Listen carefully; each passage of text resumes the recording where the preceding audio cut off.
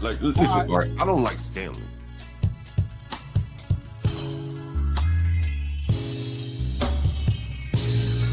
I think the only person I had been was Stanley. And Nate, Stanley doesn't state the obvious, like what the F. He's used talking points. Yes, he does. Yes, he does. The nature of American culture, it's a white people problem. Okay. I literally said they need to understand. They really gotta let these people bother you like that. If they want to beef with you, it's called Stanley versus the world. And just assume their character by stereotype? I think people do that every day. Okay, I didn't ask you. What do I think is okay?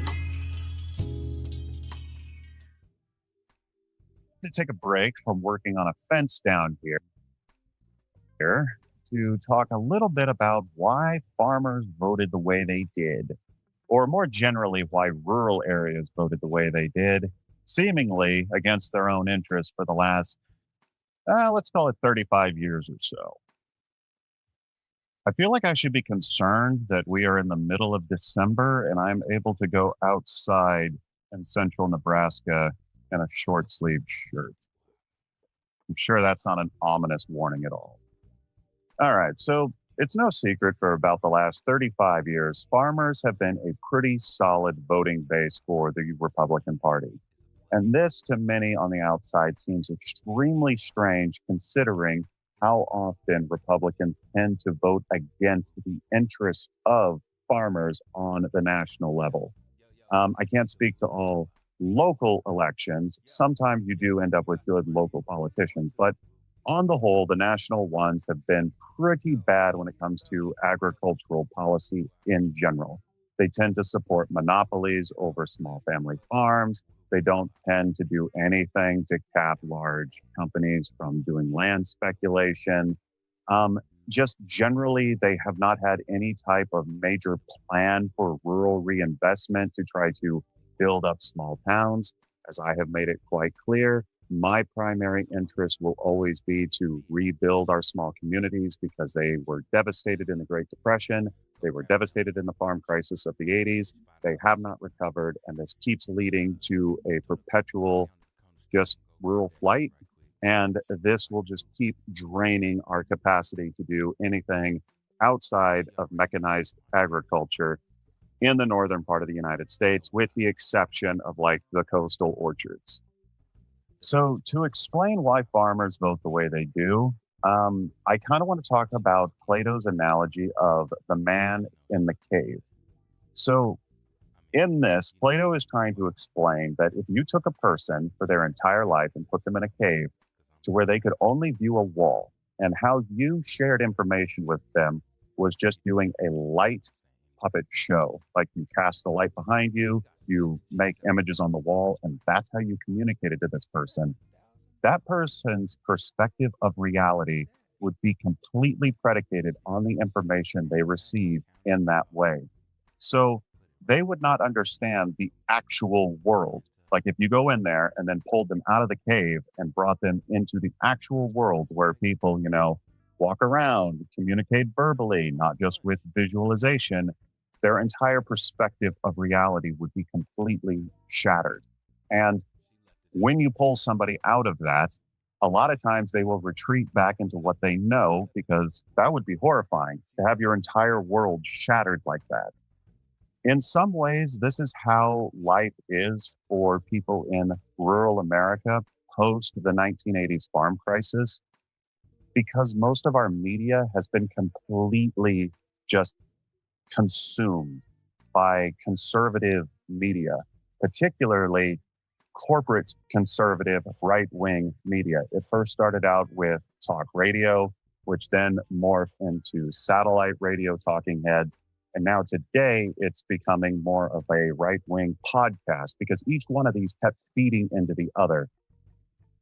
Now, some of you might say, well, okay, I understand that maybe your reality has been altered by this complete domination of your media.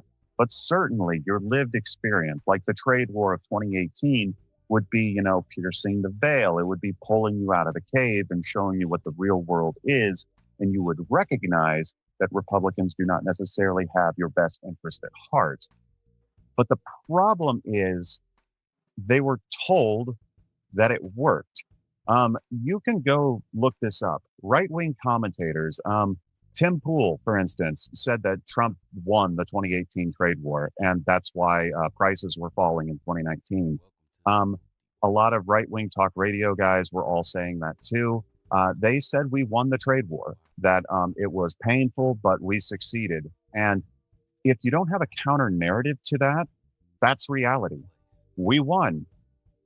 If you are stuck in an echo chamber, and just to understand how horrible these echo chambers are, if you went and talked to your neighbor, if you went to town to go to, like, say, one of the mechanic shops, or, just like a business to business establishment getting parts and stuff, over the radio, you will have just talk radio going.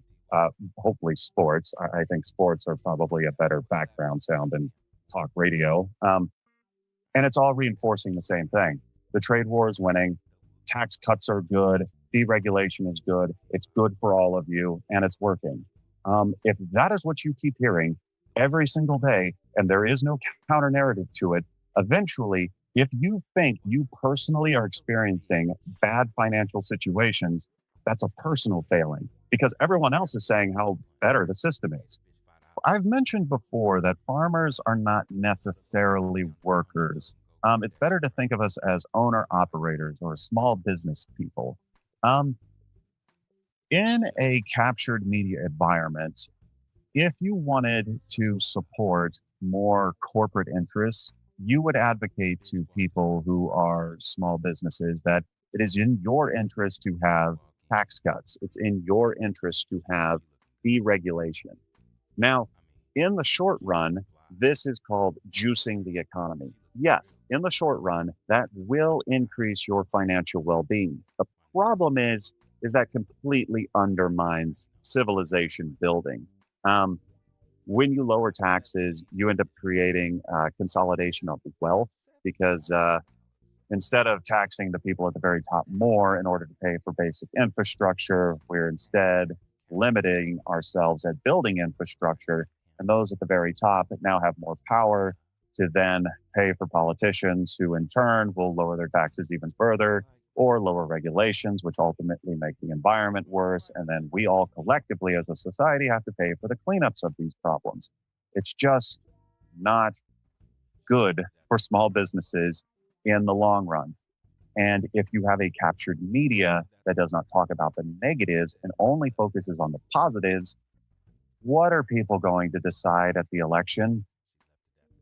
So when you have these captured media and all rural America is getting broadcasted in is that, oh, do you remember the good old days prior to COVID when Trump was president and the price of gasoline was low, when farming was doing a lot better, when your inputs weren't so expensive, when inflation was down and interest rates were lower and you could borrow more money and you just felt more security? That was the message being broadcast every single day without anyone challenging it, at least not on a scale that could actually pierce this echo chamber. It is a very isolated system. People in cities may not fully appreciate how much more information they get just by being around more people. I mean, you go into the streets and there's a protest. If there's a protest going on, you might look into it. You might see, oh, there's a political issue going on here that I need to look into. There's a greater variety of people, so there's a greater variety of information. You are just cognitively more aware of things going on. If you are in a relatively low population area, you're not going to see as many protests. You're also not going to see as many people outside of like blue collar jobs. You're going to see more people in the service sector. That's more communication with people around you. That's more people in sales. There's just more communication in urban areas. In many red states, for instance, where are you going to have some of your most informed segments of your population? Probably in the college towns, just because there is a spike in the population, a diversity of people, a diversity of viewpoints, and therefore more communications going on. It's Let me stop it right here very quickly for station identification. Welcome to Stanley versus the World, everyone. It is finally Friday. This is Kowalski. That's what he goes by. The YouTube site is called Prairie Fire, and I didn't even realize he had a YouTube channel. But he is an actual farmer, complete with the farm equipment and all that jazz. But he tends to be a progressive or a type of progressive. But one point that he brings up, the part about everything being fine before COVID is absolutely true. I would add that Donald Trump's mismanagement of COVID, I mean, there was going to be a problem with the economy no matter what. One of the biggest problems I had with Trump back during the COVID times was his unstable leadership. He was not the calm in the storm as an actual leader should be. He was back and forth over, instead of letting the process he started, Operation Warp Speed, just kind of operate the way it should, he was just kind of almost frenetic, with the bleach and the flashlights or the light, just a bunch of different things. He was not the calm in the storm that you would hope a president would be. And in essence, he tanked his own economy. Nobody seems to be able to figure that part out. The economy was going to be hurt. He just basically put, the icing on that cake. And then he pretends through propaganda, and Kowalski kind of describes it. People just, I think, well, I'm going to talk about it a little later. I talk about parenting being America's biggest problem. Well, the second biggest problem is just laziness. We've got sources all around us, especially in the cities, as has been pointed out. For some reason or another, people can't seem to get it through their heads that there are two sides to every story. And, we are hurting ourselves by following our natural instinct to just go to work, come back and hang out and not be informed. And it's coming back to bite us. The other good point he makes is about the trickle down economic theory. That's been disproven like I don't know how many ways to Sunday. And concentrating the wealth at the top is not working. He's absolutely right. Small businesses get hurt. And the way the media is being consolidated right now, the hurt is just going to continue. If you haven't noticed, Larry Ellis and all these allies of Trump are basically buying up the big media companies. This one deal, Paramount trying to buy Warner Brothers Discovery. Jared Kushner is somehow involved with a venture capital firm. So all this stuff is indirectly benefiting the Trump family. That's something that doesn't seem to be getting a whole lot of press. But anyway, everybody, please make sure you hit the like button. And if you happen to be new, please make sure you subscribe to the channel. It gets pretty newsy, but towards the weekend, we do try and get in a little bit of fun. So let's just continue with this video. Then I've got a bunch of news articles, and then we go from there, see what happens. Oh, and by the way, the show is called The Florida Room. I don't know why that idea popped into my head last night. And then the rest of the title is, somewhere towards the end, the panel will open up. But we'll know it when we get there. Just an easier way to communicate with one another. What's up, Josh? And then echo chambers breed more isolation. What's up, CK? How you doing? If you are living in a subset of reality, which a lot of people in rural areas are, it is difficult to communicate with people outside of that area. So it is a feedback loop, and there is nothing piercing this. Well, folks, I think that pretty much explains why people voted the way they did. If you liked the video, well, wait, no.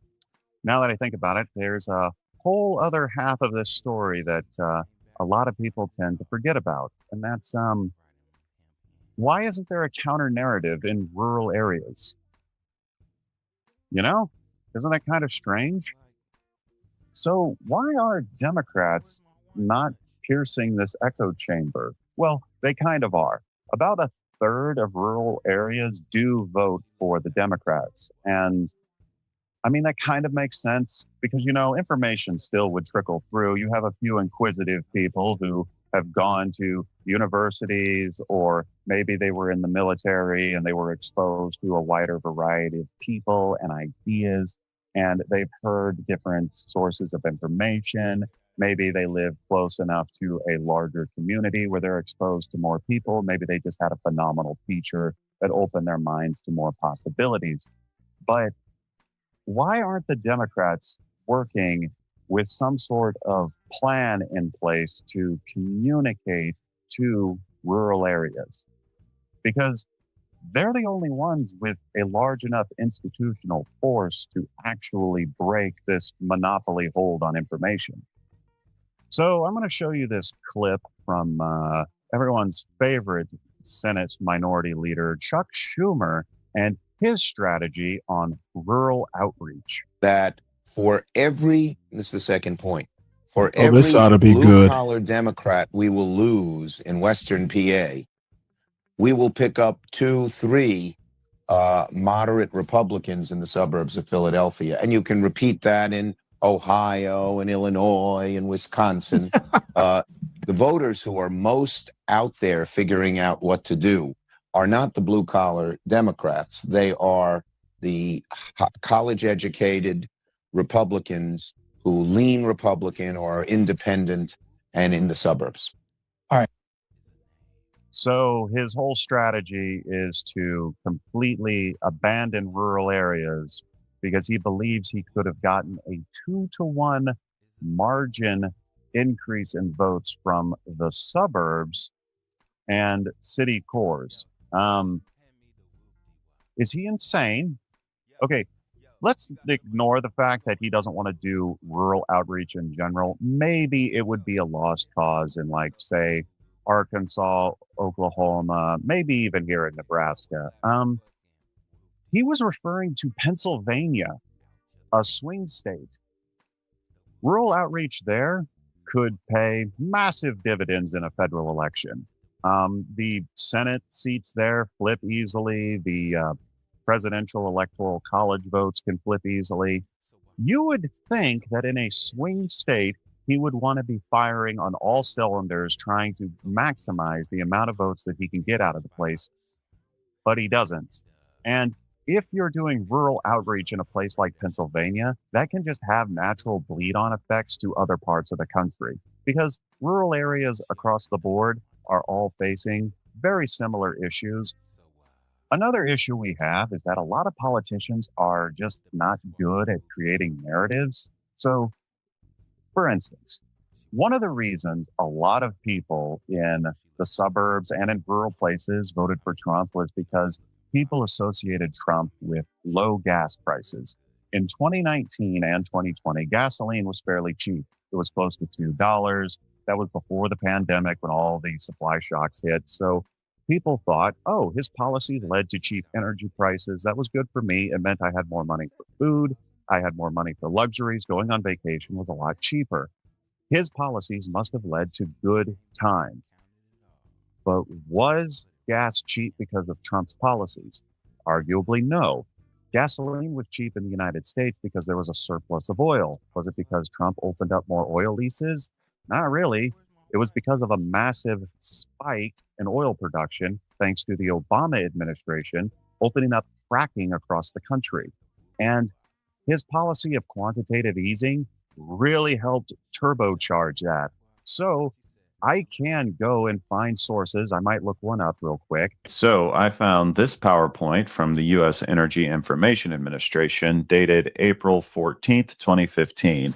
And it talks about U.S. energy imports. And it states that we would no longer be a net importer of fuels for the first time since the 1950s by the end of 2030.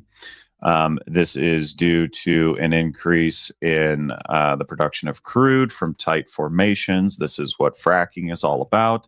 And it's saying that they are expecting growth here until 2020. The United States goes from being a net importer to a net exporter of natural gas by 2017.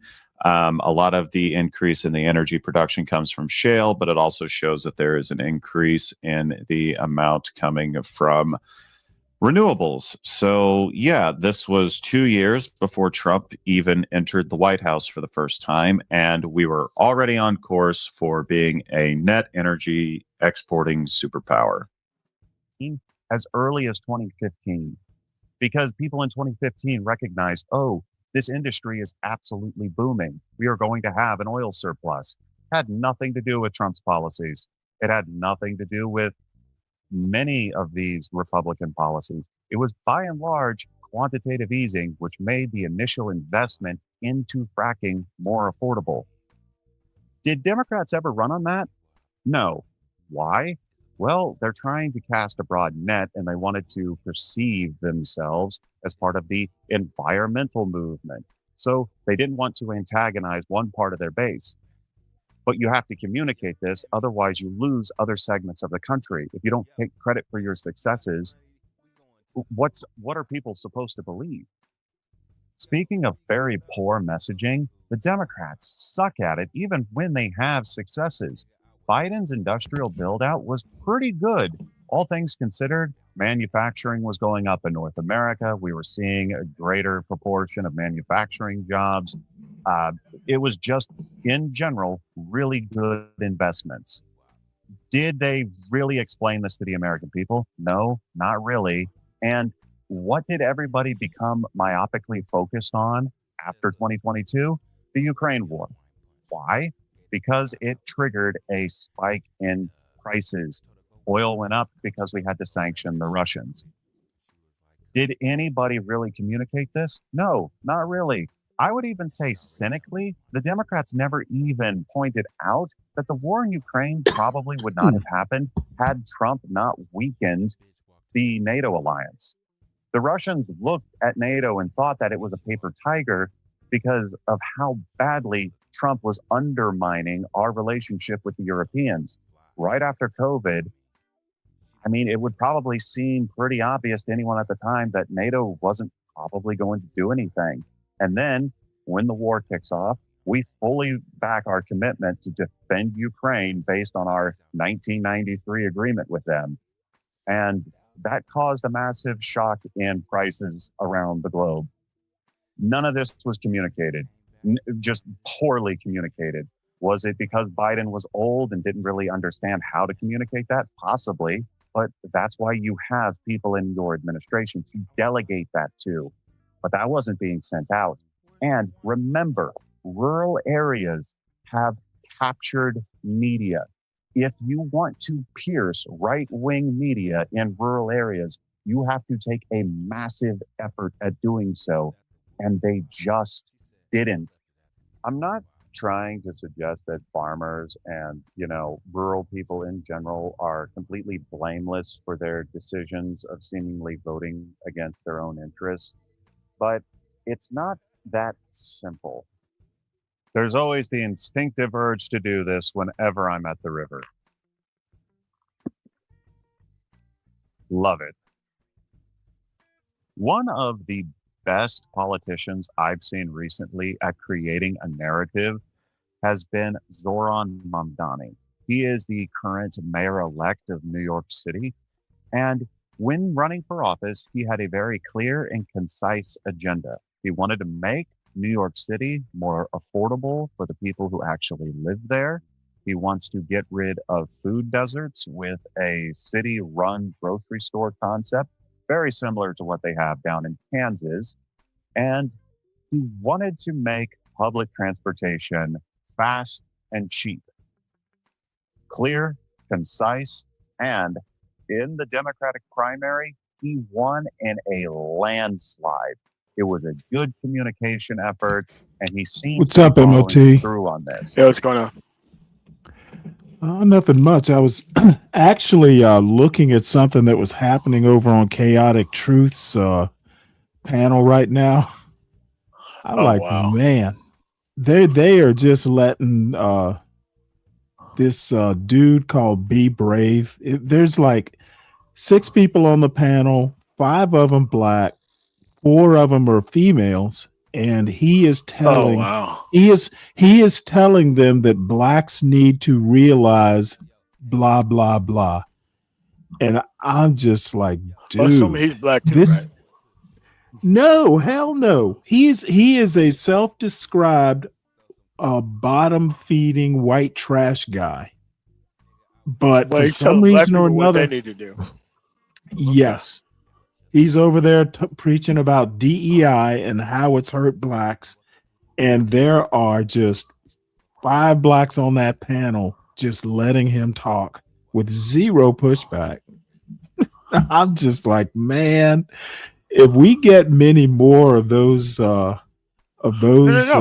People want to be those dudes who orchestrate these type of conversations, man.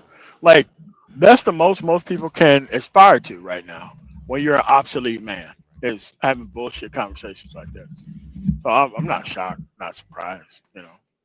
well, you know what's interesting though, this guy is I know him from the Sam Cedar show. He calls in every now and again. I didn't know he had a YouTube channel, but he's a farmer in Nebraska. But Oh, the that main dude? thing, That dude's on yeah. the panel with KR Truth? Oh no. He's no. He this guy on my screen is associated with Sam Cedar. I'm talking. Let me show you who I'm talking about on Chaotix. Oh shit! Wow. No. You like, Totally different guy. This guy over here, top right corner, with the mask and the glasses. Who knows? That's just his thing. But he's literally over there telling these 5 black people, and Chaotic and Roz are like college educated. I don't know about the other 3. Well, I know Republic Tea Room. She's a nurse.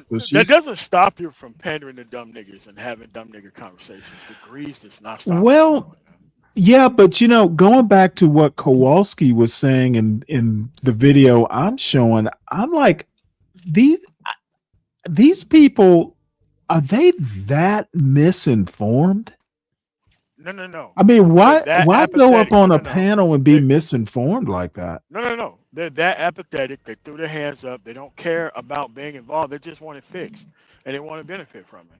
And you have to understand which is less work: getting out there and fixing the system yourself, or just pretending that you want to be Republican and you abstain from informing yourself in any shape, way, form, or fashion.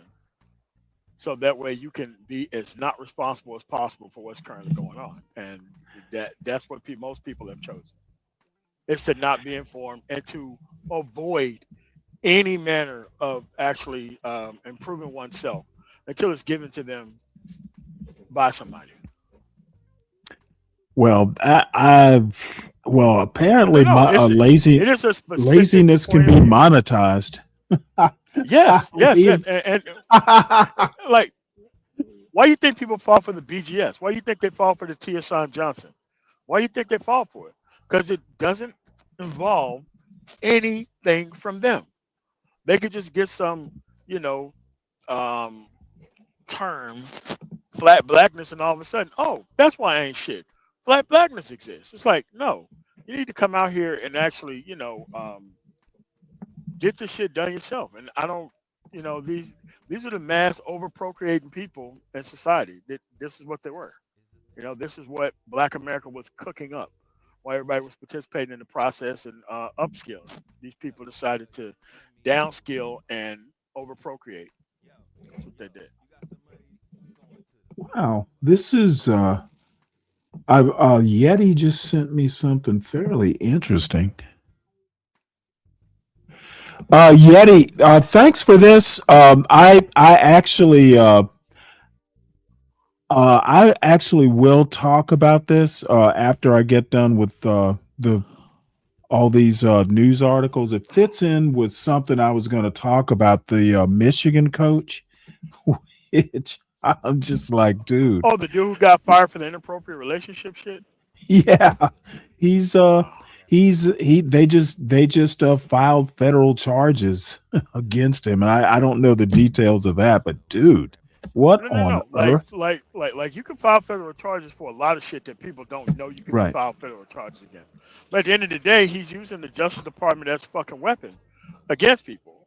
And look, dude, you just sit back and you be like, you know what? I don't know. You would have. I think we just lost MOT. Yeah, I'm going to talk about the Michigan coach. I'm just going to read the story. I don't even usually do sports news, but seems like I almost have to. The thing is dude was already married. I think he's married with kids or something. It's just, I don't know what the hell was going through his head. But I don't know. I think I'm pretty much done with Kowalski. Everybody gets the message. It's just like people are just so misinformed and they get inundated. I guess it's almost like a drug or something. You just start, listening to, the type of news that's entertaining.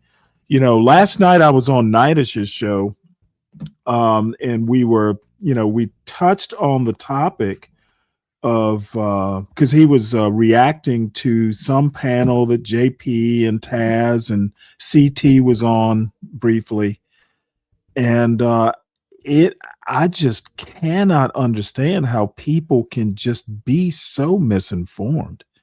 And you should have a healthy skepticism about everything. Just go, hey, is this really true? And if the media is something that you've decided that we can't accept, why go to a YouTube show? A YouTube panel like CT's or John Galt's or mine, it's media. And I don't profess to have all the answers. What I do profess to do is try and look at some of these big issues from both sides. I've said it before. I quote from conservative news sources. I do it a lot. I think that a lot of times conservatives do get it right. They have the potential to get it right. A credible conservative news source needs to be dealt with like any other news source. You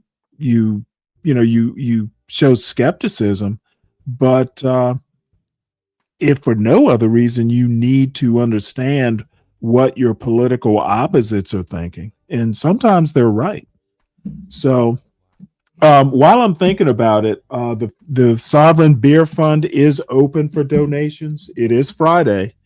And I have made a commitment that if I'm actually going to purchase beer today, it needs to be crowdfunded. I talked about the Florida Room, which I don't know why it popped into my head. It's a song and a thing. Florida Rooms kind of look like this. Oops, not there. Let's see. So you can figure out how to, I'll just remove that for now. Florida Rooms actually kind of look like this. We used to call them sunrooms back in the day. But for some reason or another, there's a song called Florida Room.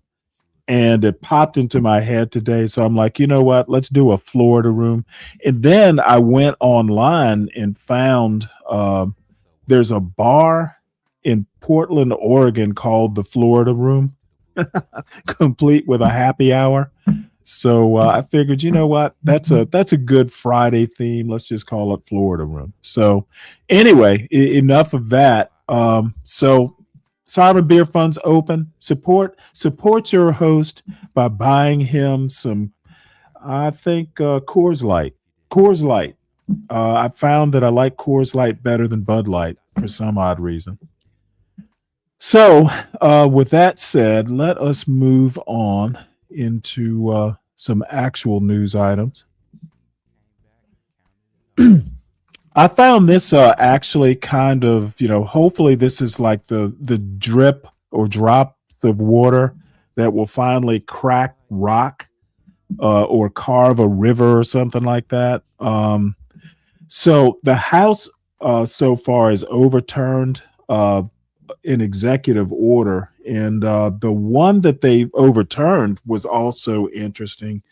Trump did a federal order earlier in the last spring that did away with collective bargaining for federal workers, basically one of the federal unions.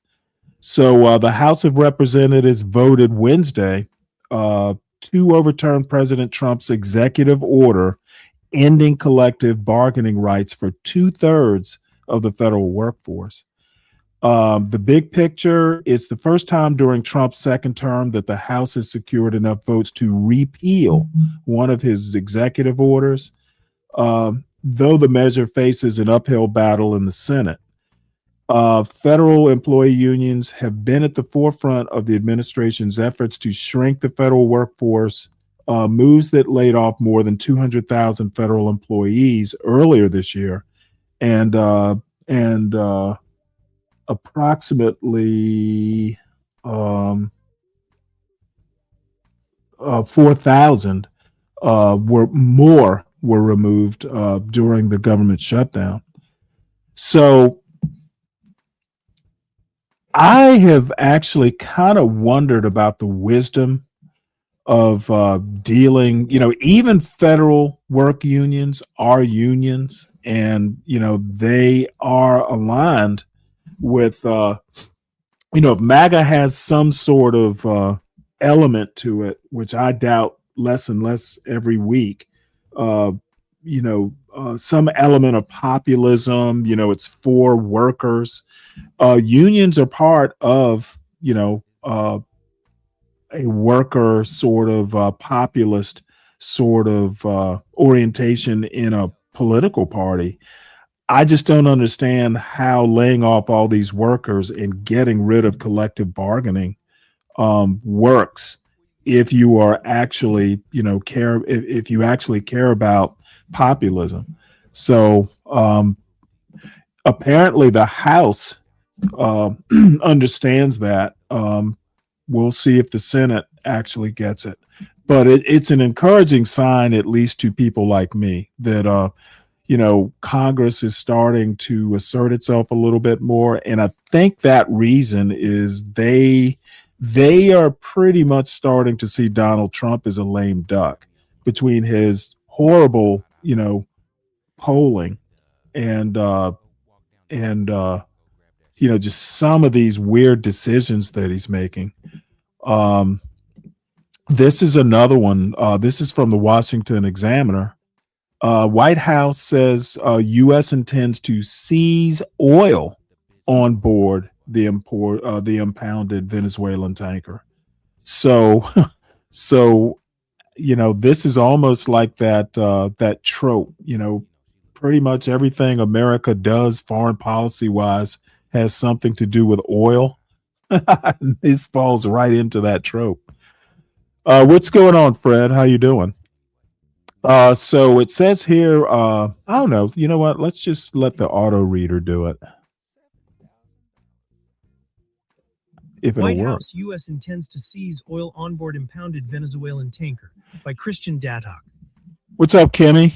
This episode is brought to you by Progressive Insurance. Fiscally responsible. financial geniuses, monetary magicians. These are things people say about drivers who switch their car insurance to Progressive and Oh shoot, I save didn't even hundreds. realize Visit they do commercials progressive.com to too. see if you could Damn it. save. Progressive Casualty Nations. White House Press Secretary Caroline Leavitt said Thursday that the United States intends to seize the crude oil carried on board the Skipper, an oil tanker captured in international waters off Venezuela's coast on Wednesday. President Donald Trump announced the seizure of the tanker on Wednesday afternoon at the top of his meeting with tech executives at the White House, but offered no additional details on the incident. Leavitt also declined to provide details at her briefing. However, she faced several questions on the subject and denied that oil was the primary focus of the president's campaign against Venezuela in recent months.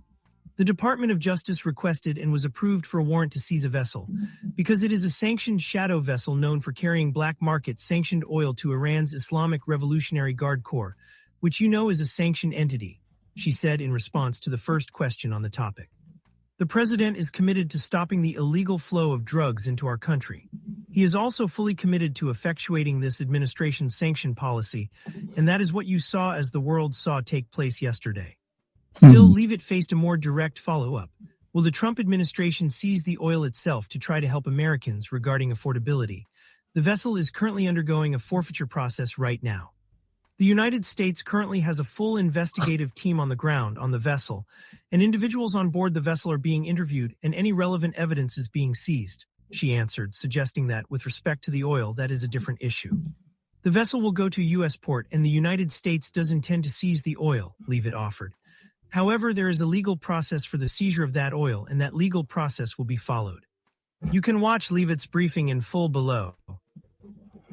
Yeah, we'll just leave it at that.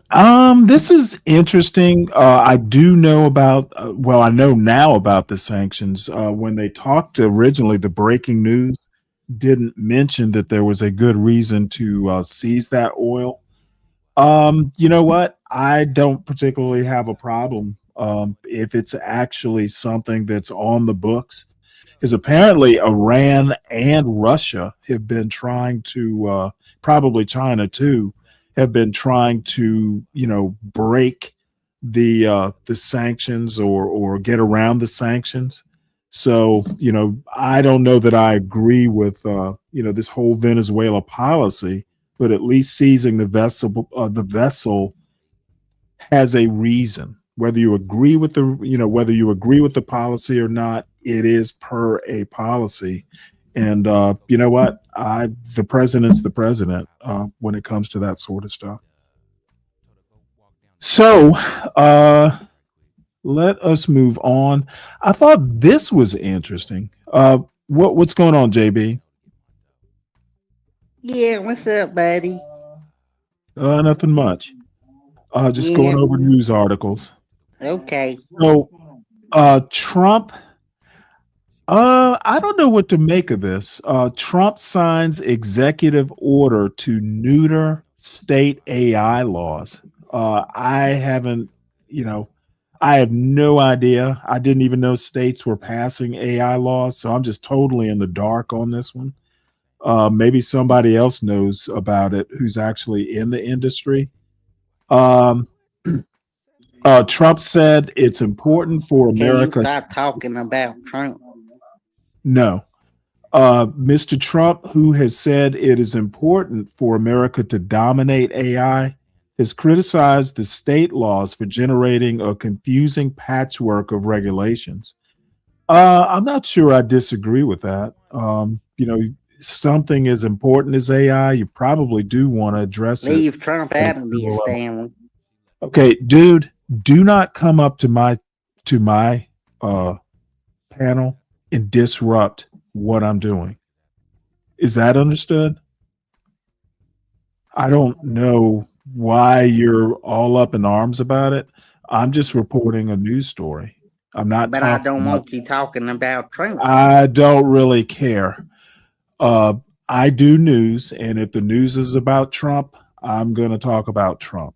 If you have a huge problem with it, you can just type it in the audience, but I prefer you not to be disruptive. This will be your last chance. All right. So, as I was saying, Trump is basically looking to standardize, I guess, policy when it comes to AI, which does make sense. So I don't know exactly. Talks about California has passed a law that requires the biggest AI models, including OpenAI's ChatGPT and Google's Gemini, to test for safety and to disclose the result. A South Dakota law passed banning deepfakes, which are the realistic AI generated videos. So Utah, Illinois, Nevada have all passed laws related to chatbots. So I don't know what to think about it. I know that Trump is going to be a little bit more sympathetic to Republicans in general are, don't like regulations. So AI is such a new frontier. I guess I don't really have a critique one way or the other whether he should have done it. Other than it makes sense to standardize it if you can. Let's see. This is a video. Let's see what Trump has to say about it. So it says Trump signed an executive order creating a national framework for AI. It's a big part of the economy. And there's only going to be, I think, one winner here. I don't know if anybody agrees with that. I think most people agree, but there's only going to be one winner here. And that's probably going to be the US or China. And right now we're winning by a lot. China has a central source of approval. I don't think they have any approval. They just go and build. You have to have a central source of approval. When they need approvals on things, they have to come to one source. They can't go to California, New York. This EO gives your administration tools to push back on the most onerous and excessive state regulations. We're not going to push back on all of them. For example, kid safety, we're going to protect. We're not pushing back on that, but we're going to push back on the most onerous examples of state regulations. Now, the thing is I expect this to be litigated. The federal government cannot tell states which laws they can and cannot pass. I don't know that this is going to fly. That it's an odd thing to do. So I expect litigation on this. So next, Trump seeks to cut restrictions on marijuana. There will be many people happy about that in this sector of YouTube. So I guess he's going to do some sort of executive order. Says here the president is expected to direct agencies to reclass. I'm sorry, what?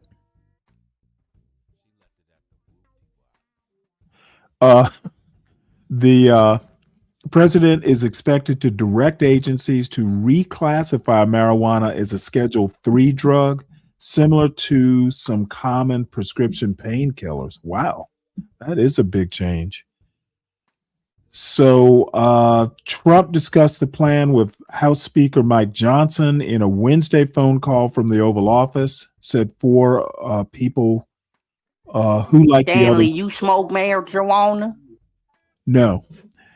The president is expected to seek to ease access to the drug through an upcoming executive order that directs federal agencies to pursue reclassification. The move would not legalize or decriminalize marijuana, but it would ease barriers to research and boost the bottom lines of legal businesses. Interesting. So expect some action along those lines. I talked about this a little bit yesterday, but I didn't do an actual news article on it. Administration fails to again to indict New York Attorney General Letitia James. From what I hear, there can be a fourth tribe, but I don't know. They may just want to save face and just let this one go. A second grand jury refuses request to indict the Trump foe, a serious setback for the administration. So that's that. Don't even need to read the article. All right, so Trump's redistricting, I talked about this yesterday. Trump's redistricting effort fails in Indiana as GOP lawmakers deliver rare rebuke. Strange. The Indiana House was okay with it. For some reason, the Senate did not, and I'm not exactly sure why. It says here Republicans hold a 40-10 advantage in the state Senate, but still rejected Trump's pressure, saying Hoosiers are very independent. So Indiana Republicans rebuffed President Donald Trump's months-long pressure campaign to redraw their state's congressional map. 21 Republicans in the state Senate joined all 10 Democrats in a 31-19 vote rejecting the map. Wow, that's not a small margin. In Indiana, a contingent of GOP state senators politely but persistently said no, and Trump's relentless pressure appears to have backfired. Let's see. Let me scan the rest of this. Hoosiers are very independent, and they're not used to Washington trying to tell us what to do. Wow. So, Indiana, I might have to reconsider Indiana as an entity, as a political entity. It's good to see that there's a little bit of pushback. Let's see. I was told in training recently that it is politically incorrect to say marijuana, and we should say cannabis. Well, I'm just quoting the Washington Post. Apparently, the news hasn't reached them yet. So this is a kind of an odd story. Apparently, the White House is pushing back against American Sign Language. I don't know, what would you call them? Translators at White House press briefings. I can't imagine why, but their thing is they're saying providing American Sign Language interpretation in press conferences would severely intrude on the president's prerogative to control the image he presents to the public. It sounds to me like, since they can't read sign language, they think maybe the ASL interpreters are going to lie or misrepresent the speech. I don't even know how to respond to that other than I would think the president would want to communicate every way possible to Americans, and deaf Americans are Americans. So other than just pointing out Trump's horribleness, I don't have anything else I can think of to say. So Trump says U.S. prices are coming down tremendously. And the data does not necessarily show that. Apparently, in April, inflation was at 2.3%, and it crept up to 3% at the end of September, which is actually quite a bit. That's 0.7%. That is not negligible. Consumer price index rose at an annual rate of around 3.3 in November.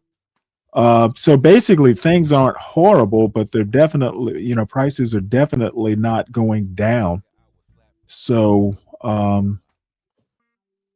but overall, if you go back and you look back to January or October of 2020, the inflation rate is way down. So basically, what people are trying to say, or what they're insinuating in this report, is ever since Liberation Day, I think that's when Trump announced like most of the tariffs, inflation has been creeping up. So I figured, I think the economy's soft. It's not necessarily horrible, but it's not, prices are not going down other than turkeys. That's the only thing that I noticed that was dramatically down. I want to hear a little bit of what Trump had to say a couple days ago. He did a whole rally style thing on the economy, affordability. So it's quite a long speech where we won't listen to all of it, but I wanted to at least get a little bit of a feel for the direction he was taking the speech.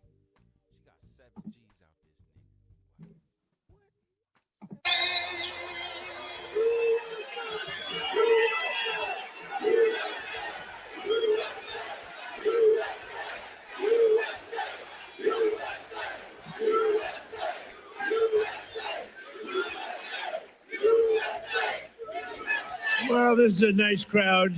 You got a lot of people. You've got a lot of people standing outside tonight. It's freezing. They got here yesterday like at 2 o'clock in the morning or something. Well, I'm worried about them. Would anybody like to give up your place? Let some people come in from the cold. You go out to the cold. I don't think so. I just want to say hello, Pennsylvania, and I'm thrilled to be back in this incredible Commonwealth with so many proud, hardworking American patriots. That's what you are. So am I. I'm a proud hard worker. I'm a proud patriot, but you're a proud patriot. Thank you very much, everybody. It's a great reception. We're on to expose what happened recently when we took over. It's 10 months, and already we have the largest investment ever made in the history of not our country, of any country anywhere in the world. Think of that. But let me begin by wishing each and every one of you a very Merry Christmas, Happy New Year, all of that stuff. Remember when I started in 2015, I made my first speech, and I said, we're going to bring back Christmas. Remember, the radical left wanted to get rid of the word Christmas. I said, I don't think that's going to work out. And we did it, and now everybody's saying Merry Christmas again. But just over 1 year ago today, wow, with your help, we saved America. That's what happened. We saved it. In the most important election victory possibly in the history of our country was going down. We were a country that was being scoffed at, laughed at all over the world. We won all 7. Thank you, Charlie. She said, and you saved us. Who are you? Stand up, please. Who said that?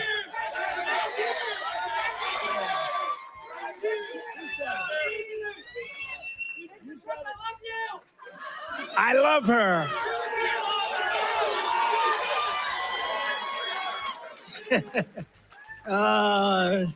Only in Pennsylvania can this happen. I know this state. By the way, last election, did we kick ass in Pennsylvania? We won. That means we won 3 times in a row, as you know. But we won all 7 swing states. We won the Electoral College, 312 to 226. We won, and by the way, the real vote was much more than this, but we wanted to make it too big to rig.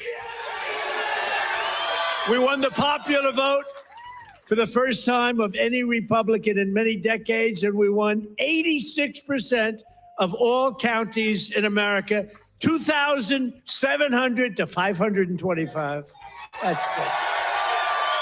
We did it. Not me, we did it.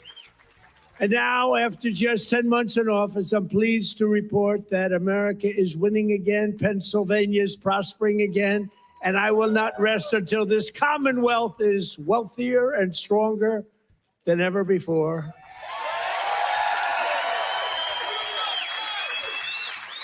Remember when Biden got up and called you a state? That was not good. He said, it's great to be back in this state. Where are we? Where are we? What state is it? It's Pennsylvania. Oh, okay. Now, we're respected again as a country. We're respected. Since my inauguration, we've created nearly 60,000 new Pennsylvania jobs, including 4,000 Pennsylvania manufacturing jobs that the Democrats gave up on. You're doing better than you've ever done. Under our leadership, more than 40,000 Pennsylvanians have been lifted off of food stamps. 40,000. And working with a great guy, remember David McCormick? He used to go to every rally I had. He knew what was happening. And he's here again, as usual. I can't get rid of this guy. Where is he? He got a little lucky, though, in Butler, a place called Butler, Pennsylvania. I love Butler, Pennsylvania, but it was amazing. And we had a tremendous crowd, like 55, 60,000 people. Then I called David. I said, David, come on up. He was working like hell to get elected. It was a tough race. And very few people could have done what he did. But I said, right at the beginning of the speech, I said, David, come on up. Come on up. This was before the thing happened. And then I looked up and said, you know what, David, just stay there. I'll get you later. You're so lucky, David. You're so lucky. You don't know. I could have had a little differently shaped ear if it weren't for you. You got very lucky that day. People don't talk about that, but I remember I called him up and I said, just stay there. Because he was walking a little bit slowly. I didn't want to take the time. Oh, boy, that was a good day for you. What a job he did. He's really a great guy. And his wife, Dina, is fantastic. Thank you. Stand up, baby. He's a lucky man. Working with Senator David McCormick, we've secured commitments for nearly $100 billion of investments in Pennsylvania. We were up here a few months ago. Some of the greatest energy companies in the world made that. We were doing it on a beautiful day. A little warmer than it is outside today, David. But over $100 billion, and we've saved a great American company. We saved, this little group of people and me, saved a little company called U.S. Steel. And it's hot as a pistol now. And we have the keys to the company. It's always going to be here. It's never moving. They said, what happens if it moves to Japan? I said, you can't move a steel mill to Japan. You can move a headquarters, but the steel mill stays here. That's all that matters. And I will tell you, the company is spending billions and billions of dollars, and there was no second by comparison. Other companies were interested, and they really are. They call me all the time, tell me they're really excited about it. And, they're building a lot of additional plants. It's turning out to be beyond what anyone thought possible, but we had to save U.S. Steel. U.S. Steel was one of the greatest companies, which really, for a long period of time, years ago, the greatest company anywhere in the world. U.S. Steel, you see it with the big factories that were, 2 years ago. Now it's starting to fill up. The tariffs have filled it up because people are coming here. Other steel companies are coming to Pennsylvania now because they don't want to spend 100%. Yeah, let me skip ahead a little bit. Well, you know what? Let's go towards the end. Let's see if it picks up there. Washington, D.C., the safest it's been in 52 years. Think of that. And a year ago, you couldn't walk down a street in Washington, our nation's capital. And now restaurants are booming. Restaurants are opening. The restaurants were all closing. Now the restaurants are opening. You can't get into a restaurant in Washington, D.C. Biden and the radical left. Did you guys see this kid in the back wearing a Persians for Trump t-shirt? I'm like, dude, these MAGA people are weirdos. Wow, Persians for Trump. You can't get into a restaurant in Washington, D.C. Biden and the radical left Democrats turned Pennsylvania into a dumping ground for hundreds of thousands of migrants from the most dysfunctional places on earth, like Somalia, and gave them billions and billions of your taxpayer dollars. But we didn't really give it. it was stolen. And those people should go to jail. Jail. Oh my Lord. And if they don't go to jail, Scott Bessent is toast. He's toast. I'll tell you, that could be the easiest case. I think it's too easy for you. Just give it to your assistants. They can do that case. These people are crooks. They don't work. 91% unemployment, okay? It's a scam, and it's headed up by the crooked Congresswoman. Whatever happened to her brother, by the way? Is he still around? Is he still, where is he? Yeah, okay. Yeah, he went low. I've seen enough.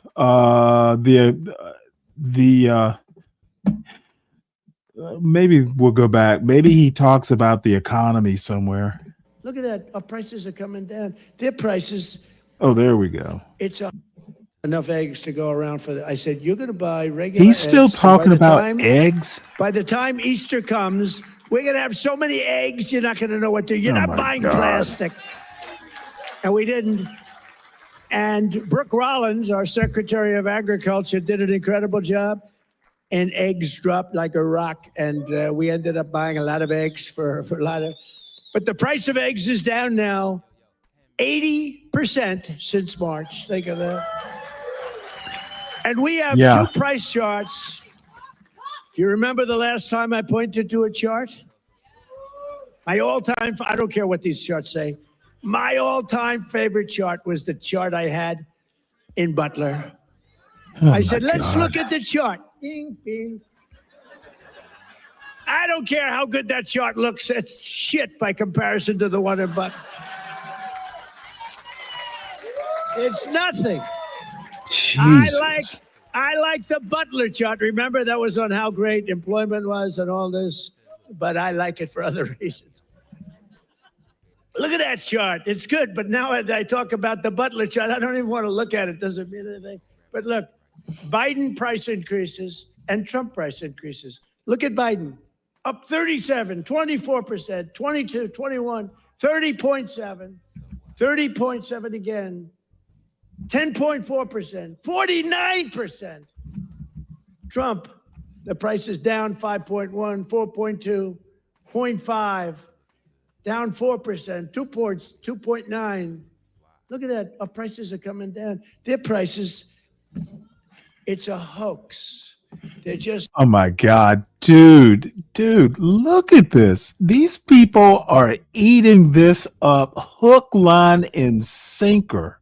It's like it's like a colorful chart.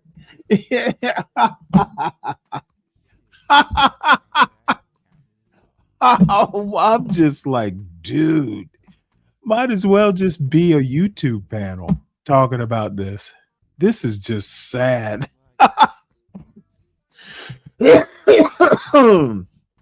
All right.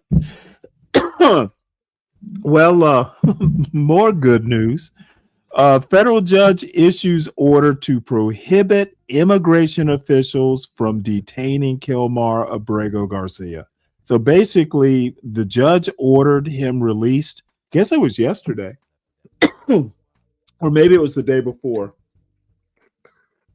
And he had to check in with ICE. So the judge said, you know what? You won't be detaining him. She's got I think she's got a hearing set for next Wednesday. So we know he will be with his family between now and next Wednesday when that hearing happens. So I'm going to be honest with you. I'm surprised his lawyers haven't used the word harassment yet, because that's what this is amounting to. So,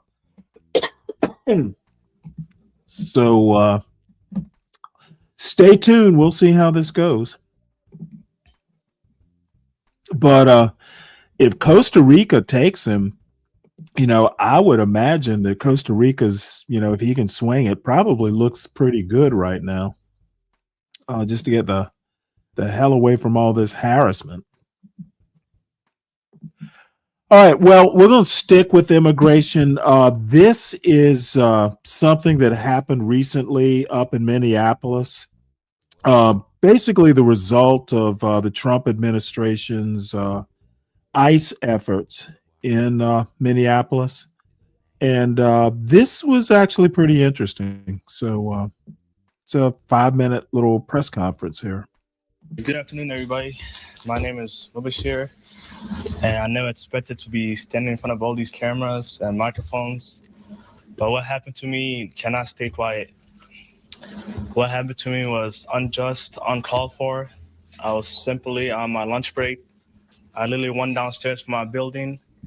I wasn't even outside for mere seconds before I seen a masked person running at me full speed. He tackled me, pushed me inside the restaurant, like as you can see in the video. I told him I'm a U.S. citizen. What is going on? He didn't seem to care. He dragged me outside through the snow while I was handcuffed, restrained, helpless, and he pushed me to the ground and he put me in a chokehold.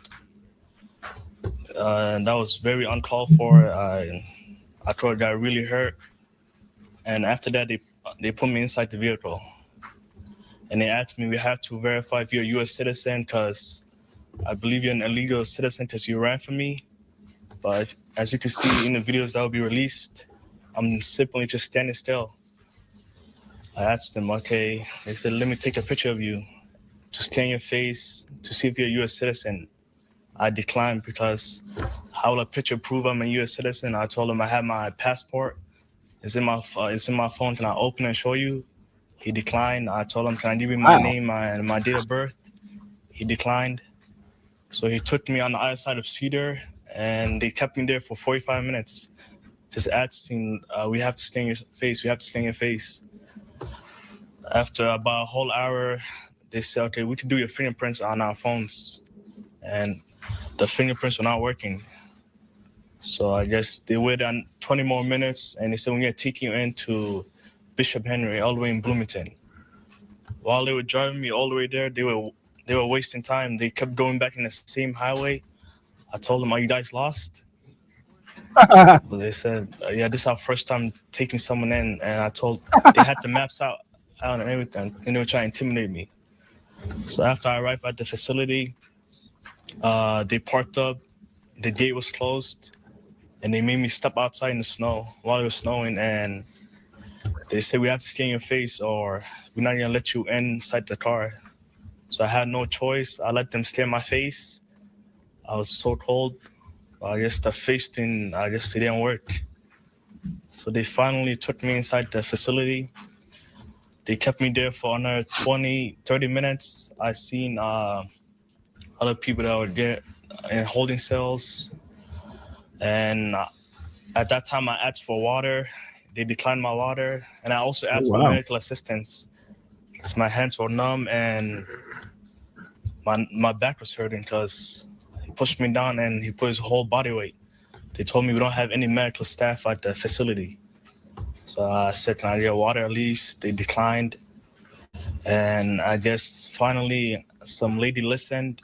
I told her, yo, can you turn on my phone? I have my passport card. And she finally let me use my phone. I showed her. And she said, okay, we still have to do your fingerprints.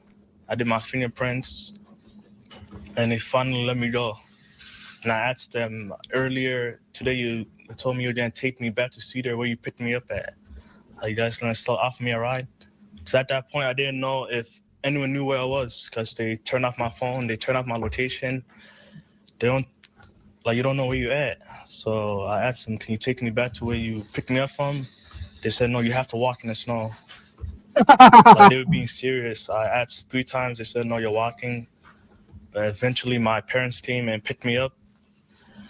And yeah, all I did was step outside as a Somali American, and I just got chased by a masked person. The agent didn't identify himself. The dude was masked? Holy shit. Dude, you know what? I don't know that you can even sue over this, but this dude, his Fourth Amendment rights were just shat upon.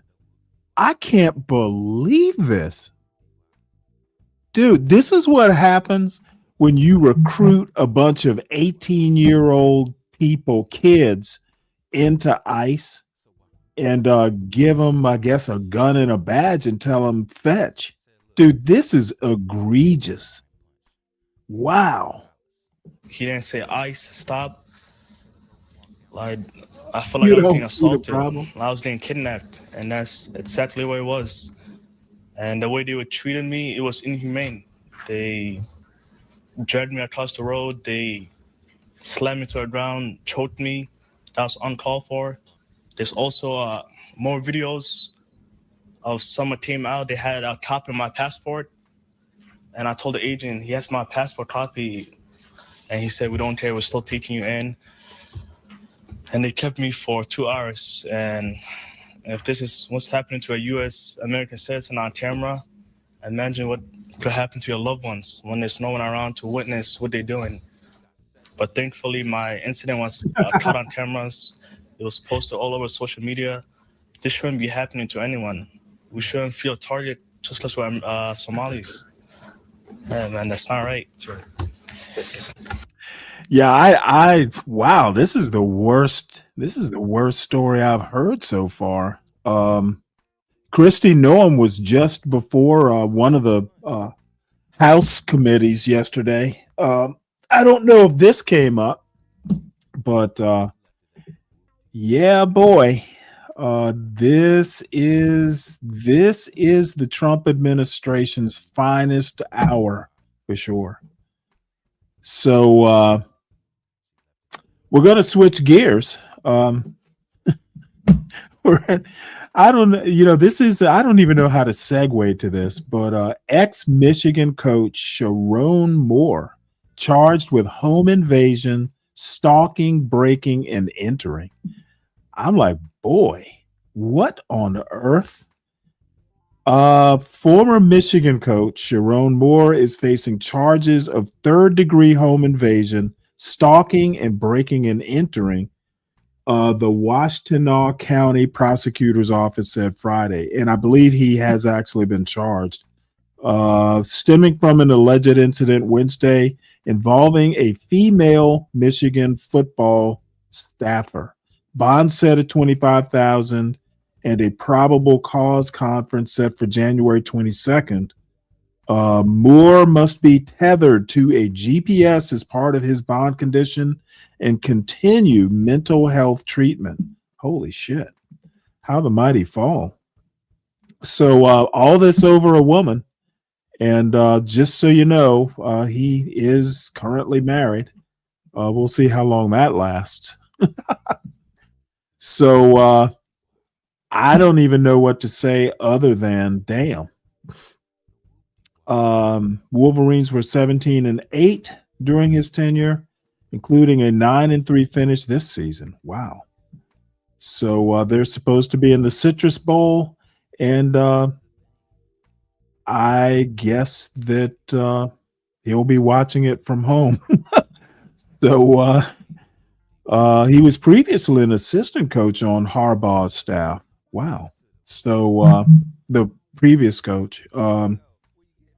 So that's that. And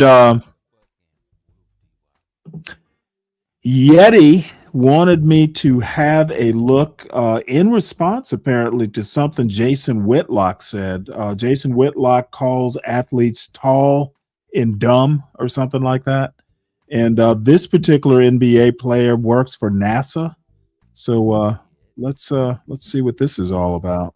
Jaylen Brown's resume might be the most ridiculous in NBA history. There is a reason NBA scouts were downgrading him when he came out of Cal because they felt he was too smart. Back in high school, Jaylen Brown was Mr. Georgia basketball, but he also graduated at the top of his class. He chose Cal, an academic school, over blue bloods like Kentucky and Kansas. Immediately upon arriving, he enrolled in graduate-level courses and made the varsity chess team. He also learned multiple languages like Spanish and Arabic. Despite him also being Pac-12 Freshman of the Year, his brain freaked out scouts. When Boston took him third overall, the pick was widely graded as one of the worst first in the draft. None of it ended up mattering. At 22 years old, he became the youngest VP of the NBA Players Union, and then he really started cooking. He was named an MIT Media Lab Fellow and became the youngest person ever to lecture at Harvard. NASA wasn't to be outdone, though. They offered him an internship in 2021. A year later, he made his first finals, and in 2023, he was up for the largest contract in NBA history. While he and his agent were in the middle of negotiations, Jalen was teaching a robotics session at MIT. Now, I'm not sure when he started learning or how good he is, but just as the cherry on top here, he also plays piano and guitar. Follow if you enjoyed.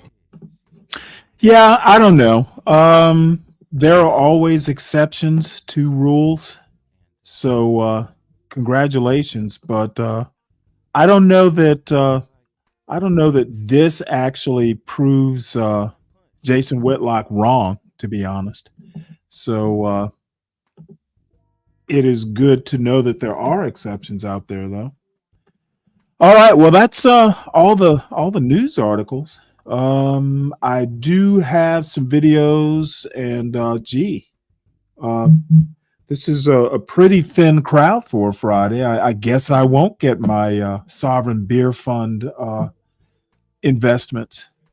So we will go in and have a look at these videos. Oh, I see Big J. Big J, what is he talking about, I wonder?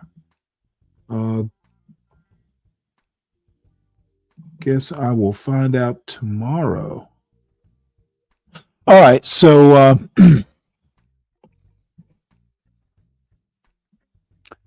Big J was cooking CT yesterday.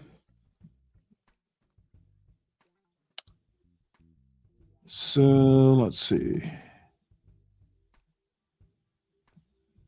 You know, I want to follow up. I think I'm going to call an audible here because Xanu, who we've talked about a few times this week, actually got to talk to Karen Hunter.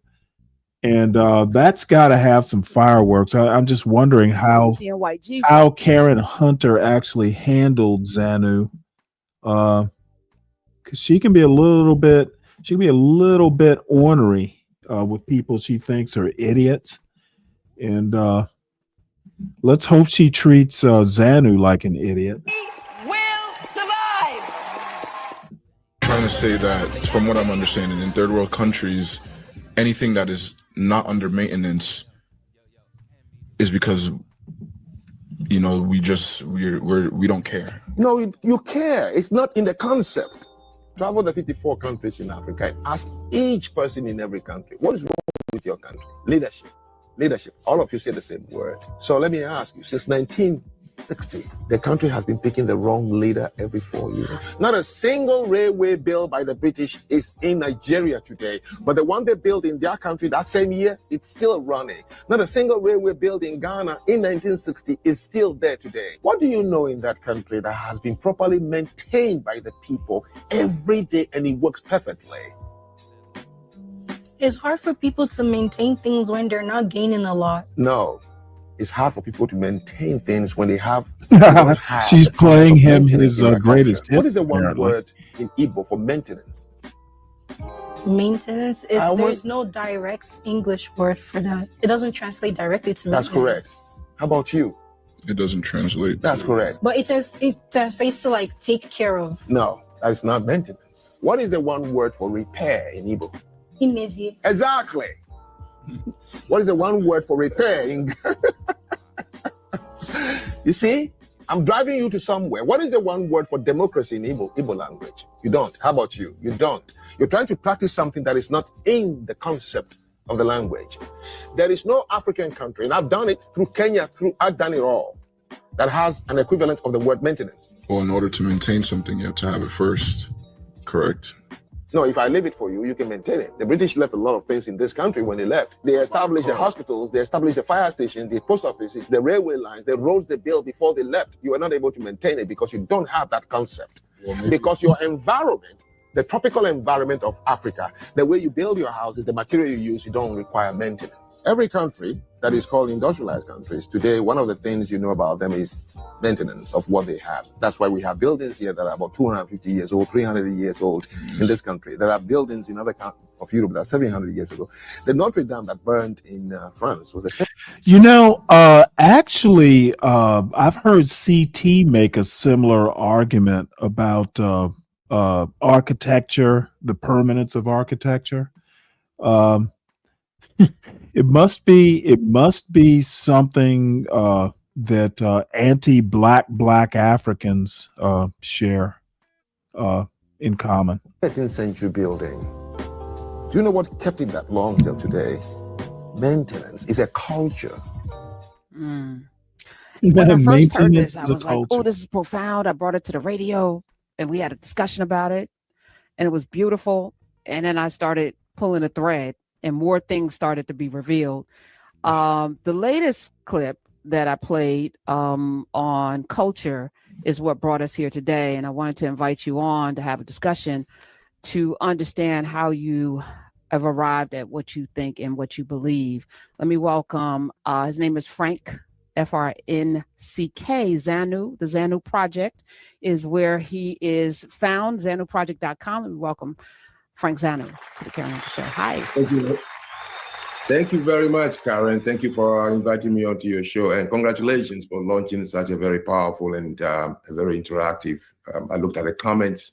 You just have a great lot of followers who love you dearly.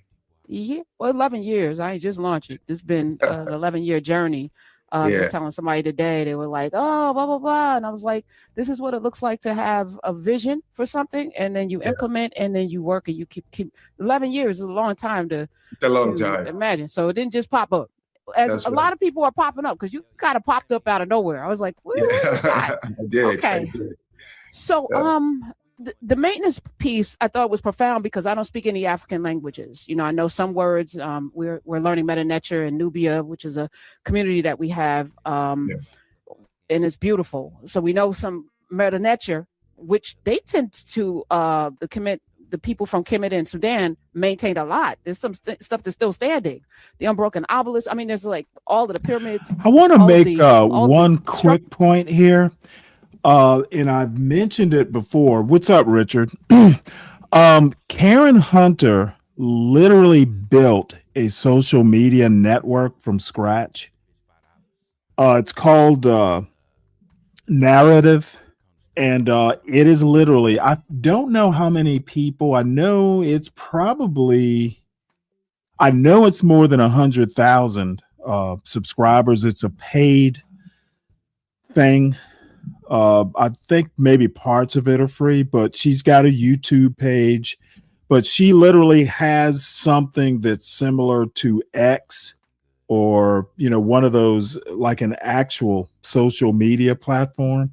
She literally built it from scratch. And, you know, I've mentioned this to CT before, and I'm not sure that CT is actually aware enough of what build actually means, but she is basically responsible for building a social media platform. She's not a computer person, but you know, she's acknowledged as, you know, kind of the the creator, one of the creators.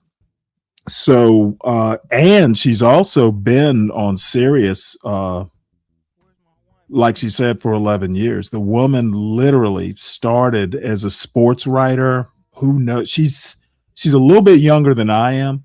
She's won a Pulitzer Prize. I'm just surprised she's not more famous. I think she's fairly famous in certain parts of the quote Black community. This woman is a goddess.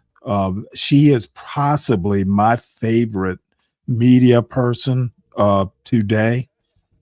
And, you know, as you folks probably know, I consume a lot of media for this particular show.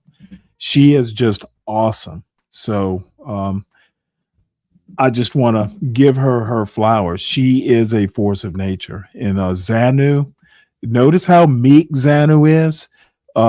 He will probably remain meek throughout this interview because she does not take shit and she doesn't suffer fools gladly. That's kind of why I like her as well. Structures are still standing thousands of years. So did they not require maintenance? You said Sudan? Sudan, where most of the pyramids are, and today we call it Egypt. All of those structures are still standing. All of those aqueducts and roadways are still standing. The very structures that the Romans and the Greeks borrowed architecture from still standing. Well, I haven't been. I've only been to South Sudan, which is only 14 years old republic. They broke away from main Sudan. I haven't been to Northern Sudan. I was in Kenya for 5 years, and Sudan is just very close by. So I'm kind of familiar with the region, but I am not aware of the same pyramids we talk about in Egypt, that there are pyramids in Sudan. I have not seen. Okay, so this is the thing. Once I realized, I was like, oh, okay. So you out here talking. You're out here talking. So let me ask you this. Let me ask you, why are you talking about these things? Well, what is animating you? As you can see, I'm from the continent, born in Benin. This is funny. That's a great question. It trains you to have photojournalist, and I make a distinction. I'm just saying, because she was a journalist. With Washington Times, I was a photojournalist. Yes. But later on, I started writing clips about culture and life. Same with the New York City Tribune. I was also a reporter, which means I wrote about life and culture. And that column allowed me, wherever I go, train your eyes to look at things and see them more than other people would see. Journalism simply says to know something about everything and everything about something. So when I left my continent, then questions began to pop in my head, especially when I lived in Japan, to say, most foreigners I meet who have been to some African countries would complain the first thing about why are things always in decay? And so I began to think about it.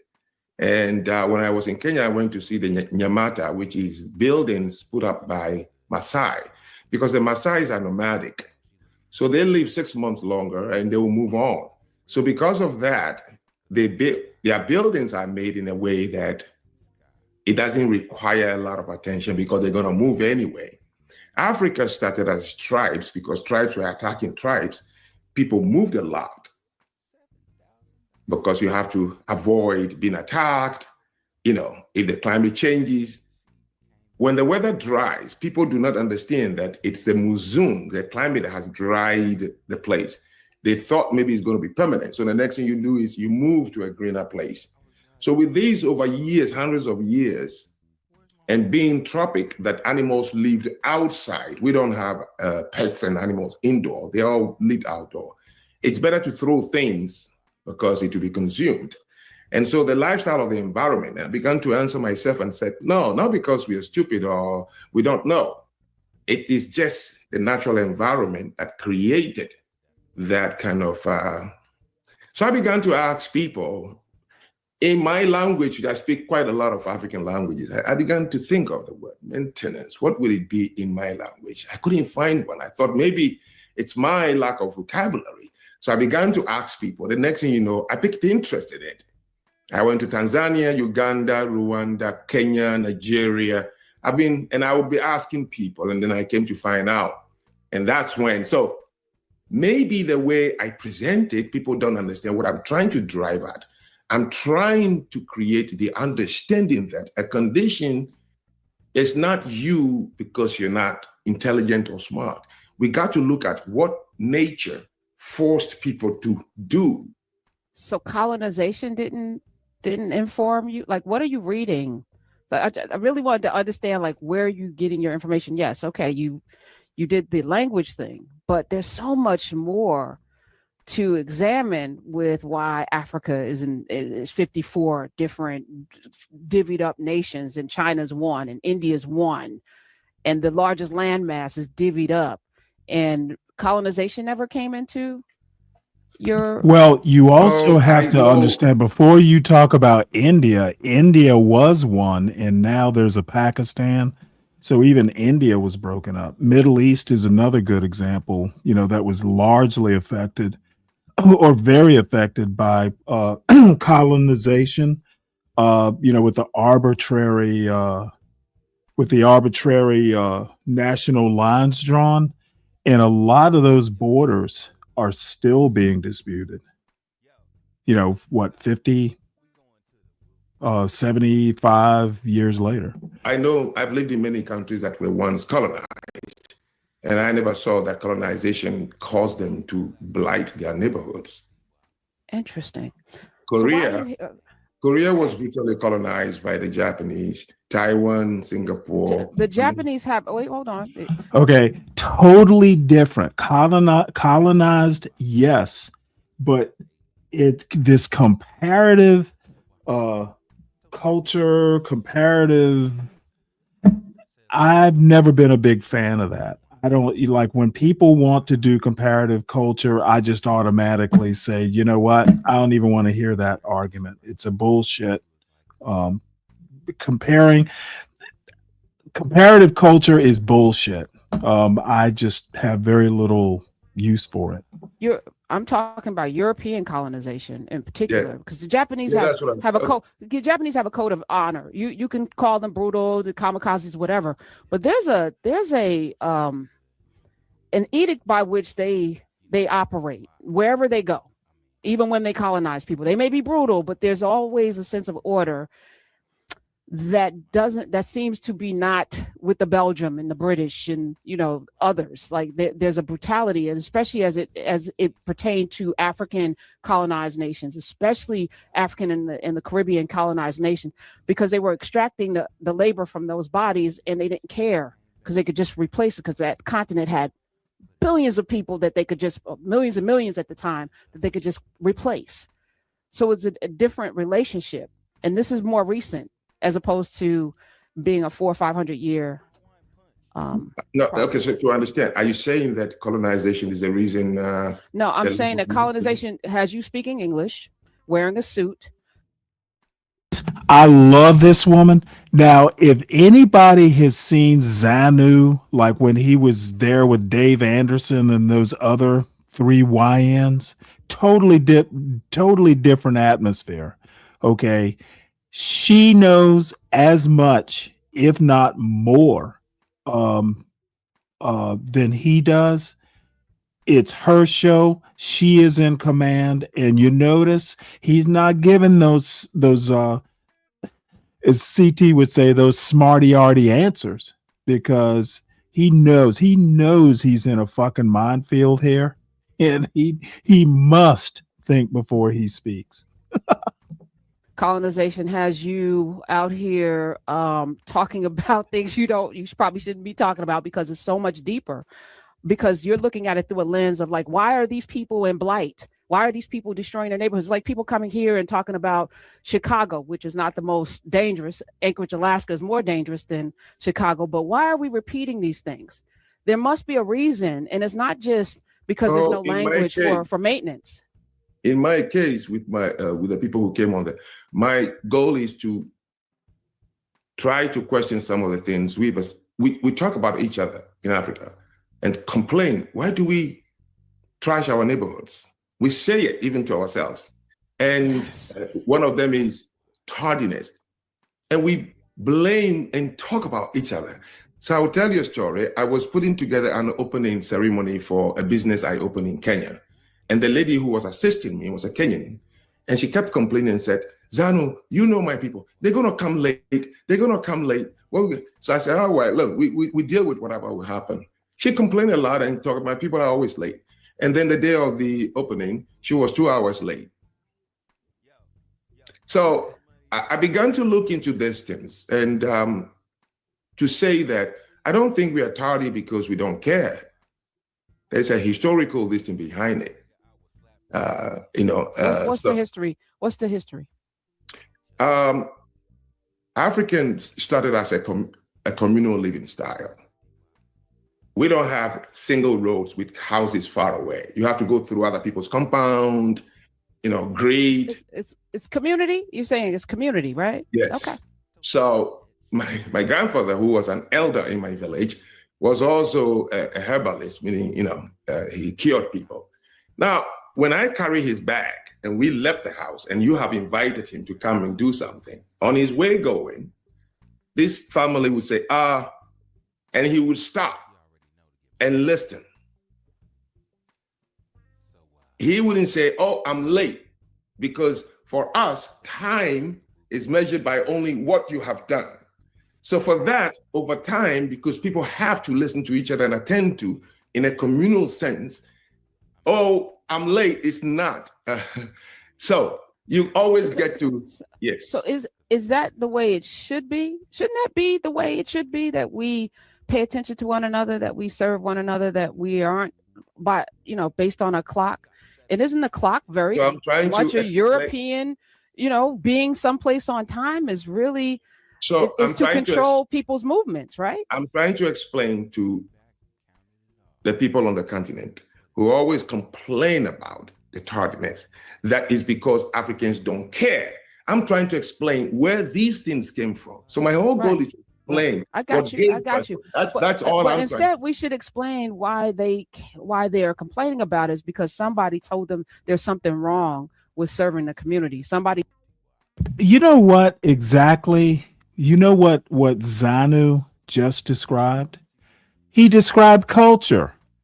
Okay, where is this bullshit about Africans don't have culture? Apparently, African Americans don't have culture.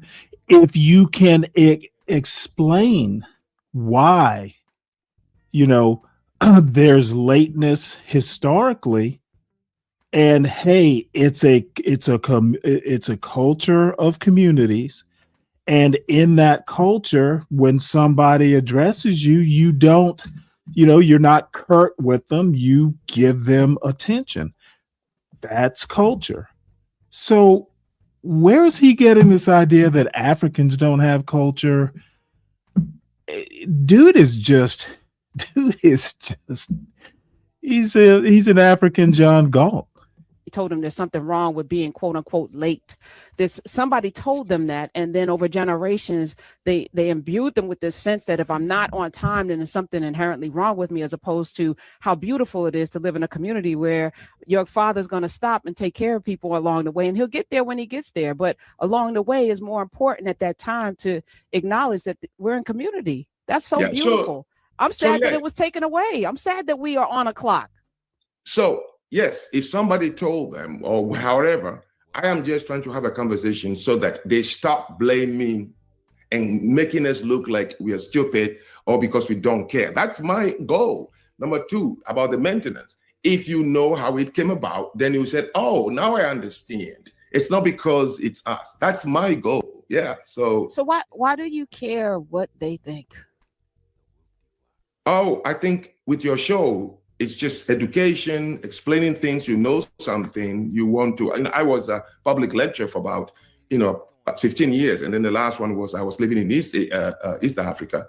And I would go and talk about these cultural customs, traditions, worldviews about, the continent and my people, just so that it will give younger people who may not have knowledge about how did we come to doing things this way.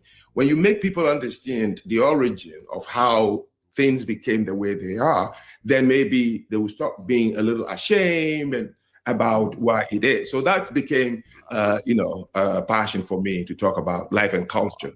I'm going to ask that your passion go back a few centuries, maybe a few millennia. You're still starting the story in somewhere towards the end. That's not the beginning. The beginning is Africa was one continent where you had everything from Timbuktu to Mali to the Sudanese, and there were thousands of years of rule and governance, and they had rules and rituals and community, and then culture. Happened. The interruption. And it was 400 or 500 year interruption, but it transformed the world. And we should be having that conversation. And what did it take away from us? What did we lose in that? And how do we do something torn? I call it torn and new. How do we do the next thing that doesn't center the trauma, it doesn't center the colonization, it doesn't center, but it centers us and us remembering who we really are to one another. And I think, I often say colonization on the continent of Africa might have been equally, if not worse in many ways, because you got to live in a place where everybody was Black, but you were stripped of everything in the midst of it, while you may know your languages or whatever, you were fed this religion, you were fed this white lens. When I went to Ghana, I'm seeing children in uniforms and girls with their hair cut. I'm seeing skin bleaching. I'm seeing white Santa. I'm seeing white Jesus. And I'm like, on a continent like this, how is there a white Jesus anywhere? How is there a white Santa Claus anywhere? It's wild to me. We're ready. We're prepared. Do not give in to fear. Hey, Mela, hold on one sec, Mela. Let me address something. Frank Zanu is no older than she is, Mela. He's not an old man. Shit. Karen's probably 60. I think she's my age. So, Fred, Zanu says something like Africans can't perform maintenance or something like that. To me, that sounds like they don't have a culture, or at least a culture that's, that's not capable of maintaining whatever it is, buildings or whatever. I've heard CT make that same point. Every now and again, he goes into architecture. To me, that's tantamount to saying Africans have no culture. It's a common trope that basically Africans didn't have culture until the West colonized and brought culture. And then I'm going on memory, which is sometimes faulty these days. I'm pretty sure he said Africa doesn't have culture, but you're right. He's focusing on African Americans or Black Americans, but I'm pretty sure he said that or implied it at least about Africa. What's up, Lord ADS? How you doing? What's up, Bobby? How you doing? Not yet, Bobby. It will happen at some point, I'm sure. So, Mela, what were you saying? You're saying Karen was unfair? I wasn't aware of the age span. He might even be younger than Karen. Yeah. Either way, she's performing a gotcha moment, Absolutely, she is. and I find that very, dare I say, distasteful. Either you want to welcome your guest or you don't. Why is he there? It could be that he's not. Let me help you with the background. They have been reviewing Zanu's work like all week, maybe even longer.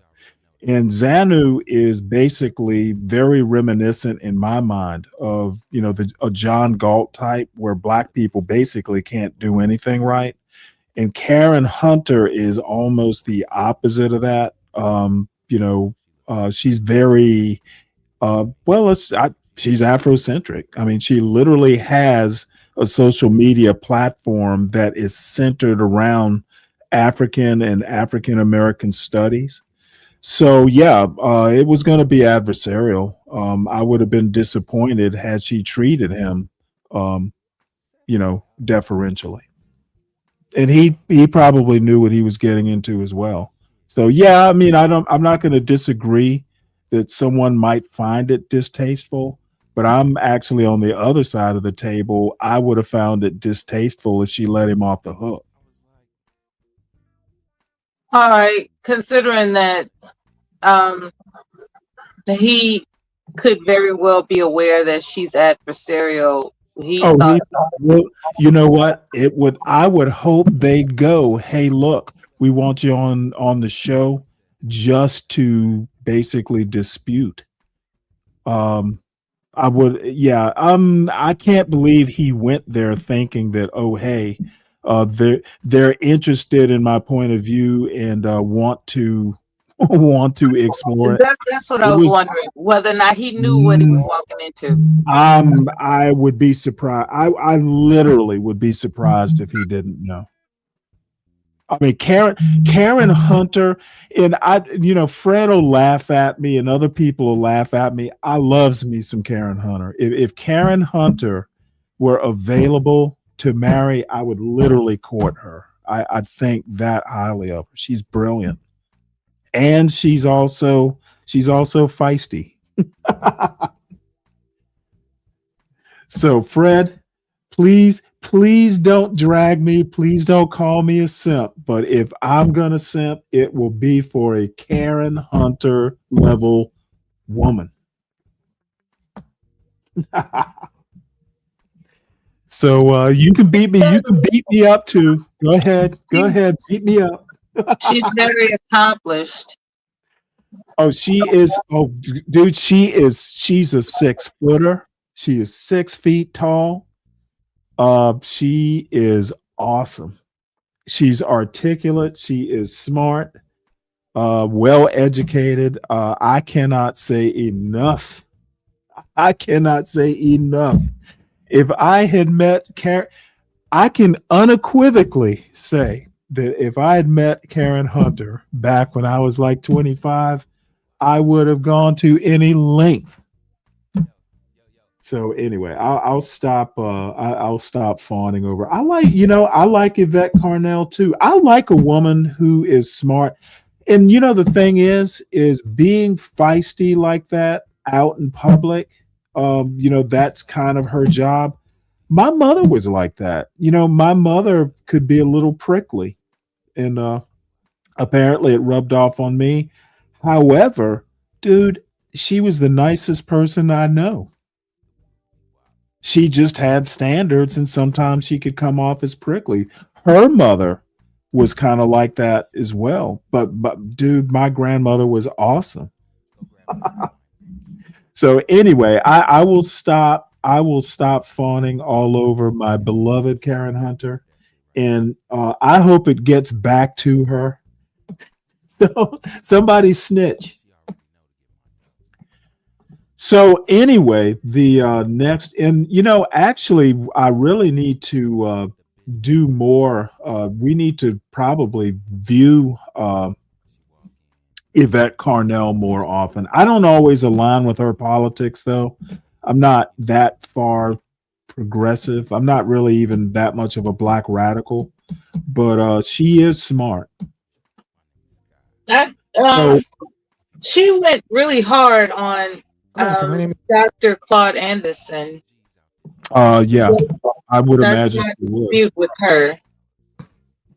Yeah, well, I'm not a Claude Anderson fan either. And what's his name? His disciple, his little disciple. I can't think of his name. He's got a YouTube show. Dr. White. Claude Anderson is to be respected.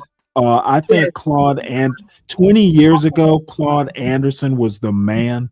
What Yes. I found is the older he's gotten, he's a little bit more eccentric as he's gotten older. At one point, I was wondering whether he might have been afflicted with dementia.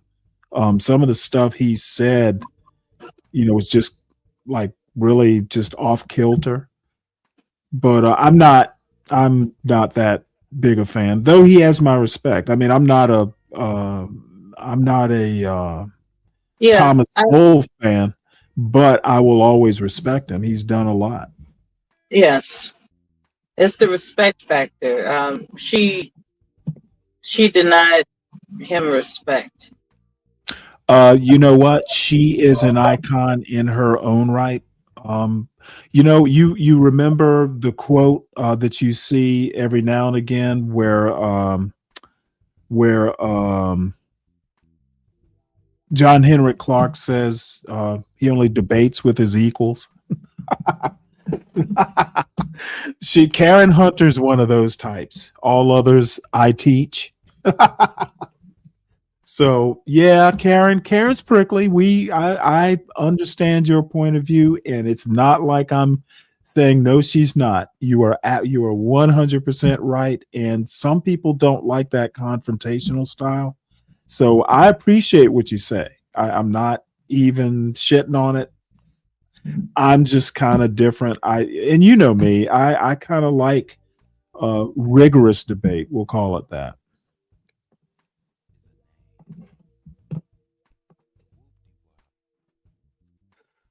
So, by the way, salute to CKJ3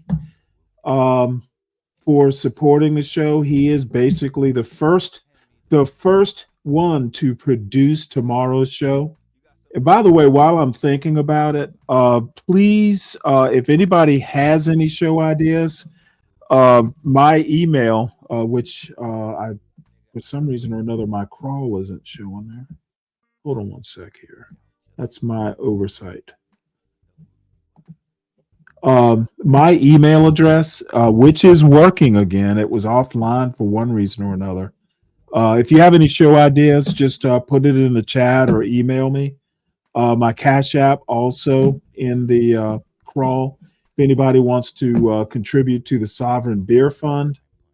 And I was just about to say that CKJ3 is our first weekend sponsor / producer. So CKJ3, as a matter of fact, you get dibs on if you do have anything you'd like to cover. Yes, I would like to hear that. I would like to hear his What thoughts. have you been doing all week? It seems like I've seen you on a couple panels, but were you on I'm very popular. Is that what you call it? I'm very popular. Controversial is more controversial is more like it. You get in there and you rough it up. But I would have to be welcome to do so, which No, I makes guess me you're right. popular. Yeah. I I think wouldn't be able to do what I do if I weren't allowed to do it. I'm very popular.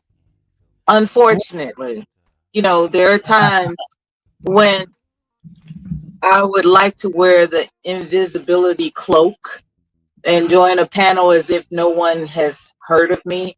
Unfortunately, there are people that are familiar with how multifaceted I can be, and they don't know what they're going to get. They have no idea. And what's really sad is that I have found that people like the sadist part of me rather than the compassionate part of me, which is kind of disturbing. They want to hear the rowdy Mela. They don't want to hear the sweet Mela. And I find that disturbing, Well, I'm kind of having a problem with it myself, not you. I don't, I can do the drama, and I mean, I enjoy it, but I can't do it 7 days a week. So I'm much more comfortable listening to Xanu and Karen Hunter or talking about, Trumponomics, which is pretty boring stuff, but I actually find it fairly I wouldn't say exciting, but interesting. And I wish Is that what you meant by me being would, controversial? That I'm interesting? yeah. All right. I'll accept that. But I much prefer, last night on Nightish's channel, I got to bed around 8 o'clock at night. I was tired after the show. And I ate a couple chili dogs and, sat up, tried to watch. I'm trying to finish off Hogan's Heroes, the all 8 seasons. So I fell asleep, but I woke up at about 1 o'clock and I could not get back to sleep. Usually if I read or something, I'll fall back, but I couldn't. So I went on an old friend's show and got chased off of there by some ornery women. And so I wound up going over to Nightish's panel. I was up there for a couple hours. There was zero fireworks. He was reviewing, I think it was JP's show or Taz's, one of the two. Anyway, we sat up there for a couple hours, zero fireworks. It was just a, very productive, enjoyable conversation. So I just prefer it. There were maybe four. At one point, there were 5 people. Wasn't one of these 9-person screamathons. And yeah, I enjoyed the hell out of it. Yeah, there are times when there's good participation to be viewed on Nidish's channel. I'm glad that happened for you last night. I can't say the same about a panel that I was on yesterday. It was discussing that major university FUPA. You know, that seems to be the latest greatest headlines, where these black I mean, guys, Michigan. I talked about it a yeah, couple these minutes ago. black guys have dropped the ball chasing snow bunnies. Okay, well, you got that from what happened in Michigan? No, that was the center focus in conversation on this panel I was on last night. That he kept asking brothers, why do men chase snow bunnies, and why do brothers chase snow bunnies? Why are they willing to lose it all for snow bunnies? And it was just so superficial and ridiculous. However, Well, it's also hyperbolic. Black men go to jail for domestic violence, and most times, it's black women that are, involved. So I think what it is, all these high profile cases. So, I mean, I get why they would do a show around it, but, if you apply any sort of critical thought, it loses its luster. and here's the thing, this particular channel holder, which I've been familiar with for a number of years in terms of joining conversations regarding his topics, what he's declaring now is a change of direction. He wants to be taken seriously, and thereby he's being very critical of people that conduct conversations with him as if it was his past objective, if you get my drift. Like, his past objective is, let's just talk smack and let's just talk smack and let's just talk smack. Now he's becoming a little bit more serious as to how he can, dare I say, profit with his channel. And so he's censoring people and how they converse. But these are the same people. Oh, is that Izzy? No, it's not. But these are the same people that have been with him, right? Yeah.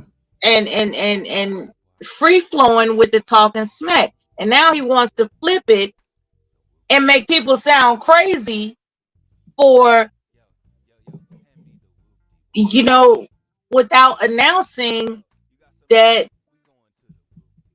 lack of understanding that people have known him for this particular compartment, and now you want to switch compartments, and he wants to did he change? Did he create like a second channel or No, none of that. It's just that he's always had a particular goal, and he's getting a lot of flack regarding how he doesn't qualify for what he's looking for regarding this channel because of the profanity and so forth. And so everyone previous for years have been accustomed to not only himself, but them also participating in high level profane language expressing their points. And he's flipping the script, and people are becoming offended that he's not the same. And I was wondering if you could tell me, how would you do it? Any event that you had a channel where people were accustomed to you just throwing profane language all over the place, things that would cause, YouTube to blush, and then you decide, you know what? I want people to, I want the those who control the YouTube checks to look at me a little bit more seriously as a qualifier. Well, I would basically create a new channel, or That's at least what I think he should do. It's like, if you're gonna do that, you just, because people know you for this. You see what I'm saying? People know you for just, chopping it up, talking, Yeah, I would do different smack in a graphics. I mean, profane way. I would definitely do something where I could distinguish, give it a title that kind of suggests, hey, this is kind of serious. If you're gonna You know, if you're gonna reinvent yourself, you're gonna have to reconstruct yourself. well, I don't know that. I mean, does he really need instead of reconstructing, how about just do an addition? Because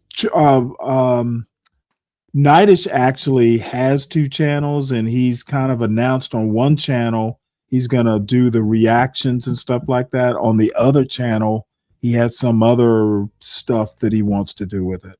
So, he's not necessarily rebranding as much as expanding. Yeah, well, at this point, I think that particular channel holder, he rather is looking for people who are follower minded, if that makes sense. People that are just not going to be anything other than agreeable to following his direction. Well, And he's looking to be bored. I mean, Because I actually would be bored if everybody agreed, with my politics. yeah, I don't know. I'm not a psychologist, but I would say that the way you start is most likely what you're interested in. Like, say for instance, someone starts a channel that includes this type of space where everything is salacious and bombastic, and that's how you do things, and Right. people get accustomed to it, and you enjoy it. As a channel holder, you enjoy it because that's how you communicate. That's what you like. That's what engages you. But then you look at the fact that if I, quote unquote, behave myself, I could actually make a certain amount of money every month. I'm going to do this. And people just don't go for it. It's just like, wait a minute, that's literally not who you are. Literally.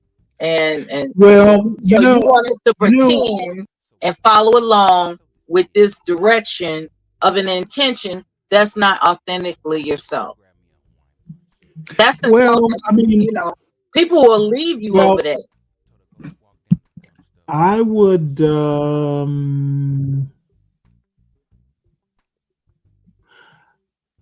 well, who knows? Maybe there's another facet you don't realize. I Absolutely. personally, Everybody's faith is their own. I would always encourage people to always be true to yourself. Now that doesn't mean you have to be one thing. No, it doesn't mean you have to be one thing. It does not mean But that. I mean, if he's doing something that he's not, he may not wind up actually being good at it. Let me make one quick point because I'll forget if I don't. Irami explained his glasses. They're like athletic glasses, and apparently he's hard on glasses. So he finally just said, screw it. I need a pair of glasses that, will last and can take some punishment. I don't care how they look. And I kind of understand that. I mean, once you get married and you have kids, if your wife doesn't hate it, other people are just, kind of. It never occurred to me how difficult it is to keep up with glasses. That wasn't. No. Yeah, Dude. it never occurred to me that.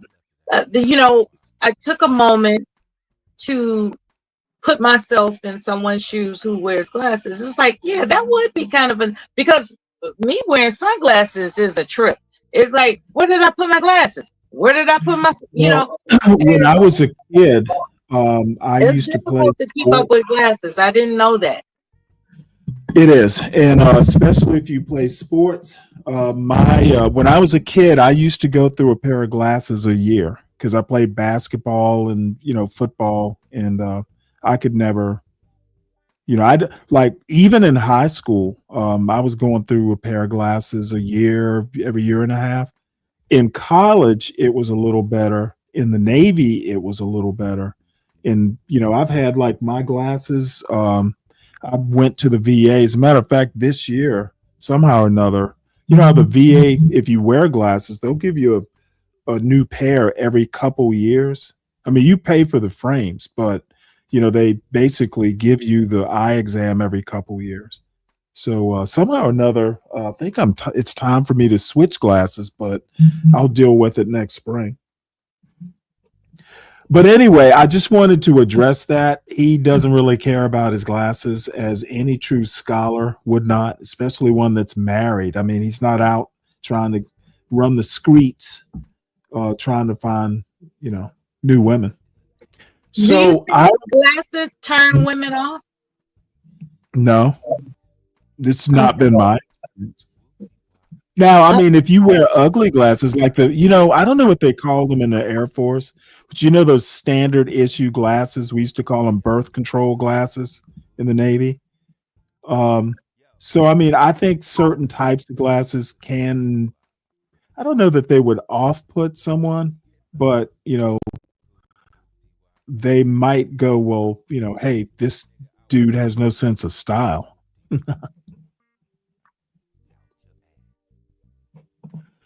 Arabs are white, according to the U.S. Census Bureau, but that just shows how retarded the concept of race can be. Yeah, that's absolutely right, Clarice. So you were going to say something? No. Okay, Irony's topic, it's a long one, but I can't resist. The title of this show is Families, Not Symbols, Lead to Community Uplift, Amir Odom, I don't know who that is, and the Mundanity of Excellence. And these are all things Irony talks about a lot, and at least two of the three things I tend to agree with him wholeheartedly. So we feel free, I'll play it. You can stop it anytime you have a comment. By the way, everyone, again, thank you to CKJ3 for contributing to the Sovereign Beer Fund. Don't be shy. Not all the money goes to beer, by the way. Do have, YouTube Premium and the StreamYard fees and the newspaper subscriptions. And I have Substack subscriptions and even a couple history type YouTube channel subscriptions. So I like to do all this sort of stuff. I do buy books sometimes to support the show, the topics I talk about. So there's expenses involved besides the weekend debauchery. And I do appreciate, I have a lot of people who are regular contributors, and I absolutely appreciate it. And as boring as this show can be sometimes, I try, to give some meat and potatoes stuff for people to think about. And, a little bit above and beyond, the normal fare. Because I couldn't do 7 days of fuckery. Saturdays, Friday into Saturday works. Last week, I stayed up all night Saturday with the fuckery, and I will not be doing that anytime soon. I woke up Sunday afternoon, and dude, I got up and ate, and then I went back to bed and read till I fell asleep again. So I'm too old for that. And last weekend reminded me of that. So let's see what else. Everybody, make sure you subscribe to the show. Make sure you hit the like button. We have had a couple new members overnight. I was on Nidus's panel last night, and he was kind enough to drop the link because somebody was like, "You have a show? I didn't know that." Apparently, I need to do more advertising. You ought to promote. You ought to promote more. You know, Just get I around. honestly don't. I'm not sure how to do it. Because see, I don't really. I mean, there are maybe 2 or 3 panels that I like going up on. Like going up to a panel just for publicity. I don't know. To me, don't you think that's kind of cheap? It's not about introducing yourself exclusively to promote. It's about getting a rapport. Uh-huh. And it takes time, to be honest with you. When you develop a Yeah. rapport with this channel, that channel, and the other channel, at some point they develop an affinity to where Mhm. they will allow you to post your channel's link. Like you can't just like say for instance jump on some random person's channel and think you're going to promote your channel. Those days are Right. gone. There was a time people were able to get away with that, but people are so dare I say greedy. You know, they know that helping you is not helping them.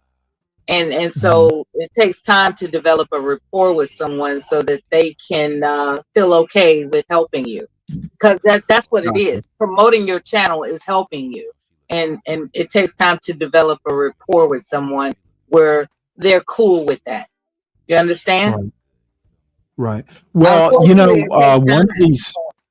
one of these Sundays, I will go up on MOT's channel. He actually was kind enough to say, "Hey, I'll interview you. That'll get you some subscribers." And Yeah, for someone MLB like is him, good people yeah. from what I recall in terms of him conversing with me.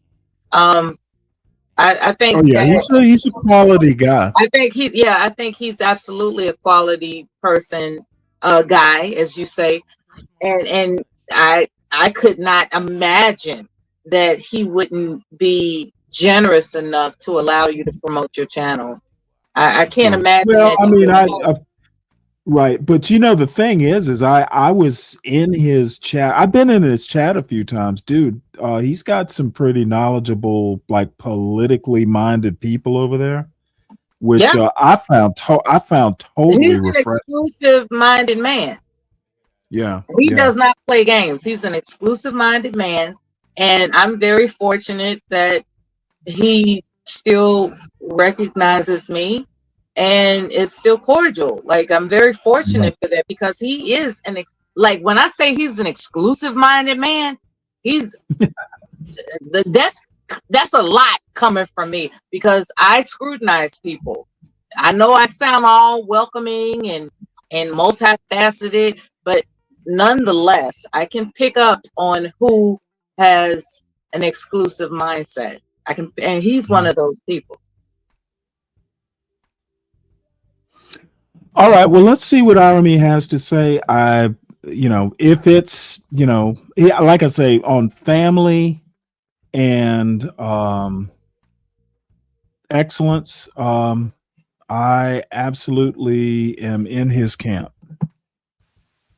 America, my name is Amir Frimpong. Today I'm going to try to help you not screw up your family, which is a very important part of my mission here because I think that Oh, community by the uplift way, will lead to reparations. But let me also, speaking of family, let me shout out CKJ3 who is coming back from Michigan from some sports meet that his daughter does. She does a hard sport. And so he's coming back from Michigan and listening on the way back. So salute to CKJ3 and his family and his daughter. Hopefully she did well. all has to be trained at creating strong family and dealing with the destruction that is American families and in general, but Black families in particular. So that's what I'm going to talk about. I was listening to this cat, Amir Odom. I never heard of him. Just kind of clicked on one of his videos and he's pretty entertaining. I could see why he was so popular and he had all these views. I was like, what's this guy saying? But he's one of these Black guys who, while smart and can deliver a punchline, just says, Black people, just do better. Just do better. it's not going to work that way. You're not going to do better. You're not going to do better if you don't have the content and the trust, and you're not going to do better through symbols. Pictures of Black excellence don't actually teach people how to do better. And even saying just do better doesn't work unless like it comes from a trusted resource. It comes from a trusted resource, and it comes with conceptual content. The image awards or anything like that, that's not conceptual content. That's not conceptual content, because the act of doing better, you actually have to know what you're doing, not just look at a picture. You have to actually know what you're doing, and have reasons for what you're doing. And you don't get that from a picture. You might get that from faith, but that's still not knowledge. But it is better than images, right? So images, worst way to actually like disseminate real knowledge, right? Faith, a little bit better, much better than images. You can do pretty well on faith, but you still won't be able to work through problems that are non-obvious, right? Knowledge is what I'm trying to do here, is actually a way to build a resilient family that will take the strum and drag, the storm that is American life. And I said before, I did a video on this, I think in Trump's America, it's going to get a little bit harder rather than easier, especially, like I said, Black families. The entire world depends on your failure. And it's been running pretty well on Black failure. It needs you to screw up. It needs you to give your kid a device. It needs you to give your kid a video game console. It needs you to say like, well, I guess the white kids are doing it, so it must be right. It must be okay. No.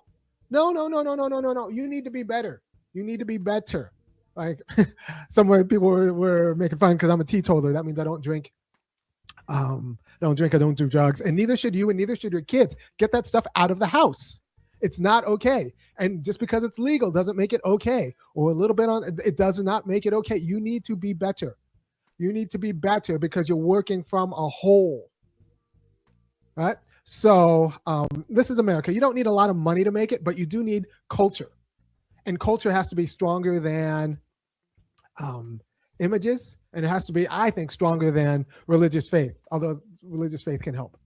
But you need actual culture. You need content. You need someone saying you need to read to your kids. No teetotalers allowed in the Richard house. Dictionary and work out words you guys don't understand or they can't pronounce, because they're not going to learn any of this in their American institutions. They need to learn it directly from the parents. We have a problem in the Black community because nobody can tell Black women what to do. And I know there are some Black women watching this right now. And in general, I try to come for Black people last, but I feel like, Negro to Negro, we're going to go right at it today. And, we need better Black mothers. We need better Black mothers. And a lot of being a better Black mother is like not thinking you know everything. And so we have a commercial society that just wants to tell Black women that they don't have to listen to anybody because it's easier to exploit all of Black people if Black women don't know how to don't think they have to listen to anybody. And I know, like I said, some Black women are watching this and they're going to get really in their feelings. I don't care. You're screwing up the community.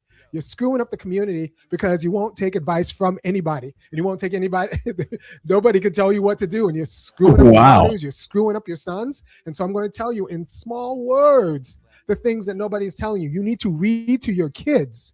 You need to read to your kids, even though you might not read well. Don't expect the school to teach your kids how to read. You need to work through phonics, not sight words, phonics with your kids. I will help you.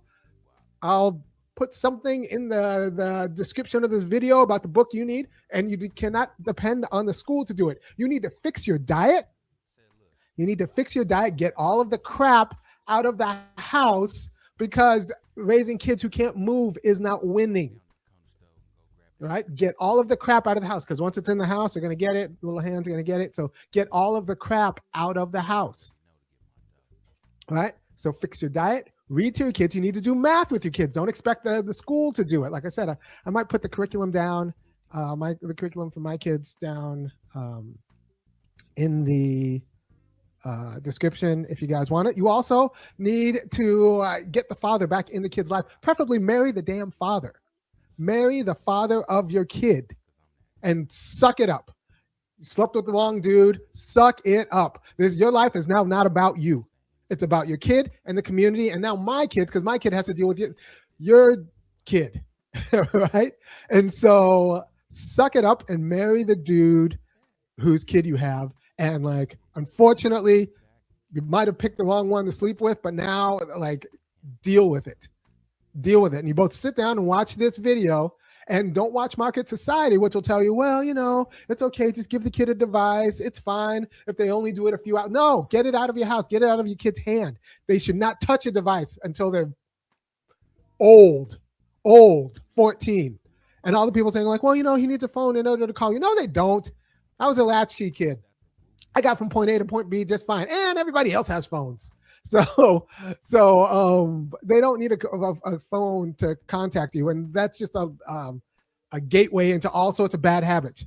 So just no phones, no devices, no video games, only real books, and get them in chapter books as soon as possible. You are going to have to do that. Don't expect the school to do it. The school gets paid to babysit your kids. They don't care if your kids learn. They get paid for Black failure and Black success.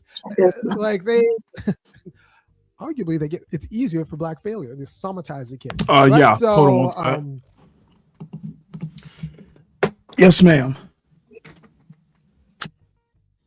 To be superficial, he has a great nose, a really good nose. And I know, right? That's superficial. But in terms of what he's saying, when he mentions Black failure, it reminds me of the previous content creator you had mentioned, Yvette Carnell. She was I haven't watched her, her content. Well, they used to be partners. Oh, okay, because I was I'm glad you said that. I thought I was tripping, right? The emphasis on tripping. I was like, is it just me, or have I heard No, they back in the day they used to do a show called The Black Athenians, and that's they where literally he got the failure from. Like he keeps using this term failure, and it reminded me of what Yvette Carnell was doing. She kept using the term failure.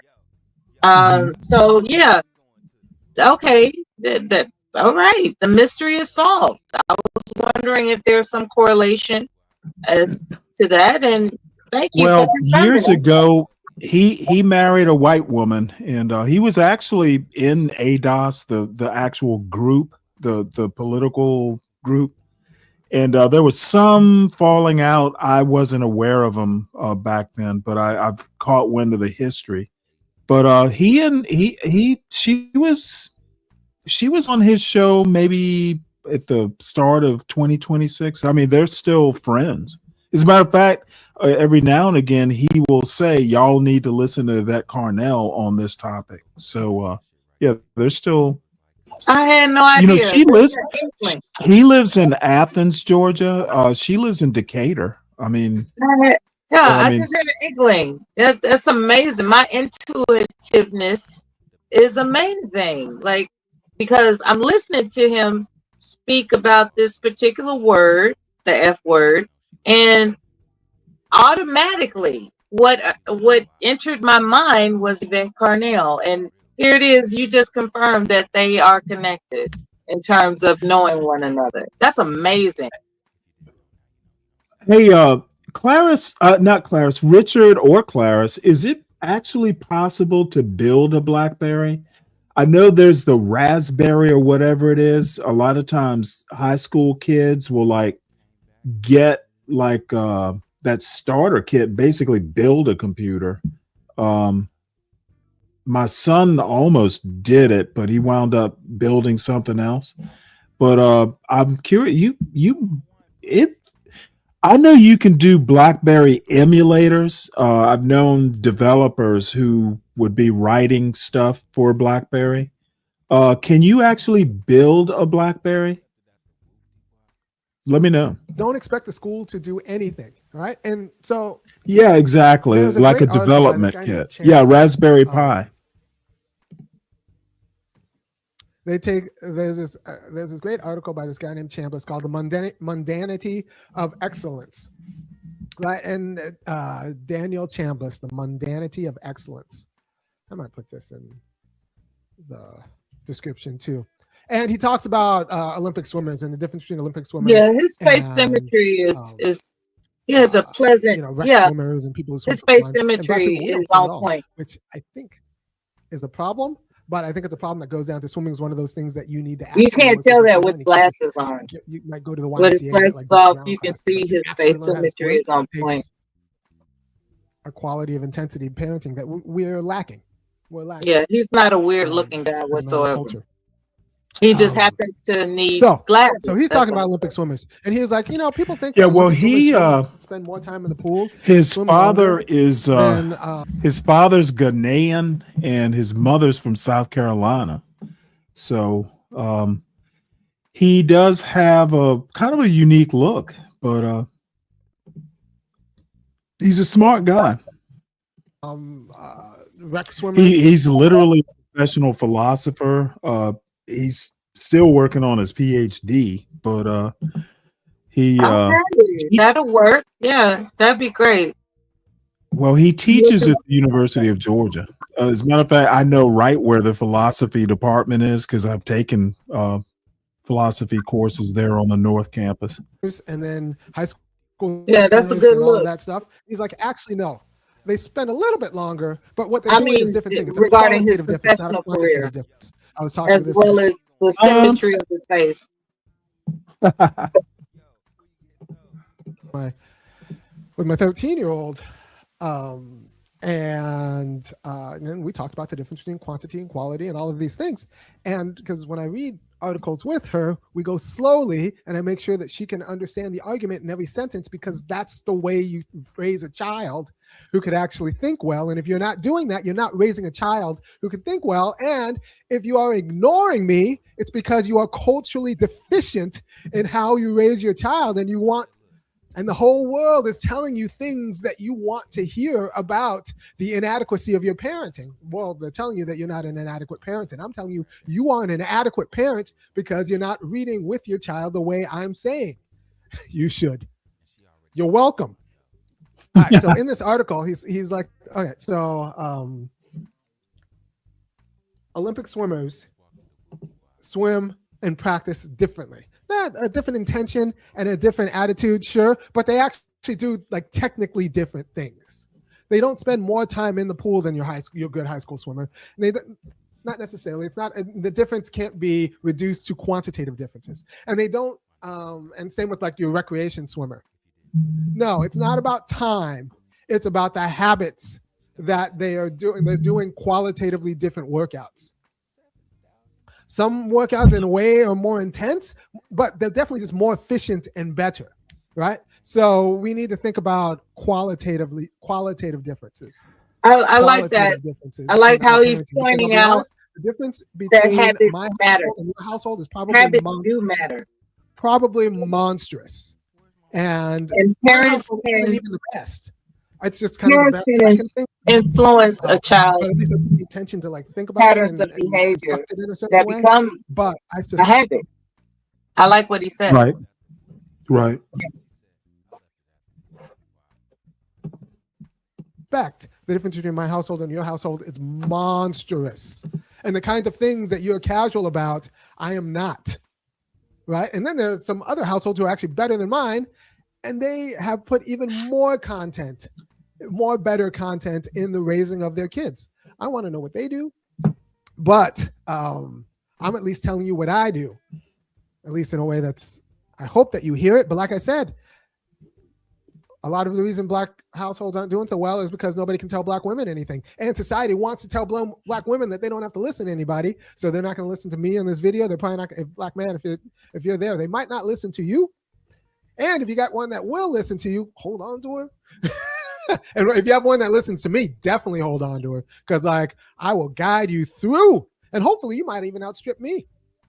Because, you know, I'm out there trailblazing. You can come behind. You and your lady just come behind and like outstrip my kids. And then that'll be great. By the way, if you appreciate what I'm doing, you should go to www.funkyacademic.com, because I am one of the things on YouTube, one of the few things on YouTube that will actually help you not screw up your family. You're welcome. So families are qualitatively different. Good families run themselves in a qualitatively different way. Good families run themselves in a way that you would find unrecognizable. Someone says, well, you know, the video games aren't so bad. Well, you know what? They still teach an immediacy, and they get your kid hooked on an immediacy. And once they get that taste of dessert, it's kind of hard to get them to read books in the same way, to work through arguments with the same rigor. So you're playing with fire. It's like the people that say, like, well, you know, a glass of wine isn't that bad. Or you could just drink water and not have to worry about the headache at all. Or a glass of wine will help you with the heart. Well, there are other ways, right? Problem solve with other ways. My kids, we work through LSAT problems. That might be a better way than video games to talk about strategy building and problem solving. I'm just saying, overcorrect on some things. I'm just saying, overcorrect on some things. Someone says, I'm reading the Tales in South. He went no contact with his parents. All right, so that's losing, right? So if you have to go no contact with your parents, that means you're screwing up. I was asking my kid, my kids, it was yesterday or 2 days ago, whether they want kids, and they both are enthusiastic about wanting kids. They're both enthusiastic about wanting kids. If your kids are not enthusiastic about wanting kids, kind of young to ask. then you might be screwing up as parents, because whatever you're doing, they don't want any part of it. But my kids, at least thus far, are enthusiastic about wanting kids. And I don't think they would mind me in their life. Now, I functionally will go no contact with my mom, which is complicated because my mom's actually smart and she's decent. She's fine. She also decided that I didn't need a dad. My mom decided that I didn't need a dad and that my sister didn't need a dad. What kind of ignorance in the culture would tell my mom that I didn't need a dad? I actually do find when he goes on like that about his mother, I find that a little distasteful. It is kind of unsettling. At the same time, it's his point of view, and autonomously, and that's the way I'm looking at it. Like, he's sharing his point of view regarding his mother, as opposed to. Well, I hope his mother. But then again, it does seep into a resentment mode, right? It's like, he misses. He has a problem. Not a problem. He is displaying that void. There's this what if that haunts people when they had known a parent, like a child that's adopted. Well, he knew his father. Okay, well, the sentiment of They his mother. They divorced. And the sentiment is that he wasn't allowed to get to quote unquote know him. Is that it? Well, according to him, his father, who was African, had a more strict sense of what a family could be. And his mother was American. And, he says, well, she was kind of a feminist, etc. However, and I have no choice but to take his version of the story. But I have heard stories independent of him of how American wives sometimes have to get used to it's almost like a culture shock. It's very, I guess it can be very patriarchal. The man is the man and the woman is the woman. And if you think, being a leader and follower sort of relationship in a marriage is, how it should be, well, Africans can insist on it. And I suspect that's kind of, it's kind of like a clash of cultures. Absolutely. But I don't know. There's one side requirements when it comes to men from that environment. There are one-sided requirements that American women, especially American Black women, just aren't going for. Period. Like, Yeah, well, his mother did not go for it. right. And Fred says he told his mother that he was glad that she sent him to his father. So I don't know. I just find it a little, as you said, it's a little uncomfortable when I hear him be that. Some people would call it vulnerable. I'd call it, like my mother would call it, letting people into your business. They don't necessarily need to You're know. right, airing out your dirty laundry. Exactly. Two parents aren't better than one. And like my dad, while not perfect, was a good enough. Forget fine dad. He was a good dad. He had ideas about how to raise me, which is good because a lot of those ideas were right. I didn't figure out that they were right until later. Then I was like, I should have had more of those ideas. And yet and now he still got into Berkeley, still, went to the University of Chicago, but didn't finish. It's not like he wound up in the hood. It may not have been as strict, or he may have done it a different way. But, the thing is that he did not wind up going by the wayside. Well, he did just fine. Giving you ideas. And like I said, there's some people, like if you're with someone who can't take the quality I'm listening. I'll be right back. into this, Mike, you need to find another partner and do it before you guys have kids. Because if they can't take the truth I'm spitting out now, and they have a problem with like, well, his lips are chapped, so I don't have to listen to him, or his glasses are funky, I don't have to listen to him. This person's going to be a hard person for you to raise kids with, because anytime they hear something that they're not going to want to hear, they're going to ignore you and think that they know better, and like they're going to screw up your kids, and you're going to have to watch them slowly screw up your kids. Remember, this is a guy who's a very smart decided that he didn't need a dad because the dad wasn't earning, and like they had other ideas about how to raise kids, and my dad's ideas, it turns out, about how to raise kids were right. So so I'm trying to fix that. I wish he was. And you're not going to fix that with symbols. You're going to fix that with hard content. And I'm trying to give you kind of a determinate conception of what a good family should look like and the problems, so that you will see like the quality of evil. And I say evil in you wish he would specify means you take your subjective. The ideas that his father had, the ideas that his father had. What are these ideas that he said? As it turns out, my father had good ideas on how to raise children. Well, he's not itemizing what these ideas are. Irami has been online for about 10 years or more. So I haven't been listening to him for 10 years, but I pretty much covered, his trajectory. So you kind of get an idea of what his father might have had ideas about. And some of those ideas would be like, strict into the athletics, strict on the schooling. Like there are no excuses. Like, you know what? You bring home a C, consider that an F. Don't bring home a C again. His kids, like talking about corporal punishment and stuff. No, just having standards. The last time I spanked my son, he was wearing diapers, and I swatted him on the diaper to get his attention. That's literally the last time I put a hand on him.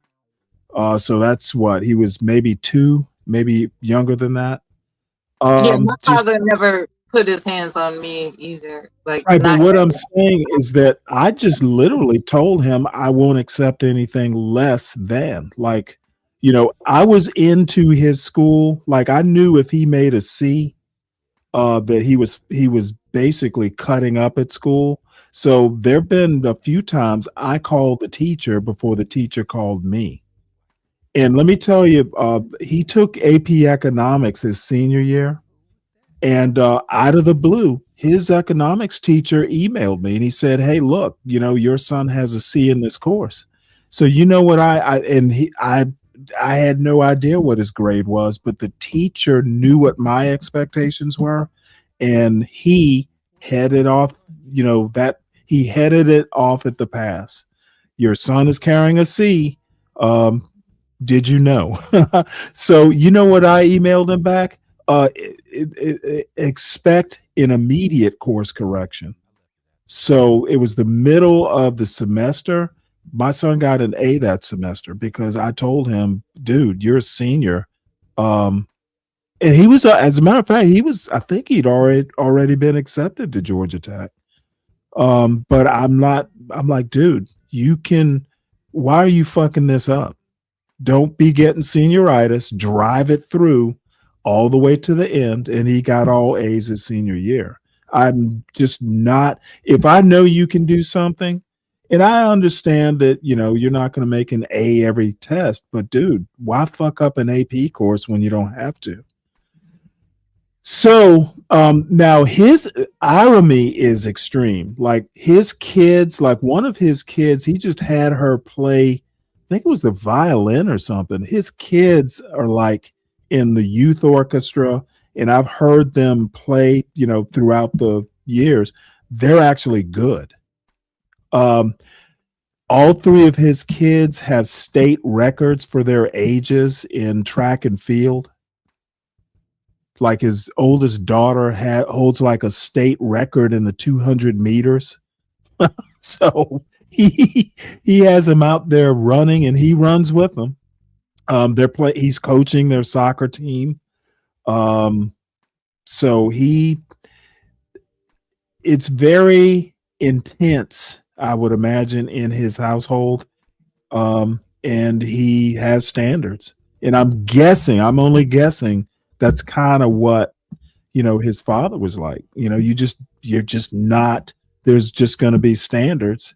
And, when you don't live here anymore, then you get to choose your own standards. But I know from personal experience, you don't generally deviate too far from how you were raised. And, there's just certain things I just don't like. Having a messy house, I'll let the house go. Like my bedroom, for instance, I don't give a fuck. It's my bedroom. But things like the kitchen, it's always got to be clean. The bathroom's always got to be clean. Even living by myself, those standards need to be met. So anyway, I am rambling. Desires as having moral value. Things are good because you choose to do them, regardless of like any objective qualities of the thing. Oh, and by the way, Richard, I wanted my son to know that there was other things you could do with math besides, science and computers. I wanted him to at least be exposed to economics, because I know people who like math who like economics. So I wanted him to at least be exposed. And the compromise is he got to take AP psychology, which I personally think was a waste of time, but he wanted to take AP psychology, and I told him no initially, but we compromised. I'm like, you can take the psychology, but I need you to take this economics too. As long as you do it on purpose and you choose to do it, it must be good, which is an incomplete, to say the least, way of going about ethical life. Well, it must be good because I chose it. No, some people can choose to do wrong by mistake. Oh, jail is full of them, people who intentionally did wrong. And we can't say that, well, it must be good because that's what they chose to do. No, it's not good because you chose it. You have to choose it because it's good. And then it's yours because you chose it, but it's not good because you chose it. People choose the wrong thing on the menu all the time, and they chose the wrong thing. Doesn't make it good. Right? So that's a quality of evil that we think the things that make us happy must be good. No, a lot of things that make you happy are not good. You need to actually have like an intellect to understand the thing that you're choosing, and rather than just go off of your feeling, you go in your gut. But society and Hollywood, they want to tell you just go with your gut because they can screw with your gut. They can get your gut to do what they want it to do. You're more easily controlled if you are out of a family, if you are on your gut, right? So,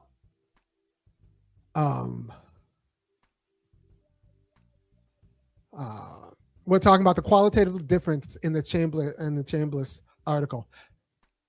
Daniel Chambliss wrote an article about Olympic swimmers. They don't actually swim more in the pool, or they swim a little bit more in the pool, but they have a different attitude towards swimming, and they actually do different things when they're in the pool, like technical wise. They're actually doing different things. And so we need to think about our families as such. Winning families are doing different things than your family. It's not just that they spend more time with the kids, although that's probably a part of it. They're actually doing better things with their kids when they are spending time with their kids. Right? And these are things you can't get from a picture necessarily. You have to think, well, they're working through arguments. I remember the first guy who's an Orthodox Jew who taught me how to read for arguments, and the way he was reading was fundamentally different from the way that I had learned how to read, right? He would go sentence by sentence, look at the argument in the text, and try to find the argument in the text, and then write down the argument, and then go sentence. It's a pretty laborious process, but it turns out it's good for your mind, and it's good. It develops a pretty decent head for arguments, and it's probably one of the reasons why I can talk to you about arguments in this day, but it's fundamentally different from the way that I read before. And honestly, I wish I'd started reading that way earlier, because it's a little bit different from the way I read right now. But he reads well, and he reads well because he came from a family of people who read well. Reading is not natural. People who tell you that reading is natural are ridiculous, and people who think that you'll improve with time are ridiculous. No, it's an unnatural. Speaking is a little bit more natural. Reading is unnatural. It's a skill and a practice and a discipline. It's a spiritual discipline, possibly. So these are things that need to come from a trusted resource, and the most trusted resource should be in your household from the parent, and the parent needs to do it with the child. Don't expect things to come naturally. Even if other forces, market forces, will tell you that, like, well, nature will take care of it, just relax. Those are predators trying to design your child for their sake, make your child into a tool. Right? I'm the one saying that get those devices out of your kid's hand. It's making your kid stupid, and it's the only way that Black communities will be able to uplift. Strong families, and strong families have to be more than just a picture of a strong family. Strong families have to be more than just, staying together. Although that's a part of it. You need intellectual content. You need to be reading with your kids. I say good things about LeVar Ball because I think in general he was probably a pretty good dad, but that man is very ignorant, and it shows itself in his kids also. So all of them made it to the NBA at some point in time, and they're all millionaires. But wildly inarticulate children, and multiple baby mamas himself. So there was a lot of content that didn't get disseminated, although a lot did in terms of basketball skill. But other things did not get transmitted, and they should have. Right? So. And so they're not polymaths. What's up, Lou? Stanley. Oh. What's good? What's How you good? doing? Was that Mella? What's up, Mella? Happy I'm Friday. good. Hey, what's going on? I'm good, man. I don't know what you're talking about, but I had to come up show love, man. Happy Friday. We're I'm on the way featuring, home. we're What's up? featuring, there's this man on the screen that is affiliated with Yvette Carnell. Have you heard of Yvette Carnell? Absolutely. All right. he's affiliated with her, and he's demonstrating in this moment, or rather announcing in this moment, how to raise a family.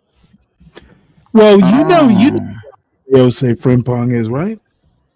Yeah, we watched his content numerous times. Yeah. The only thing I heard, I've been like watching literally, so when I clicked the link, all I heard him say, I don't know the context, right? But all I heard when I clicked the link, the first thing I heard him say was that reading is unnatural, and then what he said after that. So I don't know what he's talking about.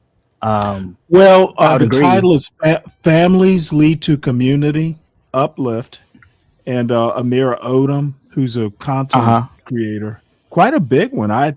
He's got like 750,000 subscribers. Black kid. And the mundanity of excellence, where he's talking about Olympic swimmers. So it's kind of standard irony stuff. Okay. That's why, it's longish, and he will, as usual, start repeating himself here probably in the next 10 minutes or so. I think his shows are too long sometimes, but it's standard stuff. And there's one after this that he did earlier in the week that we may watch. But I saw you. Was it on Taz cooking Leonard? Was it yesterday? Dude, I have never seen a bloodletting like that. Oh, from Taz? Oh yeah. I was like, God damn, I never want to get on his bad side. Holy shit. He just took Leonard apart. Nah, his reputation precedes him. So I know there's a lot of people that don't like him, but just from a purely entertainment perspective, because I don't really know much about him. I know what people say, but I don't know much about him. You know what I mean? So I think that he's endlessly entertaining. I rock with him. I like Taz. Good sense of irony. Interesting. Because he took all the shit that Leonard thought was funny, or talking about credit scores and, oh, hey, I was on the ground floor of house music. Dude, he just turned it all against Leonard.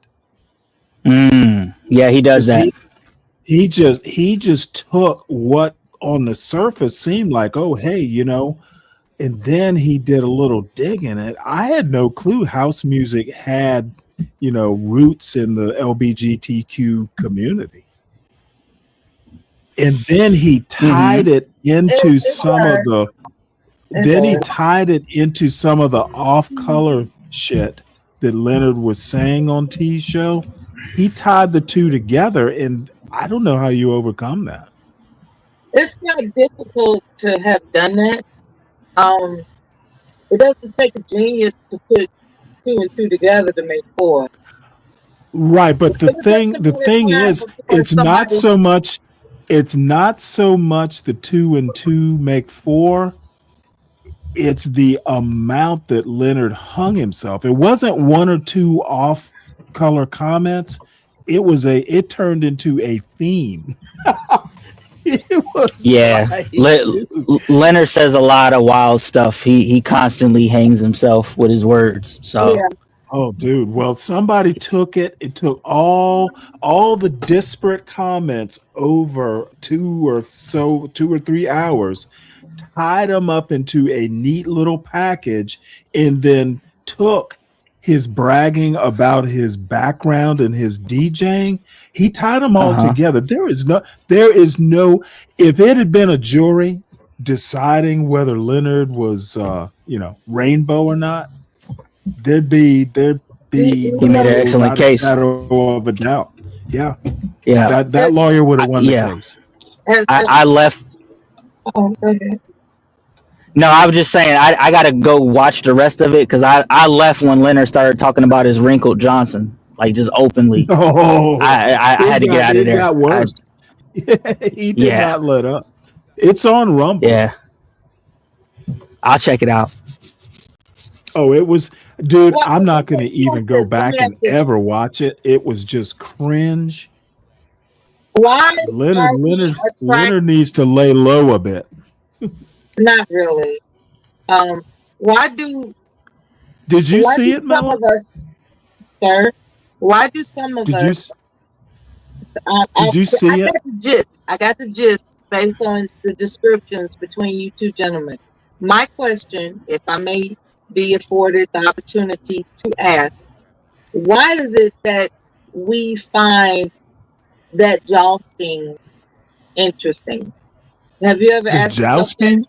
Yeah, like why is it No. that's so fascinating? Like, oh, he clobbered this guy. That's so Okay, fascinating. well, no. I can tell you right now, Mela, this was not just jousting. It was so far over the top, and to be honest, it was over a few hours. But the thing I got out of it, to be honest, was Taz's point. Like, Taz made the point that Leonard should have been put off that panel.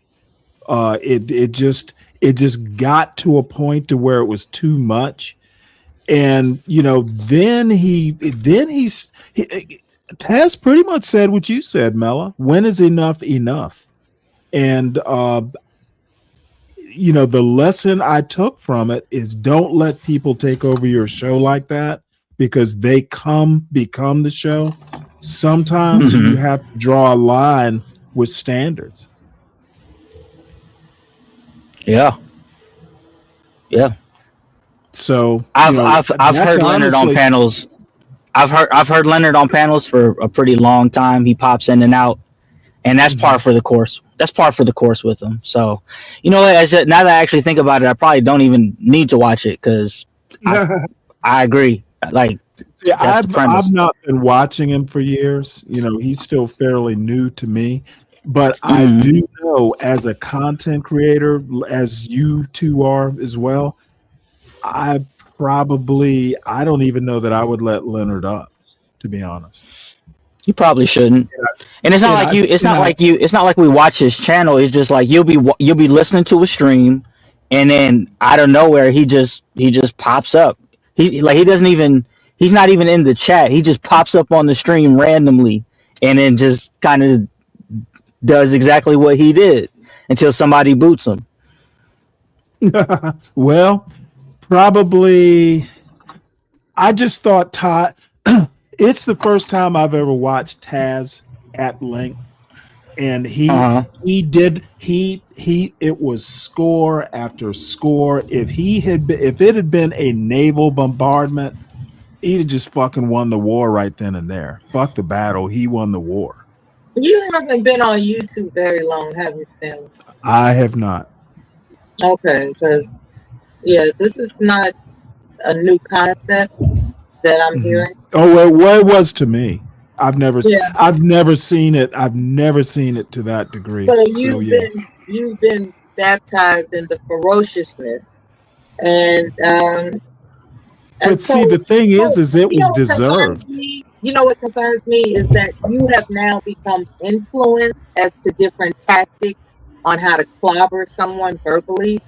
Just like I have. I've like, ask anybody that's familiar with Mela and the charm and all these other, just ask someone that's familiar with me. They will. Let's say, for instance, day one, there was a difference that occurred when someone, they call it being attacked, right? But I would just say that I kind of let that monster out of the cave, and that was the start of my reputation for being cutthroat. I'm familiar with Taz. Okay, Taz will tell you I'm familiar with Taz, and it goes way back, unfortunately. And those the thing that struck me. What I'm concerned about with you, Stanley, if I may say so, and I apologize for interrupting. What I may be allowed in this moment to afford you is consideration, not to be hypnotized with the excitement of cussing somebody out. Please don't Well, it It wasn't. sounds It like it wasn't. excited you, and I would caution Okay. you not Well, to. let me now. Oh, Now you that ain't you've you ain't made heard that enough Stanley yet. now that you've made the assumption, let me help you out here. Dude, my Stanley's with the thoughts shits. were it was deserved. Taz did not go overboard. Leonard got what he deserved. We all get what we deserve. Right. Yeah, So I kind of side with Mello on this one, yeah, well, you can side with her now. but I usually don't. She's just like saying, "Don't fall victim," Right. or Okay, don't be well, the deer in the I don't headlights know to this. where are y'all getting this Don't be fall the victim bullshit? don't be I'm a the deer in the 60-year-old. headlights just because you're Okay, enamored okay. by some Let me performance help that you. somebody put on. Apparently, you and Mela. Maybe I'm not effective in my communication. I'm No, not a we hear deer in you. the headlight. What I am in awe of is that Leonard got what he deserved, and I took a lesson learned from it, which was don't let people cross your ethical lines, even if it's for entertainment. The other thing that I didn't mention is Leonard gave like a couple $100. Okay. Some things are not worth the couple $100, and ethical lines are one of them. That's what I really learned. Wait. Hold on. Did Leonard pull up on Taz's panel, or are you talking about just the review? No. This happened last weekend on T's show. It was her birthday show, and we were all a little drunk. It wound up being an all-night hootenanny. It's just Leonard Gotcha. he went to town and spent a lot of money, hey, getting people off the panel. All that's par for the course. The lesson I learned is that I personally thought it went too far, and as a content creator, it made me think, how far would I go if Leonard or somebody came up and said, hey, here's $100? Does that give them ethical latitude, to coin a phrase? No, that's a fact. Some of these YouTubers can be bought, man.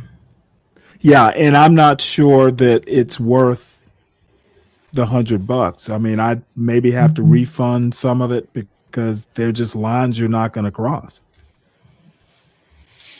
So that's really, it's not deer in the headlights. It's more of what would I have done in that situation. You enjoyed the verbal fillet, I take it. No, it was fun, but and luckily none of that was directed at me, because I would have had a problem with it. It was between him and another guy. And you know what? They were going back and forth. They were YouTube veterans, so they knew where their lines were.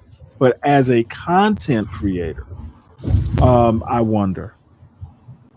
Because sometimes when things get out of hand like that, the content creator's reputation becomes affected.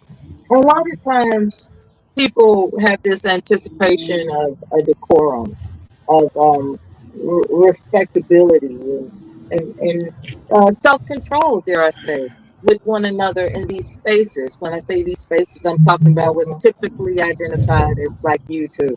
When I am telling everybody for the world to hear now and in the future, from what I have experienced over the past decade, there is no such thing as decorum. And I agree with you, Stanley, in terms of establishing one's fortitude as a channel holder as to what you will and won't accept, regardless of what money's thrown at you. I agree with you about that. Yeah, because like Mo Love, you've been on Mo Love's show. Something like that would never happen on Mo Love's show. It's a different type of show. There are certain things you won't do on that type of show, and that's what I was thinking of. It doesn't, now T it's a wide open show on the weekends. Everybody facilitates differently. Absolutely. Correct. Yeah. And tomorrow's show, the Saturday is kind of the fuckery show. If it on the fuckery show tomorrow, would I let it go that far? and I suspect I wouldn't. Yeah, Yeah. you facilitate differently than others, and what I would imagine someone who clobbered Leonard as they did was putting the what do you call it, megaphone out there, like, look, you all are stupid if you're going to allow this guy to continue this type of behavior on your channel, because it's a bad look, and he just Yeah, wanted that's to. kind of where he went with it. Yeah, yes, that's exactly what people do when Mm-hmm. it's their mission in that moment to make sure people think twice about allowing a character such as that on their channel panel. Absolutely. The only part that I disagree with you, Stanley, is that I would have kept all the money. Well, yeah, I probably Yeah, would have too. don't You get know, back. Because if you think that you could, if you think that it you can was do all it of that was just birthday because you money. gave me some money, then yeah, I'm gonna keep the money. Because you think I can be bought, and you got life fucked up. So I'm gonna keep Yeah, the and money, it and was you it can't do was what you think you want. and it was birthday money. So that would There you definitely be a go. reason to And, say and, that. and Leonard behaved that way anyway. He was donating money because it's her birthday, most likely. I didn't see the stream, but most likely Oh because he yeah, had, it was a it lot was of it birthday was money. bounty to get people off the panel. He got me off a It panel, was so off the his panel a idea couple of of times. So celebrating, but right. that his behavior that Taz clobbered, that's Leonard's common behavior. Like, it has escalated, believe it or not, over the years. There was a time he was not doing the antics that he does now. Like, he's really, Well, let me put it to you this way, and this is another point. question how far he'll go. It's like, how far are you gonna Right, go, but man? let me. He brought up a good point. If it had been a woman that he was saying all that to, it probably would have bordered on sexual harassment, like a TOS thing. It was bad. I can imagine. And I then think it's there was bad. like a weapon in his lap, and he was talking I've about witnessed putting, all kinds of stuff that's yeah. still Yeah, So online. that's Leonard. it was. Yeah, well, like I said, it made me think about what would Stanley do, and that's why I found it kind of valuable. It helped me level set or future plan. What would I do? It's the type of You would have kicked hypothetical. him off and refunded his money, just like you said. Well, you know what? But then I also listened to other YouTube veterans like Lou. He changed my mind. Fuck no, I wouldn't. Yeah, keep the bread, bro. Keep the bread. Yeah, don't turn down money. Turn down your collar, but don't turn down money. Especially if you bragging about money. Oh, I'm really keeping it then. Exactly. Like, man, you got money, bro. You good. This little $100 ain't gonna hurt you, man. You be all right. So, Dave, what have you been up to? Just living, man. Just working. Yeah, Good how's for you. everything going? I can't Happy complain. Friday, Dave. What'd you say, Mella? I didn't hear you. Happy Friday. Oh yeah, happy Friday to you too. I'm glad you have a heart, because we know Leonard from way back. He's just always been over the top. If for some reason Yeah. he felt really really comfortable, He's go. escalating though. I've watched him from time to time recently, and he's escalating it. Oh, he's getting worse. Yeah, that might be a It's condition he needs escalating. to. It is Okay. escalating.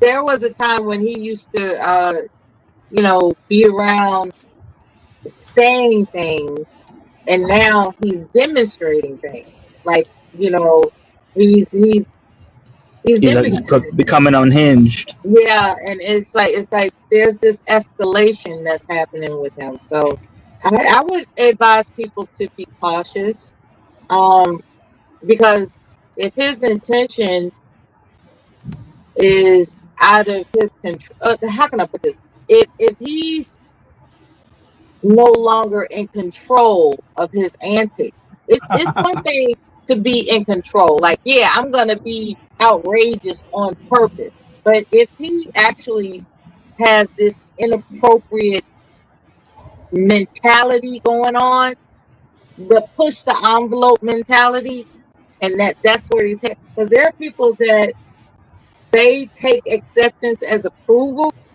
and that No. encourages them to continue to push the envelope, and it escalates. And I'm not a psychologist, but I've noticed that there's this progression of escalation with his inappropriateness. I've noticed that. And I like Liv Well, I as a wonder if veteran. it might. I'm like, I he's a wonder if it veteran. might not be better described as an itch that needs to be scratched. I said it better, Stanley. Mm. I said it better. I Maybe, said it maybe, absolutely better. maybe, You just want maybe he to has. Maybe outshine he me has now. needs.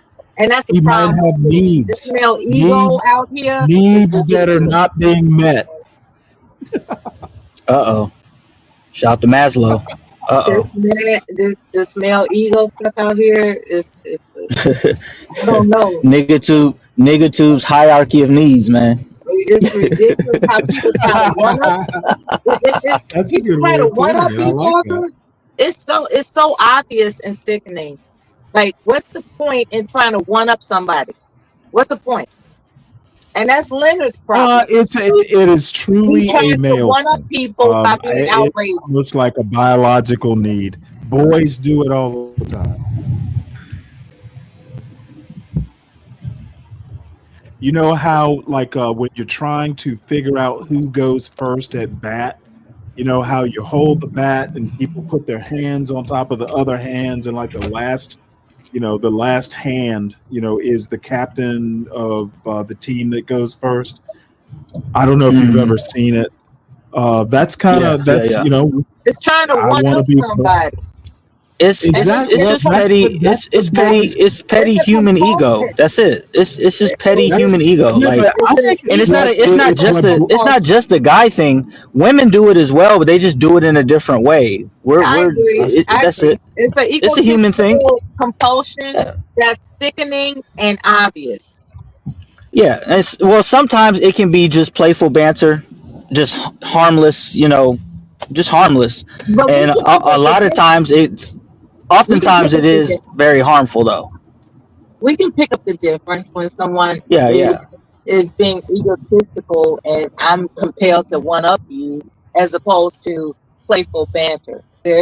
Correct. Those among us who are thoughtful enough can pick up on it, and it's really I would want content creators to be aware when they're stepping outside of their sensibility. It's like, are you aware that you're actually competing against somebody when there's no need for you to do that? Are you aware? Some people just don't have control over themselves and they refuse to admit it. It's sickening. Yeah.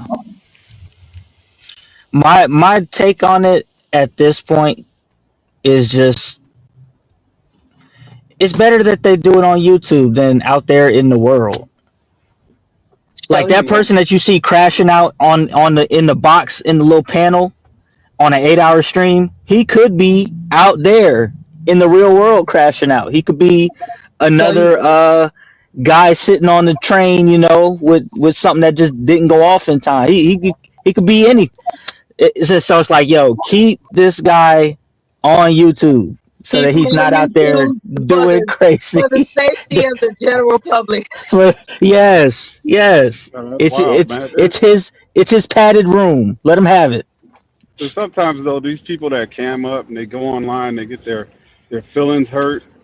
They can't change their avatar when they come into the spaces. People know how desperate for attention they are. And it's just like, man, it's kind of cringy though to fry somebody who cams up. That's just me. I'm here for the fuckery, man. I don't care. at this point, man. You're not gonna. I've sat through the intervention streams where they try to save somebody, they try to jump a dead car, and it's just you're not gonna do it. So it's just. I remember this one young lady that was, well, she cams up, and she went live after a heartbreak from an online YouTuber that Mhm. basically humiliated her. They met up and he humiliated her. And Oh, she, you talking about I know who you're talking about. You talking about that the dude that be doxing everybody, Grandmaster?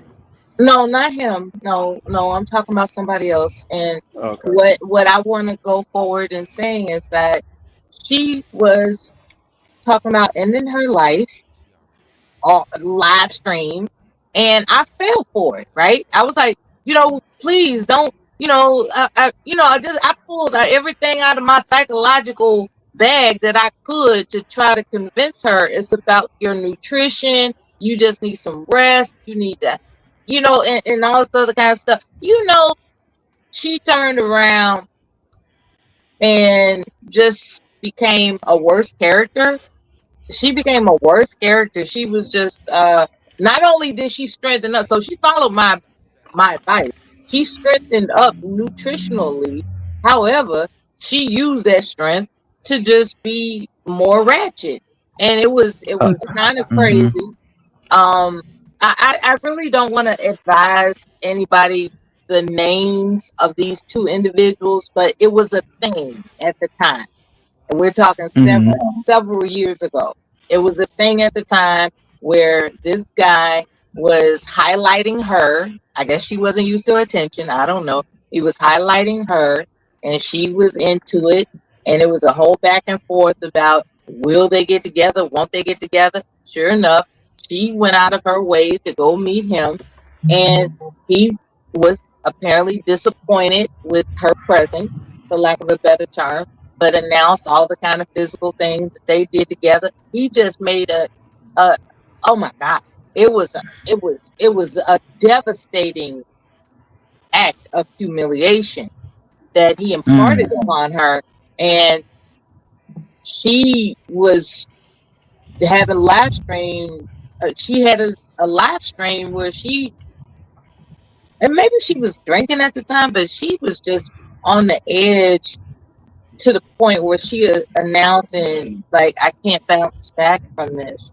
I'm gonna have to just let it all go. I can't live through this. And when people start saying they can't live through something, my alarm goes. I was like, hold on, I know you're not trying to execute yourself on YouTube, a live stream, and I just, I should have known that it was a moment as opposed to an intention. And that's what I'm emphasizing when I say all this stuff that I'm saying now. There's a difference between viewing someone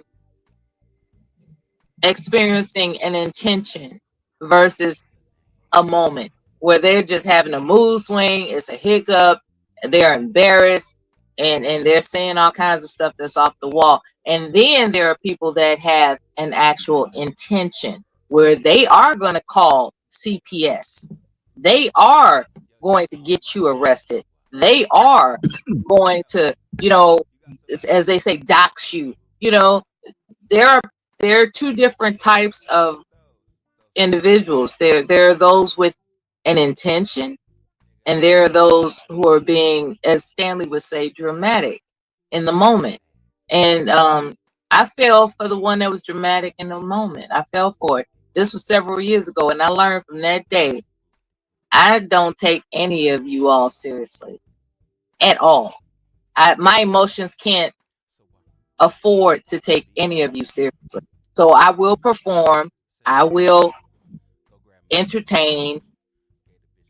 I'll read, as they say, read the room, and I will conduct myself cordially as it's appropriate, and I will conduct myself outrageously as it's appropriate. But in terms of me ever believing that I'm supposed to feel sorry for any of you people when you're not going to feel sorry for me.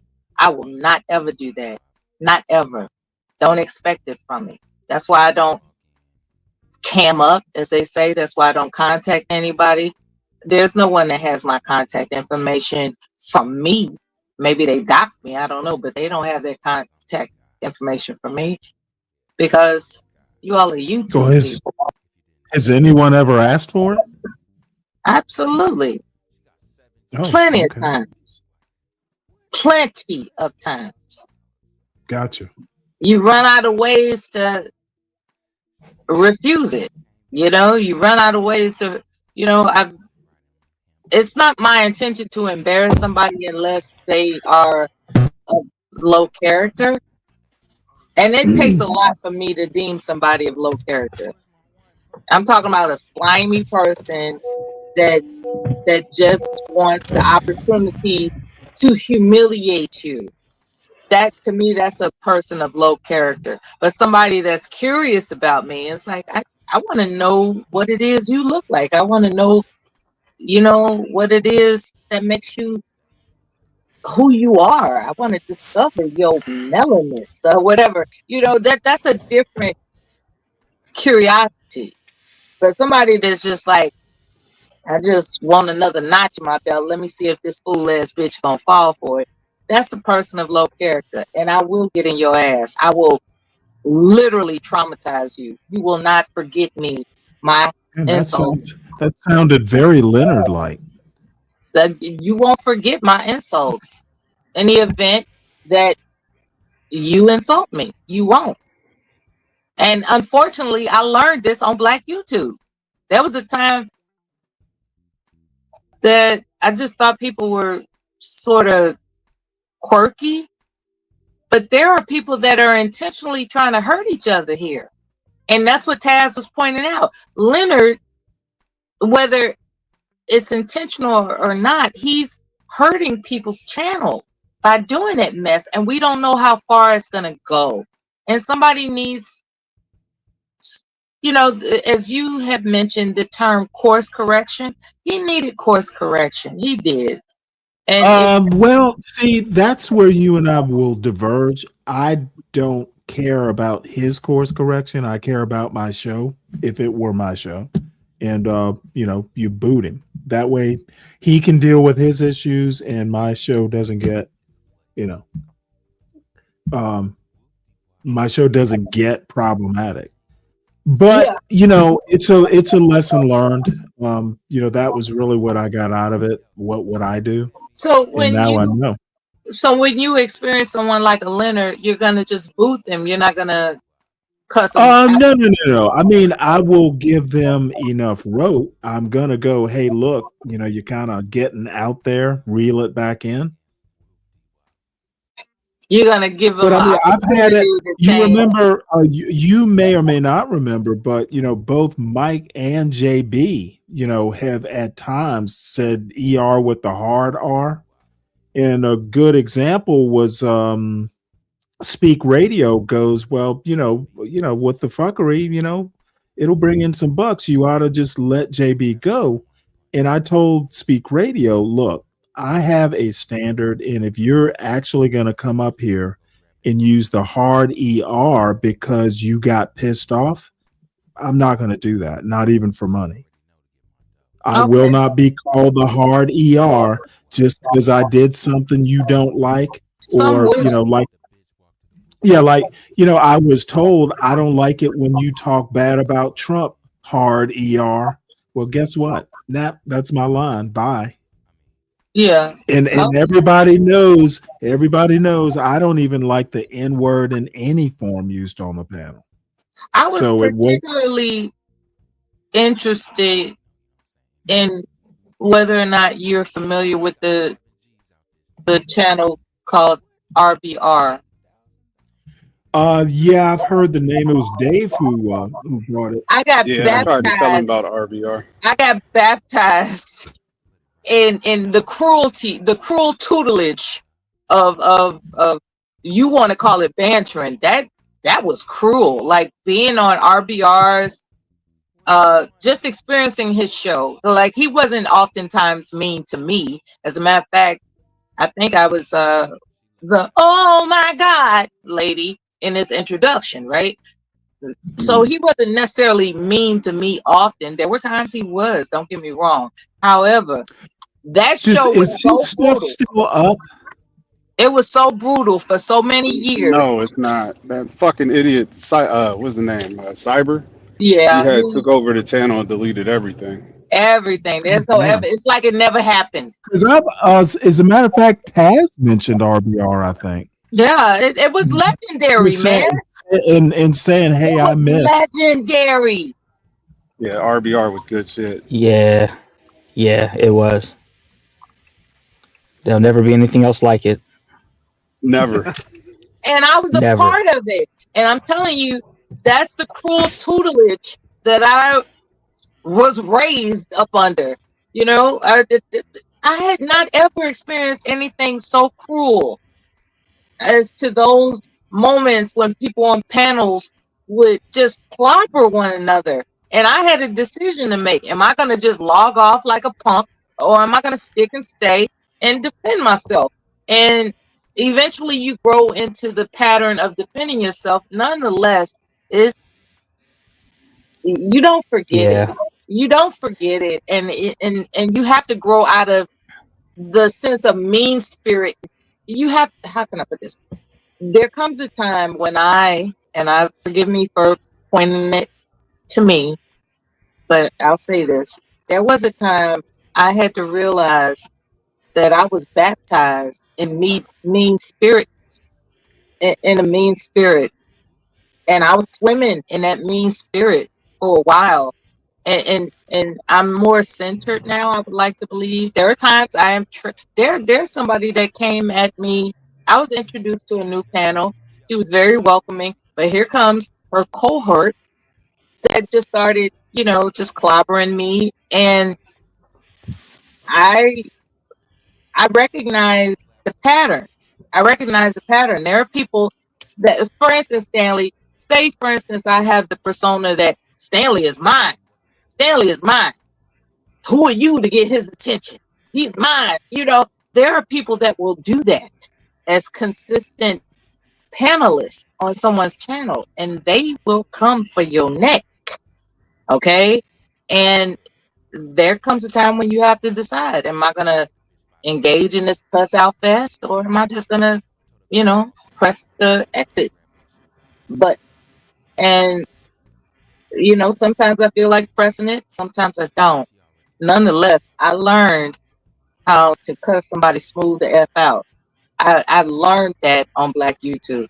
And what's really shocking to me is, like, why is it, as a veteran, a war veteran at that, a Bronze Star war veteran, why is it that I never knew how to cuss anybody out until I got on Black YouTube? Why is that? Because I was never confronted with uncivilized zoo animals before. These people are uncivilized zoo animals sometimes. And that's what Leonard is becoming. He's becoming uncivilized. Sometimes people are predictable in their zaniness, their outrageousness, they're predictable. But Leonard is no longer predictable. And that should bring an air of caution to a channel holder when they just arbitrarily welcome him. It's like, you really have no idea how far he'll go. Now, when it comes to me, I may cuss or say things that are insulting to the utmost. But Leonard, he's like he cams up, and that's the difference. He's saying stuff and I don't know. I'm concerned because he's a veteran. I'm concerned about his mental well-being. I said it. I'm concerned about his mental well-being because he's escalating this for no reason. He's starting to use objects to demonstrate, obscene things, and it's just like, I don't know. He's like, that's gonna sabotage somebody's channel, and I think that's why he had experience, as Stanley, you said he deserves. He got what he deserved. He needs to be called out for escalating obscenities. It's hard for me to believe that he didn't know, but then on the other hand, no one said, "Hey, Leonard, you're going too far." I don't recall anyone I've heard people say saying he's that. gone too far and he didn't care. But I don't think that night. I don't think anyone did. Not that night, most likely. I didn't hear it. I didn't hear it. No, you know who was on the panel? Ignat was up there. Ignat was up there at one point. He wasn't up there the whole time. Nah, Robert. but the worst of the worst was when Ignat was up there. You know how Ignat is. And then if you don't know Robert, I guess you're right. and then you may not know or be familiar with Robert Perkins. He says some wild shit too. So Well, I am now. Leonard, and if you know Leonard, he's gonna go over top all that shit. That's probably what prompted it to happen. Leonard won't have a limit on trying to top you on saying some wild shit. So that's really what happened. You got the perfect element right there, the perfect elements to make a really And then outlandish he's statement. to do it. Right. You got people who skate towards the edge all the time, and Leonard's gonna always be the one to go over the edge. So that's really what happened. Go over the waterfall. And he's paying to do it. Hey, you And know what? his last words will always be, "Watch this." That will be on his gravestone. All right, folks. Well, let's see. What do we have here? We'll listen to a little bit more of Irony. I have one after this. And then while I'm here, thank you to CKJ3 for being a producer of tomorrow's show, I guess. So, hey, the Sovereign Beer Fund is open for donations. At some point, I'm going to order. So get your investments in now. I think it'll be Coors Light tonight. So, and if you do have a show topic for tomorrow, my email address along with my Cash App is in the crawl at the bottom of the screen. And CKJ3 is listening to us as he winds his way home from Michigan back to the Cleveland area. So we will look forward to that. So let's get back to Irony here. Yeah. So what else do you need to know? Irony, what do you think of the Monahan report? Do you think it was more right or wrong? Did it pathologize black families? I do think black families were thrown to the market. They went from Jim Crow to the market, to market liberalism in a way that was completely deleterious to the community uplift. Right? Like I said, it was my very smart mom who she's not regularly smart, just a smart black woman of a certain time who decided that I didn't need a whole dad. I didn't need a whole dad. That's ridiculous. Well, see, this is where I have a problem here, and someone as smart as Irony framing it that way. I don't think when couples get divorced, they are going, "Hey, you know what? Let's deprive the kids of family." I would hope. Now, I wasn't there. This is just me talking about Stanley. I would hope that they weren't that callous. I would hope that they put some thought into why they would divorce. It wasn't, "Hey, let's deprive Irony and his sister of a dad." I'm sure that wasn't the framing of that breakup. There has to be some reason why I wasn't I frankly don't know that I appreciate that framing. Like they were taking it out on him personally. I don't think so. I don't think it takes I understand hold on one second. It takes away from his argument, frankly. I would say that if it wasn't the intent, it was the outcome, which to me is irrelevant. I don't care about that. You don't care about the outcome? Stanley's inferring that he's emotionally compromised. No, I don't know. How about let me tell you what I mean? All right. I mean that I'm sure his parents were thinking of him like, what if we get divorced? How will it hurt him? Versus, let's deprive Irony of a dad. I don't care about the outcome. I don't care about any of that. I care about the framing, because in my opinion, framing it like that takes away from the argument. He's personalizing something and it doesn't help his argument. He is personalizing, and it does take away from his argument. He shouldn't personalize it? No. Because he's not talking per se about his life. He says at the beginning of the show he's giving advice. Oh, okay. Okay, gotcha. His whole thing is he is giving advice to his viewers so they don't ruin their lives.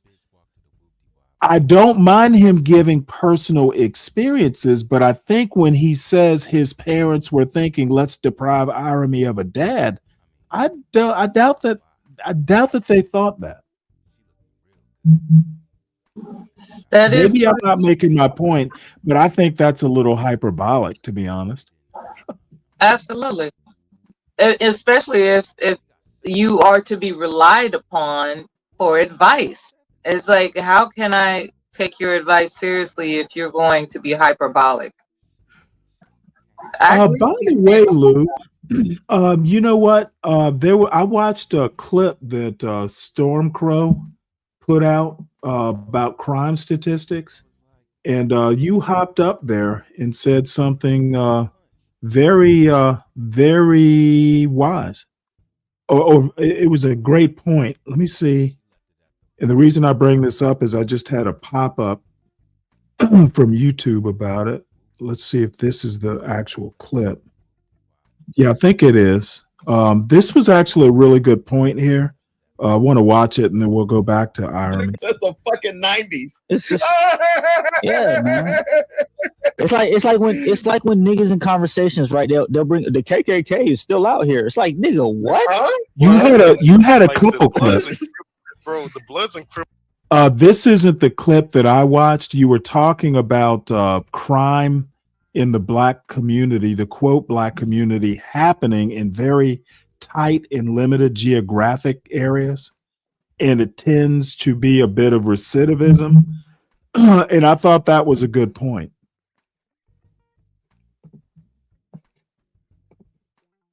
You still there? Are you referring to? Yeah, I'm here, man. Okay. It's not this clip. There's an Storm Crow has clipped up some stuff. There was a clip I watched earlier today and commented on where you talk about crime in the Black community actually being in very specific urban areas. It doesn't happen out in the hinterland. It's hyper centralized in certain areas. It's not like when they bring up the whole per capita argument, they make it seem like if they run into a Black person, there's going to be this high chance of crime, when these violent crimes happen in hyper concentrated areas, and they're only like 10, maybe 15 places in the country. So like if you're out in the burbs, that whole per capita thing is not as relevant. It really doesn't mean anything because you're not in these hyper concentrated areas. Right. But I didn't see this one. Which one is this? Is this a new one? Apparently it just popped up. So he's clipping up the show. Give me one sec here. Yeah, this from last night's show, ain't it? I gotta renew my subscription to Crow because usually I don't get alerts, but when someone's live, I can be made aware. Well, this was just I don't think it's not a premiere. It's just he's clipping up some stuff. Um, doing let's I plays of subscribe to Skyrim, him. nigga. They ain't not This particular thing, running around after their grandkids or some shit. I mean, what the fuck? They ain't worrying about this shit. These streamers now. Yeah, man. They on Twitch now, man. They trying to like nigga. They trying to run like I don't want to say credit card scams, but you know what I'm saying. Like they trying to do that type shit. They on the technological tip. They not trying to. Come on, man. Them Bone Thugs and Harmony days is long since gone, brother. Y'all need to fucking give that shit the fuck up. Yeah, man. Wake up. Like fucking first of the month. What the fuck is going on? Yeah, man. You're confronted with Francesca said they're on top of the moon and fucking world.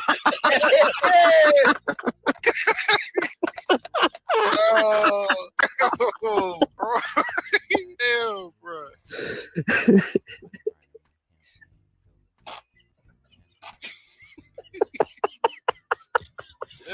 Oh God. Leave it to a Latina to call it like it is, boy. I tell you. Amazing. Here we go. with reality. Figure? You don't like it. What's the figure? What proportion of white people have committed school shootings?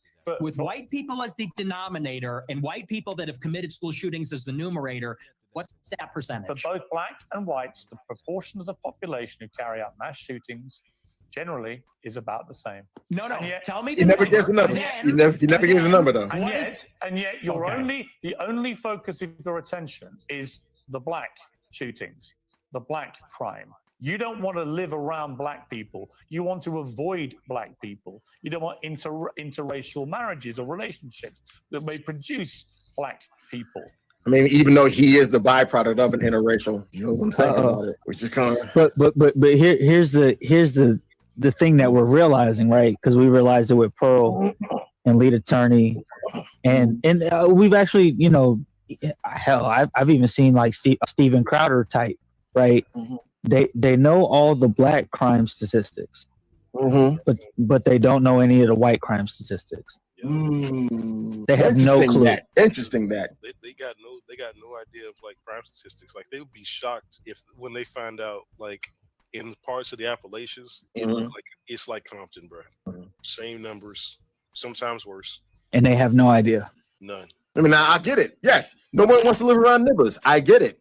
But to be trying to be hyper focused on that as if having that as some kind of a point of superiority and can be completely blindsided by other facts that you should know about, but you're so hyper focused on being on the, and I gotta keep saying it again, at least I'm not a nibber vibes. Meanwhile, dudes in a broken down truck with air conditioning. Oof. But at least he's not a nibber, right? We haven't even talked about like groups that are more highly susceptible to, let's say, sex crimes or kid crimes. Let's say that. Hold up, you talking about that 2870?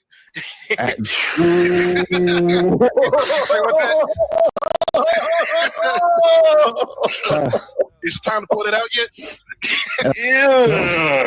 See, you know what? 2860. I'm very comfortable. I'm very comfortable pointing out that, had I been up on this panel, I would have asked, well, gee, why do y'all think that is? Why do you think that someone like a Pearl is not familiar with the white crime statistics? And I will take the the easy exit off ramp, which is she's a racist. I don't know how it could be clearer than that.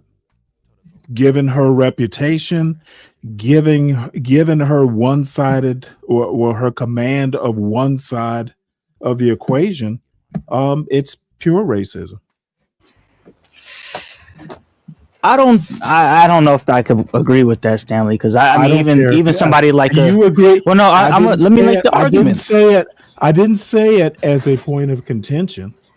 It's not a point of contention. I just want to make a simple. I think that they don't know it because there's no money in them needing to know it. Okay. Even a David Duke would know like the white crime stats. David Duke would know these stats, but they make money off of the black. Thank you, sir.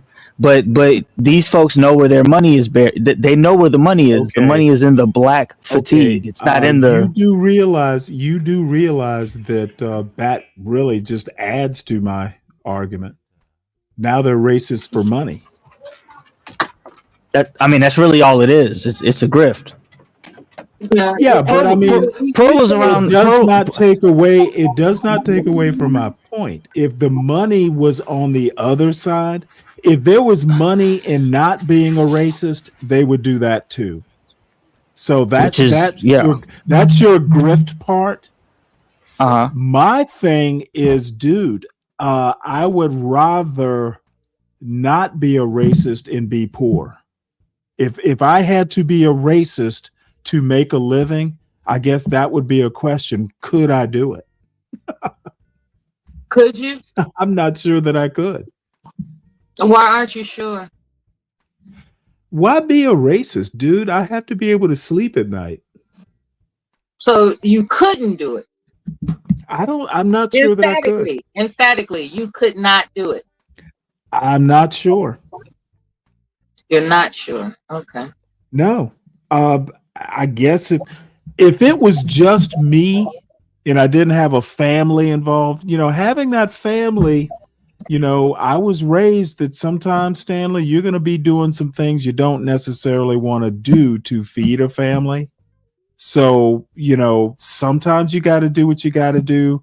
That's why I'm saying I'm not sure. I guess I would have to. I guess I would be able to suck it up, but for how long? Mm-hmm. Now, however,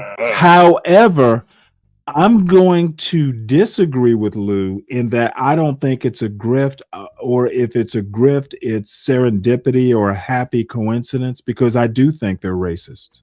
I do think Pearl is a racist. I do think John Galt is a racist. I do think bottom feeding Brave is a racist. So, they just happen to be good at something that's producing money for them. Mm-hmm. No. And, sometimes like Michael Jordan's good at basketball, they're good at being racist. Mm-hmm. Natural talent. There are people. Well, you didn't invite me to speak, so I'll wait. I'm sorry. No, you might as well now. Okay, thank you. All I have to say is that when it comes to making a decision about who the winning team is, that's what people err towards. And I'll give you an example real quick, and I'm done. How many Black people in Chicago were actual hockey fans until the Blackhawks won? I saw no hockey jerseys. Maybe one brother in my life wore a Chicago Blackhawks jersey. And here it is, flash forward, maybe 20 years later, they won the championship. And now every brother in Chicago has a Chicago Blackhawks jersey. And what I'm indicating is that it's not a foreign concept that people will, quote unquote, ride a wave. They will ride a wave. And so you're saying being a racist is wow. Being a racist is riding a wave. It's the popular thing to do. Being a racist is currently the popular thing to do. And they're just taking advantage of it. They want to pay that. I agree with Mello, but this is where I side with Stanley though. Is a spectator sport. No, that's what it is at this point. It's grift wars. Like, okay, well, now unfortunately, to your point, Stanley. Well, to your point, Stanley, what race actually is. It is. It's commodified. It's. I mean, race has been a commodity for some time, so this is just a different form of it. But to your point, Stanley, I'll say this: once you make that decision, even when it goes out of style, you can't like double back and be like, Yeah, that you was can't just a pretend like you had like a it's a pretty finite decision. like, Like oh, I it's a wonder pretty You mean you all the can't cool be kids. like a Strom Thurmond or a Robert Byrd? You can't. People ain't gonna forget. It's recorded. It's Yeah. recorded. So I think if Strom Thurmond can do it, Earl can. people will That I use guess that would depend on the fan base. Because and if you saying that's realistically, if you're saying what people want to hear, they tend to forget all the other shit. For the most part. Well, I mean, she has a pretty big black male audience. I think if she reversed course and became, I bet if she reversed course, they'd still watch her, but maybe for different reasons. I don't think her black fan base is as big as it used to be at this point. Yeah, maybe you're right. I look, I've never watched a whole show. Like, I know who she is, basically through other people. I've never. If someone said, "Hey, I need you to search for her show in YouTube," I wouldn't even know the name of it. I guess you just type Hurley Davis or something, whatever her name is. Yeah.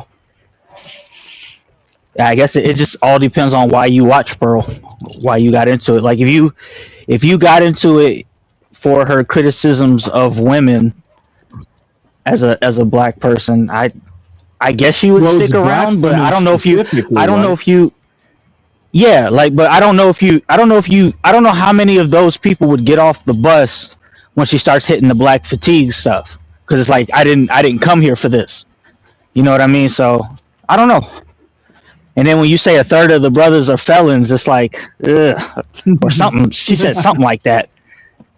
Like, I don't know. I don't watch her enough to really care, but they done rose her from the dead yet again, because she was almost out of here, man. Like, people weren't watching her like that, so she tried to bait the conservative, your what's that dude's name? Like your Matt Walshes and your Autumn.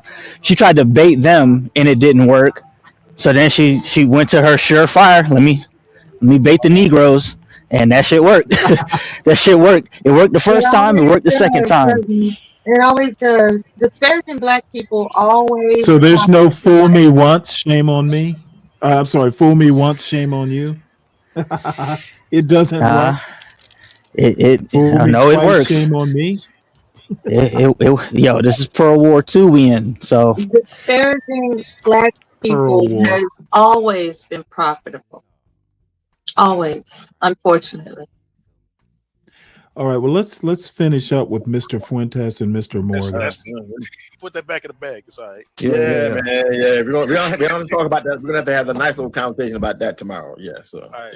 And yet, when I point out to you that there are many parts of crime in America where actually there's a majority of white people that perpetrate them, you don't care. You don't have any interest in that. It doesn't exercise your mind. Maybe because you don't. No one's maybe buying you don't this. have This kids. argument lost. No one is buying this. Everybody understands per capita. Bro. Okay. No, Nick. No, little Nicky. Yeah, we're already seeing that the emperor has no clothes on that one, fam. Come on now, bro. I get it, but no. And people can even see what you race ahead and say, well, we're comparing the proportion of white and black school shooters. I said, no, compare the proportion of school shooters that are white versus violent criminals that are black, because that was the basis of the monologue, is that you're very likely, if you encounter black people or a young black man in the city, that you're going to be the victim of a violent crime, of a robbery, a mugging, a car theft, a carjacking, or a murder. That's the difference, and it's about proportionality. And everybody sees past that, because we all live in reality. You want to talk about product? That's not the difference, because you're skipping over the category.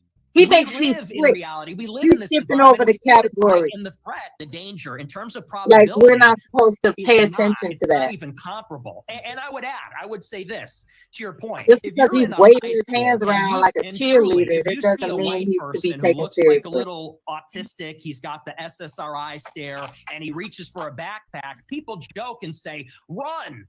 Similarly, if you see a jalopy pulling up with a bunch of black people in it and they got their A jalopy. A jalopy. What? A jalopy?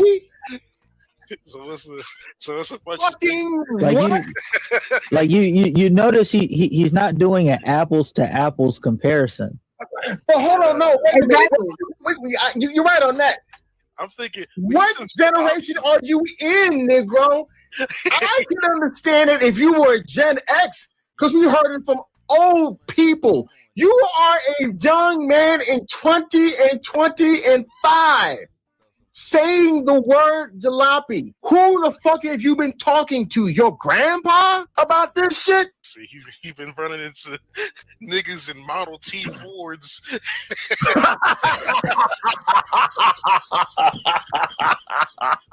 Like, bruh, that's a fucking jalopy. Like jalopy is like a. He had to be listening to somebody who was raised around either the time of like the Roaring '20s or like pre 60s. Yeah. Like like man, what in the fuck is jalopy? That's what I say. You been talking to your grandpa or something? Niggas pulling Like, up with Tommy guns and shit. yo, jalopy. You know what? Or he read a damn book. The first time I encountered the word jalopy was in Archie comics. Do y'all know that books are a good way to learn vocabulary? Of course. Okay, so where does grandpa? It doesn't have to be his grandpa. I don't know. I think they were just making fun of him for using the word jalopy. So they were basically saying that's their version of you sound white? No, you sound extremely outdated. Like nobody in 2025. How is saying jalopy outdated? Stanley, I need you to think about how old you are. No. Seriously. You're being How serious. outdated? How outdated? It's a word. I think what it is. I think what it is. I think what it is we have become a nation of non-readers. I think using the term That's what a group of black guys coming out of a jalopy just sounds like I know the word. It just sounds crazy. It just sounds weird coming from them. Well, I mean, if I called someone a curmudgeon, is that an old-fashioned word? Would I get shit for calling somebody a curmudgeon? No, because you're a mature person, man. You're already up there in age. This Nick is like in his 20s. Oh, it's not the same thing. I guess. Well, it's not the word. It's not the word itself.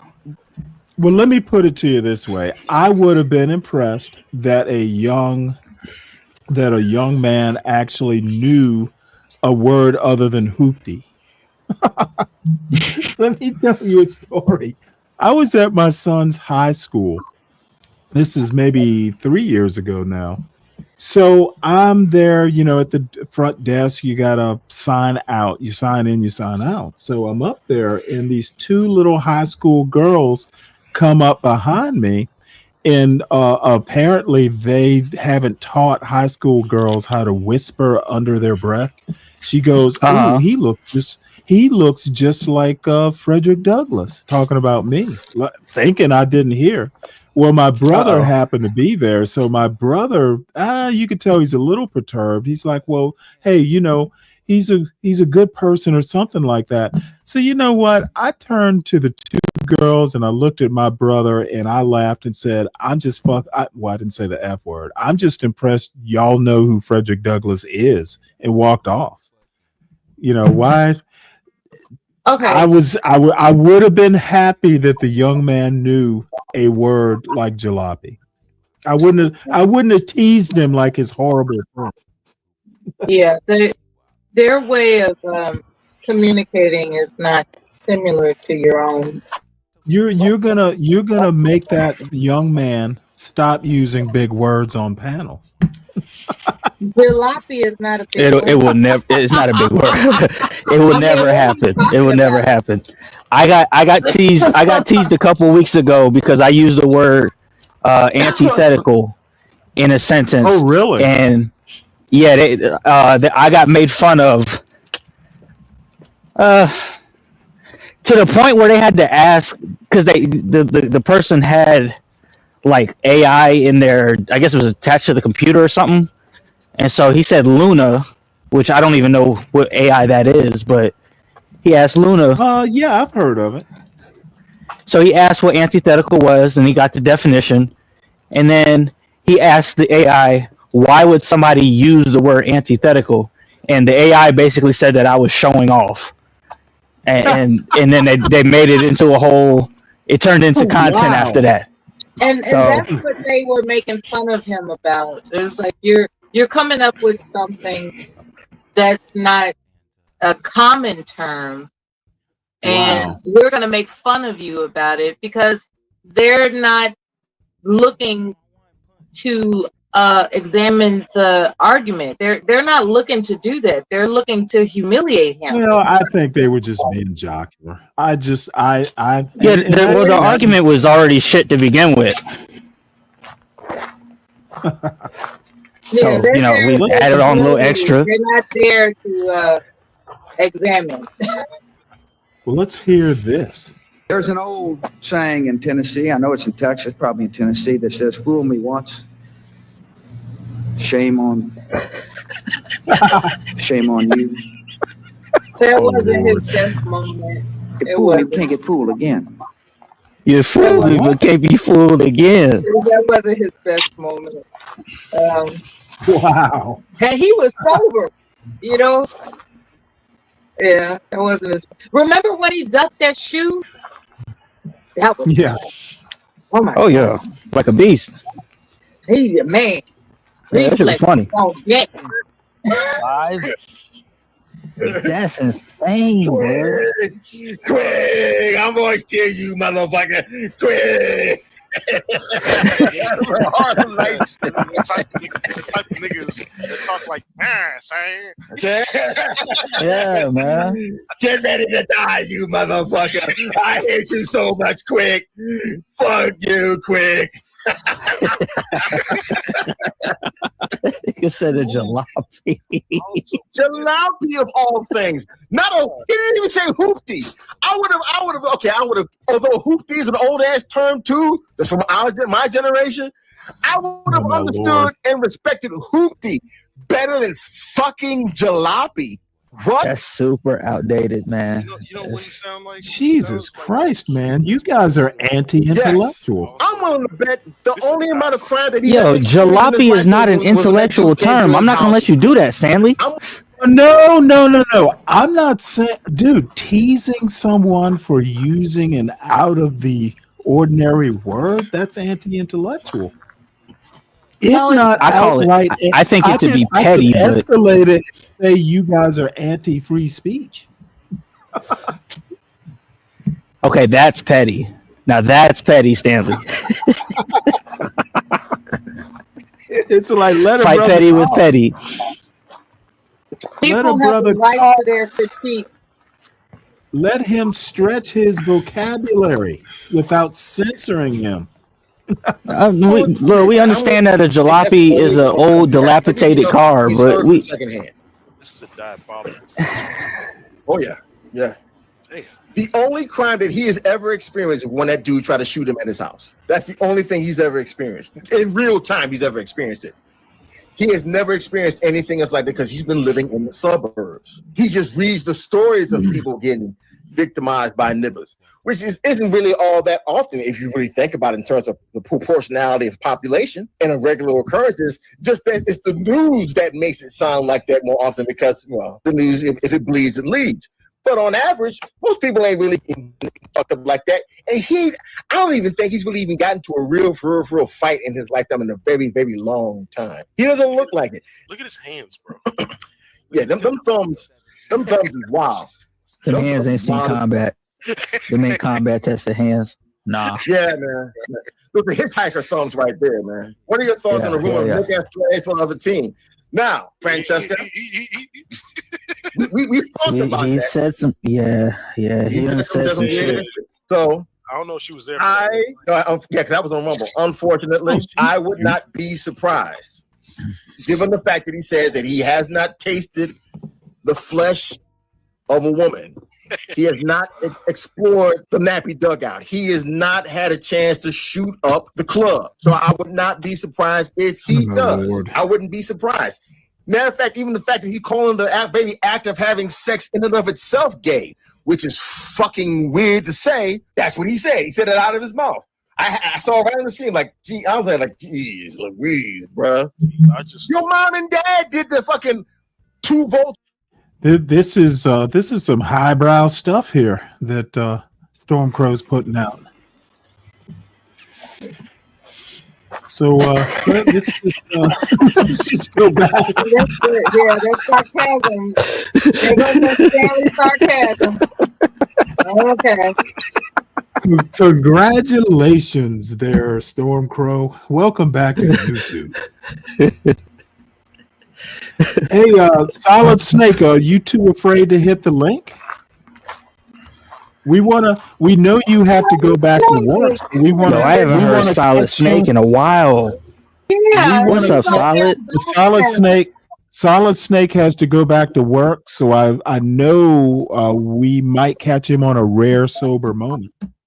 So hit the link. There's that slick this.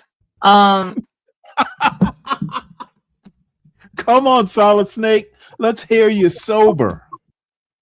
Wow. Oh, dude, you know what? For all the shit he and 12th Man have given me, this is just lighthearted.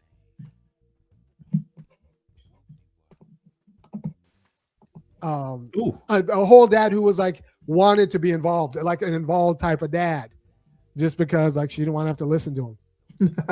That is ridiculous. You know, I wonder if I could get all that into a show title, Yeti. Didn't work out great for me. Didn't work out particularly well for my sister. And now that guy's dead. My dad's dead, right? So it didn't really work out for him before because like he spent the rest of his life a little bit kind of shell shocked about how that situation went for him. Oh, and Lord. It's a little bit ridiculous that we're not honest that just telling black people to do better is not going to be sufficient. We need What is he trying to say with that barriers for more pernicious? Well, what he's trying to say is he'll that be alive if his mother would just agree to stay married to him. well, married men live longer. Maybe that is the argument. Maybe that's what maybe that's his sentiment. That You know, if married, if my mother married would have just men. acquiesced to my father's stance and stayed married to him, he would still be alive. So is he blaming his mother for his father's life not being as long as it could have been? Well, see, that's the problem with bad or bad. What would you call it? It's just a turn. It's just a little curly cue in the script that he just didn't need to add because it literally does detract from his argument. Well, he is in mourning, no doubt. He's definitely His father, grieving. I don't think He's grieving this the loss isn't. of his father. He's grieving that. Well, you do realize that was years ago. It's not a recent event. I'm referring to this video. Hey, if I could get some context, because you were talking about the framing earlier, right? What is his overall argument or her premise of this video? Well, it's in the title. Families, not symbols, lead to community uplift. And he is hey, he would get rid of no fault divorce to keep families intact. That's why he's talking about his parents. They were divorced. And I think we all agree that, a community is only as good as its families, Correct. And then Amir Odom is a content creator who I don't think I've ever heard of him, but his content looks actually interesting. And then the mundanity of excellence, basically practice makes perfect, more or less. He talks about Olympic swimmers, and they swim differently. They're not just your average. It's not. They spend as much time as, say, a high school swimmer or people, that sort of thing. It's just at Olympic level, they do different stuff in the water. Gotcha. No, that's correct. That's correct. But there's a lot of time becoming excellent at something. There's drudgery involved. Who knows Absolutely. how many hours you practice and all that stuff before the starter's pistol goes off. Who will try to exploit black families? Because also who also told it. And also this point that he makes, that just simply saying do better. That's a point well taken. And when he says that, I think of all these anti-black channels where they sit around glorifying in the gory details of what goes on in the hood and the Carmelo Anthonys and the bad behavior and all this stuff. None of it is a solution. Okay, saying this goes back to a man of MOT's point.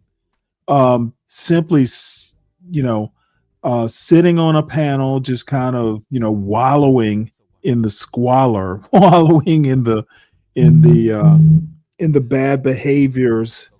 That's not actually getting up and getting out and doing something about it. So, simply talking about it isn't enough. Divorce. My dad, she went to a therapist. Therapist, did what therapists do, which means tell the client what they want to hear in order to build rapport. And of course, someone wants to hear that they'll be happier, and if they divorced and so they don't have to listen to someone. Yeah, you will be happier if you don't have to listen to someone. The problem is the kids probably still needed a dad, right? So we need to kind of instill a sense of duty that even if you will be happier if you emancipate yourself from this Negro, the kids still need that Negro. So I hope that was clear. If there are any questions in the chat, if you appreciate what I'm thinking, you should what I'm saying, you should go to www.funkyacademic.com, kick in $5, $15, or $50 a month. I'd like to pose a talk question about what he just said. Usually, like I said, I take on. Is it okay? Is the burden, because there is a burden involved when it comes to who's going to acquiesce toward whom, right? Is it he mentioned the term obligation, or rather duty. Is it the burden of obligation on a wife who becomes a mother to acquiesce to her husband? Or is it her, dare I say, right to emancipate herself? Is it her right? Because it makes us think like in the He interest of a basically, child needing their father, that mother doesn't have a right to emancipate herself in seeking happiness. well, let me answer it this way because I don't really have an answer. I don't know how he would say, but he is firmly against no fault divorce. Mm-hmm. So he also made a statement earlier in the video about how he singled out black women as, I don't think he used the word unruly, but I think he said hard to deal with. So he actually sounded a lot like the manosphere in that particular point. Hey, maybe I'm bugging, but I remember his content being very different from that. Not necessarily contradicting, but it's evolved. Okay, gotcha. Okay. I would say like 3 Leonard. years ago. Well, he has always said stuff about white women, basically liberal white women. He's been saying that for years. This new tack on the black woman is new. Now Okay, I thought so. He's talked about his mother, and she's a black woman. So he has talked about her in the mistake of divorce and all that. So I would say indirectly talking about his mother for years, he's kind of implied it. He's gotten a lot more literal about it these days. And why, I don't know. He's got a sister. He's got a mother. He's not married to a black woman. I know, right? And we know for at least 13 years he hasn't, dated or been, involved with a black woman. So why he's talking about it, I don't know. Because it's profitable. Gotcha.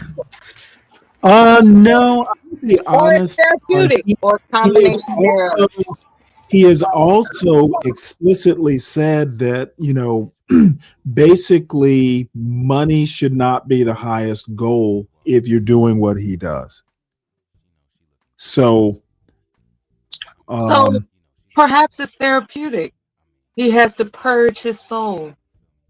well, I don't know, but I'll also say that he's had a channel for if not 10 years, damn near it, and he's just getting to 30,000 now.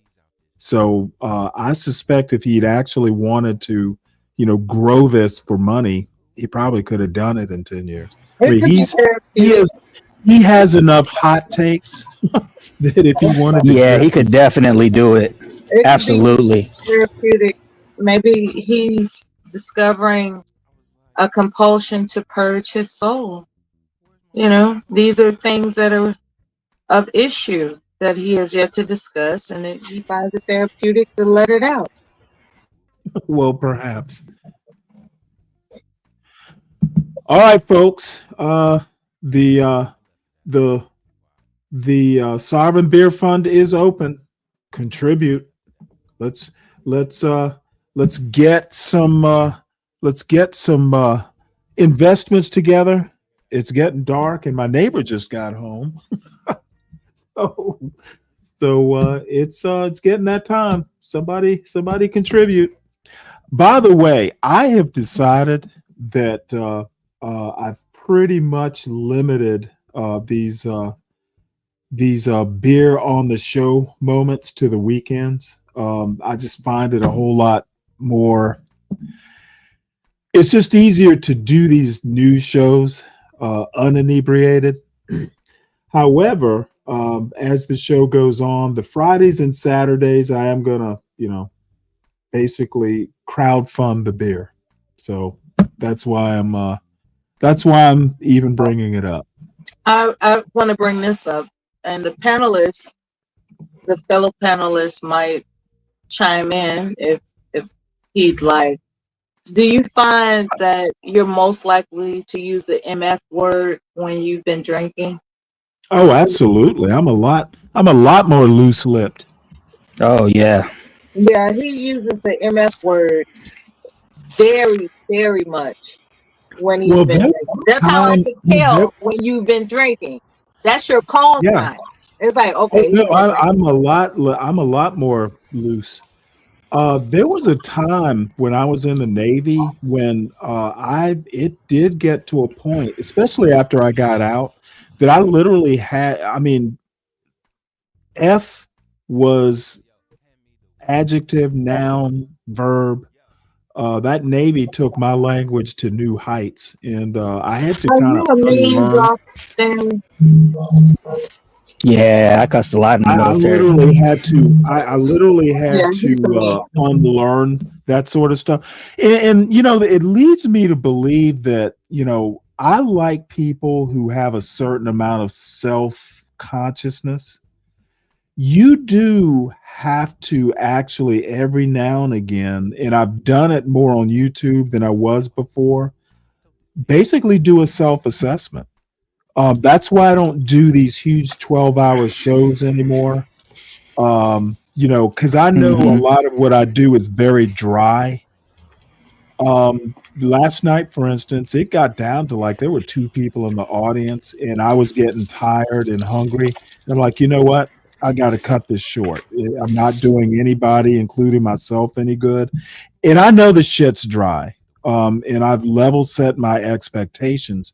I got a couple new people overnight from Nightish's show, so I'm up to 263. The good thing is that I know the people that, come in and stay kind of know that, this is going to be almost like the mundanity of excellence. There is going for every Saturday, you're going to have to go through 6 fucking weekdays. You're going to have to go through Monday through Friday of this dry news bullshit in the history videos just to make it to Saturday. So it gets a little bit more loose. Well, so if it's so dry, why are we both here? We like dryness? Now the thing is you two especially can be serious. Like Lou, you and I have actually gotten into like fucking ethics and morality, the definitions of them. Can it get drier? Correct. You two have a high tolerance for like serious stuff. Other people don't. And that's fine. Yeah. I'm not finding fault with other people.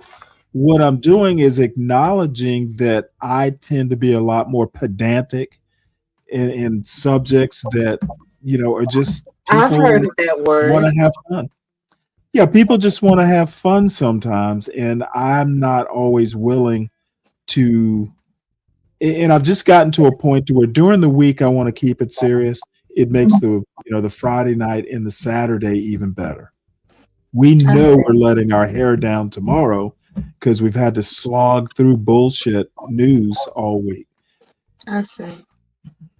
And who cares? A lot of this show, If it's your not goal is to even. raise your subscribers, I'm sorry.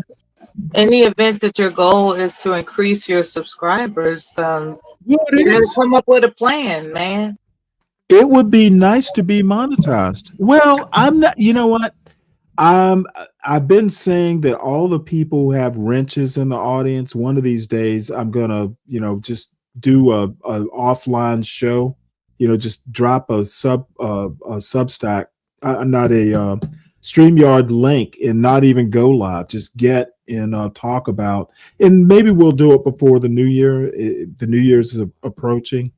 I'm open to ideas, but what I don't want to do is be something that I'm not. I'm just not going to be able to have, a show where I'm talking about relationships constantly. Every show is a variation. I can't do a Sharon Bracey. Yeah. And it's nothing against Sharon. I'm just not that interested in people's relationships. Have you observed? Yeah, you should definitely do what interests you. Definitely. Hey, I gotta drop off, man. But I sent you. I gotta drop off, but I did send you a cash app, bro. So yeah, thank you, Lou. I'll try to come back later. Okay, well, let me add you. I'm gonna add your name to the producer list. You're missing Solid Good night, Snake. Mella. All right, baby. Solid Snake. Oh, he's up here. Yeah.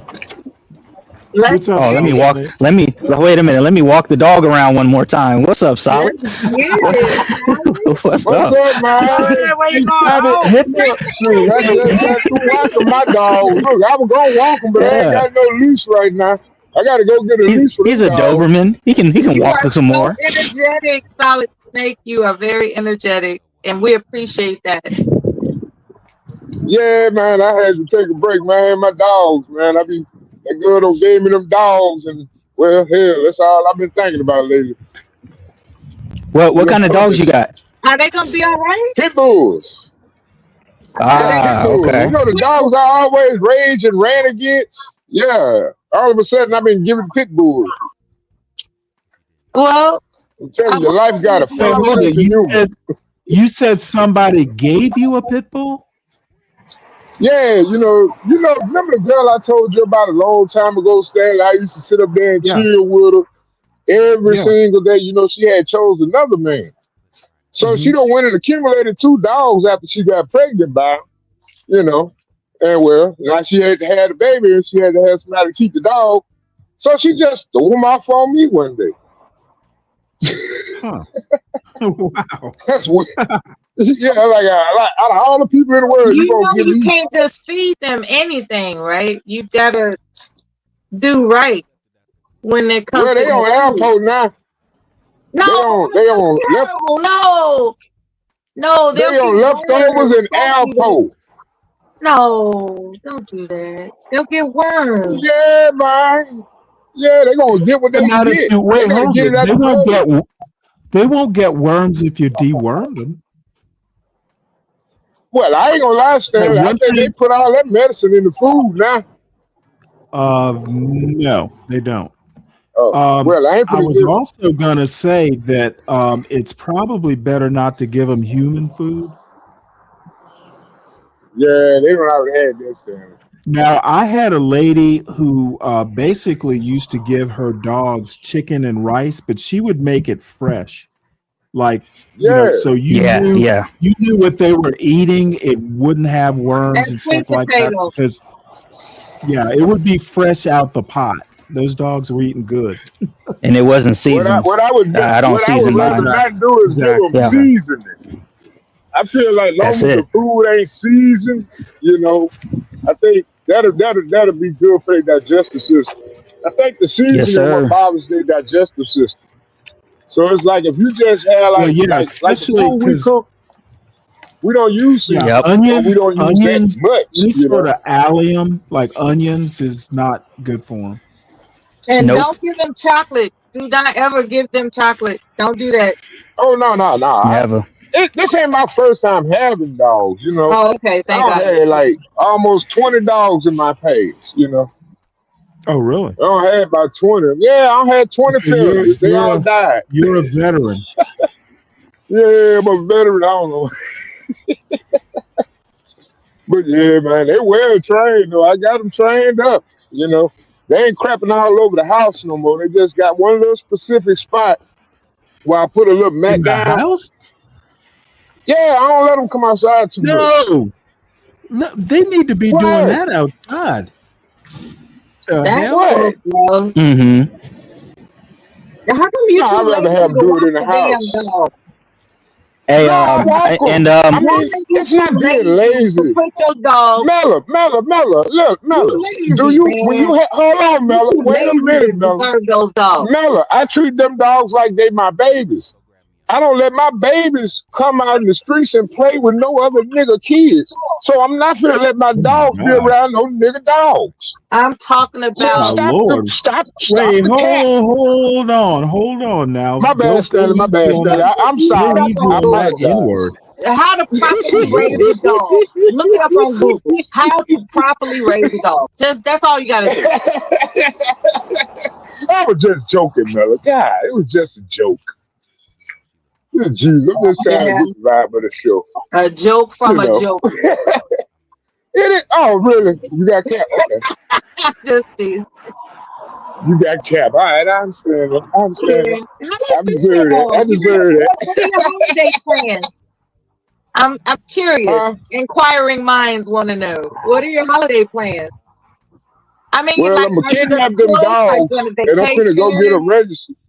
Say what? Dude, do you know I had to pay $2,500 to get those dogs shot? I believe it. I was Yeah. like, damn, these ain't even my Well, I mean, dogs. dogs these days, it's almost like having children. They're as expensive. You know what, Stanley? I was sitting up there It's at that expensive to daggone have a veterinarian's dog. office. Yes. I said, why in the hell are we giving, listen, why are we giving illegal immigrants Medicaid when the dogs and the Oh my cats and the God. pets should have it? I Okay, don't wait. understand Whoa, this. whoa, whoa, whoa, whoa, whoa. My You dog lost me needs on food that one. stamps. Are you saying? My dog needs food stamps, Stanley. The Oh dog I my need needs food God. stamps for my dog. I need Okay. food stamps. I need Medicaid for my dog, Stanley. Fuck them damn illegals. You I'm know even what? more pro-Trump than ever. You and I ought to do a show on that so you can present that argument to YouTube. I I need promise you to God, man, my welfare dogs for need my Medicaid. They dog. need food stamps too. Deport these Shit, my dogs illegals. gotta eat. Fuck them Wow. damn illegals. You know what My I'm saying? dogs Shit, I belong don't know what in y'all be talking America, about. not these illegals. Hell yeah. They out here eating our damn dogs. Hell, our dogs ought to be eating their illegal asses. You ain't paid to be over here. What the fuck? Then all my taxpayer money done went to y'all motherfucking ass, and y'all ain't even putting So back in what the do you community. think about Hell no, fuck them damn illegals. what do you think spade and neutering? What do you think about that? Do you think that that's an appropriate practice to be regulated?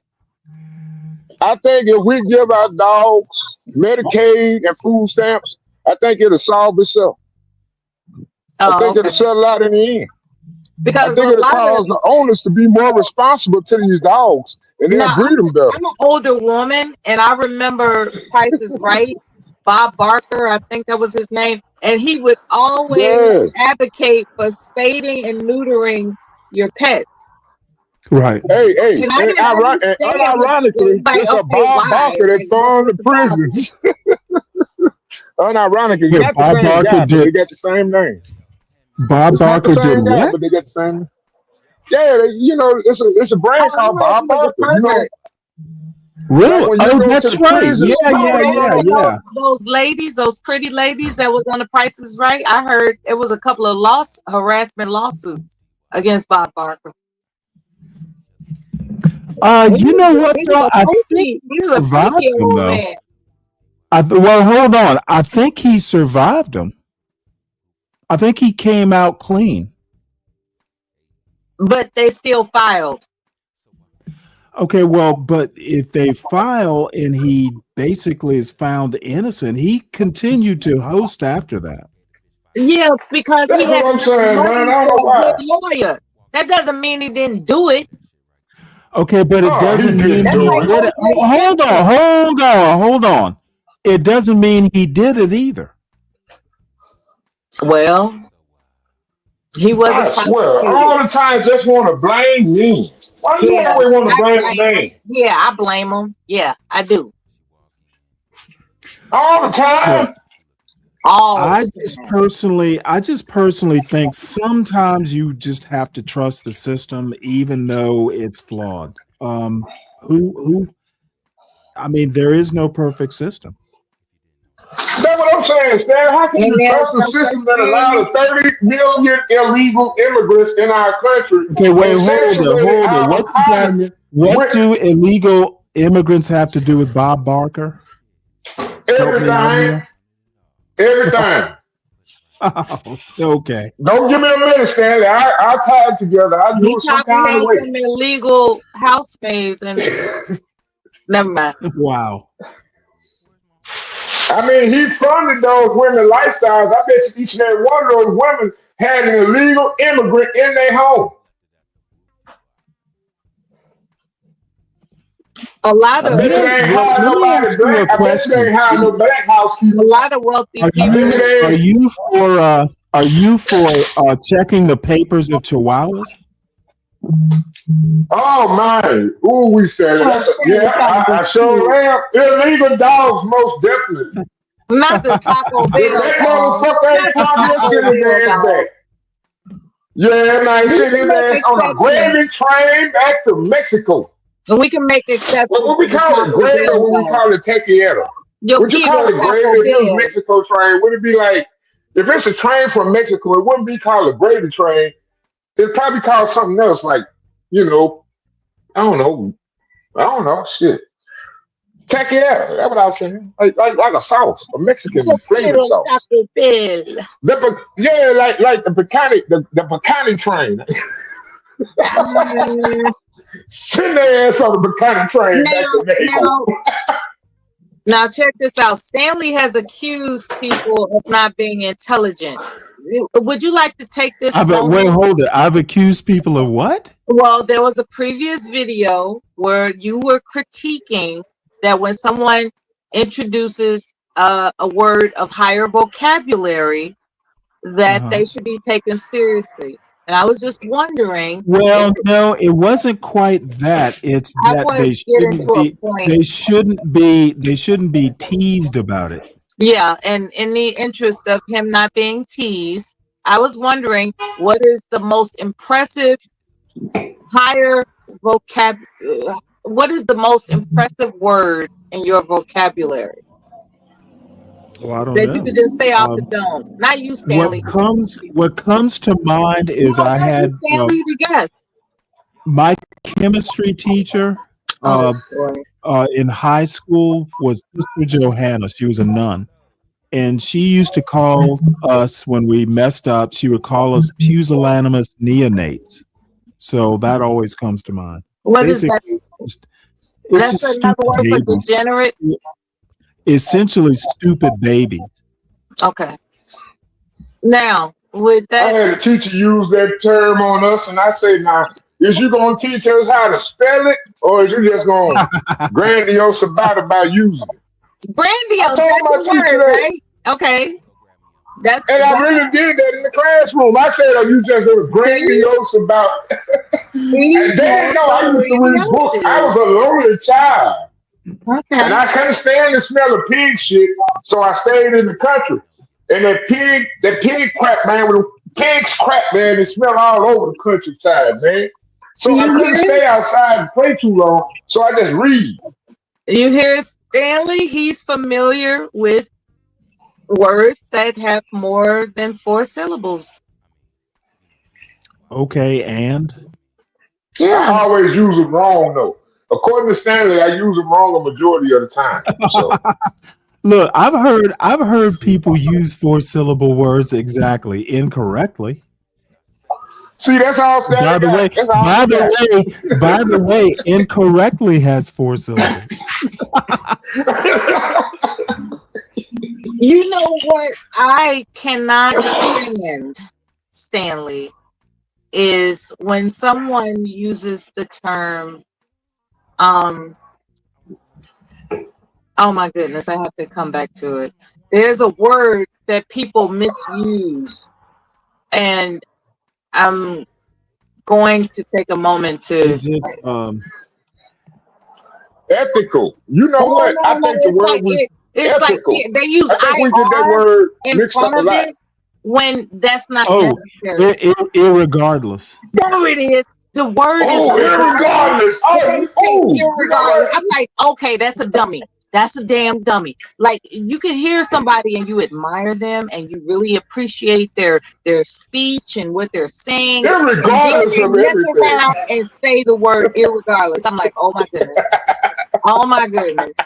They have no idea that it's regardless, not irregardless. It's little things like that people need to understand. Man, I ain't lying, y'all. I lose my little People are dog. using the term irregardless as if they know what they're saying. Well, I'm gonna say this though. I think I don't even tell them anymore. I'm just like, I'm gonna let them be stupid. Fuck it. Well, there's so many bad habits we've developed over the centuries in American English that they probably argue you down that it's actually correct English by now. Looshing? Looshing? Like as in loosing, like loose the hounds?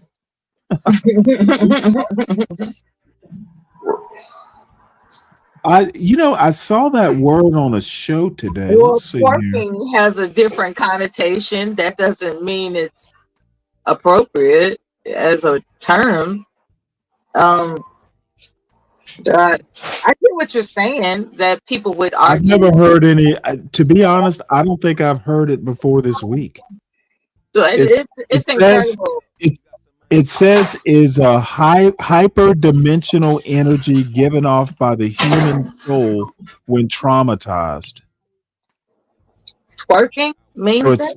It's some sort of emotional thing that animals and apparently it says here in this context, loosh is referred to as the emotional energy radiated by animals and humans when feeling threatened, harmed, or being killed. So, like if somebody pulls a gun on you, you feel loosh. That's fascinating. What?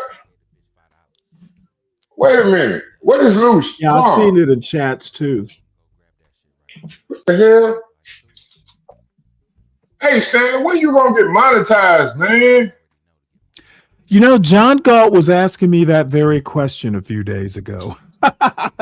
When I get to 500, when I get to 500 subscribers, and at this rate, it could very well be another year. I'm just over. I've got 263. He's making a plan. You doing good? Sally Snake. He's making a plan. Yeah, his plan needs to show up on more panels and get more subscribers. Have you been on these panels, Dusty? I was like, you have to promote yourself. Yeah, man, you can't be bigoted in your own backyard like that and think you gonna get some. Ain't nobody coming to no backyard. Ain't nobody know. You got to go to their backyard so they introduce yourself. This way, I am very choosy about the panels I go up on. I'm really choosy about the women I dated. It's been 10 years. No, it's been like 2 weeks. What I'm saying, in between time, it was like 10 years. They're like choosy. I would think that, well, you know what? It is what it is. I have not been up on Sharon's panel, and he and I would probably agree on some political things. I'm not interested in the topic. I told you about this a couple months. What's that dude's name? Got the school and everything. John showed up on this. Yeah, why you don't ever go over there? Because generally I'm not interested in the topics. It's not about being interested. In being monetized. Sometimes, but the thing is, now the advice I've heard is you shouldn't go up on panels if you don't have anything to say about the topic. Okay, that's good, but sometimes presence is also as valuable because you can influence somebody to say something entirely different than they would. They elaborate in their normal way, but if they hear somebody like you on their panel, you might encourage them to speak even better. Elaborate on their thoughts even more. And then you'll have an influence. What's wrong? I am very interested in Q Butter's topics, running a school and stuff like that. Yeah, one of these days I'll go up there. I tell you what I do have in the works, Chocolate Earth. She got to talking about a project, more or less sustainable living. And I'm actually going to interview her about the Chocolate Earth Foundation. Which she is looking at, making Black people a little bit more self-sufficient, a little bit more sustainable. She thinks it's serious, man. Why you don't ever go over to Bob's channel? I've been up on his panel once when Bob and Blacks were up there. Oh yeah? Oh shit, I must have missed them. Well, it was one morning, and I went up there. I was on Bob's panel more than Stanley was. I've only been up once, but let me explain. The only people up there that I would even be interested to talk to would be Bob or Blacks. The others, I don't. I have no reason to talk to them. you just wear the burden of low expectations. The bigotry of low No, expectations. I'm just. You are the Let's picture of it. let's be honest. I'm a little bit snooty, Yeah, yeah, you And are. you can be an and I unmonetized have snooty I channel can't holder. think of anything that I would talk to Art about, or Ah, Uncle Bill. What would we talk about? I'm not even. I mean, I'm not that interested in football. well, That's we not the talk more about. point. The I point mean, really, is, do Stanley. you want to be monetized or not? I That's the do, point. however, but let me put it to you this way. I get cash apps. I just want the option to monetize. I'm not sure that it's really that big of. I'm not sure that I want to have memberships and stuff like that. I like the super chat idea. People, if they have questions, you can highlight them. I like that, but memberships and all that stuff, I'm not that interested in it. So you really ain't And pro-black then, huh, Stanley? I what? You really ain't no pro-black. What do you mean? What do you mean? I don't even know what you I mean, mean. you call me the anti-blackity black, right? You are. Yeah. So wouldn't you be an example of the black I'm talking about? Afraid of Look, success? why would I be afraid of success? Well, that's what it sounds like. No, what I'm afraid of is having to grift. I'm not going to be something I'm not. You don't have to grip, Stanley. You can stay solid in your form and you can still Good. prosper. Right, but I here's mean, the that's what deal. makes you your best. You ask if I'm pro-black, the answer is I'm not anti-black. I don't think everything black people do is wrong or messed up But you or think perverse everything or most black anything. people do is wrong. And see, you and I are not on board. We're not on the same ship. Of course not, Stanley. We're not supposed to be. But then let me also ask you. I don't think black people need to get together and form a collective either. No, So, I get that point. but But I do most think we need to get together and gain some kind of understanding. Eventually. I don't. I do. What would be I really want less. No, interesting Stanley, my purpose is less nigga moments. if you show Well, see, I don't think those exist. if you show the woman See, that's that because you you ain't were witnessed it. heart-throbbing over earlier, that's something that you and Solid Snake could discuss right now while you have a moment. The woman Say that again. The woman that you were heart-throbbing over, like I don't recall Karen her Hunter. name. Pardon me? Karen Hunter. Yeah, let's see if Solid Snake thinks she's alluring. Well, look, I don't really care whether he thinks so. It would just be I'm saying, hey, Mella, if you see the things I done ran across in my life, and you see what come in my house, Mella, trust me, I am not a good measure. I'm not a good barometer. I'm not. What I'm asking you I'm not. I got some ugly hoes. Hey, I get it where I can get it. I got some ugly hoes. Is it possible some that ugly. you could ever find yourself attracted to an intelligent woman? No. Okay, well, okay, there it is. He's Wow. not interested in intelligent women. I want to see an intelligent woman prosper, because I do have daughters. But when it come down to living with one and being around one 24/7, her calling me out on my bullshit, I don't think I can tolerate that. Okay. Well, see, I'm almost the Why you being opposite disrespectful? at least for any sort of longer term relationship, I'm only attracted to intelligent women. I can't deal, with dummies. I like lower intelligent women, just like high intelligent women. They always go for the low intelligent male. So I like No, the they low don't. No, intelligent they women. don't. No, listen. Yes, I do like low intelligent women. No, I said feel like high intelligence women going for low intelligence men. That's not a thing. yeah, they do it. Yes, it is. Yes, it is. Who It you think they is. getting pregnant by? Who you think they getting pregnant by? I You don't go think to high. any courtroom on I child don't think. support day. I don't think. I don't think I'm telling highly you, you're gonna see intelligent. at least 2 or 3 women working in a high value market, and they got Pookie or Ray Ray with the baby dad, and they gonna let him ride on out of court because she got more money than he do, Okay, and she damn well be paying child support, but you know they got a I don't further like to do executive this. I don't diatribe and usually shit. like. I don't usually like to do this, but you're gonna have to provide me with examples. Man, I I'm think. telling you, man. How about Well, what's Sierra this? Come on, look at got a that baby by lady, look at Future? that Sierra got prosecutor a in baby by Georgia. Future. How about that?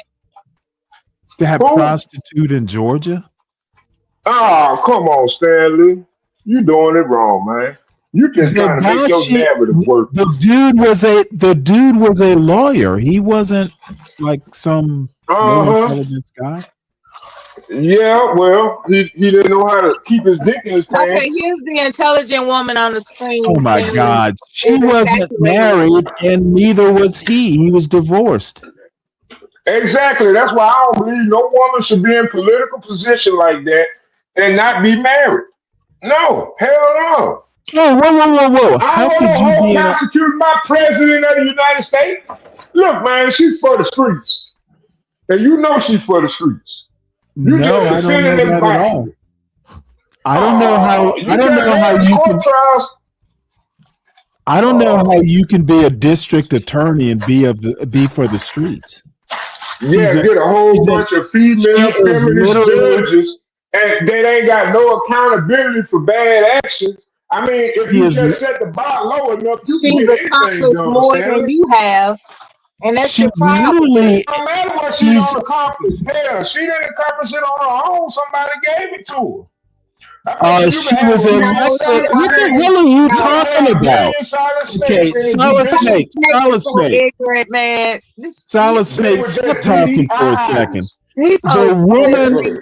You just the slithery. woman has an Emory law degree and is an elected district And attorney. what that means? So do a whole bunch of people Okay, that dude, you're gonna let me finish.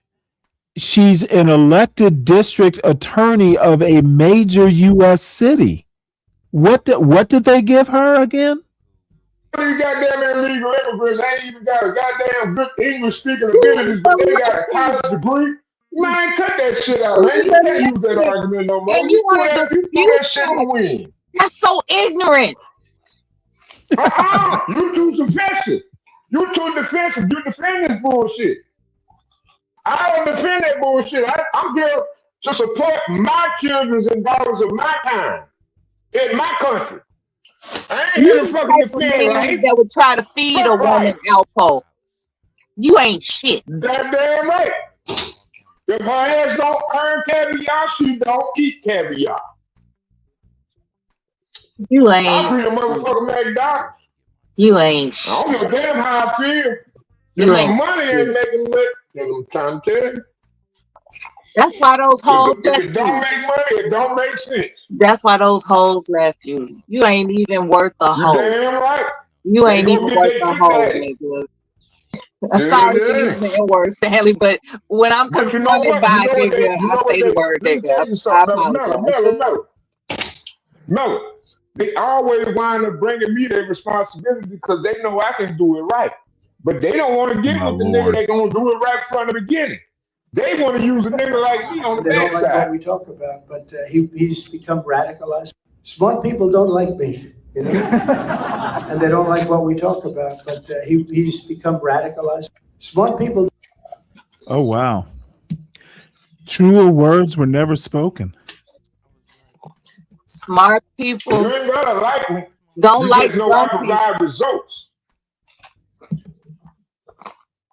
I Because don't know whoever how you to. like I don't ain't know. gonna do what you want I them to do. cannot.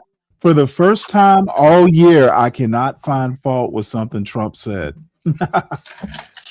Yeah. I may You not can't like find fault with I nothing might I said. invite you to the table, but I'm gonna pat you down because you're dumb. And you just might bring you just might be inappropriate. You know, it's crazy, man. It's like when it comes to I think I've said too much. Okay, I'm gonna mute. No, you good. What you talking about? Miller, you ain't never been on mute. Don't ever start that. Well, those hoes left you for a reason, man. Those prostitutes left you for a reason, man. What prostitutes? Why you think they Okay, prostitutes? you said hoes. I'm just interpreting it as I mean, that's my personal view. professional That's sex my workers. personal. That's personal. You ain't gotta But see you them like brought it that. up. I see them like that. I'm not guessing. You said it. Yeah, I like hoes. I like hoes. And they left you. They don't like you. There's a reason Exactly. for that. You know, And you they don't knew want they to was a change snake it. when they met. That's They the knew I scary was a part. snake when they met. You don't find the fault in your demeanor. You don't find fault in it. No, I don't Where's see the no success. self-actualization? Where is that? Miller, I don't see no level of success in their presence. That's the problem. Miller, sometimes, you know what I'm saying? I'm a man. I'm a man of means. I just can't be with no any damn woman. I can Then only why were invite her you? into my life. Why were you with any Yeah. damn woman? Because I'm a man. I'm a free man. I remember this veteran. Crevices versus hills and mountains. This veteran, you know how you go to the VA, you get to know people and everything, and they tell you their life story Yeah. occasionally. And They tell you what? they tell you their life story occasionally. Oh, and, yeah. And what happened with this one particular guy, God rest his soul, Old Man Frank is what we called him. And he, let's just say he wasn't very kind to women. I'll put it that way. And his whole narrative was, if I could just find, quote unquote, the right woman, the right woman, the right woman. So every week, every month, every year, we would ask him about, how's the dating scene? Have you found the right woman yet? Oh, wow. And Now, were y'all doing it? Were y'all doing it just to get a rise out of him, or No, what? we all ask each other about how we're doing currently. That sounds kind of cruel, to be honest. No, but with that in mind, his response was, "They all say I'm too mean," and I'm like, "Why are you being mean to them? Why are you being mean to them, Frank?" He said, "Cause I'll kill a bitch. I'll kill a bitch." That's Shit! Really? That's his whole thing. He's just mad, and he needs sexual exchange with a woman, but he doesn't want to deal with a Then he woman. loses a child by the hands of a child of another black woman. He's like, a reason he feels that way. when Solid Snake is saying, I'm a man, it reminded me of Old Man Frank, God rest his soul once again, and always. It reminds me of that because his whole spiel is no woman will ever be satisfying for him, because in his essence, women are only good for having sex with. That's all. That's his whole thing. We can't, and we had to confront him. It's like, so what you're saying is that you want a woman to be around for your use, not a relationship. No, Yeah, that you is just not what want I'm a saying. woman to be available for your use. No, I don't. In terms of a the woman needs that holds that a man accountability has. to the heart. Whatever these I needs want a you're woman talking that's about. accountable. I guess you're talking want a about woman that's sexual accountable. needs. Say You what? know what I find? You're not talking about I want a woman that's accountability. accountable. You're talking about exploitation. I want a woman that know how to shut up I'm and tired listen. of, I'm Because tired of this 90% bullshit. of the time, You're talking about they get to exploitation. trying to defend these broke ass You're niggas. talking about And I don't want to exploitation. defend the broke ass nigga when I got to work every damn You're day. talking about exploitation. As long as I can exploit these women, I'm cool. But as soon as I have to view her as a human being, I got a problem. Hey, I have. I was on an old friend of mine's show last night and got a rude, some roughed. I got roughed up by these two ladies here. And I know Janet. I've known her for a while. But anyway, this was a very interesting exchange, and I basically wound up leaving the panel because you know what? I wanted to go over to Nidish's show anyway, and I was like, I'm just having I'm not going to win against these two girls because Janet is like pissed off with me forever, and this other woman I just met last night on this panel. But dude, she was just being, in my opinion, an asshole. And I think she had what they have a problem with me. Most people on Benji's channel know me. They've known me for 2, maybe even 3 years. So they're kind of used to my voice, and I have a kind of a distinctive way of speaking. But people who don't know me in that world just think I'm soft or LGBTQ or what have you. And it's a common mistake. Once people get to know me, they kind of know that dude's an asshole. But this was an interesting thing. Well, I was hoping Mella would stay because I actually wanted her opinion. Yeah. But I'll play it anyway. Let me set this up though. So there's this woman on the right-hand side basically says she doesn't like men who are nice, basically. She wants kind of a roughneck guy, kind of a hood guy. And you would be the sort of guy she would probably like. That's the other reason. No, I won't. Whereas I'm the kind of guy, like I knew when she said that I would not be her type of guy. But it was interesting, and it was messy to a point to where I'm like, you know what? I don't even want to be here anyway, and I'll just leave these two silly women to themselves. Now, Empress Janet, we have a history, so I knew I wasn't going to get a loving reception from her, which is fine. I would expect no better. But this other woman, I honestly had no fucking clue who she was until she got introduced. So we'll play this.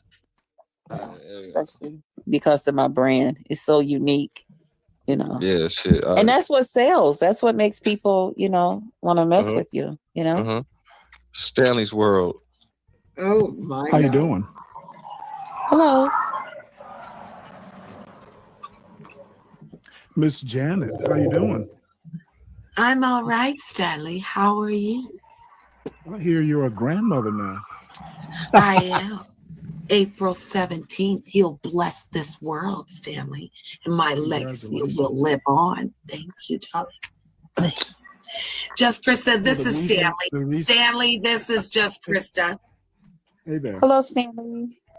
How are you? The reason I bring it up, Janet, is who you calling old? You have doubt, depression. I'm not a grand. You have doubt, depression, and PTSD. So yeah, you take medication, and you have gray hair. So your bones are old, and your feet don't work. Well, there's a reason you don't have gray hair. You can afford the hair dye. I do. I have silver hair. My mic is low. I didn't realize that. You're stressed. Damn. Hey, Solid Snake, is my mic low right now? No, it's pretty high. Okay. I don't know why it's low on this video. You're stressed, Stanley. They might have turned it down. That house empty and the walls echoing. Oh shit. Let me tell you. Wait a minute, Stanley. Let me put you on mute. This is how, I literally just came up to the panel, and Empress Janet just wants to hop right on me, which doesn't surprise me. In a way, I probably should have expected it. But they don't want. Let me tell you something, Stanley. when you're dealing with black women, one thing they know is a threat to they diplomacy. Okay, well, hold on before you An go. intelligent young black man is a threat to their system. That Okay, they got well, hold hold on. As I said, we have a history. And about a year and a half ago, she came up to my panel. It was on the HB show, I think it was, and I just fucking dragged her all over the panel because she came up with some bullshit and pissed me off. So in a way, I have it coming because the last time we encountered each other on John Galt's channel, I just people were surprised at how cruel I could be. So she is a little cold or vicious. Hey, she's a woman scorned. So it doesn't really bother me You know what I that much. always say? Any given panel. You know that movie they used to have called Any Given Sunday? Yes. Any given panel. That's Any Janet, huh? given panel. What's up, John? What's up, man? That's Janet, huh? I remember that one. Oh yeah, that's Janet. Dude, Now like, this she's guy's kinda deranged. she's kind of what? Deranged, bro. Like, Oh yeah, she is out there. Now Benji, the guy on the far left on the top, it's his channel. I've known him for probably 3 years. I used to hang out in their universe.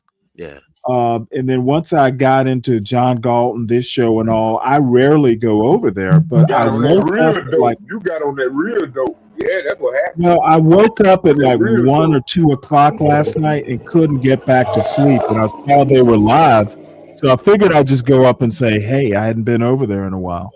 So Janet's there, and naturally, Janet's gonna just. I wasn't expecting a loving reception from her, but the way this develops, it surprised me, to be honest. So I know Benji, I know Janet, I know Grandma Love. The only person I don't know is just Krista. But it's an interesting thing, and I really wanted Mella's opinion of this. The upshot is Krista says that hey, she likes her men a little rough cut. She likes to You know, get she doesn't. Well, just in that.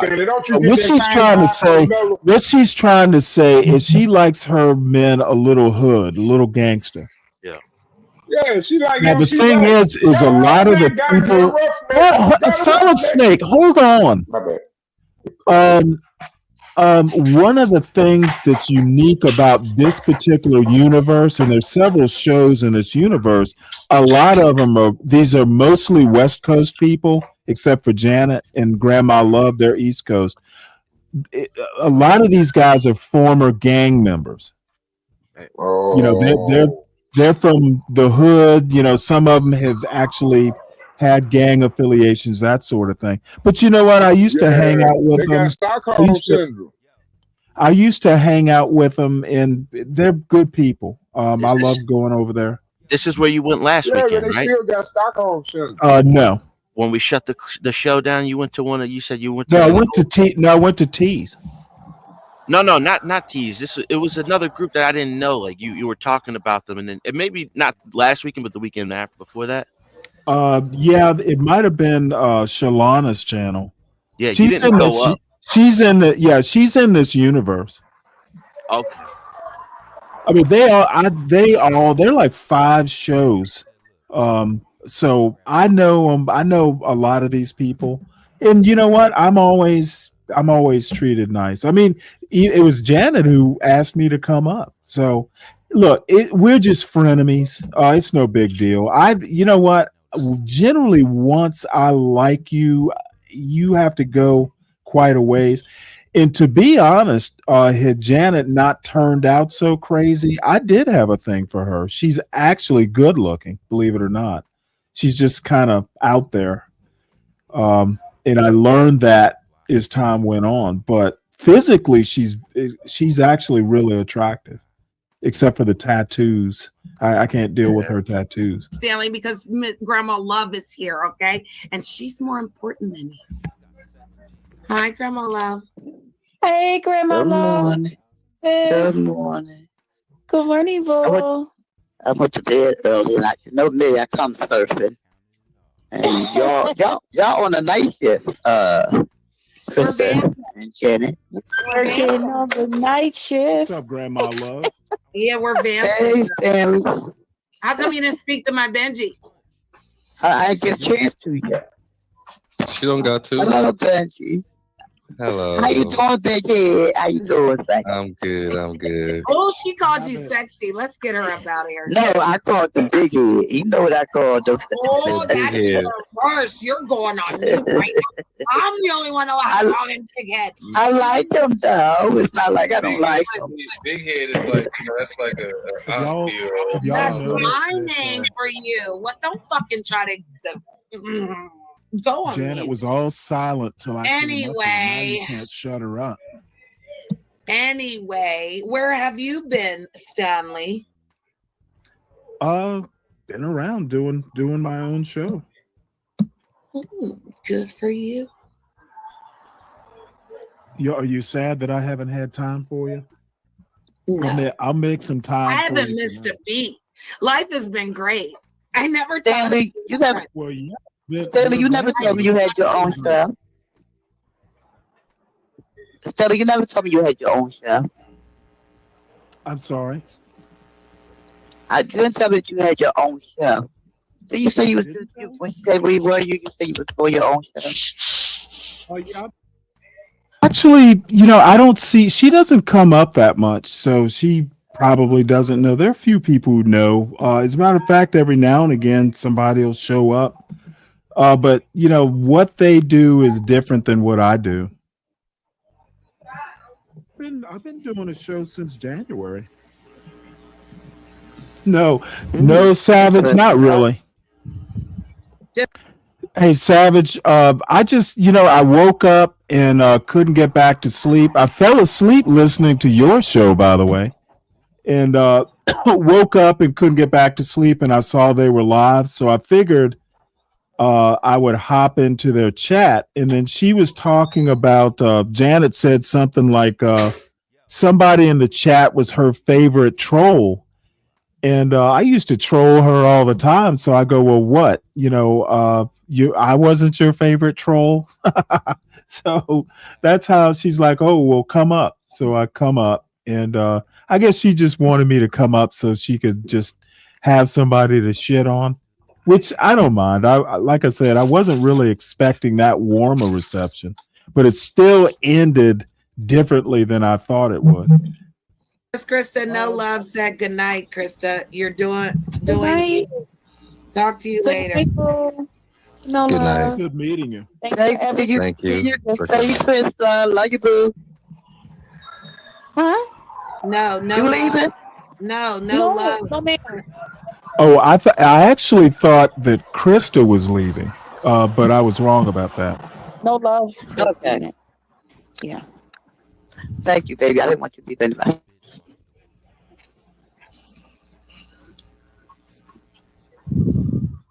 Jenny, you stole my lighter. I lost my lighter. Can you find it for me? Yep. I love you, Sugar. I didn't even see your comment. And Krista, Sugar said hi. So, yeah, I'll buy you one. Okay. I'll buy you one. No, matter of fact, Stanley, could you send me $5 so I can buy my friend a big lighter? I'm pretty poor. I got poor when you left. I got poor when you left me, Stanley. I'm the poorest I've ever been in the world, Stanley. Let me send you $100 so you can buy some diapers along with that lighter.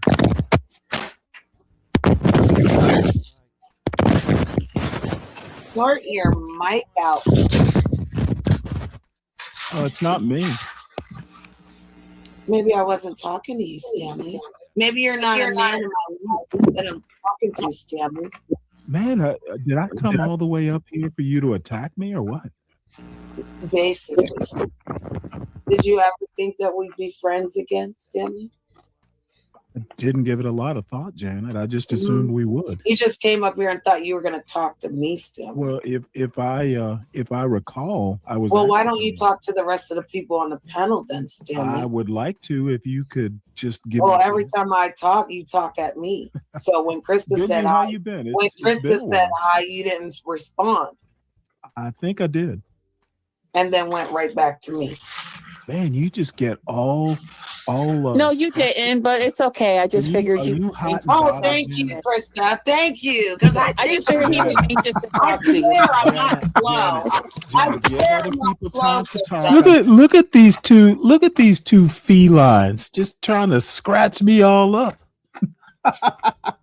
Hey, believe me, Savage, she can be, but she is a handful. She is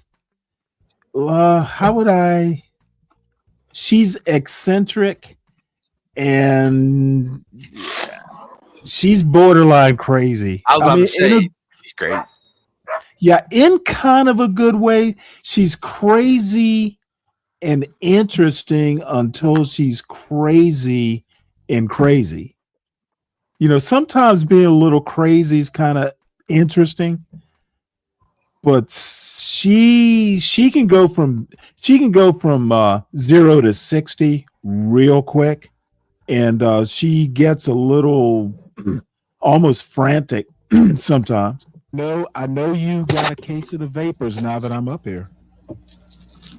Krista, No, I do knew not. you said hi and you didn't get a response. Oh, It's my very Lord. rude, especially when he's Hello? 70 years old. I'm Hello? I'm trying to say hello, Benji, but Cool. Yeah, you're all right. We'll deal with it.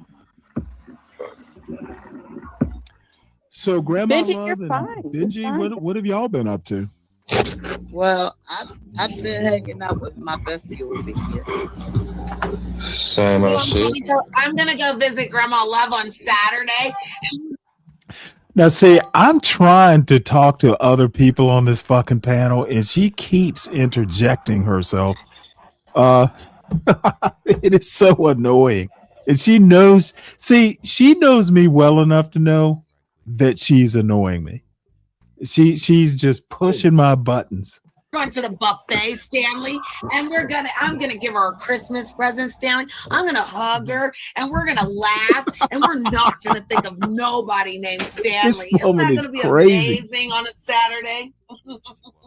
Well, it's amazing. No one can think of me on a Saturday. No So one try thinks harder. of you, Stanley. No one really I does. hope you. I hope. How I many wish people you show up every to your success. show? But how many people show I up to do your not- shows? And what?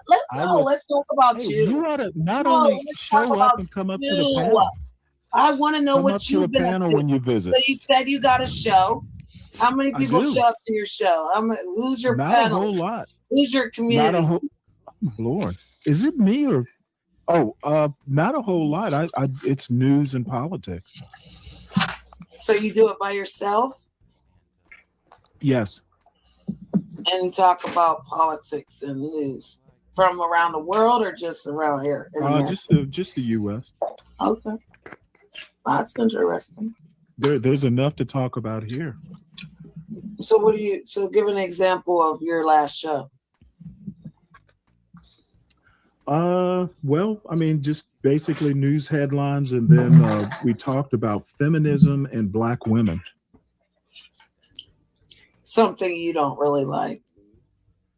No, I love news, politics, culture. You know me well enough to Yeah, know. you love that. You just don't love black. I do a whole show. That went about all the way it. over his head. Actually, Grandma Love is right. It did go over my head. Hey, Stanley, it wasn't a win over mine. I would have told him straight up, point blank, goddamn it. Well, I'm like, the well, thing let's is- go down. The thing is that she knows. See, she knows that when she goes into run-on sentence mode, she's trying to keep me on the balls or on my heels. Sometimes I have this habit of thinking before I speak sometimes. And the feminism part, it didn't even register until she had said it. I don't like or dislike feminism. It's not a person. Feminism How can you is like call it a feminism, Stanley? Stanley, how can you feminism call is it an feminism with nothing they do feminism is is an feminine? feminism is an ideology, not a person. So No, it's called misterm. They mistermed it. It's not feminism. It's called domination. They want to dominate a man. okay, That's what they want to do, don't bring Stanley. that don't bring that manosphere bullshit up That's here. what it is, Stanley. It's boring. So Man, anyway, listen. it did go over my head because she's just so rapid fire. The truth. I didn't even hear what you said, Janet. What'd you say? Can you repeat it? Don't worry about it, Stanley. That went over your head, sweet. Oh, Go ahead. Grandma love. It's the first time I've talked to her in quite some time. I don't worry about I don't understand why he wants to talk to me though. Like when he came in the chat, he tried to troll. I'm trying not He acted like he was the troll. God damn, she was the one who invited me up. This is like some coy woman thing that she's trying to do. And it's really fucking annoying, to be honest. When he was in the chat room, 11, now he's up here. No, like it's not good. He's somebody else. So we'll let him go. But I don't really let me tell you why I mentioned trolls. I don't really want to talk to you. So go ahead. I was listening, and you said something about your favorite troll. So I used to be your favorite troll. I got jealous. My bad. Stanley, what did you do? No, that's a lie. You were my pet. You sat next to me on my panel. You hardly spoke. And when you did, we had to calm you down because you would go Listen after to the bitterness. And then you have to learn. And then you know what you did? You betrayed me. You dogged me. You lied on me. And you tried to act like I didn't bring you over here while you called everybody motherfuckers over here. Destroyed yourself, ran off with another. Let me respond to this bastard.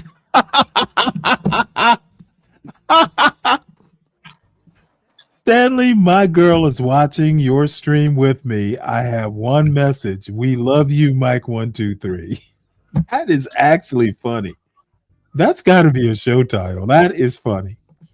Good one, there, and then took everything that you learned from Janet. And how's your show going again? You're welcome. As far as I know, yeah, fine. You're welcome. That's what you should now, be saying. Do you want to come over? And then you remember your last visit over there, right? You're not my favorite, and you're not my best troll. You're none of that. You know who was? Bush Boogie. His name was Bush Boogie. When you go find him, that's the real troll. You're not a troll. You're a weak, fat old man who thinks that he can want to come up here and get some commentary of talking to me. I don't never want to talk to you. I don't never want to see you. Every time you come around here, oh, this poor woman. Last episode. This is actually. Damn, I thought it was sad. I thought it was sad, but it winds up being kind of funny. I like, God damn, dude.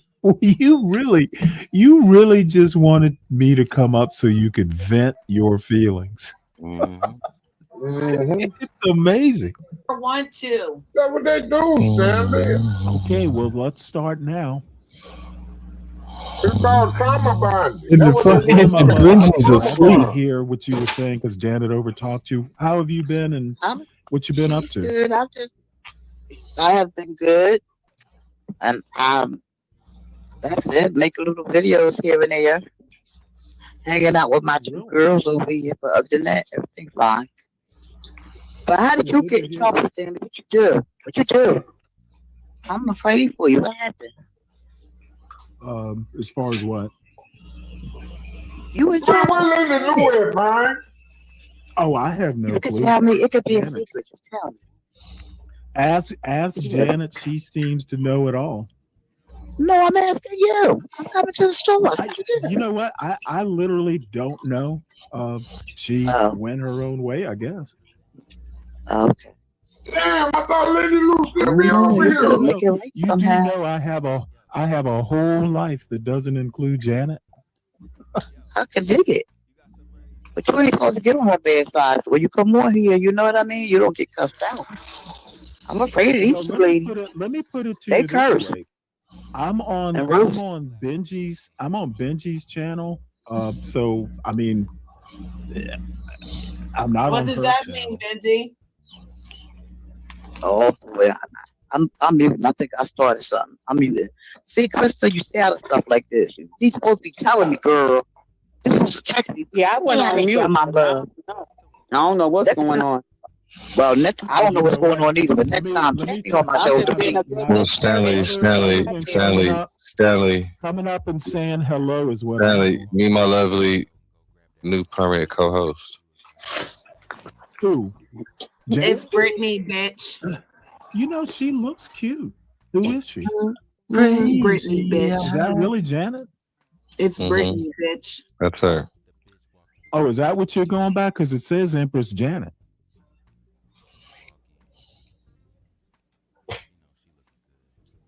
Well, when someone has my address because they sent me a computer, you know my name is Miss Brittany, motherfucker. You know what? Miss Brittany look like you're staring at me right I'm now. the co-host. That's How's what he that said. computer doing? Is it still working? Sure is. My son loves it every day.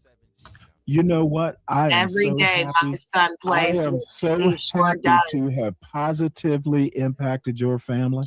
So again, don't ever act like you don't know who Brittany is. don't ever Ever in your life tell me what to do. You understand? You don't talk made to your me. life. No, you don't get to talk to me. You understand? You do Your what I life is say. better. Yeah. That's why you came up here to talk to me. Your life is so wonderful, yet you're here for me. So stop talking to me, weirdo. Moving right along. Lord. You know See how what? that It's, works? it's, See how that Hey, works, boy. America? oh my God. Jesus Christ, Can't this let poor go. woman. Up here just to hear you talk. I could have stayed in the chat and done that. Bye. Bye. Bye. Why you Let still the man sitting here? talk. Why you Goddamn. still sitting here? Why you still sitting here? Why you still sitting here? Bye. I was about. Bye. I'm about to say Well, saying goodbye to. Get gone then. Oh man. Get gone. Well, why are you still here? What you Because stuttering you're for? letting me. What you stuttering for, Go ahead. Stanley? Go ahead. Stanley, and stop talking to me, Stanley. Kick me from the studio. She got a thing Bye. for you, dude. Leave. Little ugly. Well, Benji, how's your family, Benji? Oh, same old shit, man. You know what I'm saying? Same thing. Nothing new changed. Daughters in Atlanta married, and Oh, she got that's about married. it. Yeah, that's about it. Nice. Yeah, other than that, shit, nothing really. Same old shit, bro. You know? Yeah, it's kind of the same thing here. I Hell yeah. going to visit my father in a week or so. Hey, how the boy doing in college? He's surviving. He's started his sophomore year, so he'll be home, I think, this weekend. Hell yeah, that's what's up. That's what's up. He probably getting some pussy out there too by time, huh? Oh yeah, well, you know what? He's doing nicely. He as a matter of fact, I barely saw him this summer. He spent a What do you good fuck with? portion White women or out in black San women? Francisco. You fuck with white women or black women? Asian women. Asian. Hmm? His girlfriend's Asian. Asian. She's a transfer student or something? No, I think she's at Emory.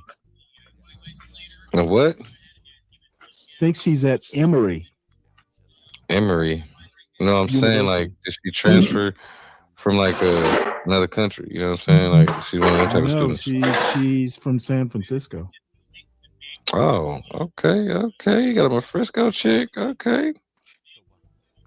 Yeah, he was out that way this summer. Okay, that's what's up. They're all on the West Coast, by the way. So he's living his best 19-year-old life, and I'm happy for him. Hell yeah, for real. That's what's up. But other than that, it's not too much going on here. Just living that empty nester life. Yeah, I've been living that shit for some years now, man. Well, you know, you and me both find stuff to do online, apparently. Yeah, you know what I'm saying? Got to. This is my video game. How's You know what I'm Born Rich saying? doing? I haven't run into him in a while. Oh, he's live right now. Oh, is he really? Mm-hmm. Hey, Stanley, I'm finna drop Yeah, off, as man. a I matter gotta of get fact, to I work. went to sleep early. And All right. woke up Well, about an thank you hour for ago. stopping by. I enjoyed it. Hopped on my phone and I saw All right, y'all were Stanley. live. So Take it figured easy. I'd say hey. Hey, that's what's up, man. I appreciate that, bro. You know. Yes, You know, I it's think funny here when someone's Janet. dying to speak, huh? I think Janet had stepped away, but she comes back with a vengeance. Well, you know, I've been on Shalana's show a couple times. She tends to be on during the day and talk Yeah. to Terrence a couple times on Shalana's show. So Mm-hmm. that's always fun. Mm-hmm.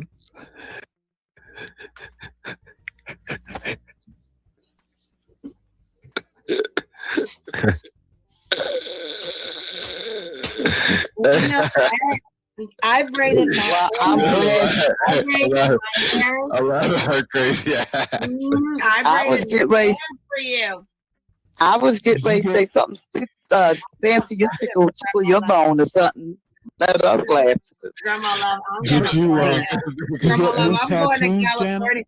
You know what, Just Krista, let's go. Excuse me. Just Krista, Yes, I'm we're listening. gonna go to California. Okay. We're gonna rent a hotel and then we're gonna go to dinner and we're gonna have some fun. But in that Miss girl, this one right here. And he lives up in the mountains, right? So it'll be easy to find him. You feel me? Let's see, right here, I guess she's trying to make me jealous. I have no clue, but just stay tuned. The fireworks will be starting here pretty soon. We're gonna give him a Christmas present. I have to You're right. take It's gonna be him harder a to find me. Christmas present. I don't need to take you with me in case I can't get back on the plane. You feel me? It's gonna be harder to find me. I get it. I get it. I gotta hold your purse. I understand. Yeah. I got you. I got you. Make sure you Yes. bring her. Make sure you bring her a full body cast. I got to handle these dogs real fast. I'll be back, man. And a Okay. and a See you later. thing, the pallet jack thing. Make sure because you have to wheel her ass back on that plane. That motherfucker straight up. With the neck brace on. Could Yeah, you telling me to stand in the seat. You gotta Just pass go sit down the whole trip. They Well, gotta yeah, stand gonna be up like, the I whole told you. Yeah, she gonna be like, I told need you to not to stand in get on the plane. I told you not to get on the plane. Get them standing. Just help me get her back into the car. We'll go on a 4-day trip back to the East Coast. All right, yeah. Matter of fact, I will. We'll lay it right in the back. You know what I'm saying? Right back there. Matter of fact, we can lay seats all the way back. Yeah, me and Chris is going to Cali to take over. We're going to Sacramento. We're going to San Francisco. We're going to hit LA. We're going everywhere. There's nothing to do in Sacramento. Yeah, there's a lot to do. Oh, there's a lot to do, Krista. There's a lot to do. I know. It's the capital, girl. And there is a West, too. There is a West Sacramento, and there is a fucking You know what West Sacramento is? Another hood. We should just do the whole Sacramento. Just go Another hood. You know what? A dirty You know hood. what? Dirty ass fucking area. Shit ain't shit in West Sacramento. Y'all go to California. I'll have the money here in case y'all need to either get back or y'all need bail. Krista gonna need to get back, and you're gonna need bail and commissary. That's what happened.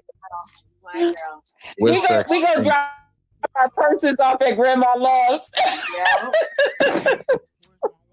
Because I'm gonna need to get Janet out of jail. Girl. You might have to come with us, girl. You might have to be that I'm person. not. Yeah. Listen, I gotta You be might the have to come person. with the reason. Grandma I loves I've gotta been be the acting like person. I could be the person in the yeah. background. I gotta hold the stuff. 'Cause I gotta get Crystal home, and I gotta get you out. Good job, Grandma Love. If I go with you, everybody's going down. So I'm just, okay. Smart woman. No, she didn't just Yeah, put us she out there, do jump Krista. Like, in. but Krista, She why do did jump she in put for us me out and there you. like we're gonna fail? Why are they putting us out there like we're gonna fail? We're not gonna fail the mission. They're not, Krista. We're not. I just know how you get mad. You beat somebody down. Now I gotta go bail you out. Yep. And Crystal gonna be like, I don't know what's going on. Mhm. So I gotta send her ass home. Grandma Love is right. I'm gonna say, I'm gonna Remember call your somebody up. training. Yes, Krista. Remember your training. Remember Canada. Just remember Canada. If I Oh ever say shit. that to you, get us Oh out. shit. Just get us out of it. You hear me? That Don't let motherfucking them Canada. Yeah, That don't let shit. them take me, girl. Don't let them take me, Mm-mm. girl. I ain't gonna let them take you. Fuck out of here. That motherfucking Canada shit. Oh hell no. Yeah, because I'm That trying shit to was knock scary as hell. the gold out. See, there's gold in the mouth, Krista. If I can get the gold out the mouth, it's gold. You hear me? I'm gonna Well, knock. Krista, is it good? That's all I want to know. Is it good? Ooh, Does it taste good? Do you? I hear Oh, the same song. you can hear me eating the Slim Jim? Ooh, Yes, that's what I said. Is it good? They don't snap though. Hey, look, my wife ate all the M&Ms last time, right? I got some, right? I said, damn. So I said, give me some M&Ms from the store. She said, your M&Ms cost $20, motherfucker. Oh, I love those bags. I bought my son the big one, the brown one. He likes the plain. I like them nuts. M&Ms. I You like want some of these chocolate nuts? All of y'all is going in a diet. Nuts. All Yeah. of you and Janet is going in a diabetic coma. No, we're not. We're skinny. Yeah, we are. I gotta do all that sugar. We're Y'all, skinny and rich. Krista, they're going into a diabetic coma. No. Save We're my skinny. friend. He said, no, we not. I'm skinny. We skinny.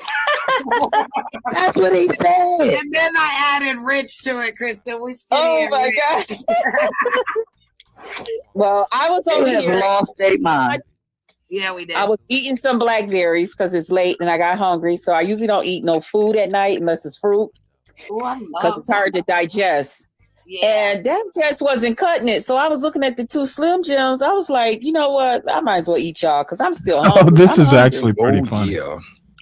So that's why I was eating it. I'm sorry. I didn't know y'all could hear me because I was fucking I don't hungry. eat. I'm hungry, I don't but I eat. want to eat something. And the reason that they didn't pop, the reason they wasn't popping is because I take the paper from around it. That's around the Slim Jim because I don't know what they make that paper out of, but I don't trust Make it. it out of plastic. So yeah, whatever they make it out of, it shouldn't be popping It's and not stuff in my paper, mouth. it's I'm plastic. cool.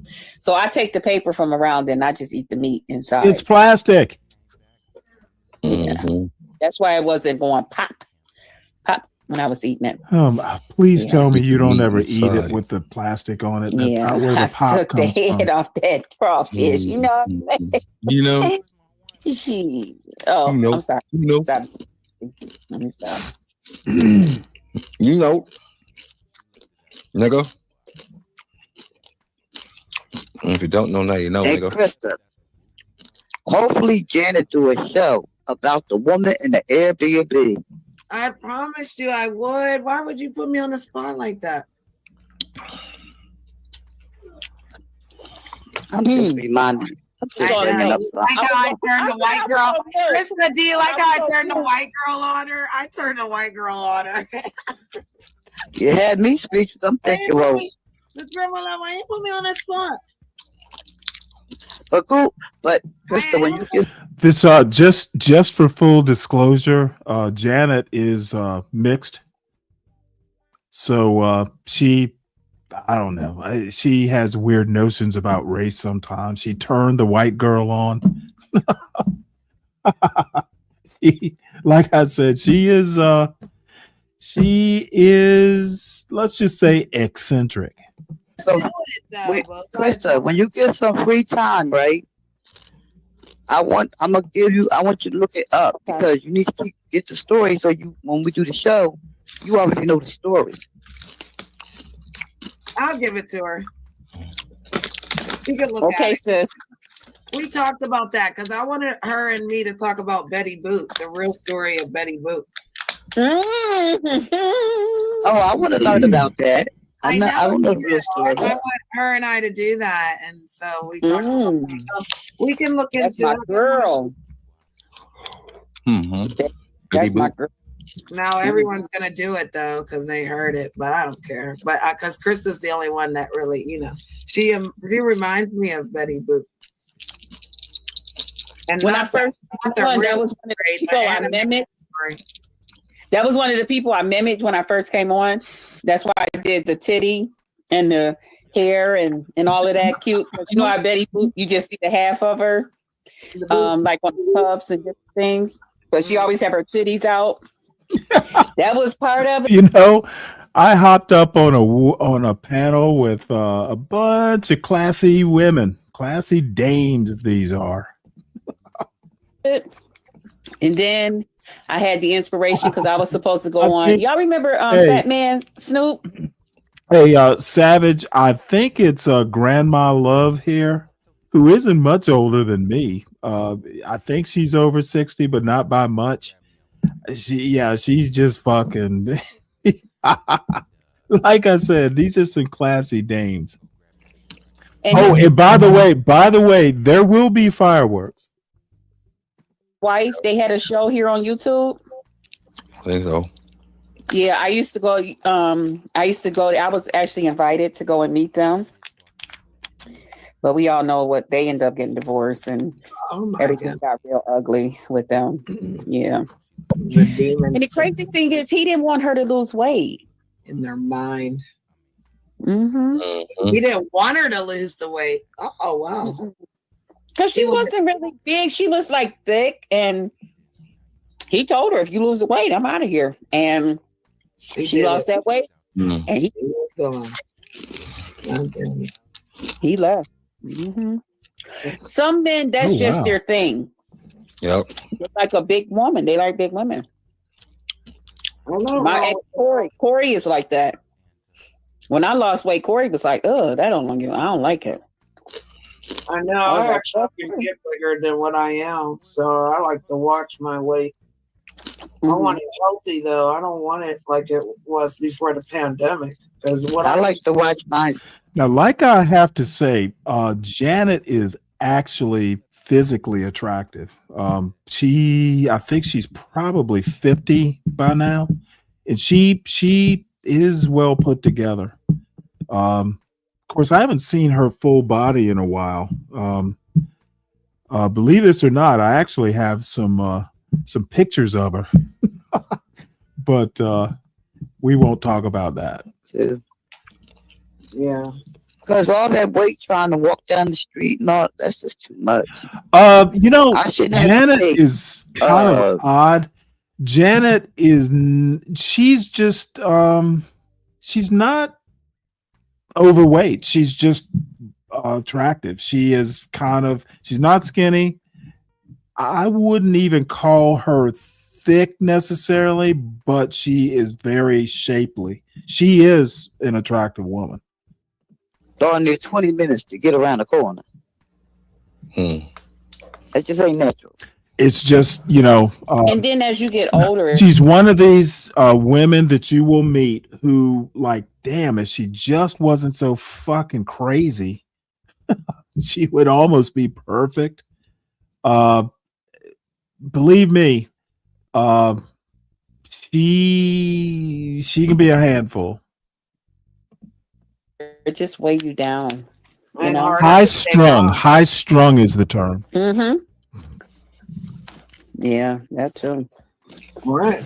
So eating late at night, like you said, you gotta be careful. But see, that's why I'm like Krista. I don't eat after a certain time. Like I'm not. If I don't unless eat, it's a Slim Jim. If I don't eat by 6 o'clock, I'm not eating. I'll go grab a orange or a banana or something. Or a Me Slim too. Jim. I go grab a piece of fruit and some water, and it usually be pretty good for me. But I will keep a Slim Jim or something in the room. And that's why I got rid of a lot of, like, I eat beef, but I eat very, very little. Mm-hmm. My thing is fish and turkey and chicken. Oh, I That's what I eat a love lot of.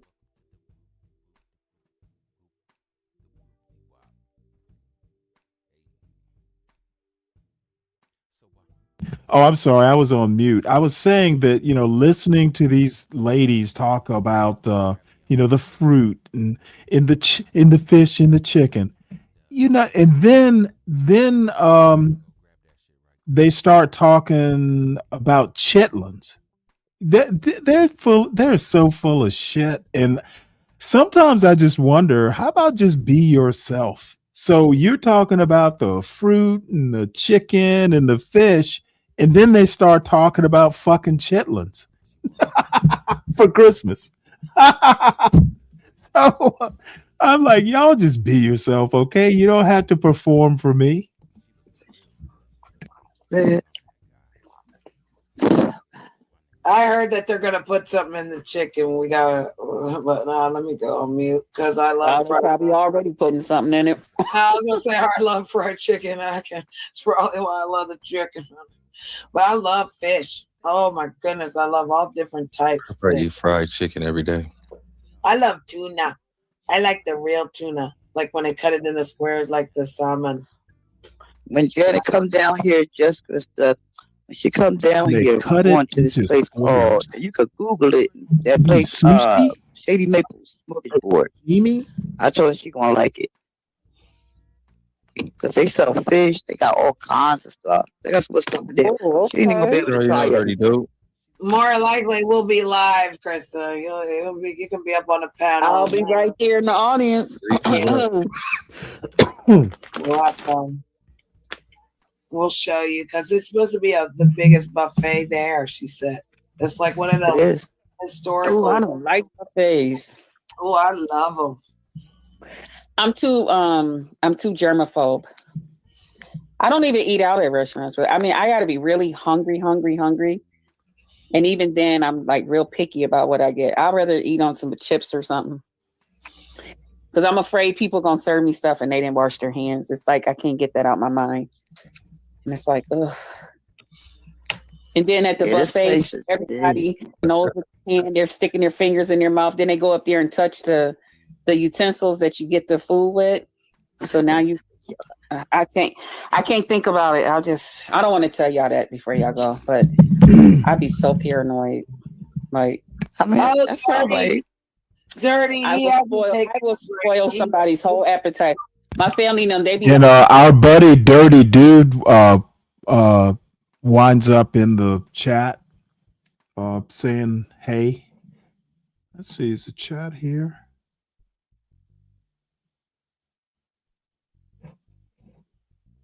Be like, oh no, don't go with There it Auntie. is. Auntie, please don't talk crazy to us before we go in this restaurant. I'll be like, well, stop inviting me. That's all I can tell you, because I'm not finna let y'all eat up all them people's germs and y'all don't know where their hands been. Well, in other countries and shit like that, like some of them eat with their hands and stuff like that, and you have to. It's like a culture thing. Like you have to eat with your hands. Just like back in the day, that's the only way to eat greens. I still eat greens like that, is with my hands. What? Yeah, that's how we used to eat. Yeah, this got strange. Apparently, there are people who use their cornbread like injera to scoop up the greens. I've literally never seen that. I'm from the South and we use forks and knives and spoons, but apparently wherever these people are from, collard greens are a finger food. Eat greens. You take that cornbread and your greens and you put that in there, honey, and you just push it in your mouth. This is some new stuff that you see people eating greens with forks and spoons, and they ain't used to eat no greens. Get a fork, pick it up, eat some.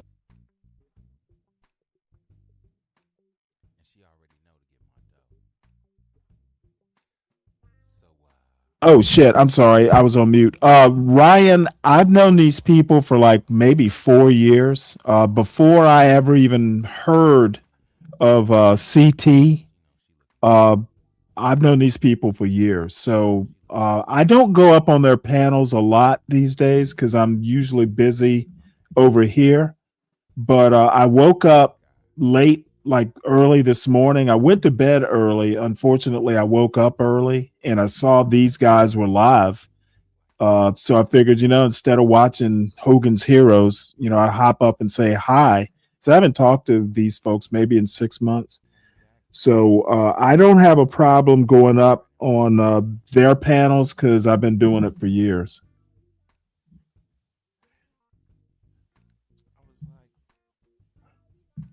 I'm taking about the cornbread. I'm from Savannah, Georgia. We've always eaten our greens with forks. It must be an East Coast thing. You probably young too. we have no. I'm 60. So yeah, we use utensils down south. No. Back in the day, they ate greens and cornbread with their hands. I don't know what day you're talking And I'm about or where you 55. live, but I'm 60, so I've had a 5 years worth of days more than you. Whoop-de-doo. We had utensils down south where I lived anyway. Sunshine says she eat her greens like that. Hi, Sunshine. I didn't say that they didn't have utensils. I'm saying we also had napkins. I eat my greens like that too. I'm sorry, I don't eat my greens like that. They be too hot. I burn my fingers. A lot of strange. Yeah, a hot ass greens, Grandma Love. You know what I'm saying? These niggas really black, Grandma Love. What's going on? I don't. I use a fork. I ain't gonna lie like that. I was all with y'all too. I was with my girls until they said fingers. Yeah, We're going with the like fingers. You need to come with the fingers and go with the fingers. Yeah, that might be a Pittsburgh thing. Does somebody keep trying to address me, Benji? All I know is I would be lying if I said that I eat my greens. Not lying on YouTube if you're on YouTube. All right, well, I guess I'm using my hands, okay? Exactly, Grandma Love. The fucking goddamn program. You're not bigger than a program, Grandma Love. I'm just telling y'all. That's how we used to do it. Back in the day. Back in the day. And that's okay. I guess if they could do it on Roots, you can do it on at your house. How do you think they eat their fried chicken, Grandma Love? I love that show, though. I used to cry like, woo! Now look at us. That's because they didn't know how to eat utensils, so they used fingers, and they weren't allowed to have them. 30 years in this. No, I think they probably use the knife and fork on the chicken. Sunshine's from Cali. Now chicken, I eat with my hands. Yeah, well, you're normal. But then too, I break my chicken up, so.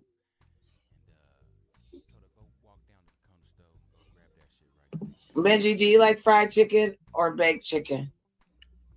All chicken. And I only like the wings. I don't like turkey, breasts or thighs. The turkey choker. Yeah.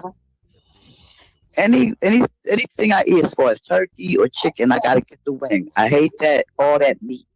Yeah, I like dark meat though. I hate Daryl likes the breast and the thigh. I don't like that.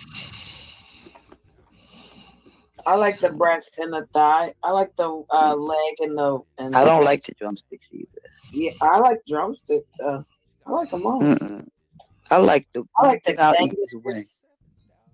I like chicken tenders. Where do they come from? What the hell? The tender part of the chicken. Usually chicken breast. The breast. They're for the tender part of the chicken. Okay, that's that white thing that's in the big part of the breast. That makes sense now. Then you gotta cut that whole little white, hard gristle shit out of it. Mm. Like I Well, don't. what My about nieces chicken now they nuggets? eat. Well, what is chicken nuggets? Nothing. Processed food. It's supposed to be all the chicken parts. So do you guys ever feed your babies the pot liquor from the greens? No, Ever heard of that either? Pot liquor? No. Yeah. I've heard of pot liquor, but I've never fed to my baby. Usually, that's where all the vitamins go. Right. Oh, okay. Just curious. what's pot liquor anyway? Oh, Benji said we could. Pot liquor is when you boil your, while you're cooking.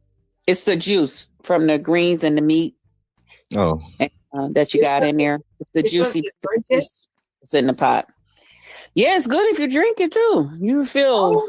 Notice I've been draining the it juice.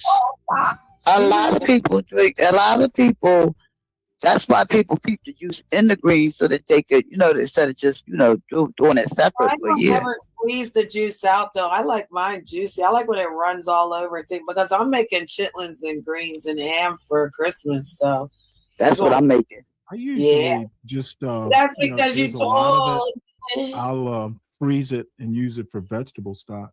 we're gonna make these chitlins one more time, Grandma. I'm gonna get it. I'm gonna put them in the. I'm getting the ones in a bag this time. The last time I got the ones in a bucket, they was I'm not doing they was them. too filthy. But the bags are 23 a pop here. That's crazy. I'm like, damn, can they get Yes. out like 17 at least? Yeah, they are. They only 30 here though. $30 here. All right. For the Yeah, clean they ones, the already clean, just 30 flip it, but you still gotta clean them. But you know what I mean? The Yeah, ones you still got to clean them. You still got to take the Yeah, sack. but that's not what I'm the saying. But the red It don't- bucket's still expensive too, though. Ours is in a red But bucket. they take so they the worst. The ones that's already clean. All you gotta do is clean over them again. Yes, The one in ma'am. the red bucket, it takes you like 5 hours to clean those. Oh, I know, and I can't do that. My back can't do it. My mind can't do it. The music, I'm not listening to Mariah Carey ever again. You know how many years I listened to Mariah Carey cleaning them every night. Not her, not that one. The Christmas Walk one. by every night, talking sweet and looking fine. Oh, Everybody else. Somebody I'm said talking they about can't. I'm talking about the Christmas one. The Christmas one. The Christmas one. Whenever the Somebody whenever- said in the chat. Somebody said in the chat that they can't eat chitlins. They're nasty. I know, but I'm talking about the Christmas song from Mariah Carey. I know which one you're talking about. I cleaned many chitlin buckets to that song. All you want for Christmas? Yes. The song that with the buckets. that hurts me the most when I hear it at Christmas is Gotta the put Temptations. the Well, I'm gonna Because I tell you remember my mom telling again. us, "Okay, y'all, you got to go to bed now." Now, I've known Janet for a while, and she says a lot of things that are just weird. But how you can be such a pescatarian, but have chitlins for for Christmas is beyond me. And that song will be playing the night before, and we be in there in the bed while she be playing the Christmas songs and wrapping our gifts and putting them under the tree. So whenever I hear "Silent Night" by the Temptations, To be honest, it doesn't get a hell of a lot more complicated than this. And look, these are good folks. Like I said, I've known them for a while now. Janet and I, we're kind of frenemies. So there's always tension. Of course, she was the one who invited me up, and then as soon as I get up there, she just starts being all passive aggressive and over talking and stuff. Now, the interesting thing is, again, there will be fireworks. This Krista person, who I actually before last night had never met. I had no idea. They introduced her, but other than that, I have no clue who she is. But somehow or another, I managed to piss her off, and sometimes it bees that way. oh my God, I think about I'd be so happy when Christmas is over and they stop playing that different, you know, like when you got the radio and stuff on in your car. I just like, come on, y'all. Come on. I be had Hey that song. Benji, Come on. did you see the Diddy thingy documentary? Did you see that? Benji. First to Benji. Benji, are you there? He might have stepped away. He might have stepped away because, or he could be out there running around the block after eating that candy. He probably like, boom, boom, dun, dun, dun. What was Rocky's thing? Dun, dun, dun, dun, dun, dun. You know what, Krista? I ordered my granddaughter. I think she's coming over all this candy, and I put it all over the table. And then she puts all that stuff, and she eats some. And then guess what? I sit home to. Oh, and by the way, Sin, if you want to be impressed by intelligence, just give it a minute. There are fireworks towards the end, but and I'm glad you're actually here. I wanted Mela to hear this exchange, but Sin, I'm glad you're here. You're a woman that I trust is a good a good critique of me and my moral and personal failings. So I look forward to your critique. Home to her dad. Immediately. Benji. But anyway, yeah. I sit at home to her dad because I know what's gonna happen in about a couple of hours.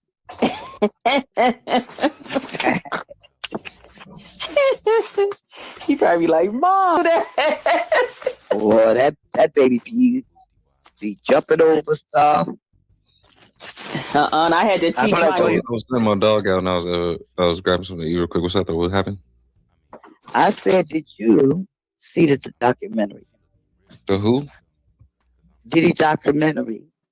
No, I don't care about Diddy that much. The one that 50 Cent did. That's what I was wondering if you had seen Nah, it. I don't care about it too much now. Decent. Really not somebody that's up on them type of niggas. On them niggas, they alright. Fuck them. They make some good music, but they ain't that important. I just found it interesting how somebody can be doing so much.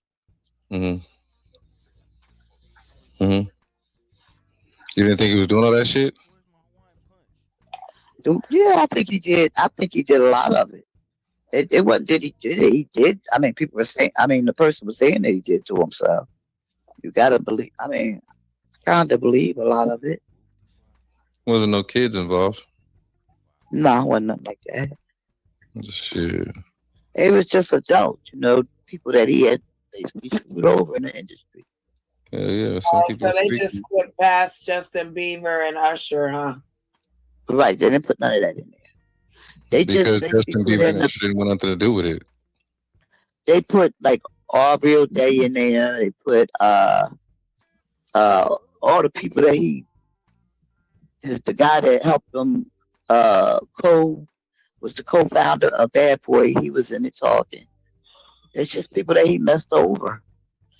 He and then they talk about a Caucasian white girl. I mean, a Caucasian white girl. That was the same word. A Caucasian girl. That was a myth. That was a myth. That little girl wasn't adopted. Come to find out, she just was friends with Delilah and Jesse. So everybody was like, they wondered what happened to that girl, and she said that she was never adopted by him. It was just a play. A good one. Oh, so Hollywood runs plays, huh? Yep. I thought it was strange the way he came and announced it, and he was basically telling her what to say.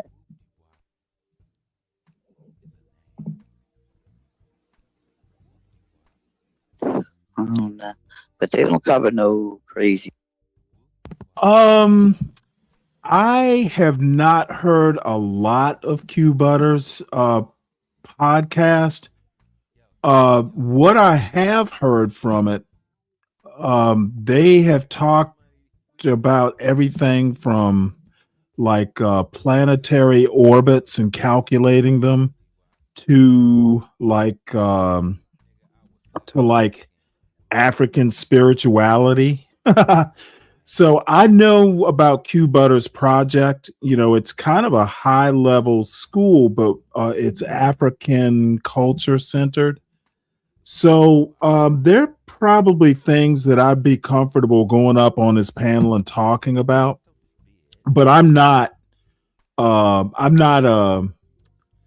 My worldview is not Afrocentric. And I've been exposed to like the Senghor, the Negritude. I've actually taken, at least one modern African lit class. So I'm actually familiar with some of the literary traditions, the Dambudzo Maricheras, the Ngugi wa Thiongos. I've been exposed to it, but my worldview, unfortunately, I'm a child of the Enlightenment, whether I like it or not. I think it's partly due to a Catholic education. But I mean, I don't have anything negative to say, but I haven't heard a lot of their podcasts either. I would like to one day go up there and talk about his school, though. That is a pretty interesting topic. I think he and I, as far as education goes, will probably be pretty aligned. Molestation stuff, but they covers all the violence, all the girls that got beat up by him. They cover all that. Oh wow. He had a girl when he first started. She was a dancer, and she was saying how he raped her. Great. Sorry, y'all. Yeah. I mean, I had a lot of women. Wow. Ugh, he's ugly. Ever since he was young, but I blame his mom. I don't care. Because any woman that have a stage in their house and have parties every day, that's an issue. Really? Mm-hmm. The boy said when he was young, they had a stage in the house. And he said they had it in there.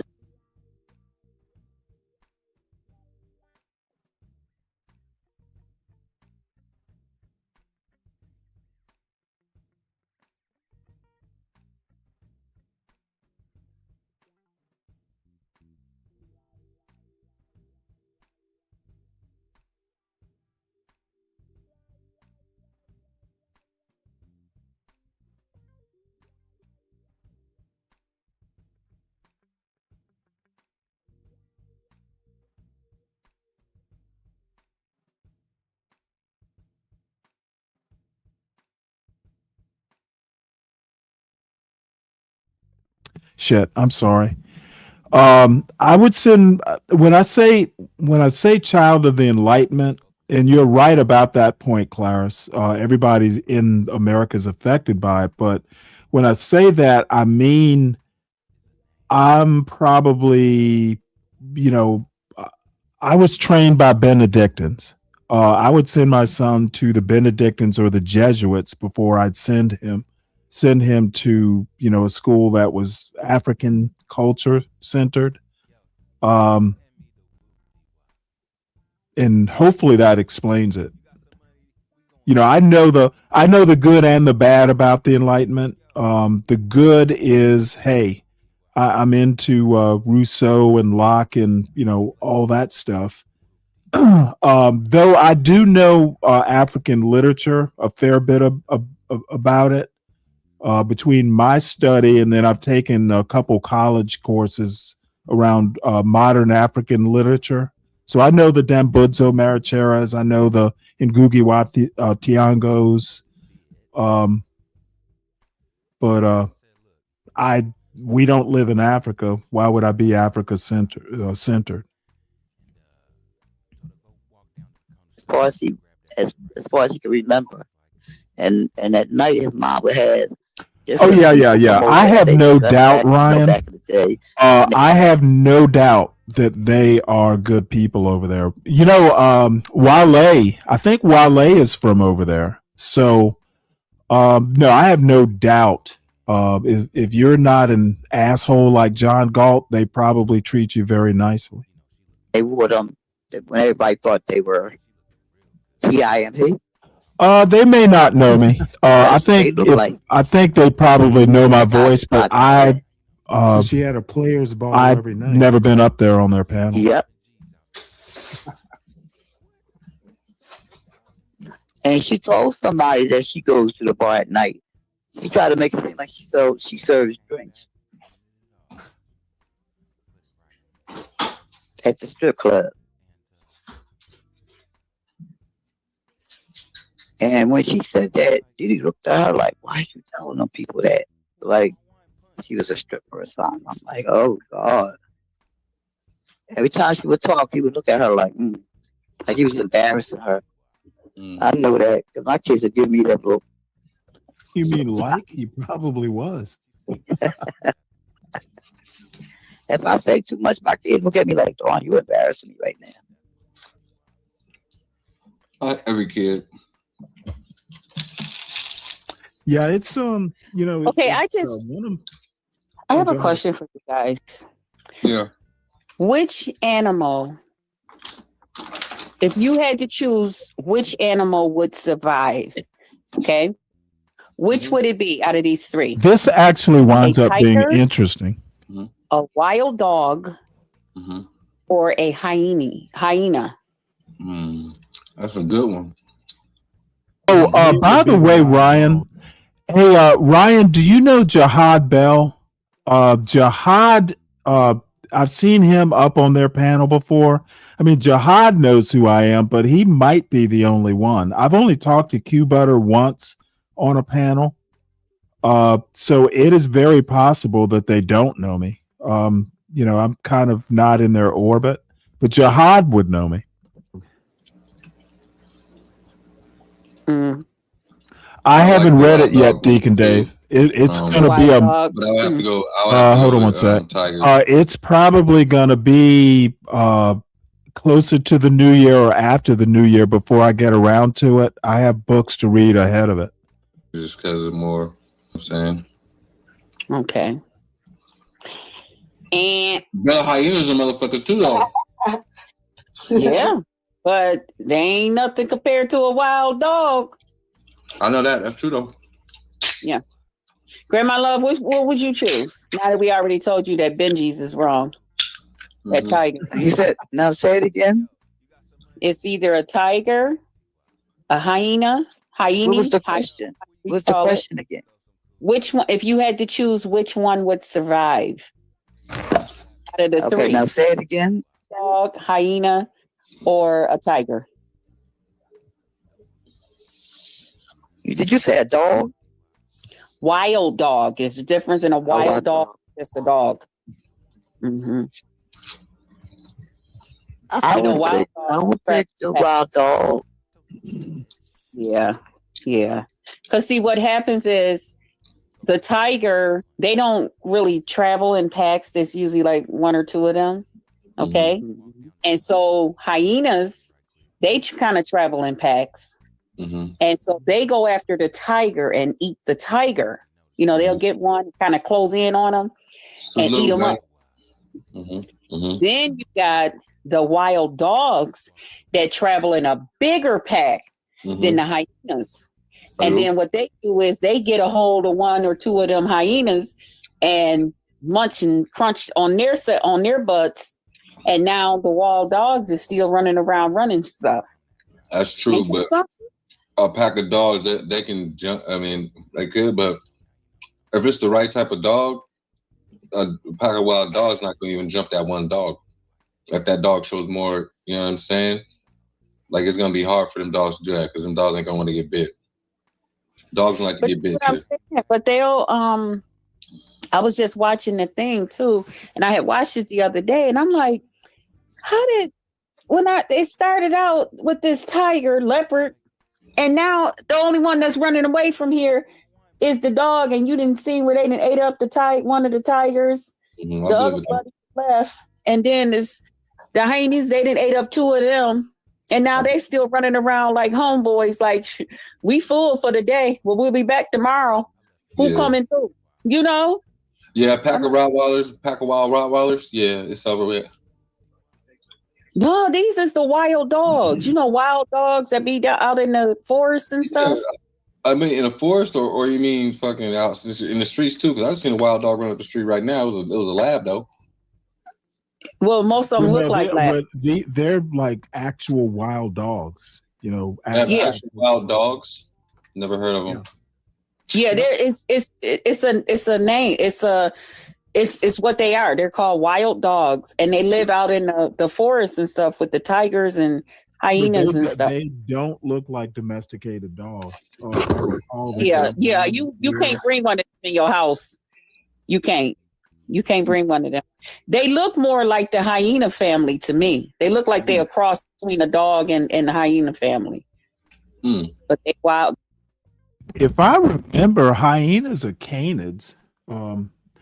Ryan, look, I have no idea. I could understand why John Galt or CT, they're just basically, these people sit around waiting for black people, especially successful black people, to fuck up so they can go, yeah, they're black, acting just like the blacks, you know, give the blacks a chance, and they fuck it up. That's why they're obsessed. It's just more grist for their anti-black males. In the bigger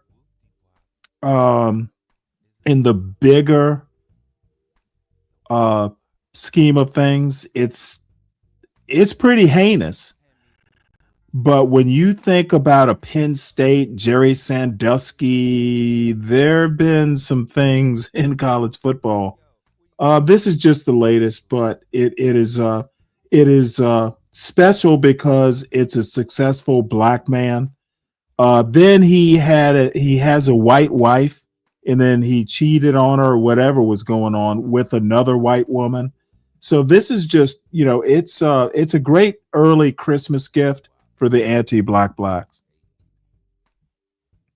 They call wild dogs, and they travel in packs. Yeah, we travel in packs, we do it. What's your opinion, Sam? How else do you get to the booty? Down is up. That's the way I like to. Sin, I thought it was hilarious. Man, we had some fun at my channel today. Lovely, girl, my love. Jenny came over. Lovely Love came over. Then they had me playing a few moments of, you know, some sad music. I was like, man, listen, I'm not getting ready to leave on those. I have to say, Clarice is right, and not only that, this will allow John Galt to talk about, well, blacks can't be quarterbacks, nor can they be major college coaches. John's gonna have a fucking field day with this. I think John already did a show. I think I saw that. Actually, I saw CT's little thumbnail. It was actually funny. I actually chuckled when I saw it. I have to give CT that. He's hitting home runs with those thumbnails.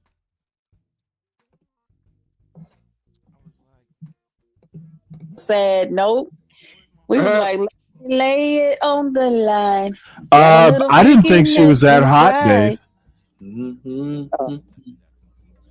I don't care what they say. I'm not about to pay no niggas way, cause it's all. Jesus Christ! I need a roughneck nigga that can satisfy me.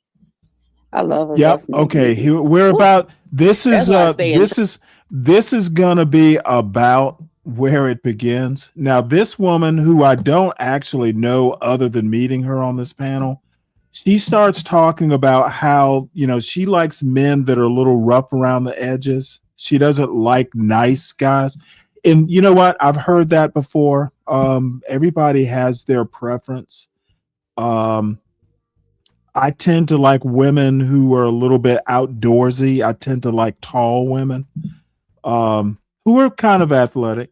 So everybody has their perfect preference. Now, the thing is you don't discard, you know, a good looking woman just because she doesn't meet every single attribute. Like, believe this or not, I tend to like, if I'm gonna like be with a white woman, I tend to like dark haired white women. My wife was blonde, but she had a lot of other things. The hair didn't really matter. But anyway, and speaking of that, Dave, I didn't think that woman that the Michigan coach was with. I think I saw a picture of the two of them. She looked pretty basic to me. I didn't see anything that stood out that I would. As a matter of fact, his wife is better looking than her, if I recall. Trouble. Mm-hmm.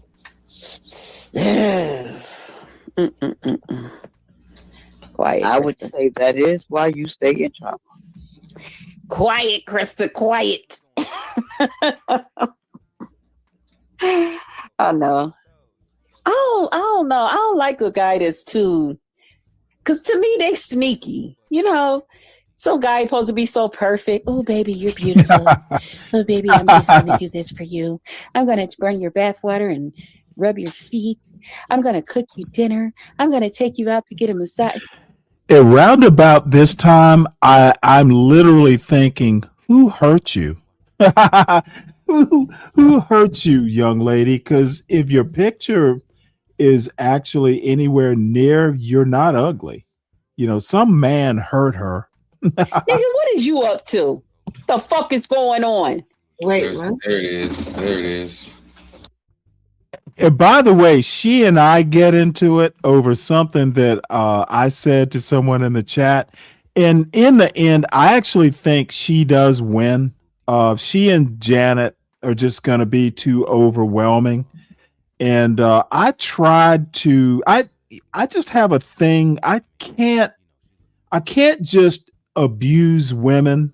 For some reason, it's just, how you have an interlock, how machines will have an interlock or a governor and they can't go too far. I find myself being like that sometimes with women, especially when I'm double teamed. Janet has been waiting the whole time for a reason to just kind of gang up, scorned and all that. And just Krista, I don't know what the fuck her problem is, but I suspect she had a problem when I came up there and she heard my voice. And I can't figure out whether, it's her passive aggressive way. Maybe she thinks I run women's baths or something. I don't know what the fuck her problem is, but I will tell you right now, I lost this fight. So can't win them all. I was listening to a voicemail. What happened? Oh, fuck you, Dave. I was talking about why I like roughneck men. I said because I don't like guys. To me, guys that's too like perfect, like they doing all of that. I be thinking like they up to something, You ain't supposed to, you a whole man. You ain't supposed to be that damn nice. What the fuck is going on? They're supposed to be nice to us and mean to the men, honey. No, you supposed to be nice, but you ain't supposed to be no pussy. No. Oh, no. I can't get with them kind of men. So I stay in trouble. I'm all right with it. If I gotta fight a little bit, it's okay. But because I can't be in no relationship with nobody with all that. I like a man that dominates. Like I'm a Hey, John. man, but I don't want him too rough. And it's always interesting to hear what women like. So, I'm just kind of listening because it is kind of fascinating. You'll see when this goes south, and I'll just let it be a surprise. But I also want to say that I lost this just outright. And then finally, I was like, well, wait, because the reason I wasn't saying a lot is I was actually listening. I was on this panel, but I noticed Nightish had gone live. And I was kind of curious what they were talking about. And I was really just looking for a way to, say my goodbyes because I was getting bored with this shit. Yeah. And then they start talking about this topic, which I do find interesting. And then it goes into I pissed this bitch off. And to be honest, I have no idea why exactly. Well, I do have an idea why, but I don't know. In the end, I just finally go, well, I really don't want to be here anyway. And why am I still here? So I just fucking left. And then I typed in the chat, goodbye to Benji. I'll see you later, Benji, who's the owner of the channel.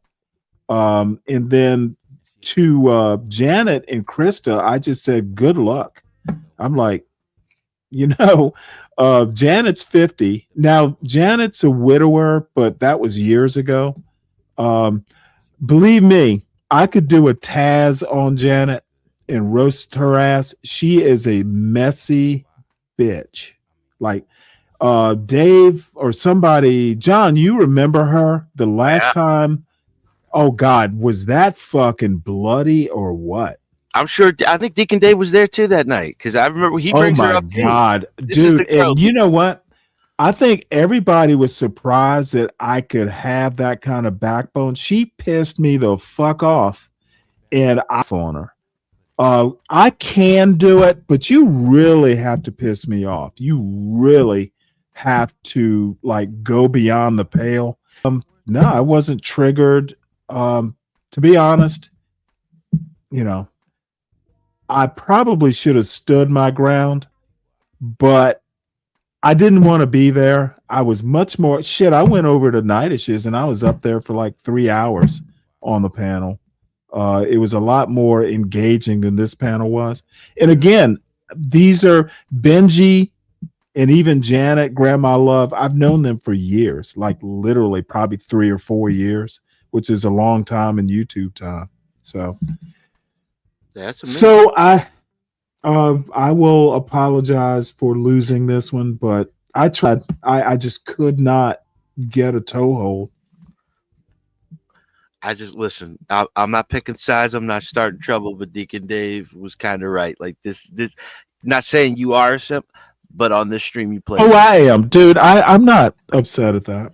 I like women. It's And not that. It's just the reason you can't let them talk like that. They want it. They want. Well, no, I tried to fight back, but here's the deal. You saw what I can do to Janet because I was actually pissed off, and I think I've been drinking anyway. I was stone cold sober last night. I'm a lot more inhibited. Drinking is just, what? I'm a lot less inhibited. From that stream, when you were on, we were talking about, it was a year ago. From that stream, we all knew you two had a history. Mm-hmm. Yeah, and we still have a history. And quite frankly, if she weren't so crazy, she's actually really attractive. She is not dumb.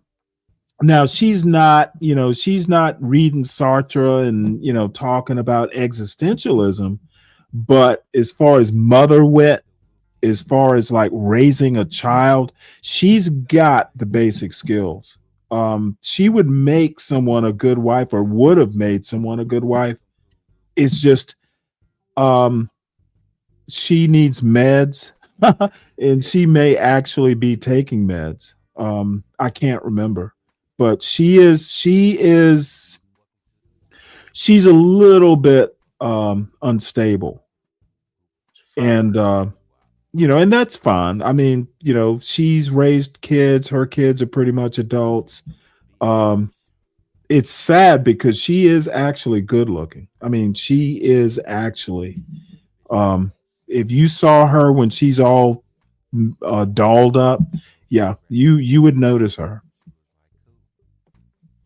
And she's sweet as can be when she takes her meds, I guess. I don't want to be I faggoty want or somebody that's like. inconsiderate. I think there's a difference in being rough and being inconsiderate and being nasty, just a nasty person, you know. But you gotta have that manness about you. You can't be that manness. I don't know. Mm-mm. You know what? Let me tell you a story.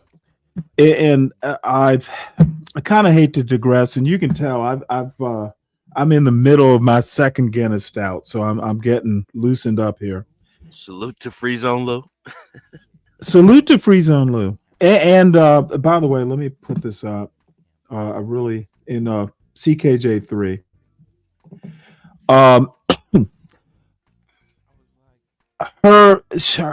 This woman talking about, you know, she doesn't like a man who's too nice. She wants someone with manness. When I was maybe 6th or 7th, no. You know what? I was still, I think I was in 4th or 5th grade.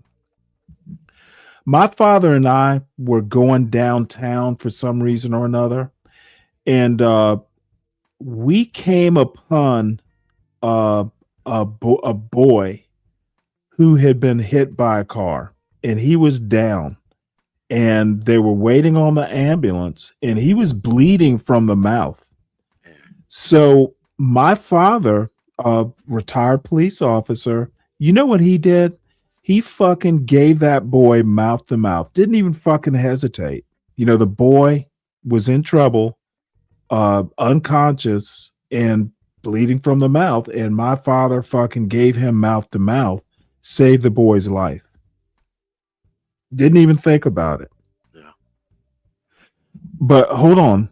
So, once it was all over, my father gets cleaned up, and I don't even remember what it was. We came back home.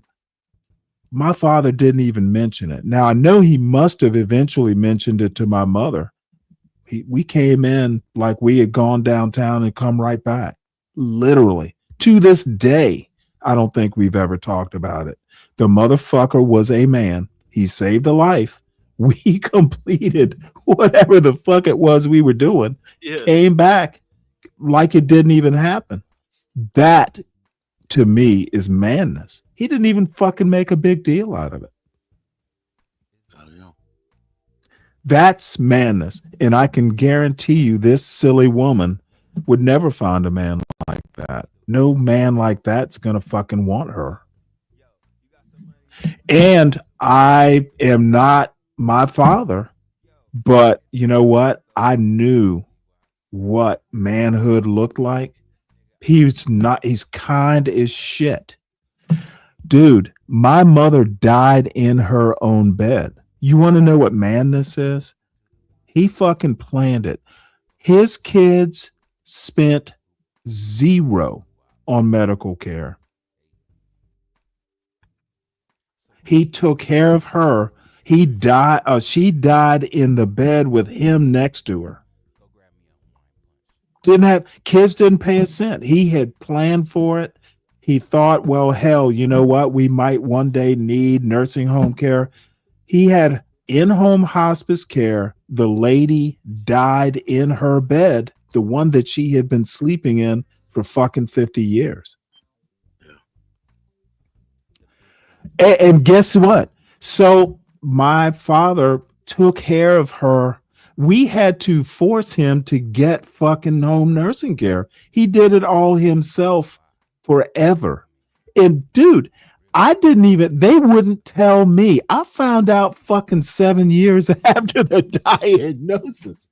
I was like, you know, every time we talk, because my mother and I would talk for a couple hours sometimes. So I'm like, well, damn, 5 minutes. She's only, did I piss her off? What on earth? So my sister, I was talking to my sister, like, is mama mad or what? She's like, are you sitting down? Oh, dude. 7 years ago, she was diagnosed with Alzheimer's. I was like, what? I was the last to know because they were like, well, if Stanley knows, he'll fucking move down here and take over the bitch, dude. Yeah. But anyway, it turned out how it turned out. Now, here is Black excellence for you. So my father's like, the three kids, me, my sister, and my brother, y'all go pick out her casket. Doesn't matter what it costs. So we literally sat there, picked out a casket, and we all agreed it's pecan wood, like polished pecan or pecan to you it's pecan, goddamn it. But anyway, we picked out and I didn't even want to participate, to be honest. I'm not picking out her casket. It's too depressing. But anyway, a fucking $60,000 casket. I was like, what? Dude, he's like, yep, pick one out. Whatever y'all want. The kids paid zero. My point is that is mannishness. Dude, it was all planned out. His wife of 59 years died next to him in her bed. And pick a casket. Doesn't matter. Just get the one y'all think she would like.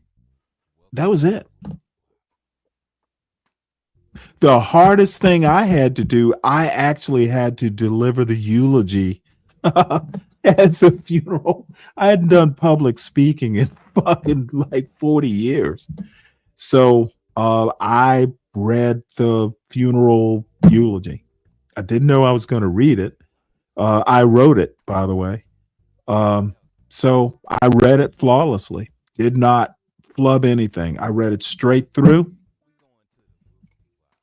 My father, I've said before that I don't have heroes. If I had a hero, it would be Frederick Douglass. My father is my hero, and my mother too, but I can't think of a finer example of manhood. It was quiet. He was kind. Shit. He'd wake up on Saturday mornings and make pancakes. Quail and grits was our thing. He'd fucking fry up quail and make grits. And that would be our breakfast on cold winter mornings. Me, my sister, and him. So when I hear, and I know I've gone on a little far, these Guinness stouts can be strong, but when I hear some harlot like this ghetto bitch, and I think I call her that, talk about she needs a man and doesn't like a man who's too kind. Yeah, that's a big problem now. She has no goddamn clue. Exactly. Well, the thing is she's not young. She's not some little girl. She's Look at her this picture whole there. life and she hasn't learned. Yeah, this is a problem right now. This is why a lot of people aren't dating anymore. It's just like we're on different spectrums. Well, who the fuck would want to date her unless you're a roughneck man? Well, this is the problem too, because like they all like that. Not all of them, but it's like this type of woman likes that type of guy, and then it's just they just resent everybody else, and it's like you're the one that's picking the wrong dude.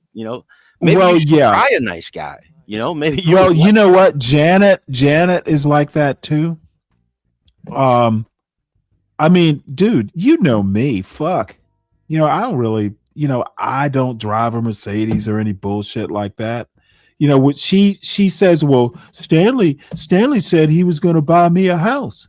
Well, I don't know that I actually said that, but where would we live? We're not going to fucking live in a tent.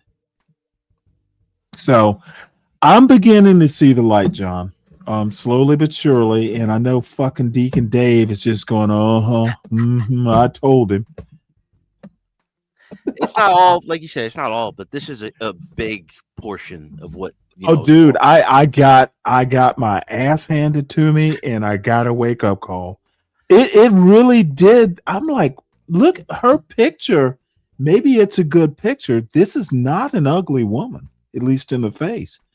And I understand a woman who wants someone who's a little rough around the edges. Like I had a girlfriend years ago who said, "Hey, you know what? I fucking love it.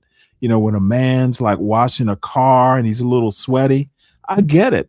My wife used to get turned on when I was splitting wood. Yeah. Women like So, I mean, I get it. But the thing is that a nice guy like my father, for instance, can fucking save a life, come back home and fucking, I know he must have talked to my mother about it, but he never talked to me about it. We literally, it was just, and dude, I was a little boy and I was maybe 10. I knew that motherfucker was a hero. That dude, I'm like, God damn, he didn't fucking break a sweat. So seeing your father do that at 10 years old, oh hell yeah. I'm like, I'm his son. So anyway, I just thought of that hearing this silly woman talk about, you know, nice men. Nice men will fucking kick your ass. Let them be nice. Every day. I don't like that. Yeah, I don't like that either. I don't like a man that think he look better than me. Like he's like Yeah, that's what I'm saying. Because them kind of men be, to me, it's like they really want to be your girlfriend, you know? Right. I don't want no. Mm-mm. They want it like they, like lately, I told my niece, I said, "What is you doing?" She was like, "Auntie, I took my dad to go get his, get a massage and get his hands and feet did." I said, "And your daddy is in his 70s?" I said, "How did he react to that?" She said, "Auntie, he was looking real strange." Like, what? And she said her dad told her, "Well, I don't mind if they want to do something with these feet, but I don't want to sit in this place with all this fingernail polish around here." Excuse me, Chris. The mix got a question. Janet, read the question. Who is it? I'm eating pretzels. What happened? The mix. See the question. The remix? No, I ain't got no glasses, child. This phone He is on says, the "Ladies, I got a question. I got a question. I'll share something about me. I don't Well, like." if I share something about me, I don't like say much about myself, but I gotta go run to the car, bro. like, so I will. Okay. He's run on sentences. Hold on, ladies, I got a question. If I share something about me, Ryan, what's up, Mike? Let me say this first. Ryan, here's the deal. I'm 60, you know, empty nest, all that bullshit. I don't see the need to get married. I'm not saying I wouldn't, but I mean, I don't want more kids. And, you know, if I'm going to be with a woman, she needs to be age appropriate. Like, I could marry someone who is maybe 48, but she'd have to like be like a book reader, you know, get some of these cultural references. 50 is better. 10 years would actually be about my limit. Getting married, I don't see the need.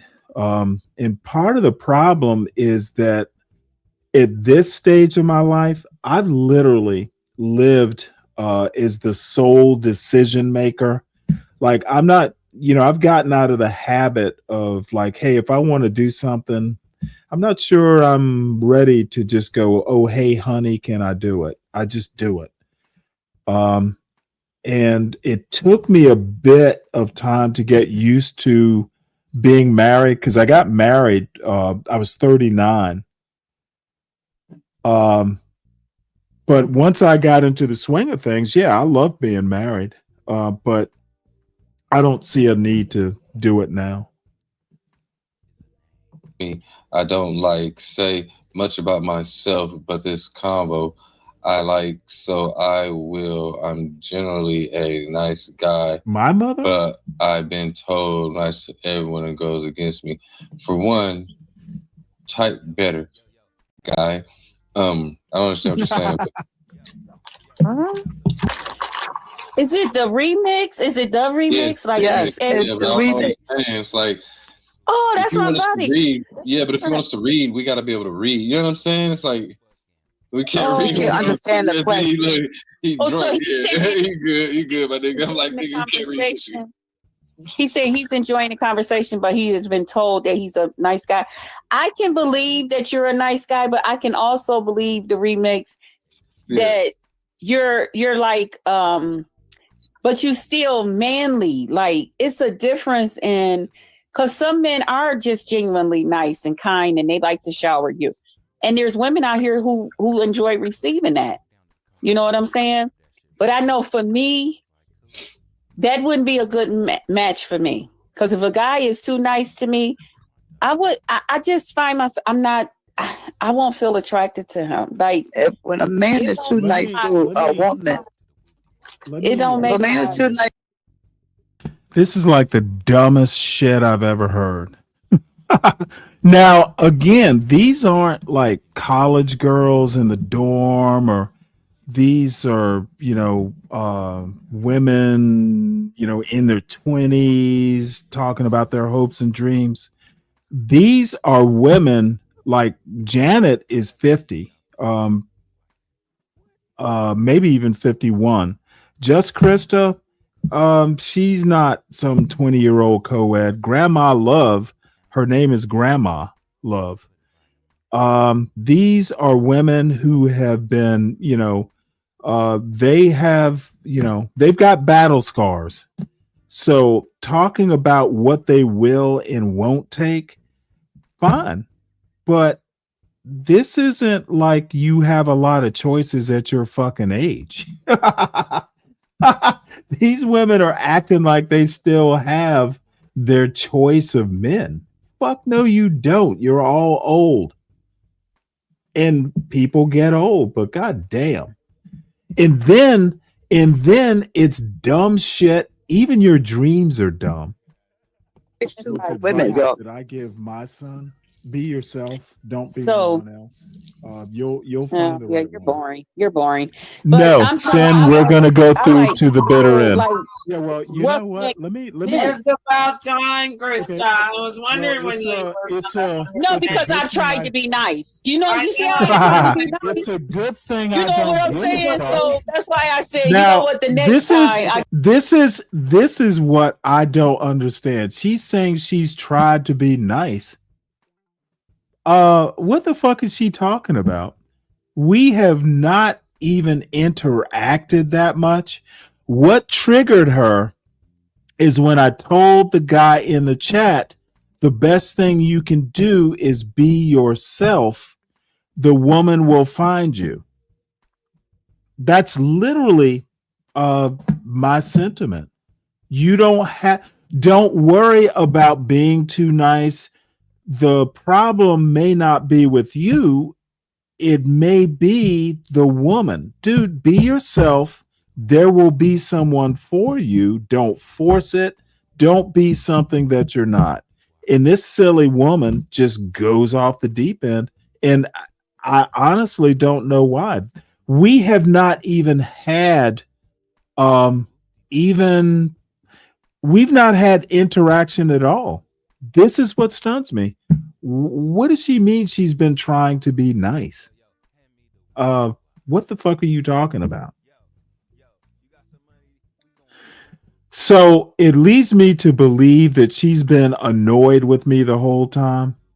I guess she and Janet are allies or something.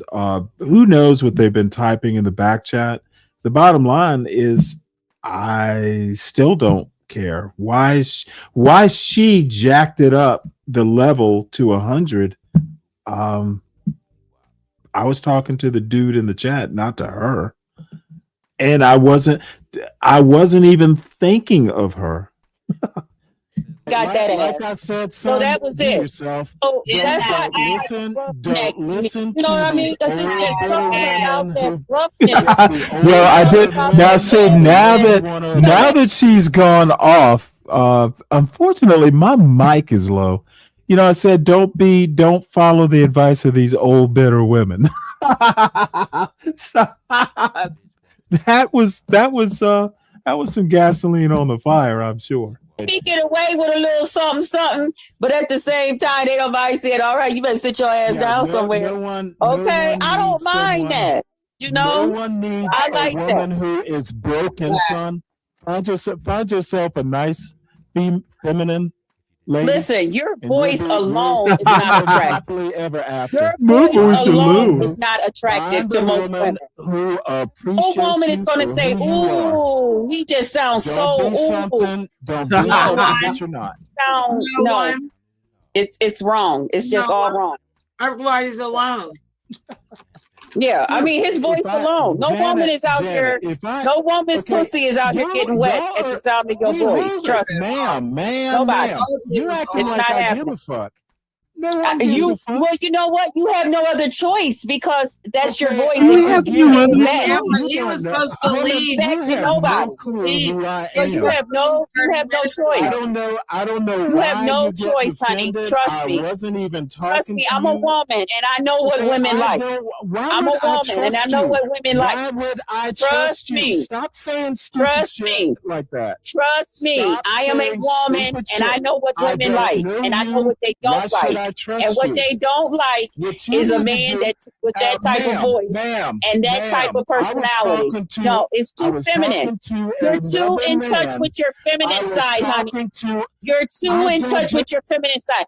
Just like most men okay, don't like bitch, women that's bitch, too in touch with bitch, with please. their male side, you're too in touch with your feminine side. Yeah, we're Plain gonna get simple. him up out of Now here. You ain't been gonna this call silly nobody no bitch. bitches. Again, this is the first time I have ever interacted with her. I have no clue who she is until I get up to the panel and say, "Hey, that's it."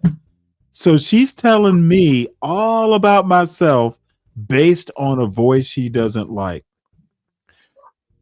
And what am I to do? This is why I lost. You can't check ignorance. There is no way to argue with this woman because she's a fucking idiot. Yeah. Stubborn. Well, Doesn't wanna no. hear It's not fucking- stubborn. She's literally stupid. So, I mean, there are certain rules of debate, there are certain rules in an argument, but if you can't agree on the rules, then I've lost. Like, she's telling me about in touch with my feminine side. I don't even know what the fuck that means. What is a feminine side? What have I said that was feminine? I just told the boy to be yourself. How is that feminine? Silly logic. It's not even logic. And like I said, I lost this one because I didn't even know. I honestly had no idea how to engage her. It's like, you know, I'm in 4-wheel drive, but I'm on a sheet of ice. I have no way to get traction. Yeah, I can go right back with him. I No, don't have a you problem can't. with it. Yeah, Look he's at her. all right. Guess what, y'all too? My mute button works good. I know. I just ignore him. And I was doing good at ignoring them too. Dude, hey, you're a roughneck bitch.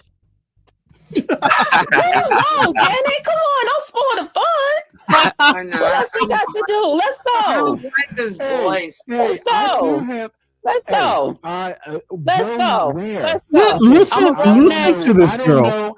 Now I am listening to her. Let's go, motherfucker. If we were out on the street, this bitch would be rolling up her sleeves, ready to duke it out. Yeah, How am I? How the fuck am I? Probably taking care of her feminine man, by the way. How the fuck do you win this kind of argument? Let's go. Let's go. Fuck, I don't even know her. I literally, the first time I've ever talked to her is on this panel.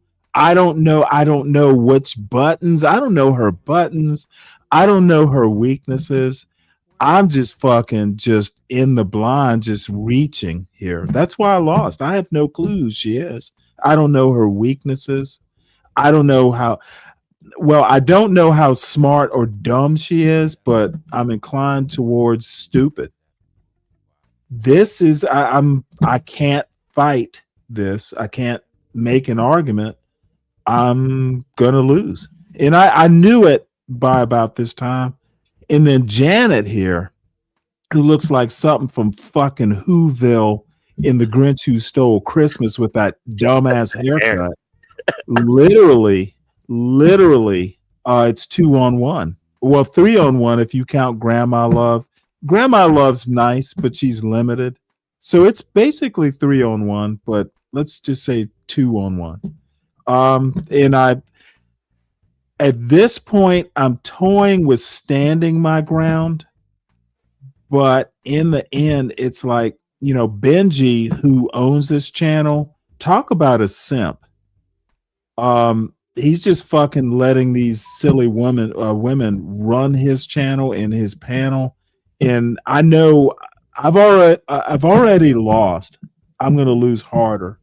And to be honest, I wanted to go to Nightish's show anyway. In the end, why am I even here? Why am I even here fighting something that I don't care about? And I want to rub that nigga. Just go out with a splash. No, I didn't even go out with a splash. It's a nail. And I, It's all right. You can still make a splash making an L. Well, I typed. I wished him luck. I said, "Hey, I wish y'all luck." Where'd you come from? Go back to it. You are that type of dad. Because I'm that kind of girl. I like a freaking chick. Listen, roughneck. That's right. Say what it is, baby. Say what it is. And you are old sweet daddy, baby. Stanley, I'm disappointed in you. Too much sugar in your tank. I'm disappointed. No coffee, baby. Too much Stanley, honey, no coffee. She came after me. I'm not gonna tolerate You eat too much sugar, baby. Too much sugar. And that's why you eat your greens with a Now, fork this as a silly man. old woman. As a man, I'm surprised you. This silly old woman, Grandma Love, keeps calling my name like I can hear her. There are two other women talking. So saying Stanley is just in the noise. If she actually wanted my attention, she would have confronted her two little granddaughters here and taken control. So calling Stanley, I can barely hear her. You even touch your food. I'm surprised you even touch your food as a fucking man. A man that talks about how he eats with a fork. He can't wait to get a fork to eat him food. Oh my goodness. Shit, I know niggas that eat. I know niggas that eat with a slice of damn bread. I know niggas that eat with a slice of goddamn bread and call it the motherfucking day. Okay? You got me fucked up. I know real men. I know real men. Oh, and by the way, I sent something. You don't get when you get me, when you get me fucking using the N-word, as a cudgel, you know I've lost, basically. I'm just trying to get some traction on this sheet of ice, and I never get it. This is Stanley. These are what you call hood rats. Oh yeah. I know. And Janet, look, I will always like Janet, but yeah.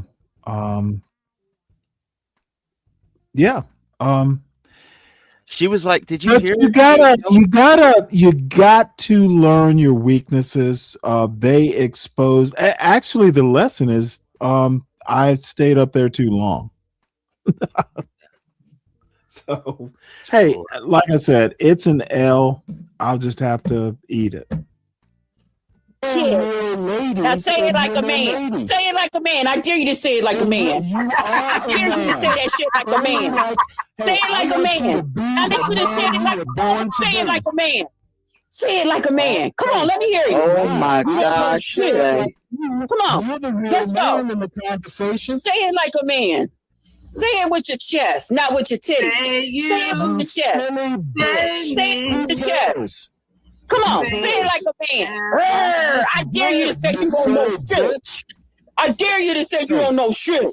I dare you. Tell me you don't know shit. Stanley, I was thought you ain't gonna win. You is not gonna win this fight. He just keeps doing He's not going. But Stanley, but see, the thing is, he's not gonna win. He has, you know what I mean? He can't go up against her now. Hey, that's what I said. He's not gonna win. He needs to stop. You can't win. You like the Wizard of Oz. You remember that song? You know what? You can't win. Keep it in And the you hood. can't get in. You can't get out of the game. You don't consider. Welcome around here no more. I dare you to talk like a man. Well, before let you me leave put it here. to you this way. And then go out in the street. Number one, I will be welcome around there. It's not her channel. And the other thing I noticed, and I didn't notice at the time, what I should have done is jacked up the volume on my mic. I'm muffled for some reason. I don't know whether it's on their side, but in the end, like I said, it's a loss. I would have but it's countered that not. Wiz song with another Wiz song. When she's like, "You can't win," I would have. I Been have. What could Honestly, I do? honestly, I have no clue what she's talking about. I am literally on a sheet of ice. I don't know her cultural references. I don't even know the song you're singing. I don't know her song. Never Now, seen the one I'm disappointed in is No Cut Here. This is Benji's channel, and he's letting these silly bitches just go to town on someone dude, I haven't been up on his panel in at least 6 months. That also tells me something too. Well, you didn't sound excited to see us, man, when you first went up there. He's also high as a kite. I'm high as a kite right now. Yeah, well, He's smoking that maybe calorie. you know what? Maybe you're right. So the lesson is, I came to say hi, had a bad time. I won't be so enthusiastic about saying hi in the future. But Benji's a good guy. He'd be a good guy. But anyway, like I said, dude, sometimes you gotta take your fucking licks. And You can't say I that got you never my gave him content. You definitely gave him content here. So. yeah, and you know what? I don't even know that it's good content. I could not. It annoys me. It's like if you've ever disturbed a hornet's nest. I can't get a word in edgewise because it's 2-on-1, and then Grandma Love keeps calling me, trying to get my attention. I win when everyone can hear me and I can use verbal acuity, because I know the words that will hurt their feelings and push their buttons. But if you can't hear the words, I'm done for. I know my strength. The strength is I will throw out some fucking shit that will pause you for about 2 seconds, and then I'm going to keep going. I lost this. Tactically, strategically, it's a total mess. And I am annoyed, by the way, but at myself. Talk like one and see the difference. Come on, let me help you out. Let me help you out. Let me help you out. And know your Shut the fuck up. Shut the fuck up. Now say it like a man. Right. Come on, practice. Hey, I just Come on, said put it some like a bass in your man. voice. Put some bass in your I voice. just Come on, said it nigga. like a man, Let's go. and Put you some wanna bass in your respond voice. like a man. You gonna be I should have said, yeah, like the bass in your voice. This is a fucking total. God damn it. You know what? This is the last time I show me losing. And you know the bad part? Stone cold fucking sober. God damn it. I got my ass handed to. I can't even blame it on alcohol. God damn it. Was it really? It was too high, huh? Interesting. But Ryan, next time I go into a cat fight like this, Ryan, I need you as my wingman. Stanley, your volume's too high. Now that's if you were chopping at that low, that means that they turned you down. Yeah, I was thinking that. But that's fine. Look, like I said, I've known these people for years. I could go he's got a show tonight. I could go back up on that panel. The thing is they are messy. And one of the reasons that I was like, some of these people I actually do talk to offline. I actually preferred Galt because it was more about ideas. Even John's sloppy anti-black shit, it was a little bit more of a conversation about ideas than this shit. So but I dude, they know who I am. I did it for 3 years, and honestly, I just like the people. The women over there, except for Janet and whatever her name is, there's some actual cool women over there. These two are just, I don't know what happened to them in their lives. Janet, I do know. And to be honest, Janet should be a lot more centered. I think she actually does have some mental health issues. What happened to her is bad, but nothing that no one else goes through. It really wasn't even some ghetto shit. It was just life happening. And you can tell I'll always like Janet in one way, shape, or form, but I'm disappointed in this silly fucking, like, I don't even know I still don't know who the fuck she is, but she sounds just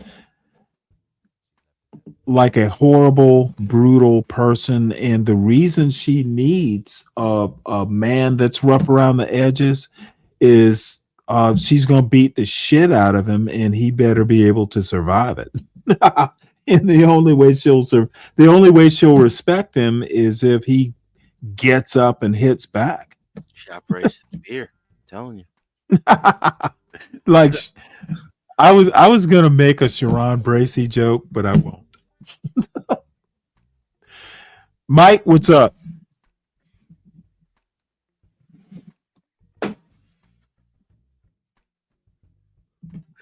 Oh, this motherfucker must be on some delay. I don't know. Did he come up say anything last time he came up?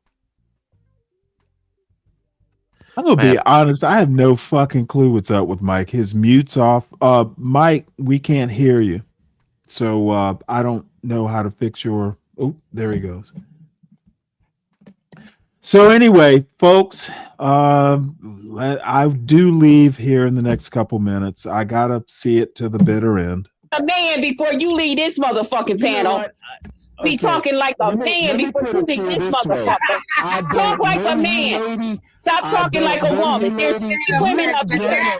There's only 3 women up on this motherfucking panel. Let's go. Talk like a man. Come on, let's go.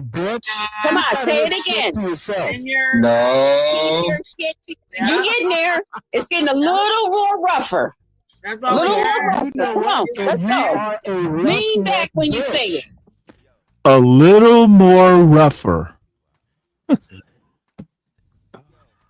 Not my finest moment. Lean back. That's bitch. That's Yeah. Oh, someone. I thought it was you calling me. You stretching it out too long.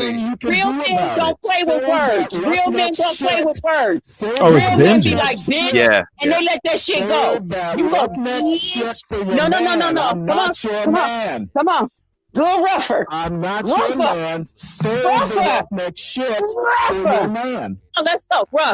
Rough. It's a sign of what you're going to do to the woman in the bed. What the fuck? No. See, Go the to the fuck bar. is There that? will never Whoa, be no whoa. putting nothing in our drinks. Hold on one second. It's a sign of what the man is going to do in the bed. Where the fuck are we going with that? Dude, that is some. Why didn't she just say, "Hey, I want you to be rough when you fuck me"? Couldn't she have just done that? Yeah, she's on some shit. They were just looking No, at you know what? As a matter of fact, to be honest, I didn't hear that part. A lot of this I'm hearing because I was in the middle of it, and it was so much going on. If she said that, that might have changed my attitude about her. I'm like, well, shit, you want me in the bed? Let's go. S&M slicker. Yep.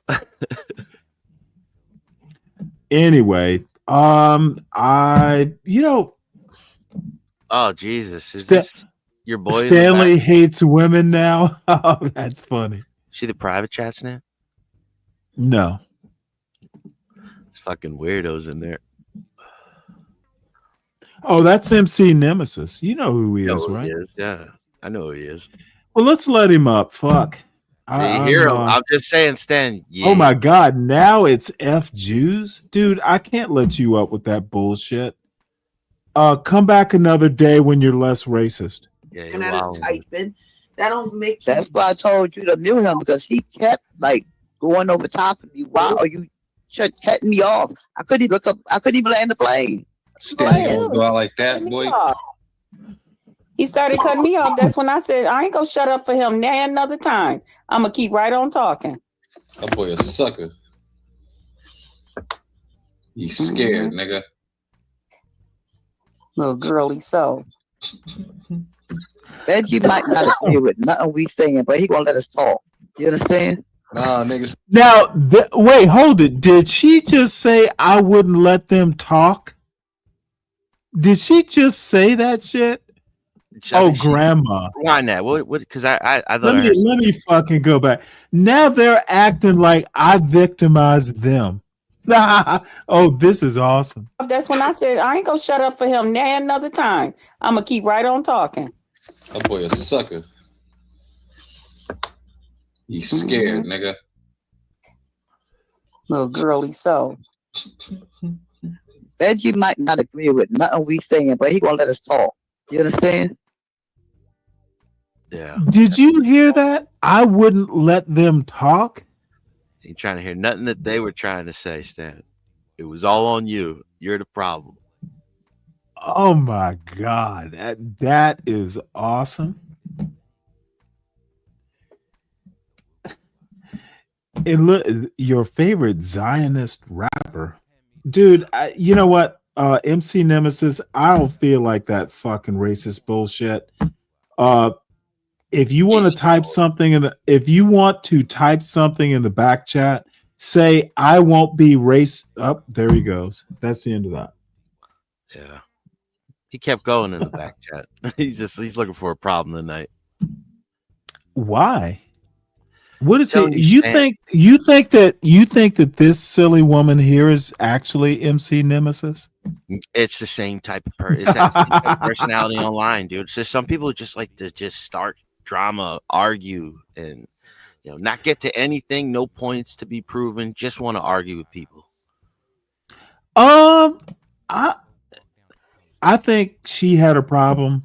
She had a problem with my voice. It is kind of soft, but so is Mike Tyson's. Yeah. You know what I mean? I don't like losing fights to people that I don't think are as smart as I am. That's really why I'm just annoyed. I could take the four of them, combine their brains, and still win. Yeah, you But see how after you left, he started talking shit about you. yeah. Well, by the way, it didn't last much longer after I left. Let's see. We are at what 246. They were gone in 40 minutes. And I bet most of that left was about you too. Benji's high, and it doesn't matter. I don't really give a fuck about any of it except that I lost. I do not like losing arguments like this because I know I'm better. So this is all, how in the military, you always do an after action report, what you could have done better, how you don't make this mistake in the future. That's how I'm treating this. And the first step is don't fucking go up when Janet's on there unless you have overwhelming firepower. But lesson learned. It could have been worse. And Mike, I don't know what's up with your phone, sir.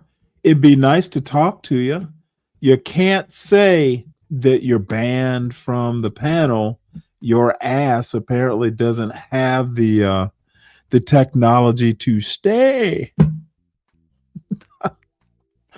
It's a sign from God. I kind of miss Mike. Yeah, it's been a minute since I heard him over here.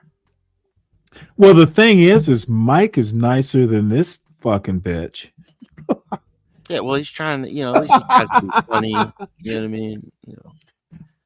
How could she be funny? No, that's why what does he think Mike tries to be funny? You can get a laugh out of Oh, Mike. does he? No. He's just less a mess. That's what I was shooting for.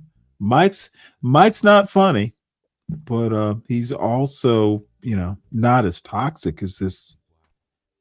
I wish Sin would hit the panel or Mela. I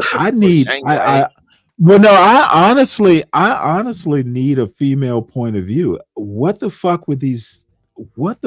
did they think they were accomplishing? I mean, was it? I honestly don't understand. I literally don't know that. Janet, I could understand. Maybe there was some banter like, hey, let's they're allies, but I think that's by the way, she knew Janet didn't like you, and so she wasn't going to like you. You know what I mean? Well, I honestly wouldn't be that worried about it, but three Guinness stouts in, and I guess I'm obsessing over the loss. Sometimes you gotta watch the tape. I do not like this was just. But anyway, I must move fuckery. On. This isn't like a debate. Like you weren't going to get any points. No, I don't like, dude. I don't like losing fuckery to dummies. I lost to dummies. It was some hood chick.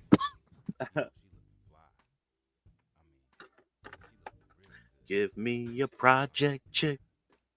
Give me a hood rat chick. Look, if it was a smart hood chick, but it's a dumb hood chick. Yeah, they don't let you talk. That's the problem. Well, I hate it when like you're outnumbered and you're trying to answer the question for the first one, and right in the middle of your answer, the next one's asking you the next question. It's all bad faith. Yeah, but like it could have been really good entertainment. Could have been good, good something. The hell is the word I'm looking for? I don't know. But it could have been really good content. But like this just goes off the rails, and everybody thinks this is good content. Well, it also could be they're pissed off because I don't come there often. It could be a bunch of things. but again, it was like 1 o'clock in the morning. Um,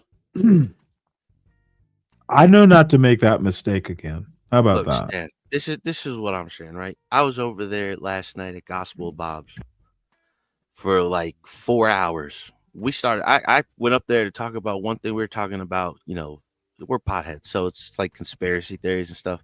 By the end of the night, we're all chilling, talking about some of these dudes think like flat Earth, and then it was just, it's just entertainment. It's something to kill time with. I had a great time. Everybody had a great time, and we were there till like 3 o'clock, and then I had to get up at 9. But it was entertaining. Are you muted, Stan? Like to remind everybody to hit the like button, share, subscribe, tell your friends.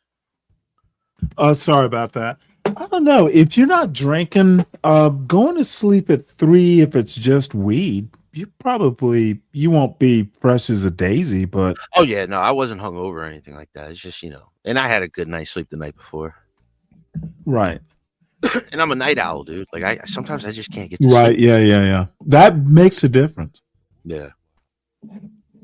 But I didn't expect. I was like, okay, maybe 1 o'clock I'll stay and I'll get off, and then it's just everything kept jumping from one to the other. People Mhm. kept coming up, people kept leaving.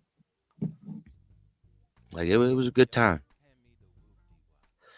and it's everybody's chilled, laid back. People were letting everybody talk. Like over here, you see it. Like if you're not part of what they're going with, it's like you're the outsider, and they're just gonna pile on you. Well, it's a different vibe. And like I said, like, not these 2 or 3 women currently up there on the screen, but a lot of these guys were like, a lot of them were actually like gang affiliated or in gangs. It's a different culture. And funny enough, I got along fine.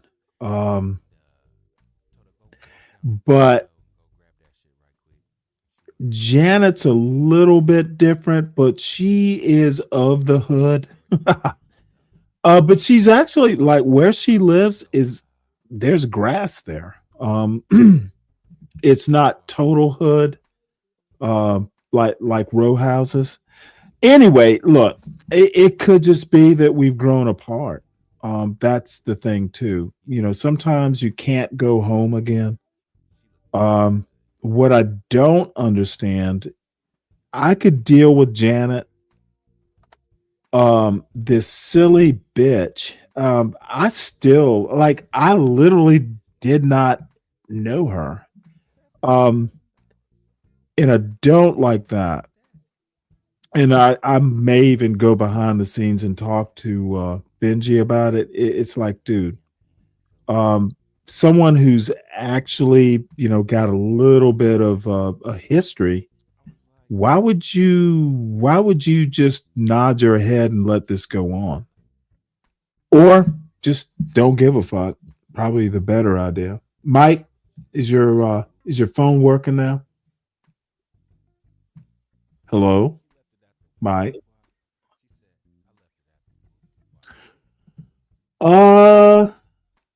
I think Janet and some of them were in the beef sector. I've never actually been in the beef sector unless it was just like, I know Janet. If I was in the beef sector, oh wait, hold it. You know what? Actually, yeah, I think a lot of them were, but I was always kind of tangential. I know some of the people. I've actually gone head to head plenty of times with those people, but they weren't like they didn't have words. It's not like they grew up with dictionaries. I could usually just run circles around them and then laugh. I would say I'm out of practice. I think when she says the B sector, she's talking like is that the sector that everybody calls the sector? I have no clue. I know Janet used to be deep in the beef sector. If she still isn't, she definitely used to be. There were people like Loco. There are a bunch of people over there. But Is you know what? Hoodie over there? Hood conservative hoodie. It's a big, No, big, heavy not dude. that I know of. I like Janet was actual beef sector. Can't think of anybody else because I was never really in it. Yes, you're right, Ryan. Square peg in a round hole. So many blacks. Can you just I was trying to fucking if you're gonna be a racist, Ryan, spell black right, please. Going to the right side of culture in politics. Just saying. Don't even know what that means. What is the right side of culture in politics? The non-racist side? Ryan, you need to do better, son. Don't make me shred you in the chat. Or is it Your left, right, words, kind? your words are not the right words, son. If you want to talk politics, choose better words and spell black like it should be spelled. Black Ducky, Pretty in Pink. What is that? Oh, this motherfucker thinks he's over at B Brave's channel. The Black Ducky? I don't even know what that means. I'd never It's been a seen while that. since it's been a while since I've seen Pretty in Pink. Wasn't that 80s? Yeah, I'm gonna look it up. That was like a fucking 80s movie. Sen, you're not even that old, are you? Mike, you got it together?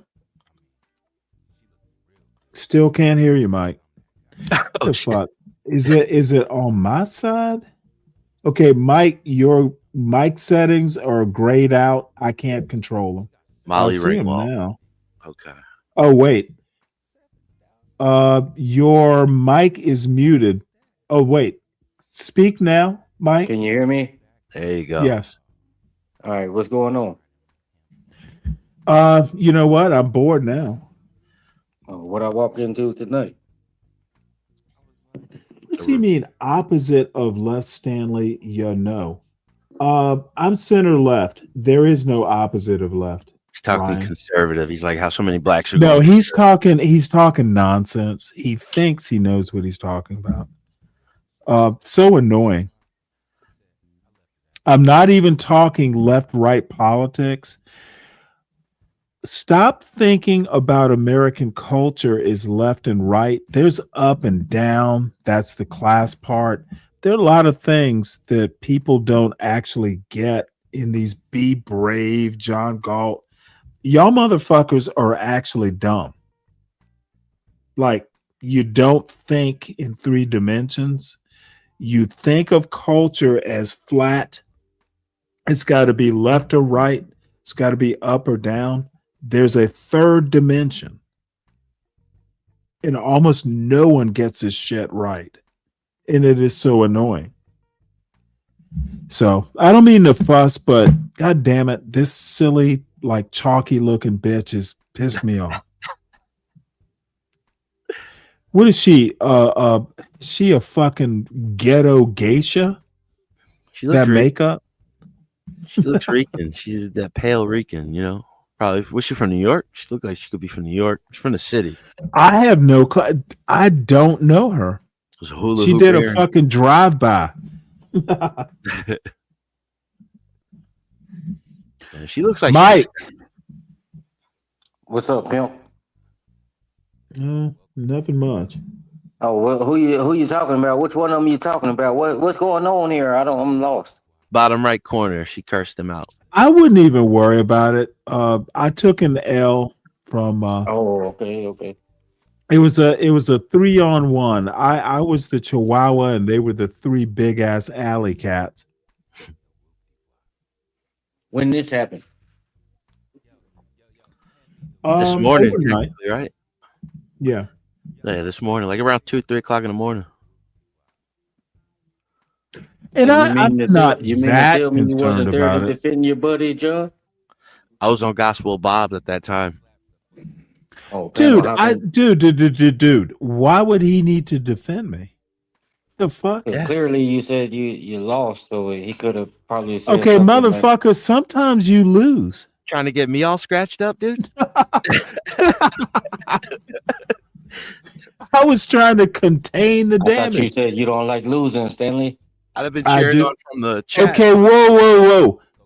Don't like losing does not equal win all the time. No one likes losing, but you Yeah, do so you're a lose sore occasionally. loser. Yes. Yeah. Show me a motherfucking enthusiastic loser who embraces it and Oh, I like losing. dude, That's how you learn. what? Okay, you know what? I'm gonna clip that one. I don't even Clip know it where all to you go. want. Clip it all you Okay, want. motherfucker, you should never admit to liking to lose because of the lessons you learn. That's gay. You can learn a lesson from winning, That's dude. your opinion, and I have mine. Dude, that's like fucking participation trophy thinking. You win or you lose. Period. You should never like losing. You accept it gracefully because it does happen, but liking to lose because of the lessons you learn. That's being Oh hard-headed. my God. Called being hard-headed. Yeah, who's the judge whether somebody win or lose? Motherfucker, I am on my panel. I that wasn't judge your you panel. if you like losing, that is a problem. But didn't you just say that wasn't your panel? Motherfucker, have you noticed you're not on that panel? You're on this panel. I wasn't trying to be. I don't even know what the hell it You is. are literally not on that panel. You weren't Wait, you there don't think to I know that? experience. Okay, my God, I don't think you know. Why are you talking about something you didn't experience? That's why I'm asking questions. To I'm figure out what's telling going on. you my experience. You weren't there. There's no way that you would know my experience. It is annoying, Mike. All right. Well, move on. Let's move on. We ain't gonna get nowhere with that. I've been trying to do that for about 5 minutes. So let me talk about what's been going on. Well, good. That would be a welcome change. So pretty much, well, I just got moved into my new place and everything, and Where'd you? trying Are to you get- still in Texas, or did you move oh to yeah, Utah? I'm never leaving the great state. we the best state on. We're the best state in the planet. And with the best people. Yeah, yeah. Ain't nothing You were like your own Texas. country for a while. You are literally representative of the best people in these United States. I'm thinking about Texas, running for mayor. I'm thinking about running for mayor. Texas. Think I'm gonna run for mayor in my little town. That would be awesome. Are you going to run? I was thinking about it. Motherfucker, you better. I will literally be your campaign manager. Oh no, I wouldn't want you as my campaign manager. Oh, dude, I would be. Dude, I will. To win a campaign, I'll be disingenuous. You know I'm Mike 123 is the rootinest, tootinest Republican y'all ever met, y'all. It's the smartest, sharpest dude I know. Hey, look at this silly woman. Good news, my Tesla stock is going back up. You know what? Will you marry me, Sin? Who's this? Oh, Stanley, that's what I meant to ask you, because when you couldn't hear me, I heard you say you're looking for somebody who read books. Is that what you said? Wait, hold it. I'm not blonde. No, you said Are you? if you were looking for a woman, she has to read books. Is that Oh, absolutely. And so my question to you is, Well, that's a euphemism for she needs to be smart and know how to read a book. Preferably a lot of them as a Is that habit. all your requirements in a woman? Well, she needs to be attractive, Mike. Well, the reason I ask is because if that's the only qualities you're looking for in a woman, you'll never find one. I did. You Yet I found did. one? You found you one? Dude, I was fucking married, you moron. Yeah, I'm saying I'm talking about now, not then. You think I married a second best woman? Probably third. Now, if I see, had to let think. me use those powers that silly bitch on that panel taught me. I would take every goddamn thing you said out of context and infuse them, your horrible points, with bitterness. So bitterness, the catnip, disagreement y'all bitterness, had, were you trying to catnip, holler at and her? a little bit of PMS. Did she reject you or something? Is what happened, or what? No, on that panel, no, she never approved of me. Oh, so why were you so heated? Look, you wouldn't know Empress Janet. There's a history. Oh, is that Empress? Well, no. The one that I had a problem with, no. But Empress was on that panel. Oh, okay. And then it became like a little. Imagine a coven of witches with a boiling pot,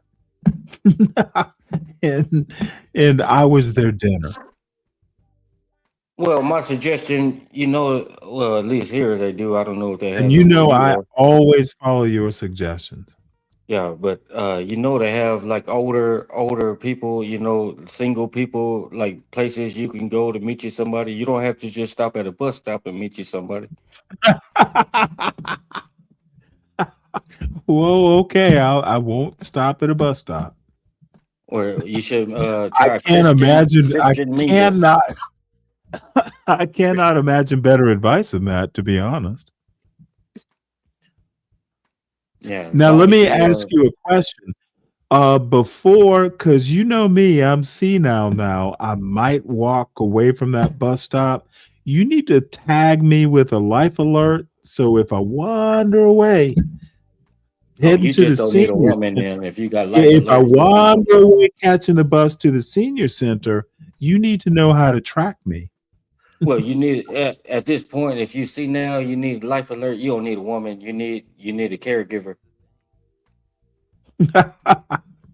They can't be the same. They can't be one and the same, son. Well, no, because they can't be the same because to you it might be if you're looking for love from your caregiver. Yeah. You probably need you one of them, what they call them, CNA. Somebody to come by and clean you up every day, and what they call it, home health aid or something. It's hospice, bitch. No, it's not hospice. I'm talking about a home It's health home aid. hospice. I kind of know that. Well, what about your son? His girlfriend's mother isn't single. You might want to get with her. Or... You're kidding, right? So it's a serious question. if my son's girlfriend's mother was single, that's the course of action. Dude, what kind of depraved motherfucker are you? Well, I'm just saying, I'm trying to help you find you are one step above Leonard Roy. I'm just trying to help you find you somebody because I think that's your Motherfucker, problem. I don't need your help. Did I ask for it? I'll just offer you a little. No. Let me be kind and say I know you have my best interests at heart, but I'll be okay. Oh, what about the old? What happened to the white lady that used to come on here? Even a little bit. Don't worry about it. I'll figure it out. We are not What going happened to the other white lady that used to come on your panel? What other white lady? When you was at what's the Oh, yeah, that's who her knows? name. Has anyone Lindy. seen her? Nah. Ducky Dale is a beloved eccentric character from the 1986 John Hughes. Oh, was that the one? Poor boy George. The hat with poor boy he George. He was the one with the 2.5 Men show, right? Let me see. Was he the one that played that? Unrequited love for his best friend. That was him. Yep, you're right. Yeah, I remember the movie. It was just some white boy, dude. Dressed like Captain Kangaroo a little bit. In my neighborhood in Charlie Savannah, Sheen? The other okay, one. let me. Okay, that Seinfeld? white boy. Okay, hold on, Mike. Let me do my fucking drunken soliloquy for that Sin 7. Sin, you're Gen X. You must be very young, Gen X. No black person in the fucking 80s was fucking like, it was a cute thing to take your girlfriend to a Mike Hughes movie. It was not a cultural like touchstone. Mike Hughes movies are for white culture. Ma'am, And it's just another idea I have for you. Ma'am, oh, I don't know why you have to talk, Mike. Oh, I thought you were doing. You took a pause. No, I'll let you know when I'm done if it makes it easier. My life is not even anywhere near, or even Mike Hughes movies are beneath my cultural notice, Sin. So hopefully that explains it. Fucking Ducky, what the fuck? John Hughes. I know who John Hughes is. She won't let that go. Because she brought that one back. She wanted to make sure we knew. No, you know what? She is a darling woman, but no, ma'am. I don't even take like cultural cues from a Mike Hughes movie. That is so white. I mean, and I don't even mean that kind of like, it's not even preppy. Like in the Savannah I grew up in, you would wear some fucking topsiders and fucking like a dude. Mike Hughes is fucking trailer trash whiteness. It's not, and a lot of it was preppy and poor and all that shit. Dude, Mike Hughes is not the cultural icon that there's a reason no one ever talks about Mike Hughes. Pretty in Pink. Molly Ringwald is better looking at her age now than she was as the skeezic. What? The Breakfast Club was a club because they were all looking for breakfast. Someone didn't put the fucking meds in their eggs. And Molly Ringwald and goddamn, dude, I remember I actually saw the Breakfast Club, I think in the movies, and then they tried to do St. Elmo's Fire as a fucking dude. That shit was a fucking mess. Mike Hughes, quite frankly, Mike Hughes was a trash director. The topics, the movies were just white trash wannabe shit. Honestly, and I'm not even being mean. Mike Hughes, not a good director. Of the topic, the subject, not anything. It was white trash culture trying to look affluent, very 80s. So sorry to go in and send, I'm not finding fault with you, but if you want to bring up cultural references as a fellow Gen Xer, don't do Mike Hughes. That shit is cotton candy. Molly Ringwald was never a serious actress. Ali Sheedy, nope. Sorry. Fucking Judd Hirsch or whatever. No, that's Taxi. Judd, whatever the fuck his name was. Name me an actual serious actor that is respected in 2025 out of that Breakfast Club group. Emilio Estevez is pretty good. Emilio Estevez is a shit actor.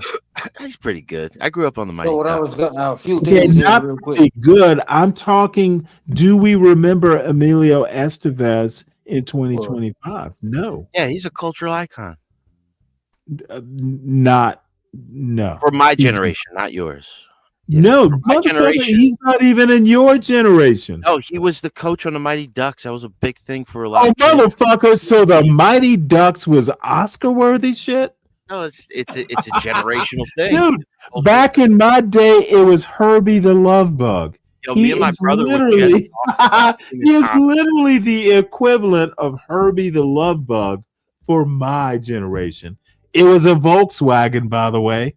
Yeah. The Volkswagen was more a bigger star than Michelle Lee, and I forget the dude's name. He was in a bunch of Disney movies. Dude, Mike Hughes, trash director. Did he direct that movie? The Pretty in Pink St. Elmo's Fire bullshit. Fucking, it was, dude. If we must actually do that ensemble cast, what's the one with Jeff Goldblum? God damn it, I can't think of the name of it. Earth My name Girls is are Tom No, no. Mastic. I'm a public program producer here at the National Archives in Washington, D.C., and it's my pleasure to welcome you all here today to the William G. McGowan Theater. I'm trying to Also, special think. welcome to those watching us on the National Archives YouTube It's not. It's the one with Jeff Goldblum and Today, our William series of Hurt. noontime author lecture and book signings continues with The Last Lynching, How a Gruesome Murder Rocked a Small Georgia Town, with our special... No, it was famous. It had Marvin Gaye. The "Heard It Through the Grapevine" is kind of the main theme song. as well as on our YouTube channel. On Monday, May 9th at 7 p.m. I'll think of it in a minute. I was watching Independence Day last night, though. That's so funny. You talk about Jeff Goldblum. Joining us for a post-screening... He played the same character in every movie for like 30 years. I didn't realize he was 7 feet tall. He's like really tall. He's a giant. Okay, see how negative Stanley gets after foreign beer. Amazing. Ah, Ryan, you asshole. It's those immigrant beers. That's funny. Okay, is this woman still fussing? Oh, you know That's what? the same- She missed Mike 123. Well, Mike, say hello to Sin 7 Sin. I'm kind of jealous now. God damn. She's Gen X and all. What is that, like 65? 1965? Yeah. Sin's not Gen X. So a few things here. Maybe you should try your local women's shelter. Find you somebody.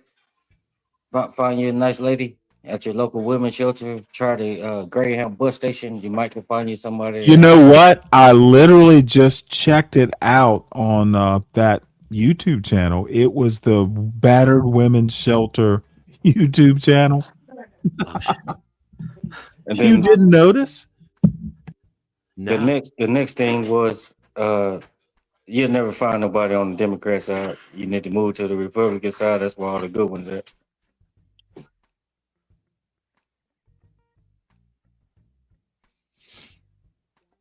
Oh, by the way, I'm not muted. I'm just not responding. Yeah, I'm just trying to give you a little piece of advice. Another place, then? The Methadone Clinic. Meet some girls. You know what? Ruby will be there. Man, like I didn't really watch that, but I saw a few episodes, dude. She was spiraling out of control every time I saw a clip. So it's like What? Our Ruby? the white girl, the red hair. Yeah, Ava's friend. Yeah. She seems like she's she might be back on some drugs or something. I don't even know where to go. There's only so many It's times you can rub your Christmas toe. time. Let's be jolly. Let's just do some Mannheim steamroller. Let's get like a Christmas Carol B-roll music right now. Going in the background. Some sleigh bells, ring, ding, jingle. Hey, I'm gonna pick on Sin because she talked about the lighted candy canes. So Sin, I'm just teasing you. Do not be offended, but I am going to go after you for the fucking. This woman is like Christmas crazy. Yeah, so you got to stop hating on Mike 123. The I'm women not. love me. What can I Hey, say? hold it. Is your name? Are you Christmas crazy? What can I say? The women love me. What can I say? Oh my God. Oh, that's right. She did say hello. Did she invite you over to her Christmas displays? I'm sure she would. I'm sure she would. Oh, I bet she would too. But don't make TMKC mad now. Go ahead, sing Carol of the Bells. Sin loves that song. Don't make TMKC mad now. Yes. I don't want you ladies arguing in the chat. Get a little silver bell going. Silver bell. You know what? Sin is not going to respond. She will not put up with this fucking gutter level bullshit. Soon it will be Christmas Day.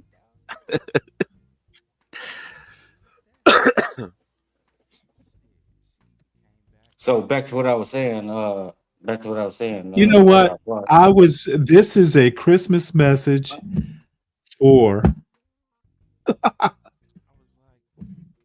Still got a couple of weeks before Christmas. It sounds like the plot of a Hollywood film. Yeah, Nuns I on the said Run Black meets Cookie. The Sound of Okay, Music. we're I'm here getting outside rather confused Salzburg, here and because I can feel the anger building in her very terse, very terse posts.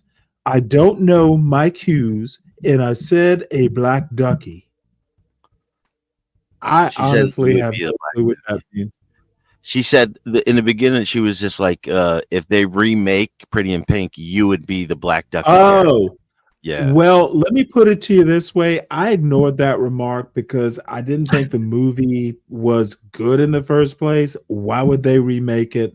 My bad. I didn't follow the logic. You know what I just seen that they Mike remade? Hughes, hey, it was good cotton candy for the fucking carnival. Mike Hughes is not an important director. The movies weren't that important. And I literally grew up with them in the late 80s. They were not important. Pretty in Pink is not an important movie. Maybe for the boomers, but Mike Hughes is not an important director unless you want some sort of formulaic thing. He had a good run. Breakfast Club, all that stuff caught the mid to late 80s and mostly early to mid. But Mike Hughes is not an important director.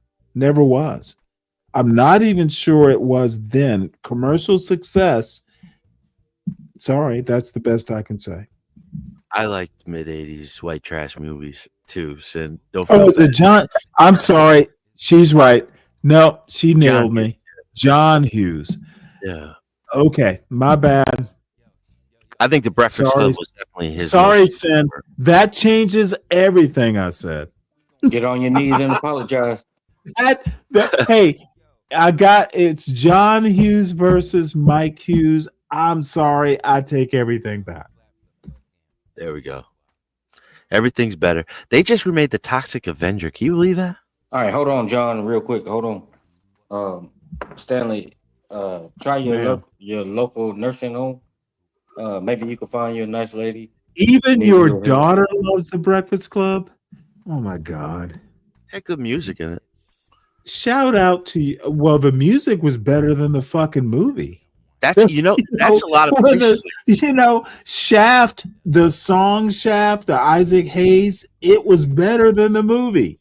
Can you dig it? Yep. Lasted way longer. Isaac Hayes. Yeah. Shaft. Who is the man? Make them feel like other man. See, that's what I was talking. The Wiz. I can't believe you've never seen The Wiz, Sam. Oh no, actually, I have. I saw it in the theater. It's a great I movie, The dude. I Wiz. like it better than No, the I've original. seen The Wiz and the play. No, I saw the movie, and it is so weird where I saw it. There was this really cool theater in Savannah on a square.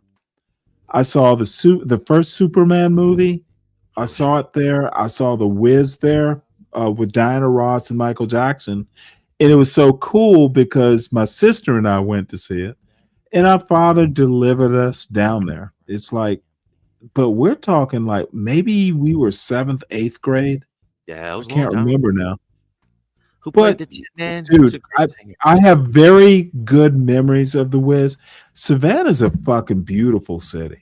And I was talking with someone the other day, and you'll have to forgive me, John. I'm kind of just rambling loose on. lipped in free association here.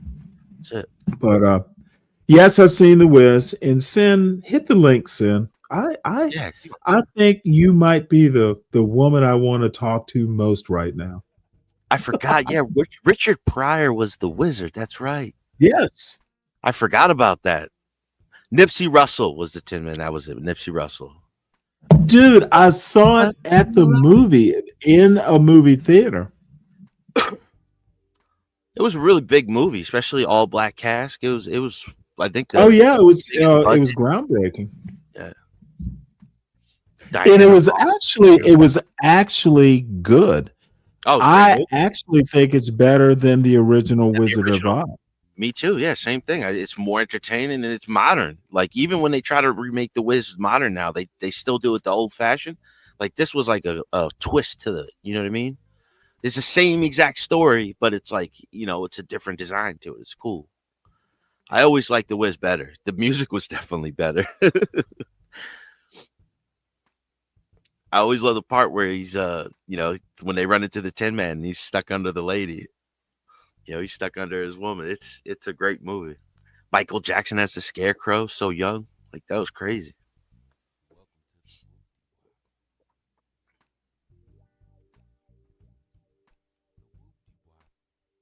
Am I the only one here?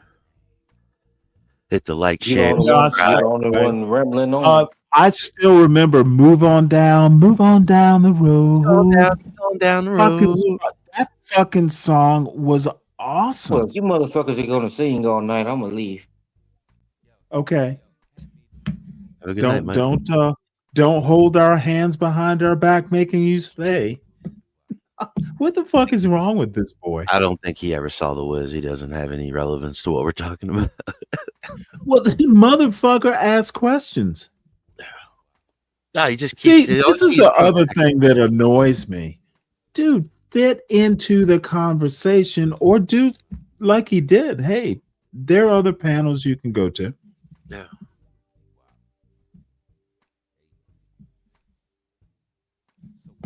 Yes, I do not want TMKC coming after me. I don't even know what that means. Why would she come after you? I don't know, something I don't know. John Hughes is order good, though? No idea what that means. Claire's put a link in. Yeah, I'm about to look at it. Claire. You know what? Oh, shit. Sin, I did not mean to delete that message. Retype it, please. Oh, she retracted it. Really? Motherfucker. You know what? This is what these fools send me. These aren't fucking sailors. To turn yourself into security. Oh, I saw this. Admin and off base. If by 1550 you have not produced yourself, you have now become a trespasser in a national security area under the control of the Department of Energy and the United States Navy. You will be arrested and prosecuted as a trespasser if you do not turn yourself in the next 45 minutes. You know, back in my day, I'm gonna sound like a World War I veteran. dude. I have no clue what that is. I hear the 1MC. That's the only thing that seems authentically Navy. 1MC is the PA system. Yeah. So I'm still waiting for you to hit the link, Ms. Sin. Yeah, he was calling for somebody on the overcom. They had 45 minutes to I get don't there. give it. That's all it was. Probably- But it's like it wasn't even a big deal. I saw it yesterday. It was probably a carrier. Yeah, they were on the ship, and he told them if you're not there in 45 minutes, you're no longer a soldier. You're a trespasser. That was like the oh shit. You can see all their guys' faces. Like they probably never heard anybody called out like that over the intercom. What? Claris posted the moment Stanley unexpectedly left the Navy. I don't even know what that means. I unexpectedly left? Dude, let me tell you how unexpected it was. The month that I left the Navy, women came aboard combatants. It was April of 1994. And I've never served on a combatant ship with a female, except for one summer there were female midshipmen from the academy. But that was it. Oh, he's saying it was on a submarine. They aren't. Claris, it's half a joke, but sailors, they're modern sailors. Maybe that makes the difference. The Jerk, yeah, that was a good movie. I love Ferris Bueller's Day Off. I actually saw it at the movies with my sister too. That's a great movie. Ferris Bueller is actually a good movie. Was that before or after he ran that lady? But believe it or not, Risky Business preceded.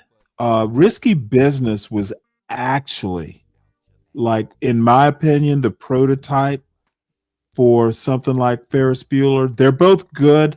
I think Risky Business, which I think was one of the first movies Tom Cruise was in. Yeah. Risky Business was actually Rebecca De Mornay. Oh my God.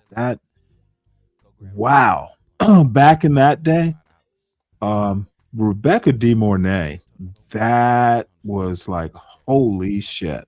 Jennifer Connelly. I don't remember. I guess one of these days I have to go back and see those old movies. Yeah, the girl from Ferris Bueller, Jennifer Connelly. Sin, I wasn't saying TMKC's coming after you. She's a good woman. You'll be okay. She's not gonna cut you. She come over with. As a matter of fact, I've had enough beer to say, we would just, you know what? I'm not going to say what I was going to say. How about that? Yeah, you know what? Stand down, Mike. Just to piss Mike off, Sin. Just come on up here.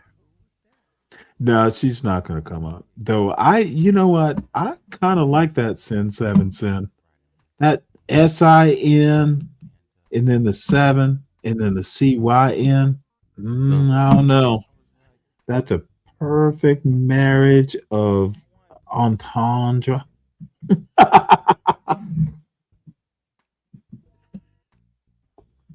And then she calls me, what'd she call me? Dark Ducky?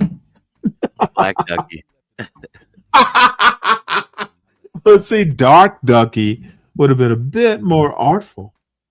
Dark Ducky. That's what I want to be called. Dark Ducky. Dark Ducky versus the world. Oh, you know what? If I had good graphic skills, that could actually be funny. I know, right? Maybe I'll try to look that one going. Dark Ducky.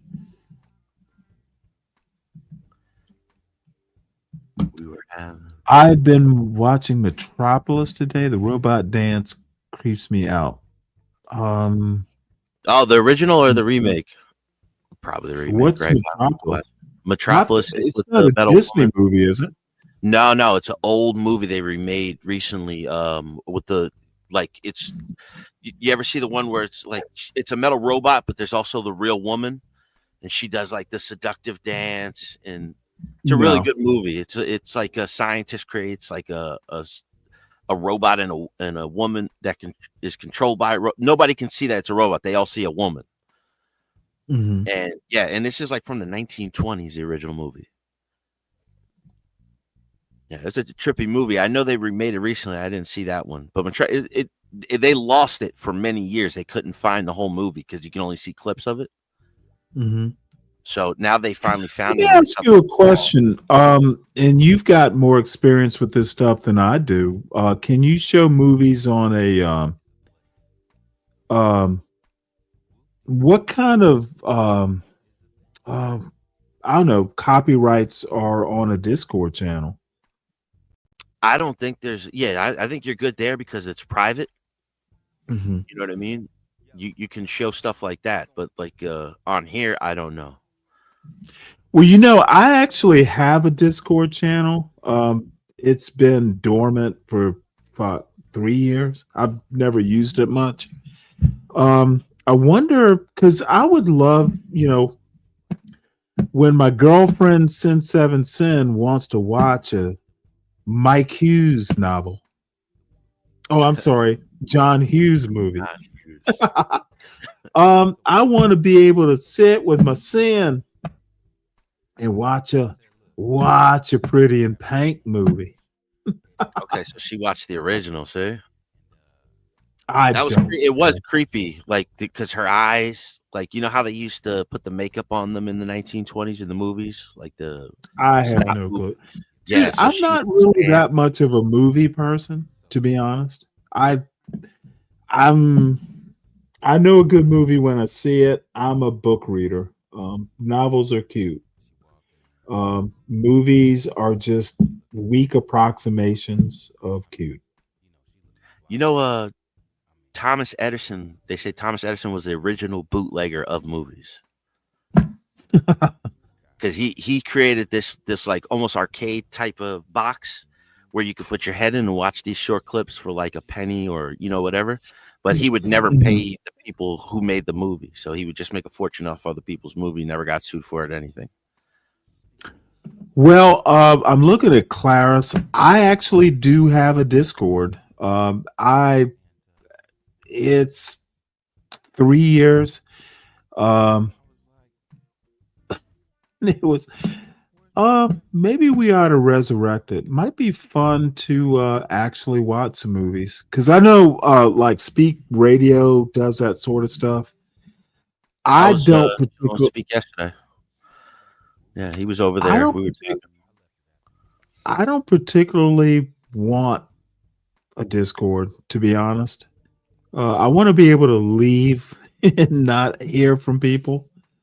Well, no, I'm dead serious. Yeah, you can have the Discord open while we're talking and just have the people in the private. Oh, I've heard shit about like CT's Discord. It's like dens of iniquity and other things. The Thorpe's Discord. It's like fucking. It's a den of iniquity. Yeah, and then like people posting crazy shit. I don't really go to anybody's Discord or do Discord. I have a Discord, but I just never use it. Well, I actually have one. I could just administrate it myself and let people that I want. Because after fucking Leonard Roy, what I've seen, I'm into a racy joke. I'm into a risque joke. I'm into people coming up to a line and maybe even putting a toenail across it. There are just some things I'm not going to fucking do. And I do not want that kind of depravity. You can fucking be all kinds of crazy and depraved, but dude, I saw like that. Well, no, I'm not. And I want risque. I want risque, but I do not want That kind of shit. I could only imagine what's in these discords that you're talking about, because like you see how crazy it gets on. I haven't been in the discords. I've only heard about it. Yeah, I can only imagine. What's up, Tyrone? What's up, my niggas? How you doing, Mr. Well, I don't know. You just come in hot. My trigger. You gonna trigger me with the nigga, right? Stanley? My nigga Oh, boy. Stanley. I ain't talked to you in a while. How you been doing, Stanley? Hey, let me ask you a question. When you say that hard in, does your tongue get greasy? I say my nigga, not nigger. Oh, hey, you know what? We don't like N words of any sort that GGA, my rhymes. nigga. Bottom line is, you are doing a Leonard Roy put a toenail over the line. Who is this up here with you, Stanley? John Stripes. John who? You don't know, you know John. John Stripes. John Dog. No, that's your baby. What's going on, Stanley? We don't get that greasy here anymore. We don't get that pig fucking like chitlin greasy. We save that shit for Alabama John's channel. Yeah, we bake our ham hocks over here. You niggas. That's actually funny, John. We bake. I've never had ham hocks. I just threw that out there. We put it in salt. We encrust it in salt. And we fucking put it in the oven and fucking let it go for like 10 hours at 250 Have you been degrees. drinking, Stanley? Got the fucking recipe. Yeah, a going little on. bit. How about you, John? Have you been drinking? No, I am Okay. intoxicated in one way or And I've been drinking too. I've been drinking. I heard it. I heard it. Well, guess what? I think that I need to crowdsource some more sovereign beer fund money. I haven't been up here in a while, Stanley. And I just come to check on you. I just come to check on you, Stanley, and see how you're doing. Good. And you're bullshitting me again right So now. let me put it to you this way. We are up to 263 subscribers. Be the 264. What the fuck does that got to do with me? I don't give a fuck. I help you start this shit. I help you start this shit. So what do I give a fuck? Are you subscribed? Well, hold on. If you will not be a over talky bitch. I help you start this shit, bitch. Okay. Keep over talking and it will not be productive. And what are you going to do? What are you going to do, Stanley? You're going to put me in the back. You're going to put me in the back as Can you park the sore tip of your tongue? I can park the sore tip of my penis. It's the only thing. You know what? That's Leonard Roy level. You might want to observe the line and don't cross it. I've already crossed the line, Stanley. Don't make me call Taz on your decrepit I've ass. already crossed the line. And call Taz. Who the fuck is Taz? This motherfucker thinks he is bold. Dude, stop it. Stop showing off, Ty. So anyway, while he's in the back, you know what? I am down to my last Guinness stout. Let's do crowdsource. Get a fundraiser going right now. You know what? What the fuck? I'm drunk. I can play it off. I need let's see, $25 into the Sovereign Beer Fund to just do a simple 6-pack of Guinness Stout to be delivered by is it YouTube? Something like that. Some delivery service. So via YouTube. No, it's YouTube Eats. No, it's Uber Eats. Hey, hit up the show, Sovereign Beer Fund. By the way, I have not done a commercial. This is Stanley versus the world, folks. Please make sure you hit the like button. Please make sure you subscribe to the show. It is a very dry show during the week, but round about Friday into Saturday, it gets a little saucy. Gets a little. Hey, there's some fuckery here. There's life to the. And it only takes Sin 77. Did I call her Sin 77? I did that, didn't I? Oh, she's gonna kill me. Sin 7 Sin and John. Well, there's always the spirit of John Galt here. John Strives. Mike 123, who doesn't seem to be able to get his phone game together. Tyrone Sly, who is going to be the understudy to Leonard Roy. Bring me back, bitch. Bring it back. You Bring are it back. Leonard Roy. You are Leonard Roy's understudy. Leonard's much more depraved than you are. You have a standard to meet, Ty.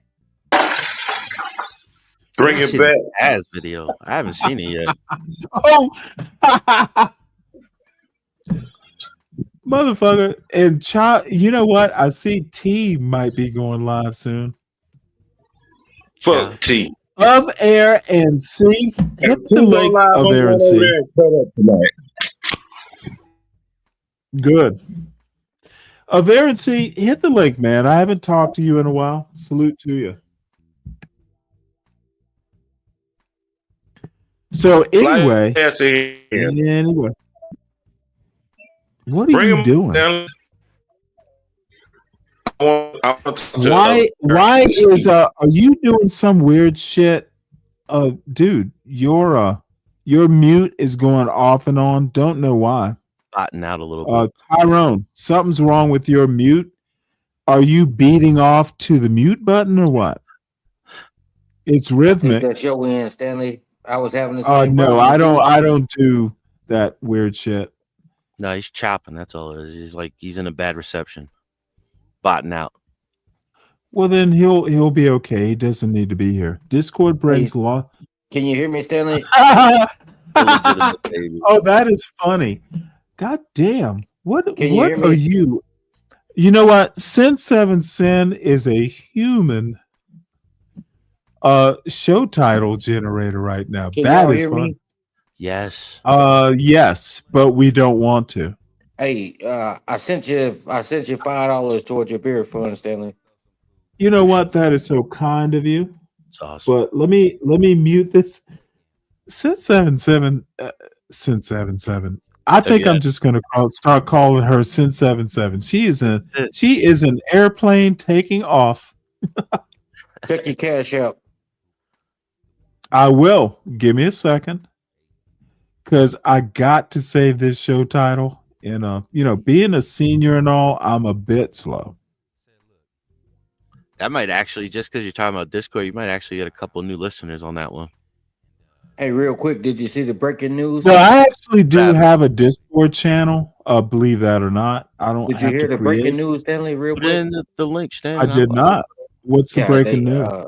My guy Trump, he got the F-18s in position over there in Venezuela. Well, it's Friday. Well, let me tell you my thoughts on that. Trump is trying to drum up a reason not to be a lame duck. He will fail. Wipe him out. No, honestly, this is what happens when you are 80 and you're trying to satisfy Milan. Okay, motherfucker, never interrupt. Bring my guy Tyrone back. I'm trying to make a goddamn joke, and you're fucking Charleston White, weak ass. I don't need to hear the joke. Your Chitlin ass, Charleston White motherfucking bullshit. I made a joke in 1934 and they gave me some bacon for breakfast. Humor? No, sir. Enough, Mike. Tyrone, you're back. Stanley. Mike. Stanley, Sir. can we talk right quick? Can I ask you a couple questions? Motherfucker, how much? You know what? Why should we I just talk want to and ask you a couple questions. how much will it cost me, bitch? It's not gonna cost you anything but an answer, motherfucker. Whoa, no, you're not getting the subtle grifter energy here. Fuck grifting. I'm not paying you to answer a fucking Oh question, my god! bitch. Oh hell yeah, you are. It's a donation. Just make a donation. Fuck all that bullshit. This motherfucker wants to come up and act like it's his Man, panel. let him ask you the goddamn question. Oh, your ass is gone too. But except you contributed, so you get a little bit of latitude, but not much, bitch. Not much. Be careful, sir. Don't become Leonard Roy, the motherfucking YouTube edition. Let him ask you the damn question. Okay, motherfucker, fuck you. Is he really trying to tell me what to do, or is it my imagination? Might be. What the fuck is wrong with these boys? And Tyrone, motherfucker, let me put it to you this way.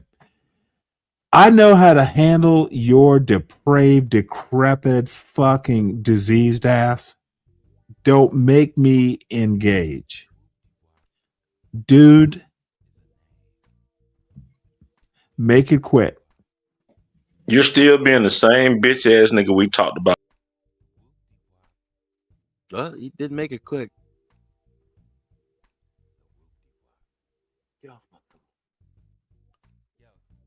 You muted, Stan.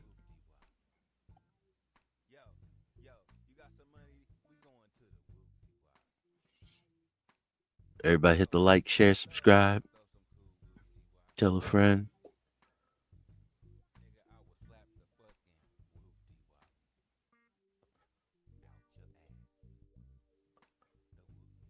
Am I the only one unmuted?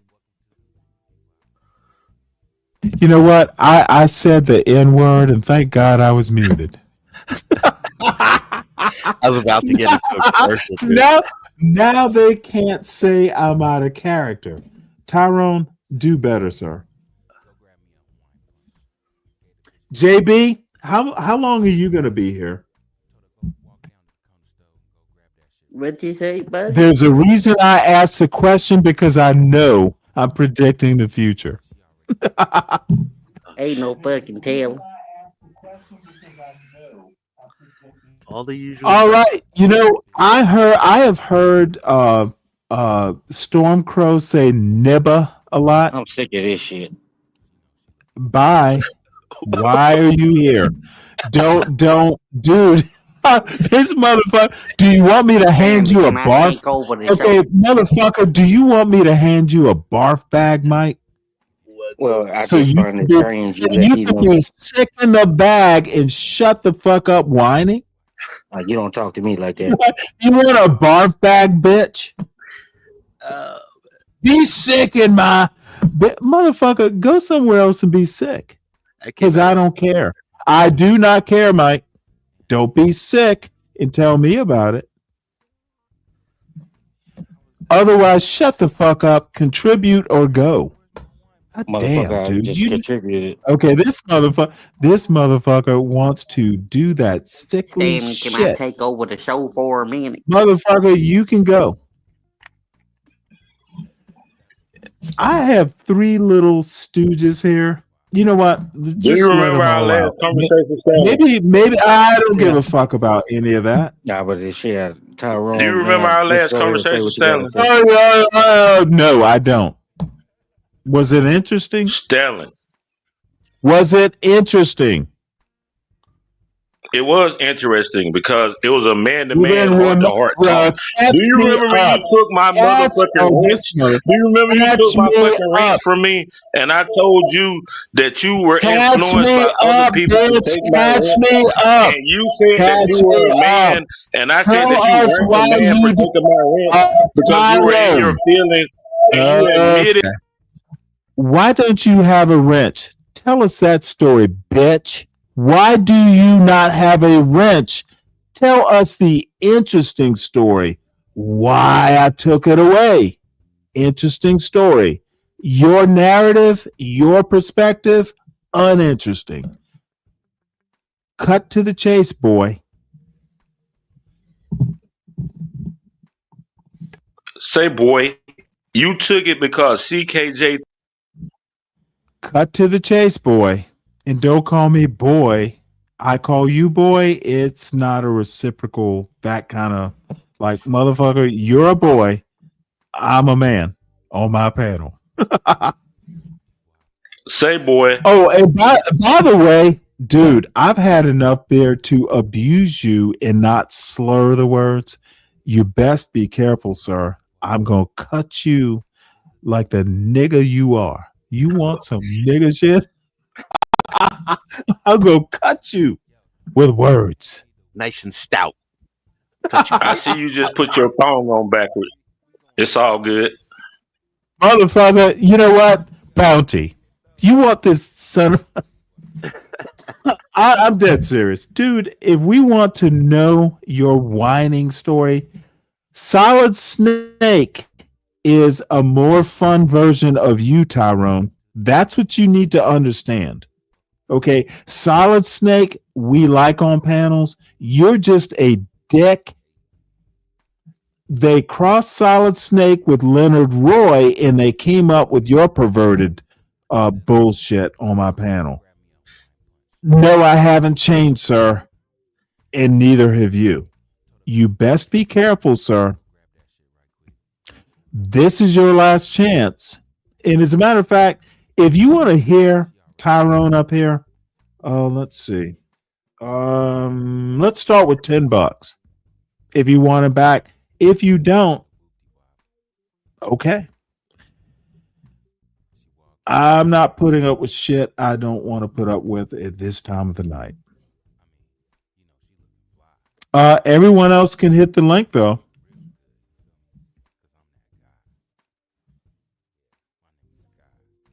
Where'd they go? What is it? 3. I don't give a fuck. To meet a group of rather Right. unusual squatters. They're 3 Augustinian nuns Sorry. in their I'm gonna 80s watch who something I recently wanna watch. escaped from their care home to return back to the cloisters they've spent their entire lives. Come and meet them with me. Sisters Rita, Bernadette, and Regina say they were taken to a nursing home against their will 2 years ago when the church authorities shuttered the cloisters as nun numbers diminished. In September, a posse of parishioners hired a U-Haul and helped the octogenarian nuns break back into the convent that used to be their home.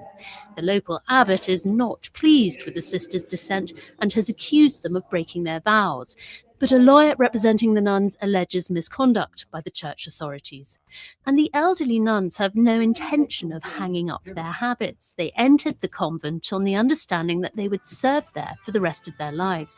And now their reach goes far beyond the parish. The nuns have their own Instagram account with more than 80,000 followers. Ja, erstens einmal ist es wunderbar, dass Menschen kommen übers Internet oder Instagram und um Gott zu loben. Sie wollten natürlich uns Schwestern auch sehen, nicht nur in der Zeitung, sondern live. Sie sollen ruhig sehen, dass wir Gott loben und preisen und dass Gott in unserem Herzen ist. The nuns were advised to go public to prevent church authorities from removing them from the convent again. When I visited them, a Hollywood scriptwriter was among the throng of worshippers at Mass, eager to meet the sisters. The nuns are supported by a growing community, including Elizabeth von Trapp, the granddaughter of another rebellious Salzburg nun whose story inspired The Sound of Music, which, as the Vatican has just revealed, happens to be one of the Pope's favourite movies.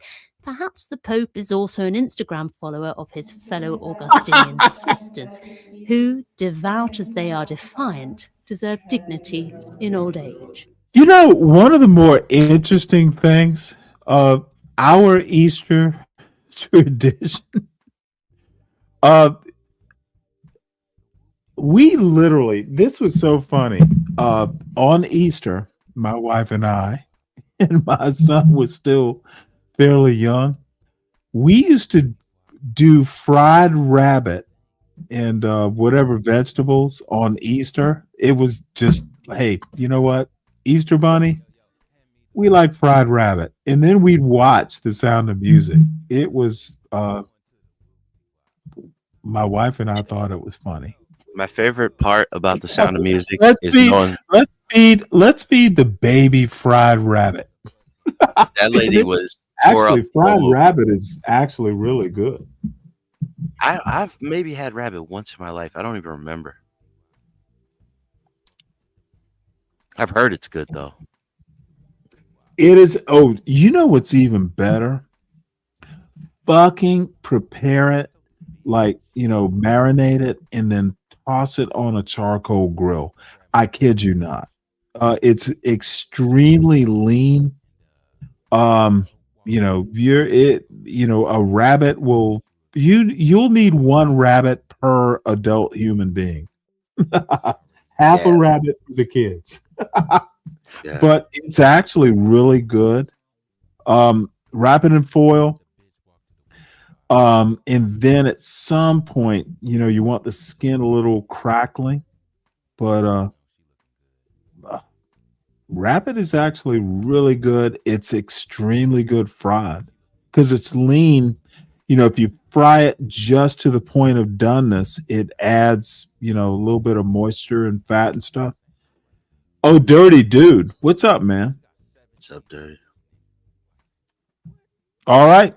I see, dude, I am being a little bit of an asshole, but I've had enough. And I'm just not gonna fucking Tyrone tends to be fucking Leonard Roy Light. And he thinks he's the star of a show that never was. And no, I'm not gonna change. Ty, the fuck? What the fuck did he did? Now, John, you are actually one of the closer, like, sane level setting dudes. You do a good job of level setting me. Appreciate The that. fuck is Tyrone's problem? He's just one of those dudes that come in. He's got to be loud. He's got to get the attention. He's got to get some kind of a praise. Oh, well, dude, I think Tyrone is actually smart, actually funny, but motherfucker, dude, you see, this motherfucker wants to come in and try and be like a Charleston White sort of character. I think Charleston White is literally step and fetch it, except not as funny. Yeah, he got beat up not too long ago. That Chitlin Circuit bullshit. There was an actual Chitlin Circuit with people like Scatman Crothers and Nipsey Russell, like actual funny motherfuckers. Tyrone, you're not that. Charleston White is literally, he's not even ghetto. That motherfucker is weird. Not funny, goofy, and whatever his other problems are. You are not funny, Tyrone. If you actually have to go into blue humor, and by the way, if you go back and you look at the 70s, and I'm going to sound pedantic, that whole blue humor thing, dude, you can actually be funny without using all that debaucherous Leonard Roy bullshit.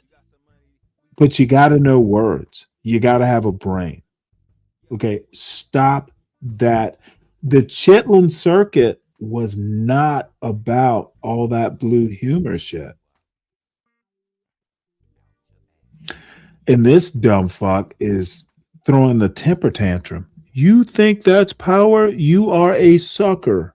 I'm not trying to be funny, Stanley. Then what the fuck are you trying to be? Okay, you know what? Hit the link. Tell us what you're trying to be there, Ty. I'm honestly curious now. What do you think he's trying to be? I'm not trying to be funny, Stanley. You remember Sinbad, Stan, the comedian? The comedian, yeah. I Yeah, never you remember- found him that funny. But you remember how he just became a cliche of just being loud, right? Like you remember how So he was kind of how good used to- humored, though, wasn't he? I used to like Sinbad. I liked his movies, even though like they were cheesy, but they I mean, were he good. wasn't he in a different world or some bullshit? Yeah, he was. Yep. Yes, he was. Yeah, I remember he was a security for the president's kid in a movie when I was growing up. It was funny. Yeah, as hell. I There was a remember, lot of I remember that. I never saw the movie, but I remember it. You remember with Arnold Schwarzenegger, the other one, the Christmas movie, when they were fighting to I get that don't. superhero toy? No. Yeah, he was funny as hell, man. Phil Hartman was the neighbor. He was like the perfect neighbor.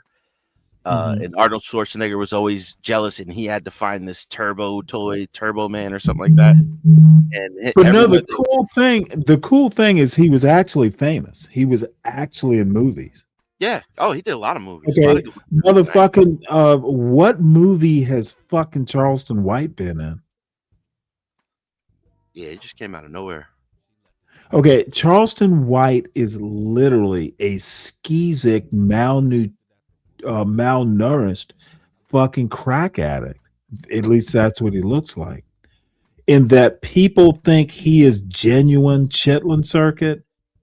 Motherfucker, y'all have no fucking clue what you're talking about. It's dumb, ahistorical. Oh shit. Charleston White and John Galt. Motherfucker, John Galt doesn't even use his real name. Dude. It is so sad. Yeah, Dirty Dude, Jingle All the Way. That was the movie. You know what? No, Dirty is my Dude. other- Yeah, he reminded me. I couldn't remember the name of the movie, Jingle All the Way, with Arnold Schwarzenegger. Dirty Dude, you know what? Dirty Dude. God damn it. Now I feel bad. I'm a little drunker than I should be. Dirty Dude, you witnessed that motherfucker. Oh my God. Dirty Dude, you might have to hit the link. Dirty Dude Dirty Dude, I failed hard last night. I actually reviewed it. Dude,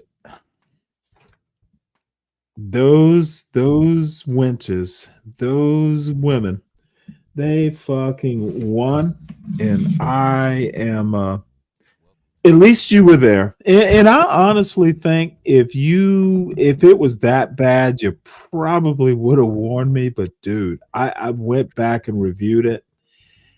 My regret is I couldn't. It was my comparison, Dirty Dude, was 4-wheel drive on a sheet of ice. I just could not get traction. And but I really should have been able to. See? I don't know what I could have done better, but I could have. So I'm saying they had your mic down. Yeah, but I'm still supposed to win. Honestly, and see, this is the other thing. This is what fuckers like that do. They must control. They must even the odds. They must do the playing field leveling. But you should still win. There should never not be a time. If you actually think you're going to win, then you should win.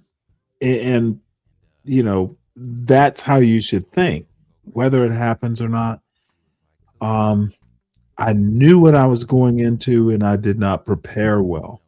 I should have won. And anyway. Yeah. I got cooked. But, you know, so it goes. You know, and honestly, if a Dirty Dude isn't going, oh, Stanley, your ass got like you. We did a pot of greens, and Stanley, you were the ham hock. You just flavored the greens. Motherfucker, you with a ham hock. If they boiled your ass and made greens. So see, that's Chitlin Circuit humor, by the way, Tyrone. So You sub on journal order number 1. I'm so idiotic. All right. Tyrone hit the goddamn link. I might wait, hold it. Wait. Tyrone, you know what? Come up for free, bitch. You need some charity. Come on up. It's DEI panel time. Come on up. Come on up. DEI time there, Ty. You could be the world. I bet that motherfucker won't come up. And motherfucker, if you come up, you best understand who provided that welfare. That welfare. That welfare.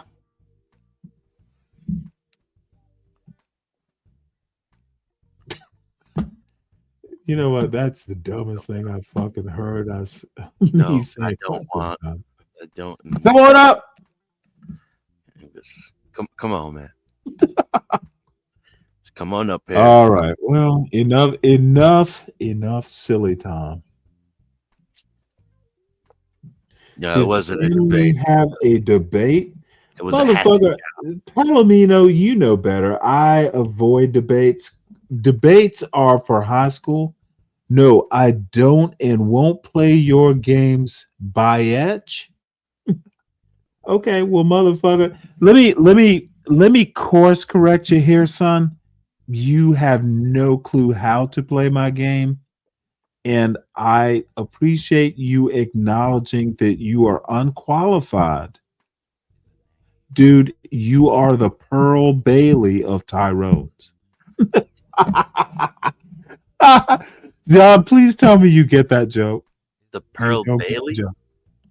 Oh my God. The Pearl Bailey of Tyrone's? See, I gotta look it up now. Hold on. No, let me do it for you. See, this is why I have to have an age-appropriate woman. I need a beautiful, kind of good-looking woman to get the Pearl Bailey joke. God damn it. I see her. I don't like it. Just hold on. You don't know who Pearl Bailey is? God damn it. Y'all have been motherfucking prived. Y'all are for a minute, I thought you were getting Pearl Davis wrong. I was like, Pearl Davis. Pearl Bailey. No, that's what I'm saying. I'm looking now. What's the point of it? Look at this woman. Look at her. Pearl Bailey. You have no clue who she is? It's not. I probably know her. Was she a singer, right? Motherfucker, she is Pearl Bailey. And my by the way, John, look, I'm not fussing at you. I'm fussing at Tyrone, who doesn't. This is the sort of man Tyrone is. Philly Jazz. That woman was fucking gorgeous. She's my grandmother's age, though. She'd be like 120 or something. But this woman was literally fucking like, dude, these are the older women when I was a kid. These were like middle-aged women back then. I was trying to remake St. Louis Blues. I mean, look at this. How woman. I know her. Yeah, that's how all I know of her is she sung St. Louis Blues. She is crazy good looking. Yeah, I was because it's past copyright, so I was trying to see songs past copyright and then put them in the Suno to make them, like the House of the Rising Sun. And the other one I did was trying to do was St. Louis Blues. It's not a lot of But lyrics. see, this is what little Johnny Gall and all these little CT, this is a woman. This is a black woman. She might not fucking want to see a little short CT looking boy or fucking drug addict baby daddy, but that's a black woman. That is what my mother raised me to expect. This would be my, like, I don't know how to put it, but this is what I was raised to expect as a wife. If you as a man are not raising your son to expect a Pearl Bailey or expect someone of that stature, then you're a failure of a father. You raise your boys to marry that level. And if you can't, then you're fucking YN. John Galt, baby daddy YN. And I can go from there. This is how I was raised. This was the expectation. And believe it or not, no one ever said, hey, Stanley, this is the expectation.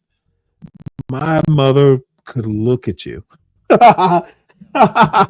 My mother can look at you and transfer thoughts, information, how you should be. And, you know, the occasional instruction like, don't embarrass me in public. You will get what you get.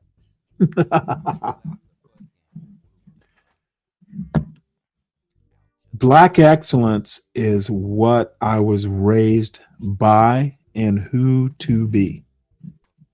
So the John Galts, sorry, John, not my problem, but I'm raised to be me. Don't give a fuck about your landlordship. Who could give a fuck? Motherfucker, the only thing I thank God for is, dude, I don't have to fucking rent a room from your fucking drugged up drunk ass.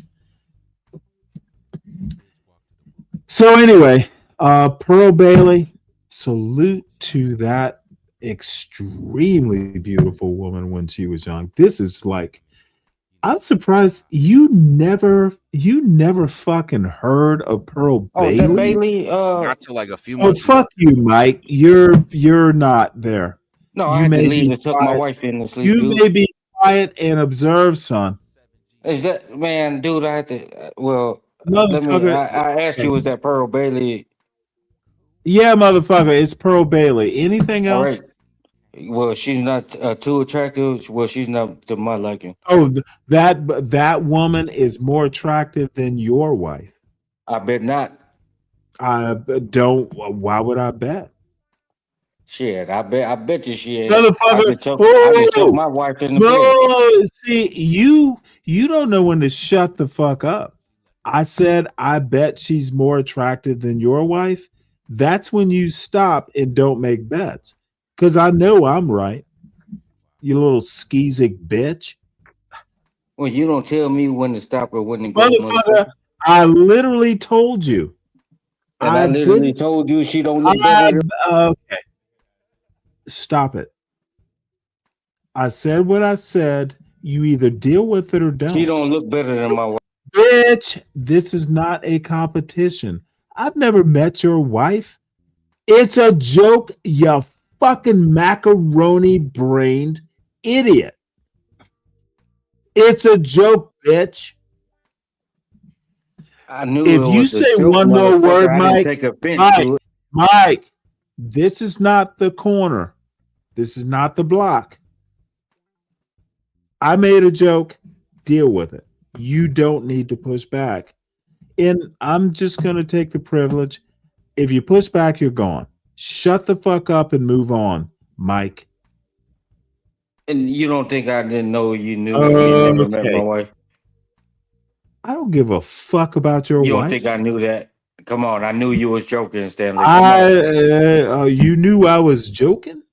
Come on, Charleston White? You but you're sound not gonna you make sound you're just not like gonna make a big Charleston thing White, out of something you that dumb I didn't fucking say. motherfucking Motherfucker. non-English You're speaking not gonna bitch. make a big thing out of something. I'm literally not going to make a big thing. I said what I said. Pearl Bailey's prettier than your wife. I could be wrong. Don't take umbrage, bitch. Pearl Bailey's a bigger man than you. Let's see how you work with that. So you basically saying if Pearl she's a bigger, Bailey was more masculine than you. Let's see how that works. See, he's not getting the joke, and I'm getting bored. I get the joke that you like masculine men. Okay, then good, bitch. Let's move on to Tyrone. And say bitch Tyrone. and say bitch. Hold on. Okay. Tyrone, you are here on a very interim basis. It is 22:43 Eastern time. Have you contributed to the Sovereign Bear Fund, Tyrone? I don't need you to, but I'm gonna grip me some Guinness Stout from you, bitch. Can you pull up Dorothy I'm not Dandridge in. and No, Josephine I Baker? cannot. And Josephine Baker. Dandridge is a beautiful woman. Josephine Baker, you And fucking Dorothy cliche. Dandridge. Okay, you cliche nigger. You don't know a goddamn fucking whit more than Josephine Baker or motherfucker. Bring up Lena Horne, you silly bitch. Dude, this is what fucking annoys me about you. Fucking dude, you don't even deserve to be called the N-word. This motherfucker went to Josephine Baker. Billie Holiday's next, right? Cliche, cliche, cliche. Clip your toenails with the goddamn cliche, you fucking idiot. I'm done. I'm gonna let both these fools up because I gotta like mute. I'll be listening. Let these two hens cluck, and then I'll come back and fucking say what I have to say. Once I'm done, nature calls. Assholes. Diane Carroll. Man, Diane Carroll, Stanley. Shit, Pearl Bailey. Shit, Stanley says she was masculine. He like, so that mean he like Pearl masculine Bailey's men. a goddamn transformer, tranny. Yeah, we can And see that. We can see that. Stanley like men. He like trannies. That's a whole man face. Yeah, he said she was masculine. He said that. Yeah, because that's a motherfucking tranny. He know what a Yeah, sissy is. that's He know why what he a put me sissy is down. because that's what the fuck he is, a fucking sissy. A transformer. Pearl that's Bailey, that's facts. why he brought Pearl Bailey up. That's the perfect example of him. He thought nobody was gonna catch on. I caught on, bitch. And You're Tyrone, a hey, transformer. You're the a crazy thing, hard-faced Marine transformer, Stanley. Just like Pearl Bailey. Pearl Bailey. I say Dorothy Dandridge. He talking about Dorothy Dandridge is not beautiful. Nor goddamn the other woman I brought up. He a guy because he like transformers. That's the whole thing. the crazy thing I find funny about it all. Usually, John, you got something to say about everything. What you got to say now? I'm smoking a ball. You guys go ahead. Josephine Baker, Dorothy Dandridge, Diane Carroll, and the other woman he mentioned, they all look better than Pearl Bailey. Why did he say Pearl Bailey? Because she looked like Because she Muhammad look Ali, like a man. and that's what he liked. He liked Transformers. That's a Transformer. Look at her with the low fade and No, everything. not her. Not her. Not her. Miss Nigga. That's what that is. Miss Nigga. That's a Miss Nigga. Look at them shoulders. That's a transformer. You right. Look at them That's shoulders. a Miss Nigga. And he know what he looking at. He know what he like. Look at that hard face head. There ain't no fucking female. And then The John, you up here, cheekbone John, not you even up here high. co-signing this Hey, shit. that's rouge and blush on the cheekbones. That's all the way down low. No female cheekbones. Female cheekbones are high. This big head transformer. Go ahead, Stanley. You're good. And John, you up here agreeing with this shit. All right. Are y'all done? No, motherfucker. Stand Okay. down, Well, bitch. actually, you are. I am still looking for. Let's see. Let's see. $15. Almost there, I folks. am. I am. Speaking Dave. If y'all want this circus of ignorance to spin round and round around the merry-go-round of foolishness, dude, that's Pearl Bailey. You dumb fucks. Let it ride. Apparently, she has man. Nope. I'm sorry. Between Tyrone Sly and Mike, you have contributed. So it's Tyrone Sly. Tyrone, let's see here. I think let's see what Tyrone can do. And honestly, Tyrone, this is up to you. That I have to motherfucking put up with this fucking Diane Carroll. Dude, motherfucker, you're Googling this shit. You wouldn't know. I'm done with this fucking fake ass. I pig picking because that's what it is. It's pig picking, and you want Diane Carroll to help you pig pick. $20, motherfucker. I'm done.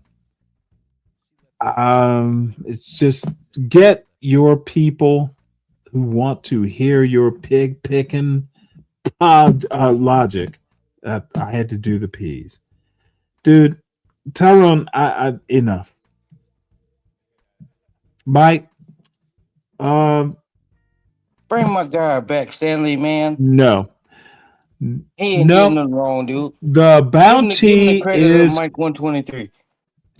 the bounty's coming back. You want to come back and talk your bullshit, Tyrone? $20. Get your audience to do it. If they want to hear your bullshit, $20. And because I'm just tired of hearing the ignorance. And John, I'm sorry, Mike, you have contributed to the show, so you can just stay. Well, But Tyrone, can I get a little credit for my boy? no. If you're gonna whine about Tyrone being treated unfairly, then motherfucker, self-deport. Yeah, he was treated wrong. We Self should have. goddamn deport. Don't be annoying. He was just commenting on the Self goddamn deport. Don't be annoying. You've paid your fair share. Do you need to get you a beer, buddy? Do I actually need to be like mean? Get you a beer and settle down. See this dumb fuck. You have paid your part.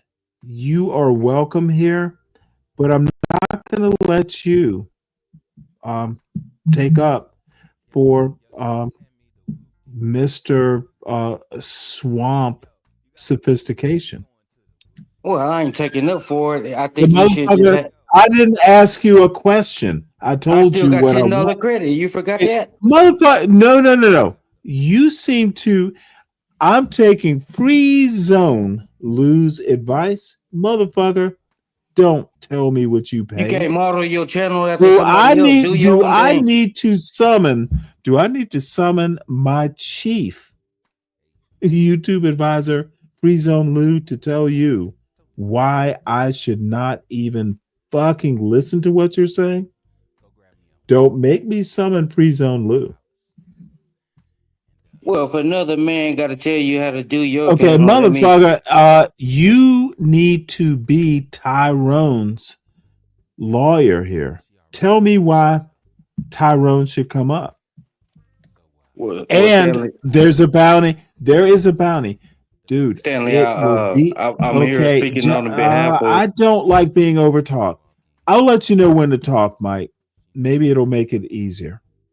Mike, Tyrone he has figured out how to not be here and then reappear this given night and talk shit. No. He asked me if I had changed like I should have changed. Mike, you better advise your little pussy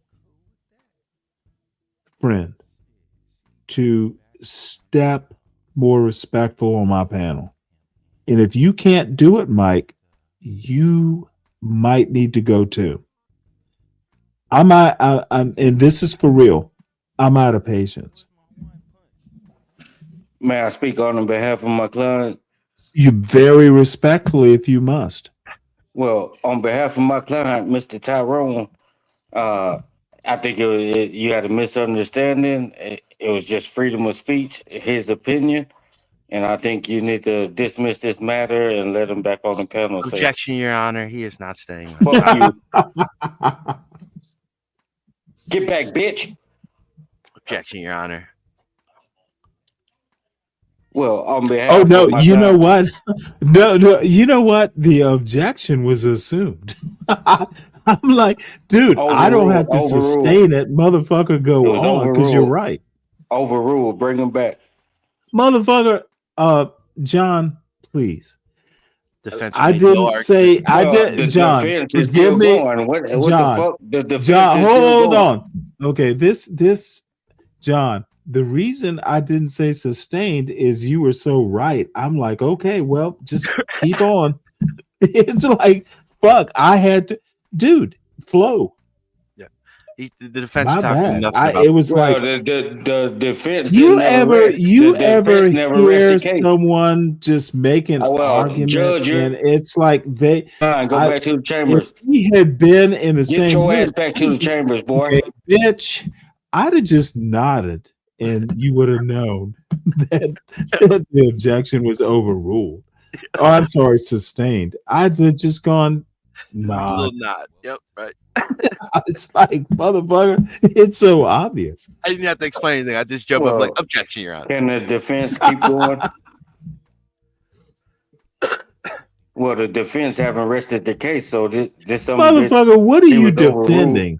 What are you Well, I'm defending defending exactly, freedom of sir? speech. Freedom of speech. Fuck freedom of speech. Well, you didn't you serve the military? Is this panel a military function? I'm Dumbass. asking you a question. It's Hey, a yes or no question. dumbass.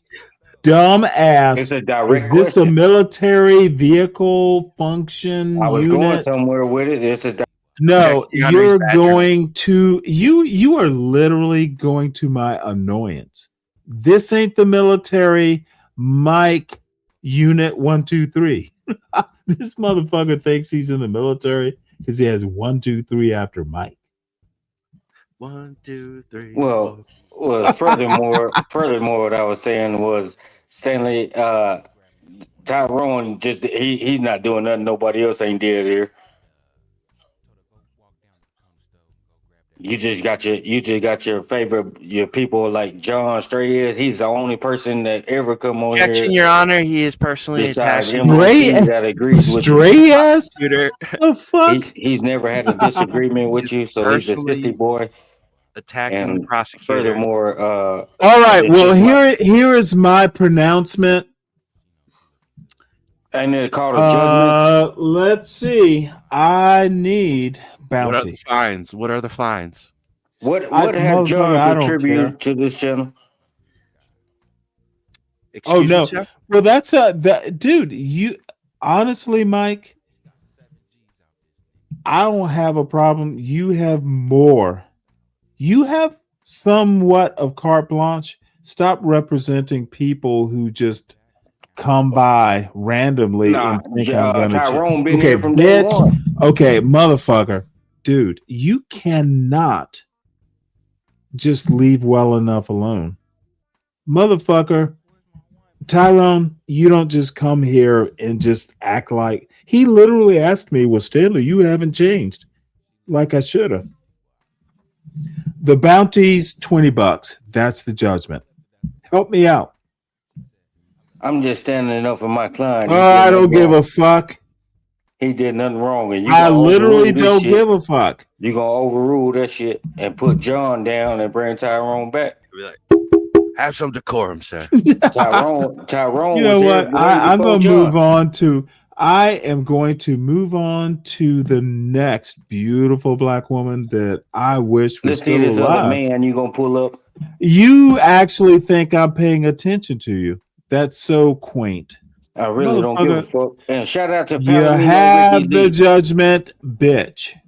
Shout out to Palomino. Show the Palomino.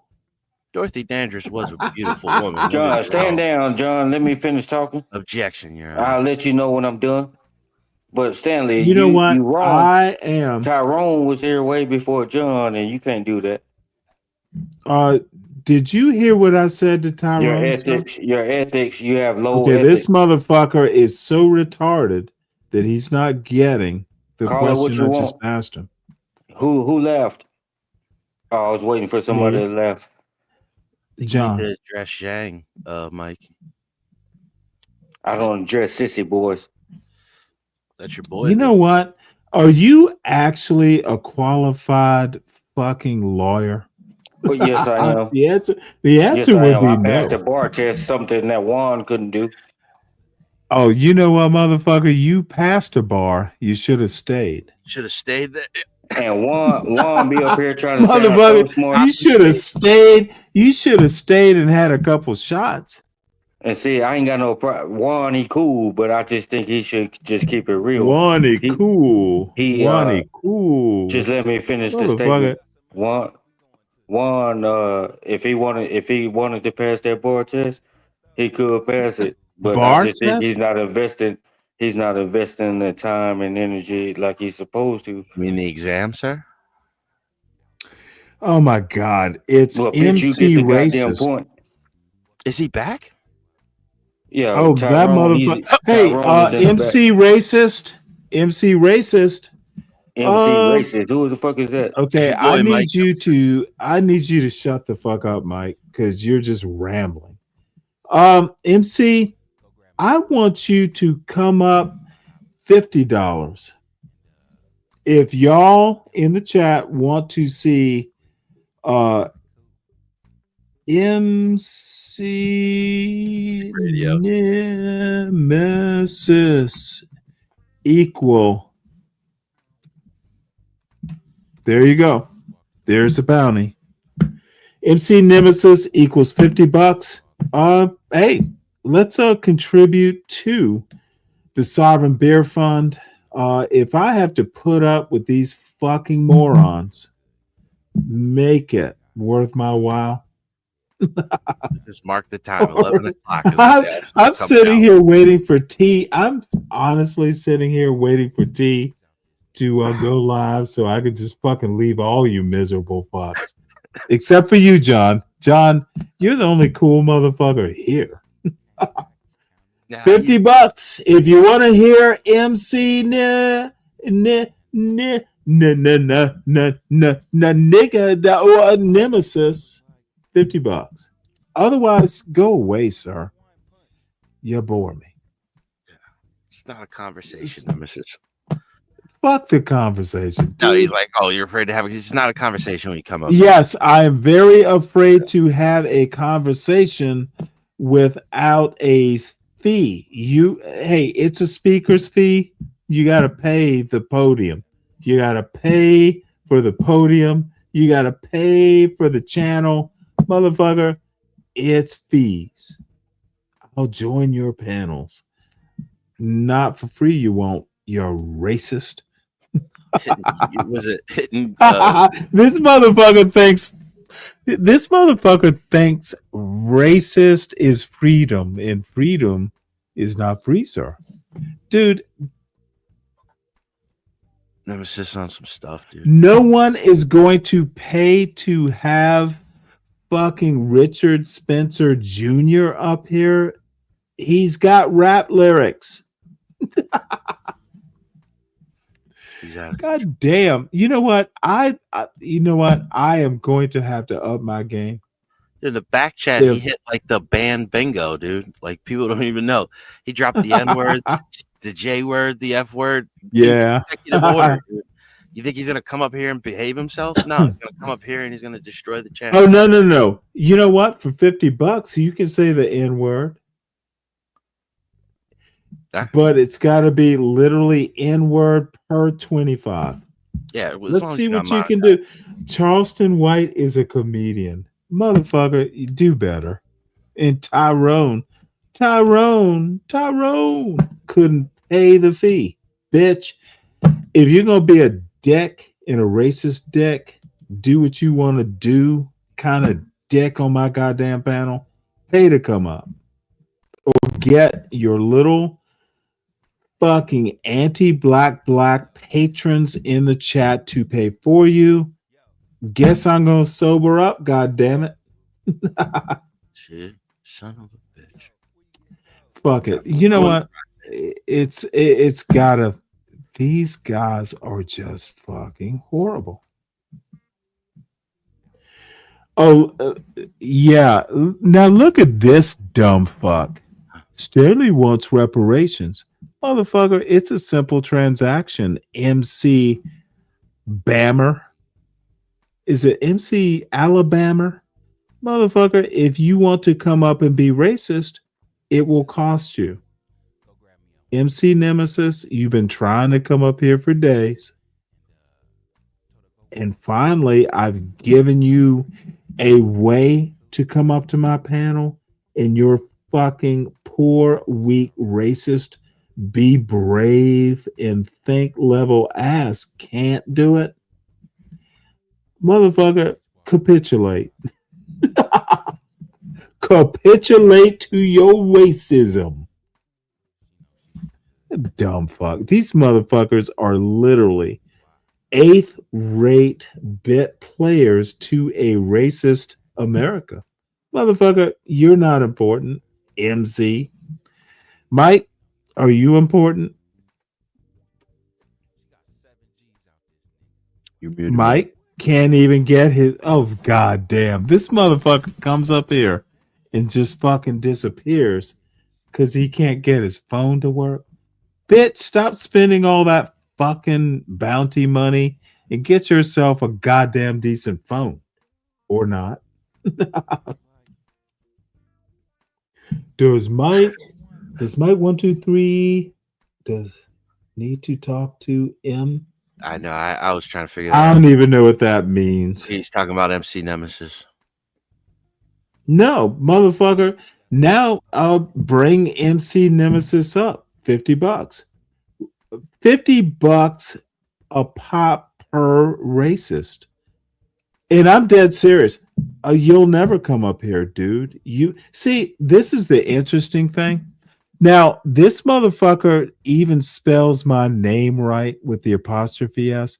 You know who I am, MC Nemesis. And you've been trying to come up to this panel for days at a time, and I'm abusing you because I think you're a moron. Now, get someone in this chat or several people. It is a $50 bounty, not $49.99. If you have a message to deliver as the racist fuck you are, let's see how important, how many fans you have, how strong your chi is. Mike, don't piss me off, sir. I have a question for you, Stanley. Motherfucker, it better be a good one. Can I send you $4 for my boy 4 minutes Tyrone, and then $2 for the No. MC to speak? Nope. No. And that's enough for a 6-pack. Bye. Stop that negotiating bullshit. That's a lot of $50 for MC and what did I say for Tyrone? $20. 20 so bucks. that's $70. And I'm dead serious. There is no negotiation. Let me be your personal Trump, you fucking MAGA faggot. Just let y'all know it can get real wild in here for $70. No, it's not gonna get wild. Listen, what's the sales? 20 bucks, $20 for Tyrone Sly. Gotta let and me put the 50 disclaimer. bucks for MC Racist.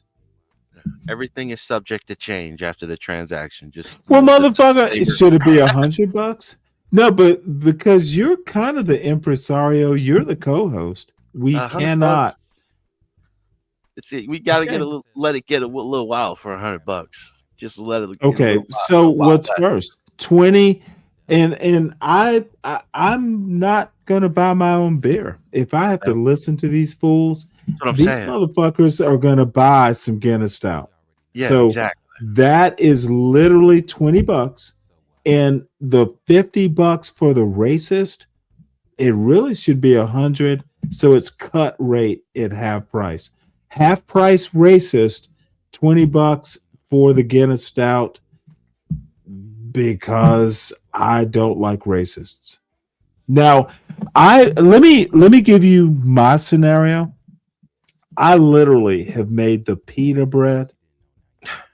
Motherfucker, you think I'm kidding, don't you? I know, motherfucker. No, motherfucker. I have literally been making pita.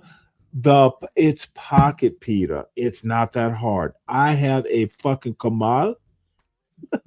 I motherfucking make tortillas, but it is excellent for pita, bitch. So let me also tell you, I have a salad, John. Spinach and fucking watercress, because they ran out of arugula. The watercress has that same peppery taste in a green. Watercress is actually cool. Cut up, I thin sliced the carrots, baby carrots, by the way. Mushrooms, I think they were baby Bella, thin sliced. I have motherfucking a cucumber, which is not an English cucumber. It's a ghetto cucumber. But it's a regular old cucumber. Motherfucker, my brother bought me a fucking chef's knife last year. Dude, that shit. Have you ever seen one of those TV shows where a chef is fancy? You could toss up a potato and catch it on the knife. Yeah. Motherfucker, my baby brother bought me one of those, and he was so funny. Dude, I fucking have an awesome family. That father, do y'all actually think I was kidding about my daddy? I'd still call him daddy. Motherfucker, dude, I miss my father. I might just fucking pack up and leave now. Dude, I have had, honestly, I am so motherfucking lucky. Dude, my mother was awesome. The only regret that I have is, parents get old, I'm old. Dude, motherfuck. My mother was funny as fuck. Last time I saw her, and she, it's so weird. My sister took my father to his doctor's appointment, and my son, it was me and my son with my mother. Now, my mother actually, this is the beauty of it. My mother never forgot my father. Like, where's your daddy? She would literally, motherfucker, to the day she fucking died in the depths of Alzheimer's, she never forgot my father. Like, I'm sitting there and she kind of remembered me.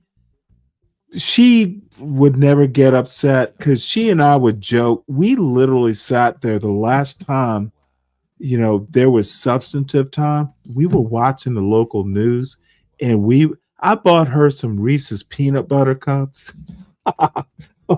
Big pack. So she and I are fucking making jokes about the fucking local news, eating Reese's peanut butter cups, while my sister took my father to the doctor's appointment. So my son is there. So, you know, my son, he knows my father better because, you know, he's young. He's seen my father more coherent. It's tough. He's fucking what, 16, 17 at the time. They don't know how to handle old people and when they get infirm. So anyway, I'm making jokes and I'm like, hey, don't worry about it, Trevor. It'll be okay. She's my mother and I'm enjoying it. So my son walks in and this motherfucker's hair is he hasn't had a haircut in a few years himself. Now, my mother, I'm sure she doesn't remember my name, but I look like my father. So she knows she's safe. So she looks at my son and she goes, who's the little boy with all that hair? And I was like, I busted out laughing. And my son is sitting there. It is a woman with dementia making jokes about your son. How you gonna take that? It was fucking funny. Who's that boy with all that hair? It was hilarious. So that is my family. Motherfucker, my mother with dementia is making jokes. And it was funny. So salute to all these men and women who just love their families and have good senses of humor. And fuck you if you don't understand my point. You can fucking, dude, my father is fucking awesome. The house I'm gonna visit in a week, we've lived there since like fucking 1971. Dude, there are 3 holly trees at the end of the lawn. My sister and I and my father fucking dug the goddamn holes for those holly trees. These motherfuckers, you can park a car under the holly trees. They got branches. Dude, I used to mow that goddamn lawn. Dude, you could fucking put a golf tee on my father's front lawn and literally it's like a golf course. It's also fucking 50 years old. I mowed that grass. My brother mowed that grass. That shit is awesome. Yeah, And my grandfather got a green thumb like that. He had vegetables. Dude, green thumb. My father fucking burned that lawn off a couple summers. He burned the goddamn lawn off and we sodded the lawn. That shit. Oh my God. I tell you the stories. We burnt the paint off and chipped it off the side of the house, sanded it and put 2 coats of paint on it. It took fucking 3 months. My father, dude. Dude, we burned the paint off with these little acetylene torches. Because you know how people will paint over layers of paint? Yeah, and he gets motherfucker. Dude, he was like, well, there's 2 layers of paint under here. People have been painting. Dude, we took it to wood and fucking sanded it. Now, there were some electric sanders. Dude, how thorough can you be? Yeah, dude. And You if he's took it like to he's talking wood, about, bitch. And yeah, you're a carpenter, so you know what I'm I know talking about. exactly what you're talking about. Oh, this motherfucker was relentless. No, we're taking it to wood and then we're going to sand it. Motherfucker, there were parts of that house we sanded by hand.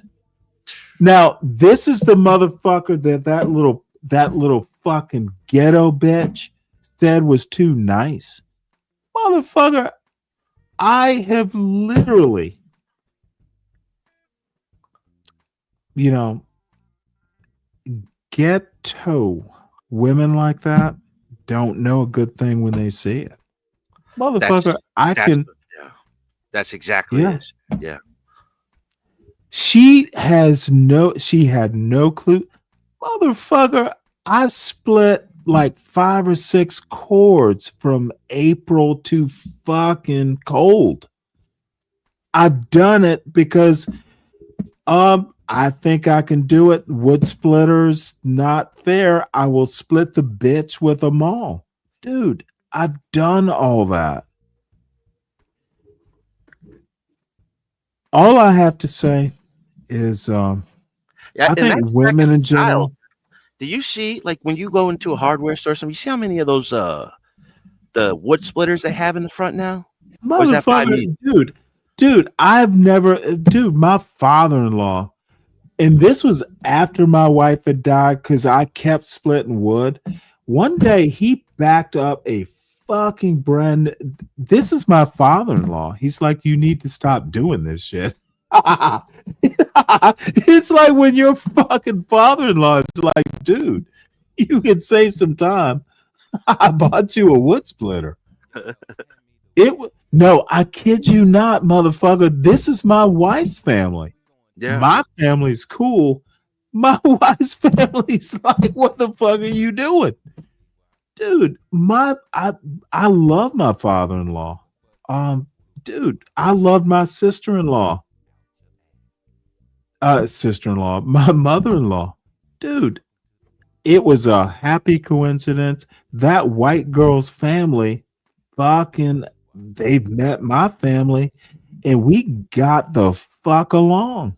Dude, the first time my wife met my mother, it was hilarious. And it wasn't ha funny. Dude. So my wife meets my mother for the first time. And I could tell my wife was nervous as fuck. And it was so weird because she literally, like, dude, she's like, your mother's going to be tough. And I'm like, why do you say that? Well, I'm married to you. No. It's like she had never met my parents. She looked at me and thought, oh shit, your parents are going to be tough. Dude, she met my mother, and my mother could be rather regal. My mother would sit there and you come to her. My mother was an asshole. And you know what? Only I or my sister, maybe my younger brother, dude, we saw through that fucking facade. And sometimes we just laugh and go, what the fuck are you doing? However, my wife, my wife was chattering, like talking. And I'm sitting next to my mother and I'm trying to send mental telepathy. Don't talk. Don't talk. Please don't. She will take your words and she will, oh my God. I'm like trying to do the eye thing. Oh my God. My wife was so fucking nervous. Dude, I'd known my wife for like 3 years and I had never, and we're sitting on a sofa and my wife is standing up. She was barefoot. She was cooking and my parents came in. So she came over and I'm like, no, like trying to not do the body language. Oh, and my mother didn't say shit other than, "Oh, really? Oh, yeah. Oh, yeah. Oh, oh, I knew what was happening." And so I, after like later on, I was like, "Mama, um, she was nervous. That's why." Oh, my mother didn't even say shit to me. Dude, I was nervous for my wife. And I'm like married to her. I'm like, fuck. Don't stop. Don't give her ammunition. Dude, and you know what? I don't think my mother, oddly enough, never impressed. She My wife was married to me, and my mother, you think I'm snooty? Oh my lord. So you're more like your mom than your dad? I Not can't call it. as far as like a man, but you know, like you feel like you trade. No, dude, I personality wise, when that silly bitch talked about feminine energy, my personality is more like my mother's. However, my father can solve a problem. So Yeah. you just have to know.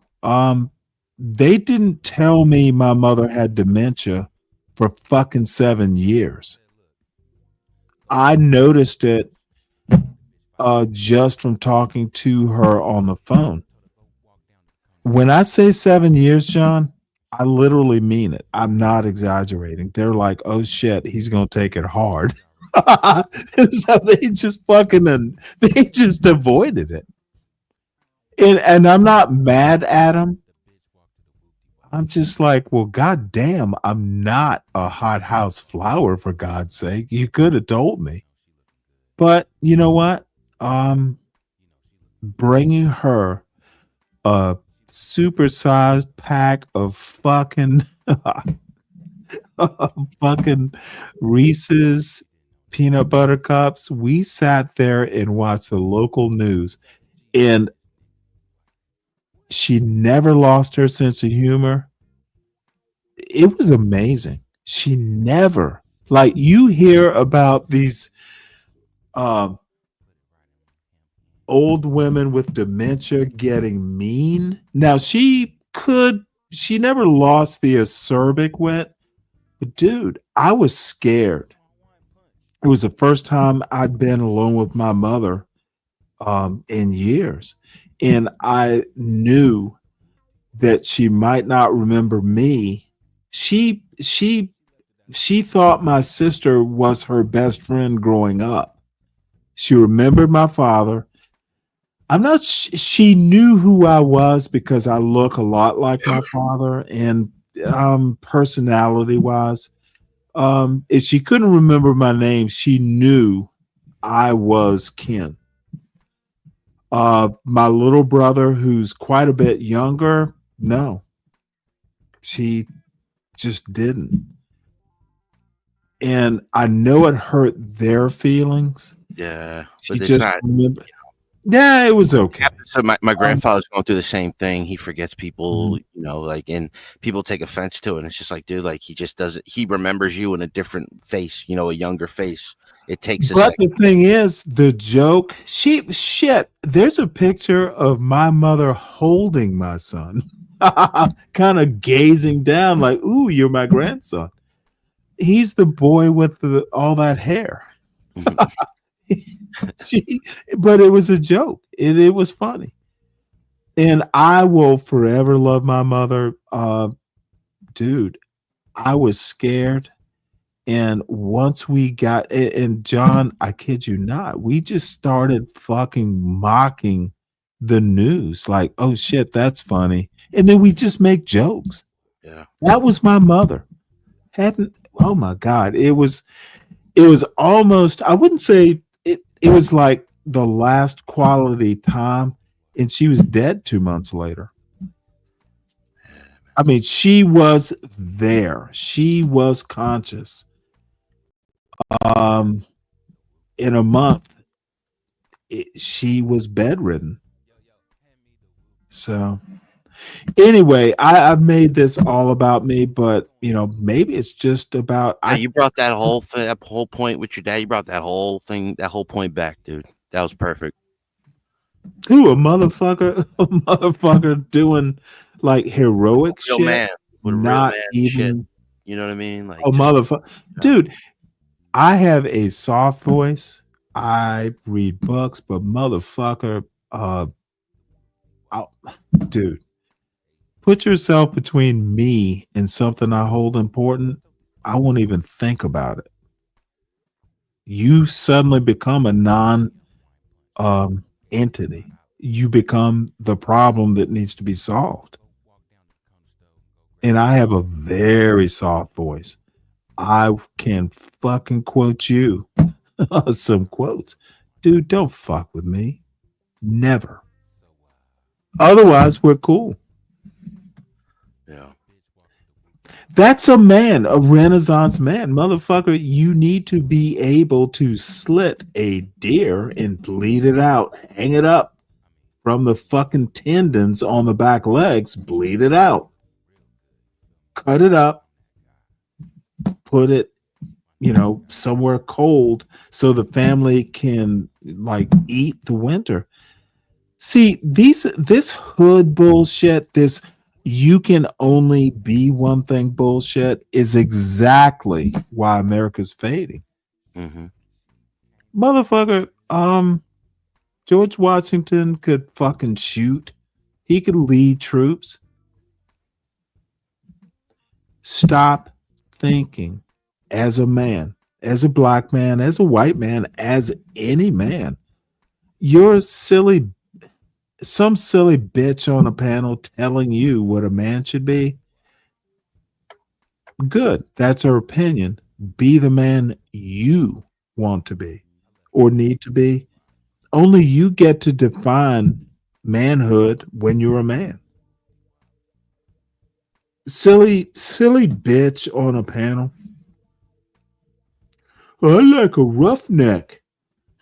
Really? So you like to get your ass Why beat. are you even telling us this on a panel and we can't fucking get to you? Why are you telling us this? Silly rabbit. I'm telling you. Anyway, I've gone way into some dark shit, but I will be in Savannah in a week or so, and all will be good. I miss Savannah now.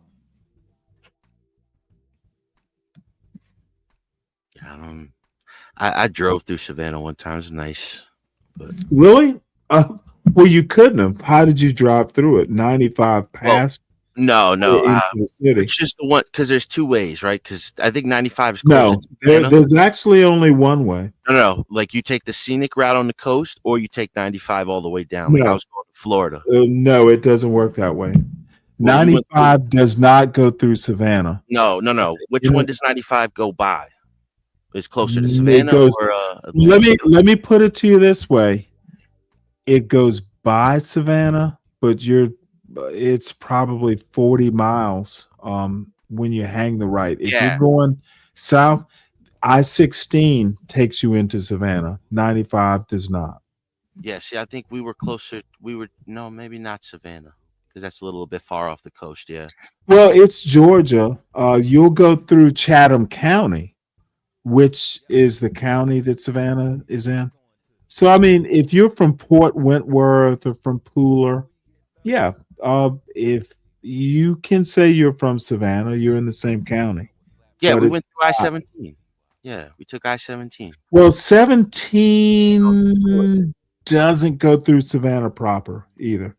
No, it's like It'll South get you Carolina, closer. Georgia border. Like you're graze Savannah, if anything. Oh, okay. 17, yeah, but that's not Savannah.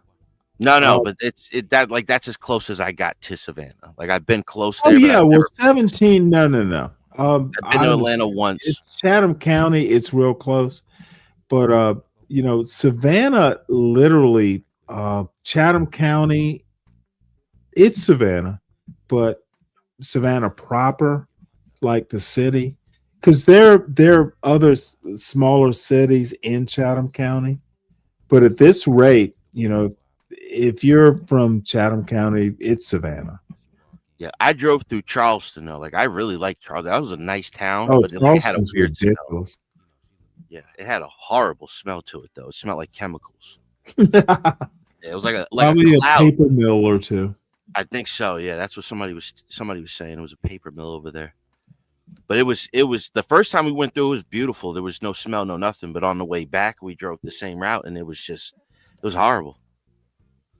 I was like, man, because I loved it at first. I'm like, man, I would really like to check Charleston. Well, it could also be the marshes. There's like marsh gas. It's actually a thing.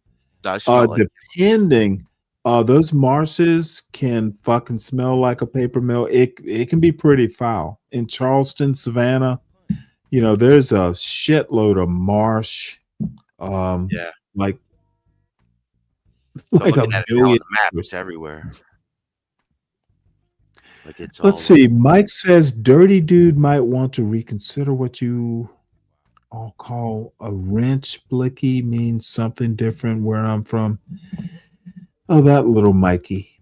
Oh, Mikey will say anything. What is a blinky? supposed to be like Again, it's YT, bro. I would never threaten someone. You know what, Mike? Are you even being an asshole in the chat? What is wrong with Mike? he's threatening. Something wrong with that boy. Wants the blicky people supposedly. Oh, look, Blue Jay is already in T's chat.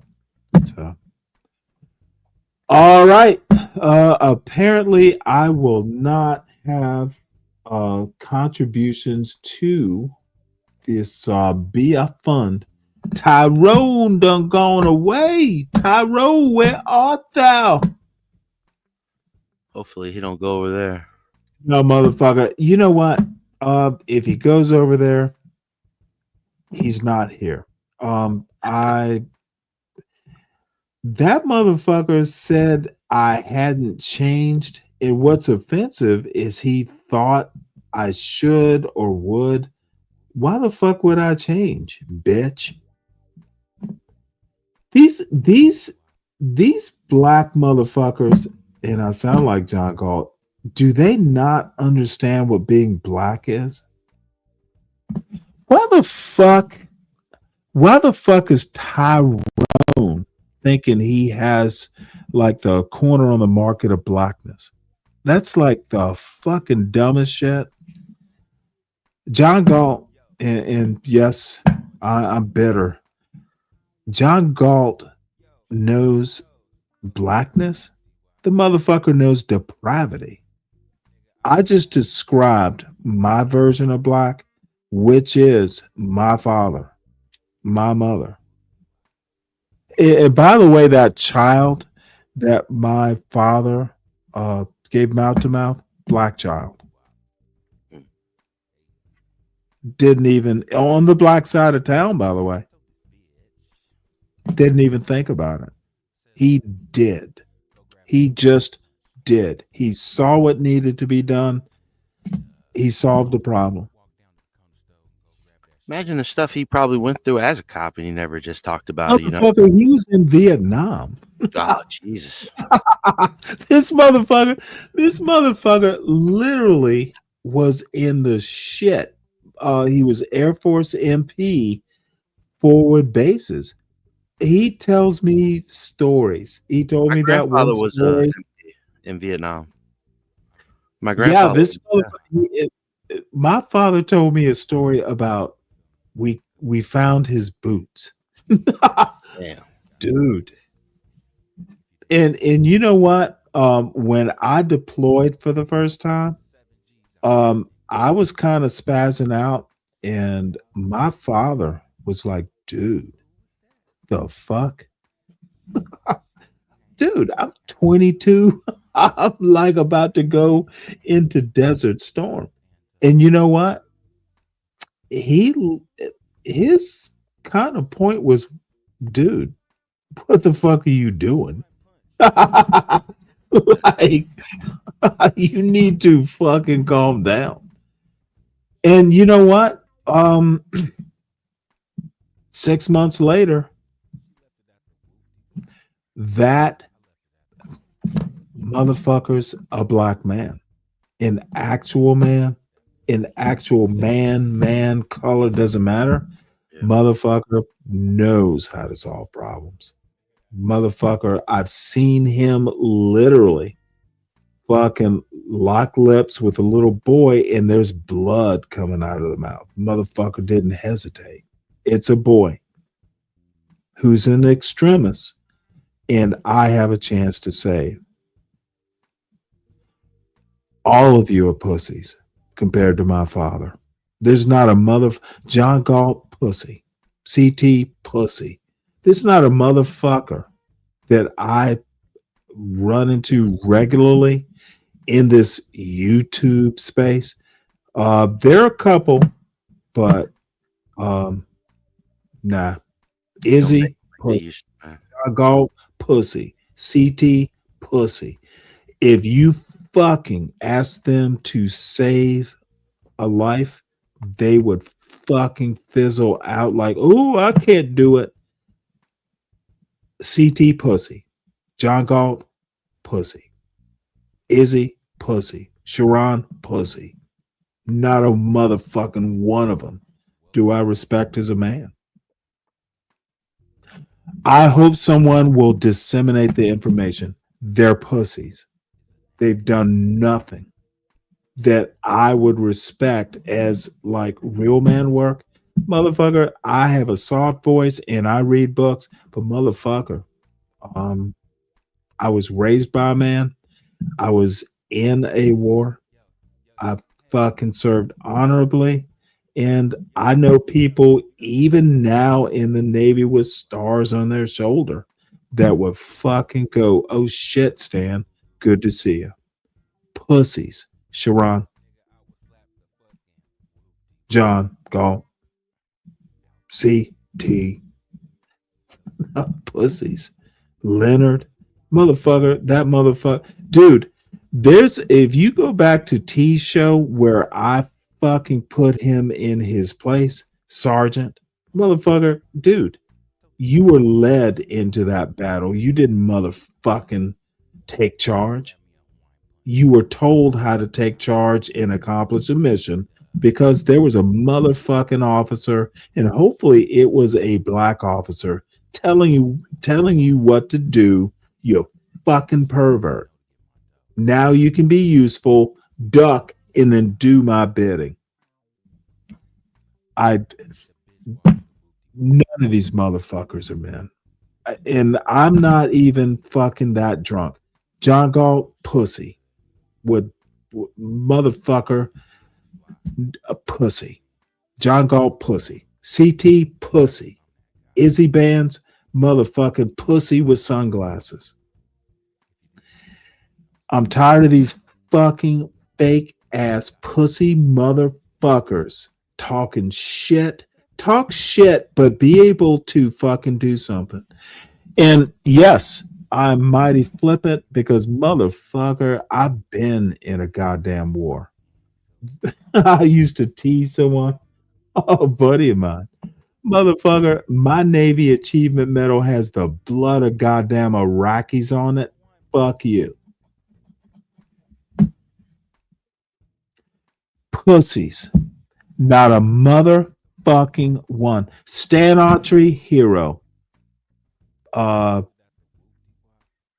Galt, pussy. CT, pussy. Drip, pussy. Not a motherfucking man amongst you. Yeah, I end up watching a lot of dirty dude. I see those laughs, and I am going too far. I'm not that drunk, but motherfucker, I'll just blame it on being drunk. John Galt's a pussy. The white man's Navy, motherfucker. You are fucking profiting off the white man's mortgage. You don't own that shit. It's mortgaged, you bitch. See, this is what dumb motherfuckers don't understand. John doesn't own that shit. It's mortgaged. So anyway, Yeah, the chat's wild, man. you know what? It's And they're 7 saying all people in types the chat. of things. It's There's 7 people in the back, dude. No, 7 people in Hey, the chat, Stanley. motherfucker. I'm not that popular. Oh, the same. Hey, Stanley. It's only it's the dirty dudes and the Zhang Weis. Yeah, you know what? Tell John Galt I think he's a pussy. He probably knows. That's why I never fucking, dude. I'd go and. Why do you think I would go up on another black man's chat and treat Hey, him like Stanley, let me ask you this. a bitch? You may not talk. I'll address you when necessary. Why do Well, you you gonna think watch I how you would talk to go me, dude. up on John Galt's chat and fucking disrespect him? And y'all have seen it. He can talk all that bullshit. Dude, I used to go up on that motherfucker's own show and fucking say what I wanted to say. Oh, Stanley, you can just close down the show. But of course, motherfucker, of course I will. Or not. Dude, John Galt is a pussy. And I can't, what makes me sad is there are people who Going a actually little think, too far, Stanley. bitch, John Galt got that dope. That's all he got. Dope to smoke. Motherfucker, the dope will make that pussy boy feel better. John, abusing human beings is not manhood. It's depravity. And the people like Mike 123 who want to act like John Galt got that dope, y'all are depraved. Y'all are diseased like John Galt. The motherfucker is not raising his children. Mike, don't come up to my panel and tell me I'm wrong or I will flush you. Yes, I use the word flush. Don't be a turd. You mind if I ask you a question? Motherfucker, it better be a good one. Yeah, so my question to you, Stanley, is how is John I demeaning gotta these go people? take a piss while you're talking. I'm listening. Yeah, how is John demeaning these people when these people clearly come to him for a place to stay? I don't understand it. They asking him for a place to stay. If they don't pay their rent, what the fuck would you do? He ain't doing nothing wrong. He just showing the side of the people that can't do right, that don't want to do right, and you find fault in because this man make a living. That's a when matter of people, perspective. John, shut the fuck up and That's let a me matter speak. of perspective. John, shut up and let me speak. That's your perspective, Mike. Okay, It's I'm not not the right done. I'll let you know when I'm done. I don't care if you're done. I'll let you fucking know when I'm Fucking done. boring me, Mike. So, well, you ain't gotta listen. Leave. No, you leave. Get the Well, fuck out of here. like I was saying, Stanley, the question was to Talk you, about not your something more puppet boy. interesting. Stanley Not your don't care. puppet boy. So how is John getting over on Hey, these people? Mike, let me level set you. No, he level set your puppet. Well, motherfucker, let me level set you while you sit in the back. If you're talking to John and I'm not here, you're talking to me. Respect my 123. And by the way, here's the deal. There are diseases. John Galt is literally he's got a disease.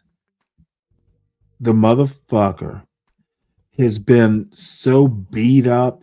I don't know why, whether it's his upbringing, whether it's the drugs and the alcohol for decades. The motherfucker is not fit. What he's doing now is all he can do. He's not a software developer. He's a former software developer who lost his job because he was so drunk and high He couldn't figure out that motherfucker don't take a weapon into a fucking federal building. He is not to be admired. He's depraved. If you come up on my panel and talk up the depravity, I'm sorry, I'm gonna think you're depraved too. Black people, if you want to believe that fake ass anti-black we need to be like more Jews bullshit, motherfucker, Jews don't let the depraved Jews define what it is to be a Jew, you dumb fuck. Mike, you need to stop clowning yourself. You're letting John be clown you. Stop it. Grow up. John is a disease and you are catching it. I'm gonna let you back up, but dude, you better do some you better do some fucking self-reflection and look in your own mirror. John is a problem, mostly to his kids. Don't be one of his kids. Well, my opinion. I don't like the way you're starting. You don't come in hot to my goddamn panel, boy. John is a fucked up black man. Say it before you start in on the compliment. Mike, you know what? God damn it. I've run out of beer. Bitch. Where's Tyrone? See, this is the other thing you fucking clowns want to do. People like Tyrone and all these dumb fucks want to come up. Dude, I notice the Ryan Bardwell spending $200 on Bob's channel. Motherfucker, I notice. Yeah, I'm not that's right. unaware. Y'all will spend shit, and not you specifically, Mike. So don't take it that personally. I see what goes on other channels. So y'all can come in and be all sycophantic and go back to John and snitch. Oh, dude, I see all that shit. That's what he does. So, He comes over here so John has something to who, talk about. Bardwell? No, fucking Mike. He comes over here. He mentions John. Dude, he's not the only one. Yeah. Some of these motherfuckers. I was on in B Braves chat. There are plenty of people who fucking bifurcate of their minds. Dude, some of these motherfuckers are like, "Oh yeah, Brave, you're right, Brave," and then they'll come back here. Dude, it is kind of sad, to be honest. Folly So- undue. You know, you ever heard of that? But Folly when undue? I say, hey, I need something in the Sovereign Beer Fund, all these motherfuckers, again, Bardwell, $800 or some weird amount of money to John. Dude, I heard Ryan Bardwell say something like, all my black content providers I'm going to send money to. Bardwell, I saw that. I see. Y'all think I don't. It is so sad. And I'll be okay with my little 263. Y'all are selling your souls to some shit that you won't be able to sleep on your deathbeds. You know what? The sad part is it could be worse. But if you start, if you learn how to make those thumbnails, like if we can get I thumbnails going, John, honestly, I'm gonna let those motherfuckers like John Galt. I honestly don't want to be like that. That motherfucker. but it's just like it's I just don't care about that. I don't care that much about the thumbnails. no, it's not. It's not. I'm saying like if you know like maybe like you talk about a topic, right? Like this is what I was thinking when you were talking about the Discord. like we can go over there and set it up for the week, so somebody who can create thumbnails can set up the thumbnails.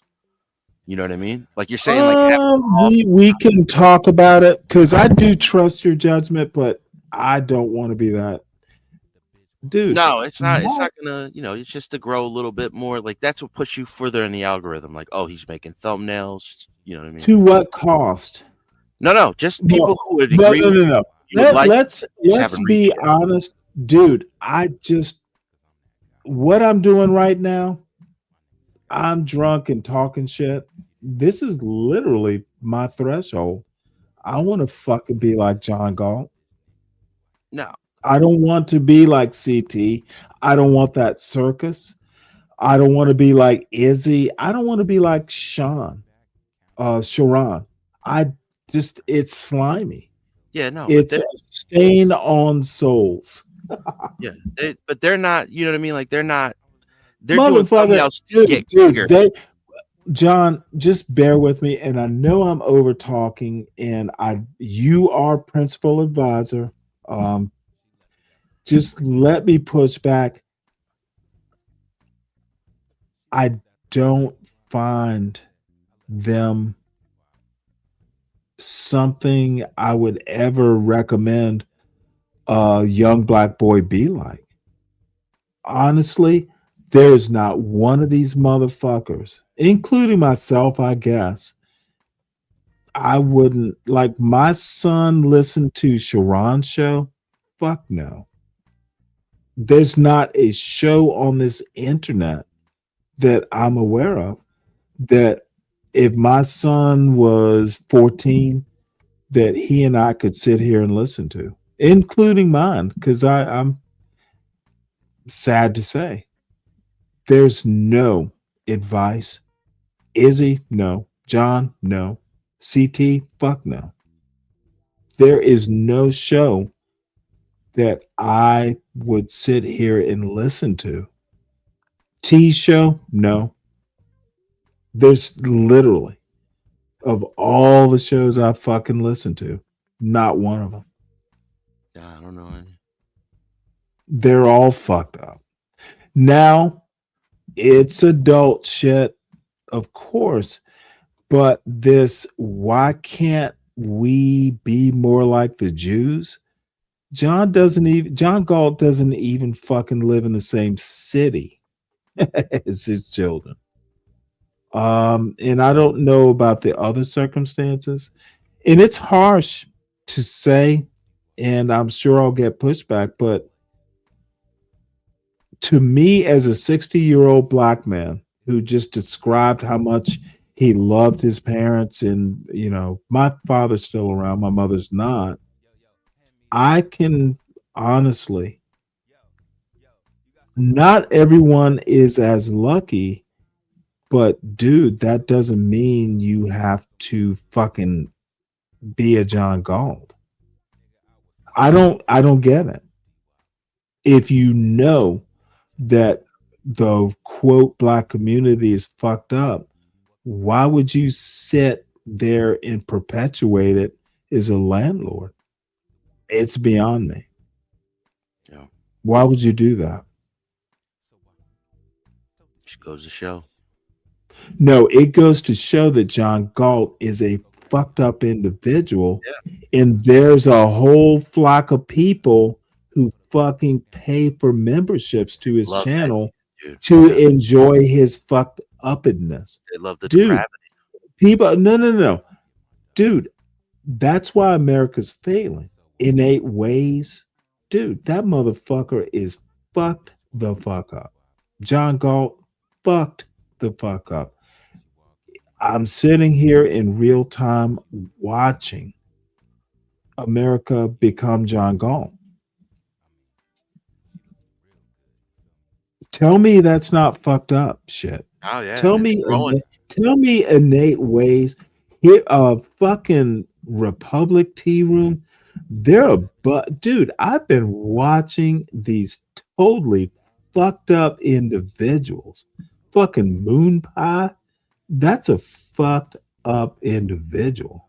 Oh, was that late? Yeah, she was on the show with us the other night. Dude. She's just, dude. It's an older lady, right? Questions to ponder. That bitch is fucked up. Oh, John. Oh, motherfucker, dude. Oh, let me give you a good one. Oh my God, that fucking drug dealer, fucking Latino for Trump.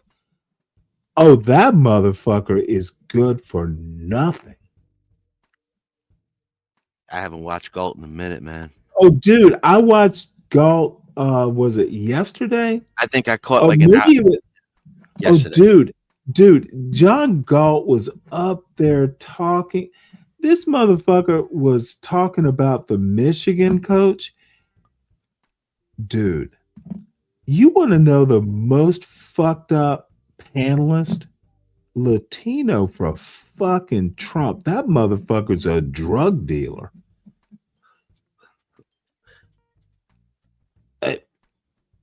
Seriously, I listen to these dumb fucks. That motherfucker's telling his wife he's driving a truck or some bullshit. that motherfucker's a ne'er-do-well. What's Spanish for ne'er-do-well? I know every time I hear ne'er-do-well, I think rapscallion. Well, rapscallion would work too. He doesn't deal drug. Oh wait, hold it. He doesn't deal drugs anymore. Like, he doesn't deal drugs anymore. What the fuck does that even mean? That's kind of funny. It's like it's always like, you know, they never want you to know they're still there. It's like, oh, I used to, I don't do it anymore. Wait, hold it. Oh shit. The fucking I think it's midnight and I can't get alcohol anymore. This is gonna be hell to pay now. All these weak motherfuckers. Tyrone, no reason for you to come up anymore. I'm not gonna change. Let's see. Let us hear Mike, and I'm sure I'm gonna get annoyed with you in about 30 seconds. It's okay, but I'm here to defend. Motherfucker, saying it's okay is not the right way to start. Well, I'm here to defend. It is you know, not all the okay, lying bitch. that you were doing. Latino is not a drug dealer. I don't John give a Galt. fuck about Latino. Why are You we just talking hating on about him. him? You Okay, John bitch. See, 30 seconds. Bitch, why are you talking about Latino for drug dealing? The motherfucker might as well be a goddamn Venezuelan. You spreading misinformation. Okay, motherfucker, I'll do what I want to do on my panel. If you can't handle it, get the fuck on. Dude, you're not necessary to this panel, Mike. Stop it. Well, don't tell people he's a drug dealer. Bitch, I will tell them what I want to tell them. You're not qualified to even critique. Shut the fuck up and get on with whatever it is you think it's necessary to communicate on my panel. I'm trying to do that, and you keep Bounty, motherfucker, $20. Motherfucker, be interesting or be $20. Enough, dude. Enough. You know what? Shout out, bro. No, I'm seriously. This show does not have to go on if this dumb fuck thinks there's a show to talk upon. Mike, I think we're done, Mike. Any other bullshit you need to spew? Good. Oh, I didn't even let him up, motherfucker. Can I get 3 minutes? I didn't even notice you weren't here. Can I get 3 minutes? No. Well, fuck. Well, let me go real quick. Latino, not a drug dealer. John, not.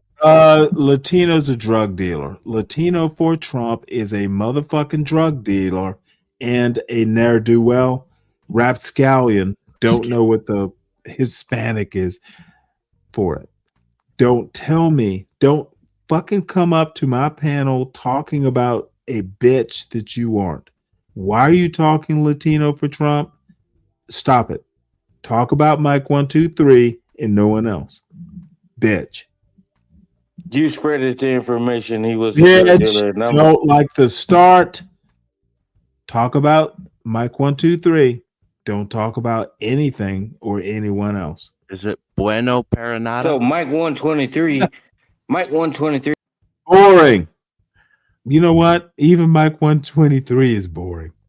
Talk about that is a little mean. Stick to Mike 123. Oh, Mike 123 just got to say a few things here in No. response to your statement. No. Say one or two things, not a few things. One or two. Don't be verbose. Well, a few means three, don't it? Okay, bitch. One or two, not a few. Two things and a bonus. One is preferable.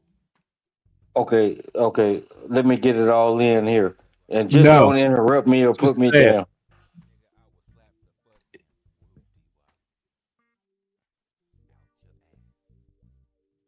God damn it. Well, yeah, these some bitches. Latino, not a drug dealer. John is a good guy. I don't, bitch. Why are we talking Latino? Dude, I'm at 10, 12. I can't buy more beer. Why am I John is a talking? good guy.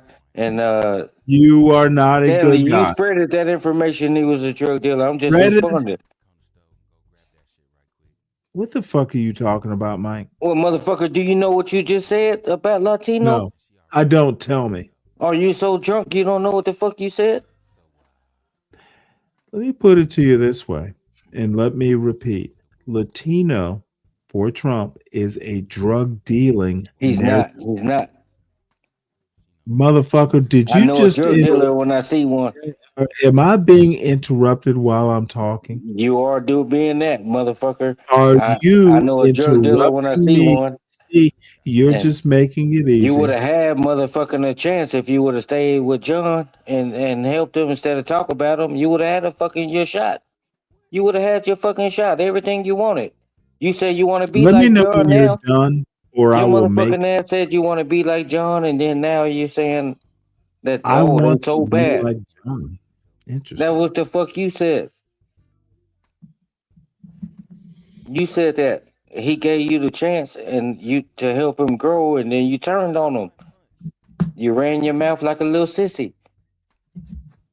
You ran your mouth like the sissy you are, Stanley.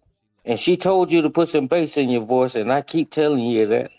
Been telling you that before she told you. You went on that panel and embarrassed yourself with this little soft ass voice you got.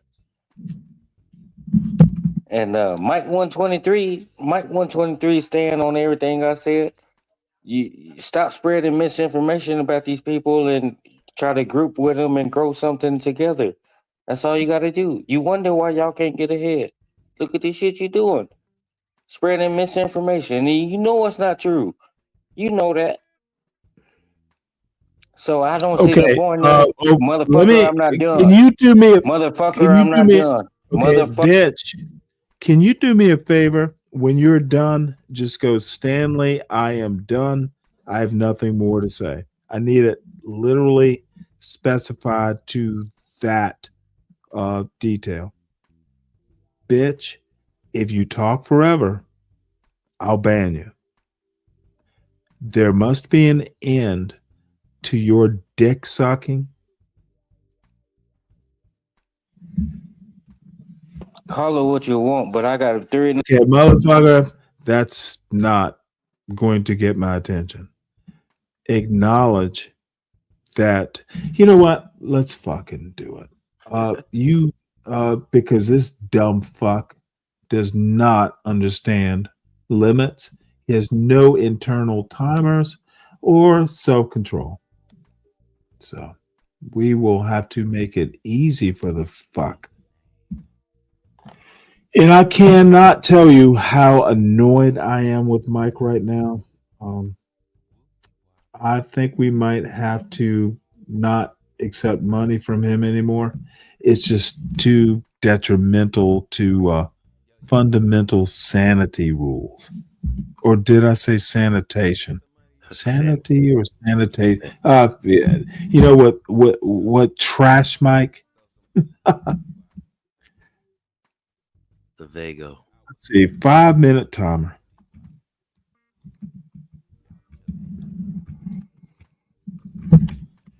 All right. Oh, That's slander, Shang. I'm telling you, dude.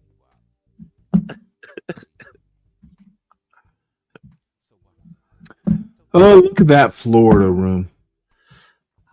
Mighty sunny in there. Beautiful. And don't weather. interrupt the 5 minutes. Motherfucker, your 5 minutes hasn't started. Shut the fuck up. I'll let you know when I'm done. Okay, bitch. What did I just say?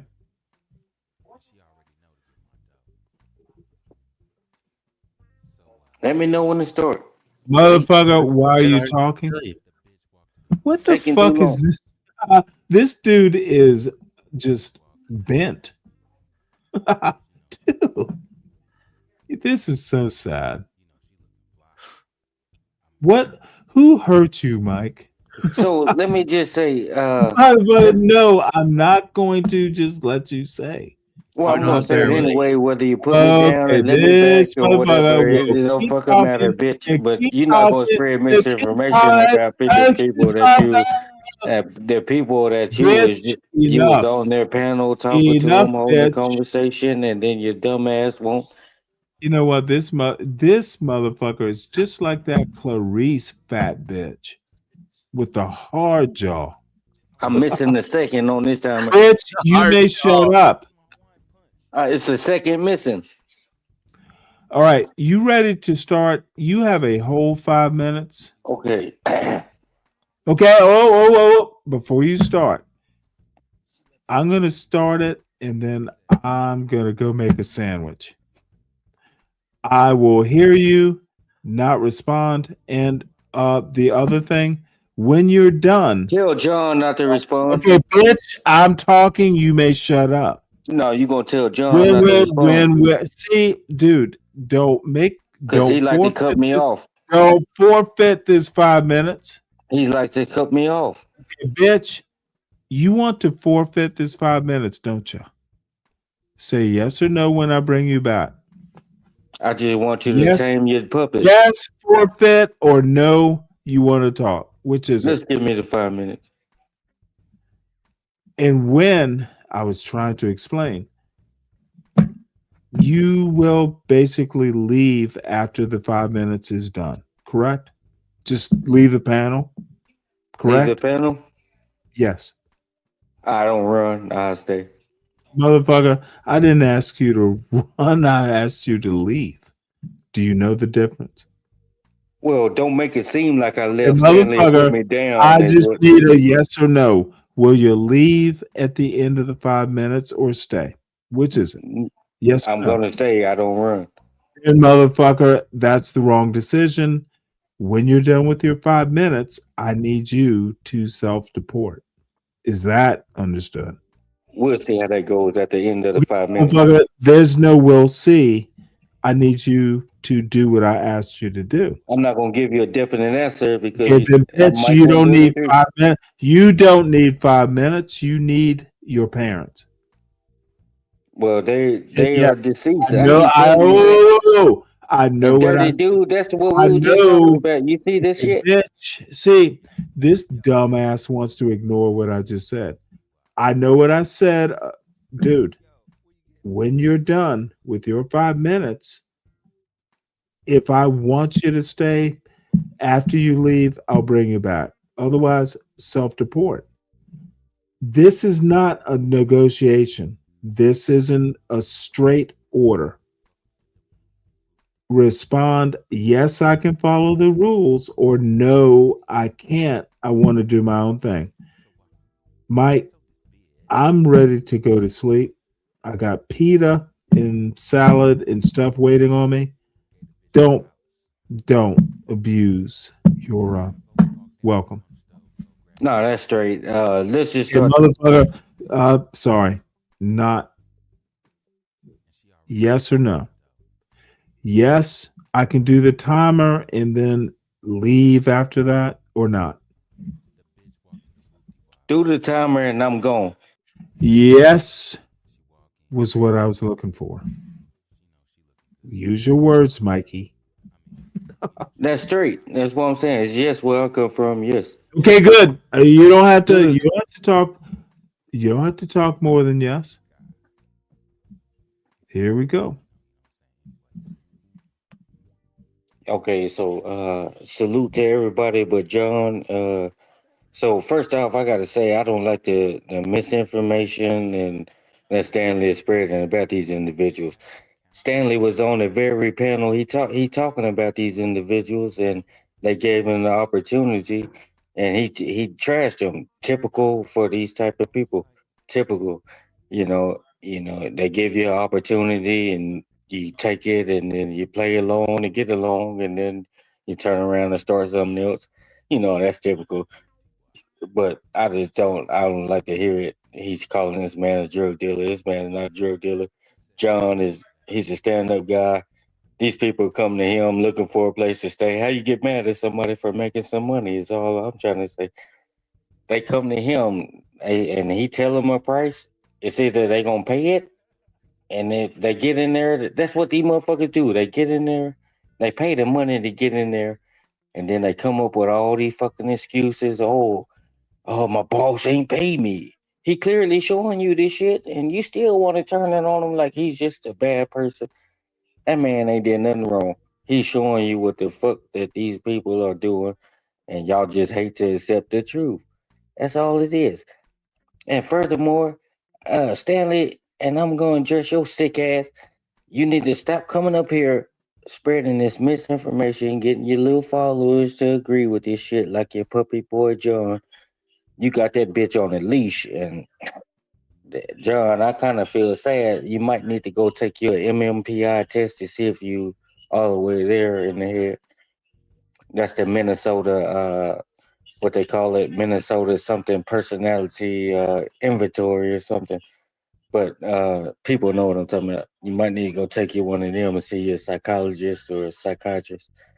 And speaking of that, I think my boy, what's his name? My boy that be on John channel, I forget his name. It'll come to me. But yeah, man, I don't like the misinformation. And Stanley, you ought to be ashamed of yourself for standing up here saying half of the shit that just came out of your mouth. You ought to be goddamn ashamed of yourself. And then you turn around and say, "Oh, I want to be like John." Well, motherfucker, you could have helped him build something bigger, but you chose to talk about him, and you chose to talk about him and do whatever you do, Stanley. Goddamn, dude, you gotta think before you goddamn talk. And half of the shit you said probably about in between the last 10 to 12 minutes, it's all lies. It's all lies. Latino never gave you any indication he was selling dope or anything like that. He never gave you any indication like that. You just get mad because John out here in them streets and y'all just can't accept the fact. That's point blank period. But moving on to something else. Stanley, I could find you a lady. I'm gonna go to my local nursing home down here in Texas, and I'm gonna see if I can find you old. You like white women, black women? Just let me know, and I'll find you somebody. Cause you need somebody. You might need to go take a deep in. I think they got some coaches, some voice coaches, where your voice can get a little deeper, put a little bass in that voice. I think they got some of them around. I'll try to see if Mike 123 can hook you up or something. And back to you, John. John, you need to grow up and grow a set. I never heard you disagree with Stanley. You always tell him what he can do, what he can't do, how he could do this to his channel. But you don't have a fucking channel. Why you not building your channel to do what you telling him to do? Just don't make sense. You like to hold that fucking pipe to your mouth That meth pipe, to be clear. You like to hold that fucking meth pipe to your mouth, and that's all you like to do. Get on there and think you're doing something, try to engage yourself. But dude, John, I know your people. I know your kind. Know your kind. Can't fool Mike 123. And Stanley, oh, he's the co-host, but you never said John Stravis. You never said he committed one dime to this channel. One dime. You gonna lie for him because you claim him as a co-host. And Mike 123 stand on whatever he said. And Dirty Dude, the last statement is to you. You see what the fuck he just did? We were just talking about this 20 minutes ago in the chat. It's all good, player. And I'm gonna keep going. All right. Because, Guess I'm gonna keep going because I'm not done quite yet. Good. Bye. Right. Oh wait, I'm not done I quite thought yet. you were leaving. No, I'm not leaving. I'm not done. Put another 5 on Oh the my clock. lord. I still got a lot to say. You are trying to be the gift that keeps on giving, right? I got a lot to say. Where is Sin 7 Sin when I need her? Oh, Sin 7 want Mike 123. I just don't want TMKC You know to what? get jealous. You know what? Then she is hungry. TMKC gonna get jealous. She likes some barbecue. Because TMKC got something strong Oh my for God, Mike this 123. motherfucker will talk and talk and talk. Yeah. I'm talking about Sin, and Well, you are fucking babble. Sin 7, Oh my she wants God. Mike, but I don't want them to fight.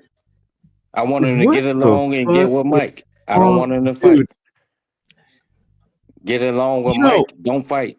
this senseless babble is my kryptonite. For The ladies love Mike 123, Stanley. Why This you getting jealous? motherfucker will talk Why about the fuck are you nothing jealous? Because forever. the ladies love Mike 123. Motherfucker, then go find them and let them love, but shut the fuck up and get off my See, panel. my wife, she's sound asleep. Okay, She this don't know. bitch. She Oh, don't know what the hell going on right dude. Why are we talking about your wife? now. Because Go get some pussy. Go get pussy. I Fetch. get that every day. Go fetch. Then get that you every don't need day. to be here. Today you, is Stanley, another day. Okay, You, Stanley, dude, you you're mad because the annoying ladies me. on here. And If what you you gonna do? get Drop me, pussy motherfucker? every day, is today an exception? Are you gonna drop Go me, get motherfucker? pussy. Go fetch you some pussy. But don't got speak that false drunk dick. information. Can't get it hard. Is that it, Mike? Are you Oh mad? my God, end this Can't get it hard motherfucker anymore. The has end motherfucking story is don't speak dripping false me so information. Can't satisfy And your Mike, wife anymore. Mike 123 is all good if you don't speak false information. Don't Come on, speak Mike. false information, and Mike will be good. Chat supports 1, 2, 3. Dude, then y'all see, can the have thing, him. the thing with you Okay, mentioned I'm all this. going to make Show me sure the motherfucking that pendant you this got with chat. the Israeli blood on it. About to put you in timeout. What? Show me the goddamn medal you got with the blood on it you mentioned earlier. Show me that shit. You don't even. What For the fuck what? are you talking about, Mike? But Well, bitch, motherfucker, I John, could you shut show the fuck you. up. You know I what I'm could talking about. show Watch you. the replay when this is done. It was a metaphor, Mike. It wasn't even. No, it No, wasn't no, gonna no. be It was served in the literal. military. I want to No, see the I goddamn medal. have the medal. The joke was the I wanna blood see on it. it. Blood. Yeah, no, he's taking. He thinks there's blood on the metal, Stanley. I want to Oh, see he. that motherfucking Oh medal. no, John. I'll send you Come on now. $400. You show me treat that him. medal. Don't treat him like he's a 2-year-old. You send me. You show me that medal. I send you This $400 right motherfucker now. actually.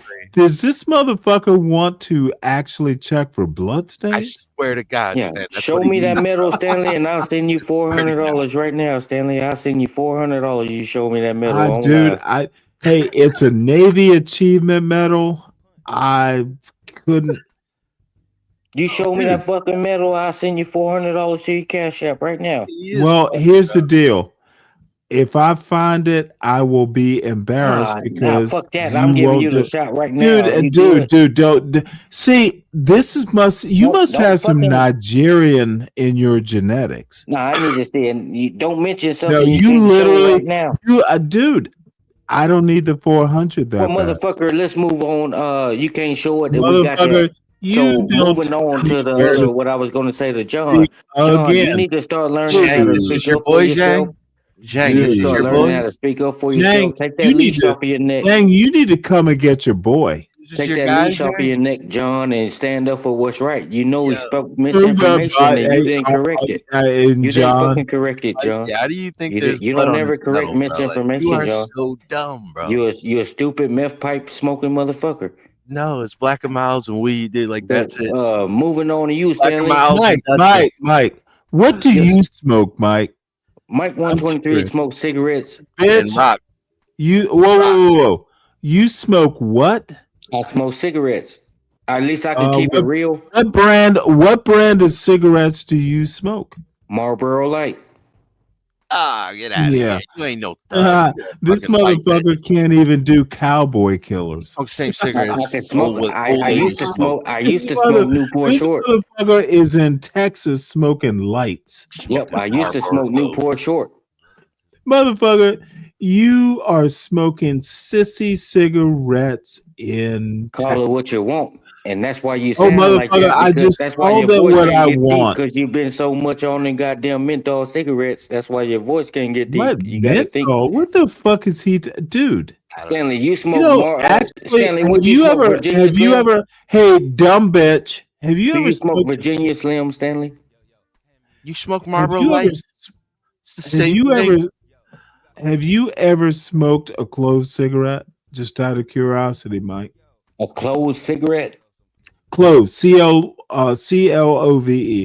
I have not. I don't even. Hey, Never heard of it where I'm motherfucker, from. shut the fuck up. You don't know cigarettes.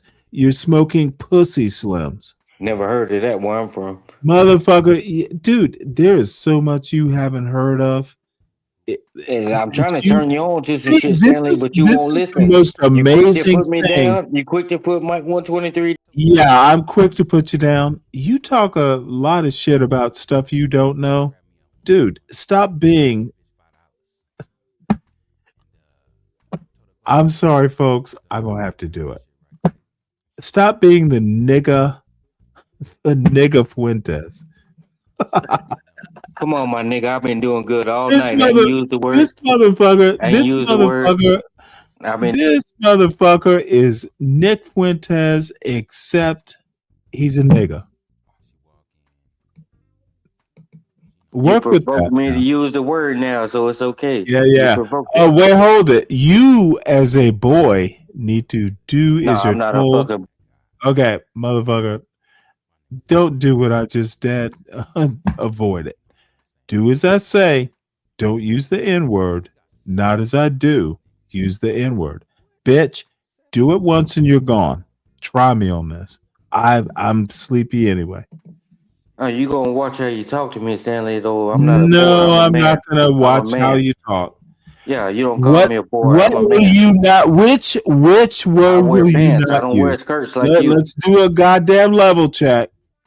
You know which word not to use. Don't even use an N word on my panel. You can talk shit as long as you don't do that.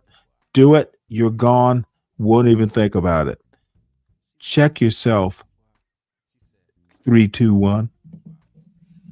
Well, I haven't used it all night, so 3, obviously, 2, what? 1. obviously, I haven't used it. I haven't used the word since I've been Oh, it's speaking. I not haven't that used it. obvious. It wasn't whether you But did. I said don't you do it. used it going before I forward. did. Okay, bitch, you want to use that fucking log cabin redneck bullshit? I didn't ask you what you did. I'm saying don't use it now, nor will you use it in the future, the N word. Fuck with me and you're gone. There will be no quarter. Oh, if I wanted to use it, I would have used it. Motherfucker, I don't care about what you want. Be respectful when I bring you back. Mike don't run for nothing. You put me down. That's Motherfucker, all nobody's good. asking you to run. But let me tell you this, Stanley. Let me finish what I was going to say real quick, Make and I'll it be quick, done. I'll be please. done here at 11:30. I'll be Motherfucker, done. And you're not done yet. no, at it's 26 right now. Oh, this At 30, motherfucker, I'll be done. you gonna take about 38 hours to get It's to the 23:30. point. 23:30. 20. It's 23:27 right now. So at 23:30, Get I'll to be the done. point, please. So Yeah, I wasn't finished before I was rudely Oh my interrupted. God. I don't care if you were Sean, I got a finished. question for Get you. to the point. Get It's to not a point. the It's a point. question. It's not a point. It's a question. Okay. You know what? I'm not religious and I'm about to cross myself. Well, do what you got to do, my nigga. Motherfucker, Goddamn. in the name of the Do what Holy, you got to do, my in the name nigga. of the Goddamn. Father, the Son, and the I Holy don't Spirit, do what you got to do, my nigga. shut Whatever you the say, fuck my nigga. up and get to Stanley, the point, Mike. Mike, my get to the nigga. Let me tell you this, Stanley. No, dude. My I nigga. heard See, the you N-word. tripping right now, Okay, Stanley, Mike, because you. motherfucker, I don't trip. You do what I've asked you to do. Get to your goddamn point. Avoid using the N-word. Mike, I'm serious. You're annoying me. You gotta understand, I'm not your kid, And my this nigga. You gotta motherfucker, I don't have to understand, Mike. You're annoying me. Stop doing that. I don't give a fuck about your family or your relations, what you did or what you might do or who gives a fuck. Specific question. I need an answer. Stop it. But you're not gonna talk to me like I'm a kid. Okay, no, I will talk to you any way I deem necessary. Purge that out of your mind. Yes or no. Don't tell me how I'm going to talk to you. I'll do it any way I deem necessary. Well, you tripping, my nigga. Real shit. Okay, you know what? Yeah, I asked you not to use the N-word. You're done. So, people, what is it with these folks like Mike who can't follow rules? We are at 10:37. I think I'm done. Mike, hit the showers. Stanley started sagging his jeans to act like John Star. What the fuck? I don't even know what that means. Zhang, you're the type of dude that spikes drink at a kid's party. You're just a weirdo. Stanley doesn't know military time. Yeah. Dude, that's funny. Little lady boy. Lady boy Zhang. Zhang is with his girl, watching me, by the way. That's what he says. Zhang, I have to tell you, you and your girl, I can only assume that you're going, hey, that's my daddy.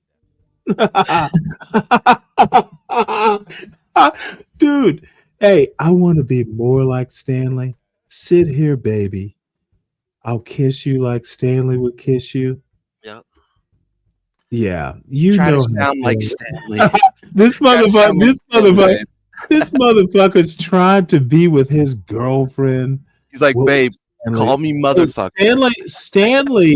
Stanley would have like been done watching Stanley right now. In the bed, maybe, talking right now with your girl. And what we're gonna do tomorrow. It's Saturday.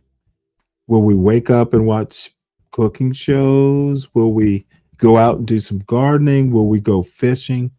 My wife and I used to kind of like on a Friday night, dude. It was just awesome. What we're gonna do tomorrow. Zhang said, I made her leave a few hours ago. I got work to do. How much did she cost for the night? What the fuck? Wait, hold it. You know what? That motherfucker's a pimp.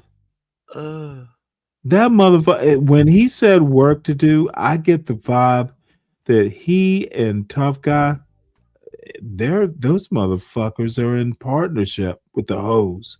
With the hose. This motherfucker, you made her go home on a Friday night. You know what? Zhang, I respect you. I hope you made the right decision. She didn't go home, Zhang. Bravo. She didn't go home. Why would you make a girl go home on a Friday night? She left. He's got to be kidding. Zhang is just bullshitting.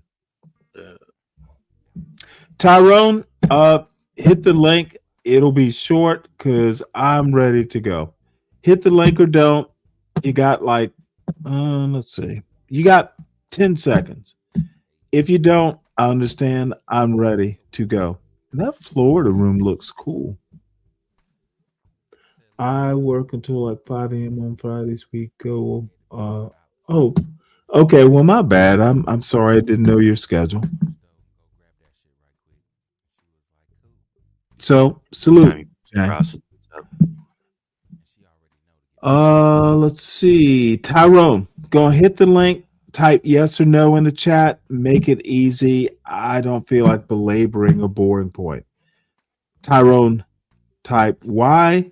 See, you don't even have to type the ES. Just type Y I'm coming up or no. In. Y or in. Dude, make it quick. You know what? Tyrone is just being obstinate. He thinks if I tell him to do it quick, going slow will make him a man. What? Motherfucker, if you want something, act quickly.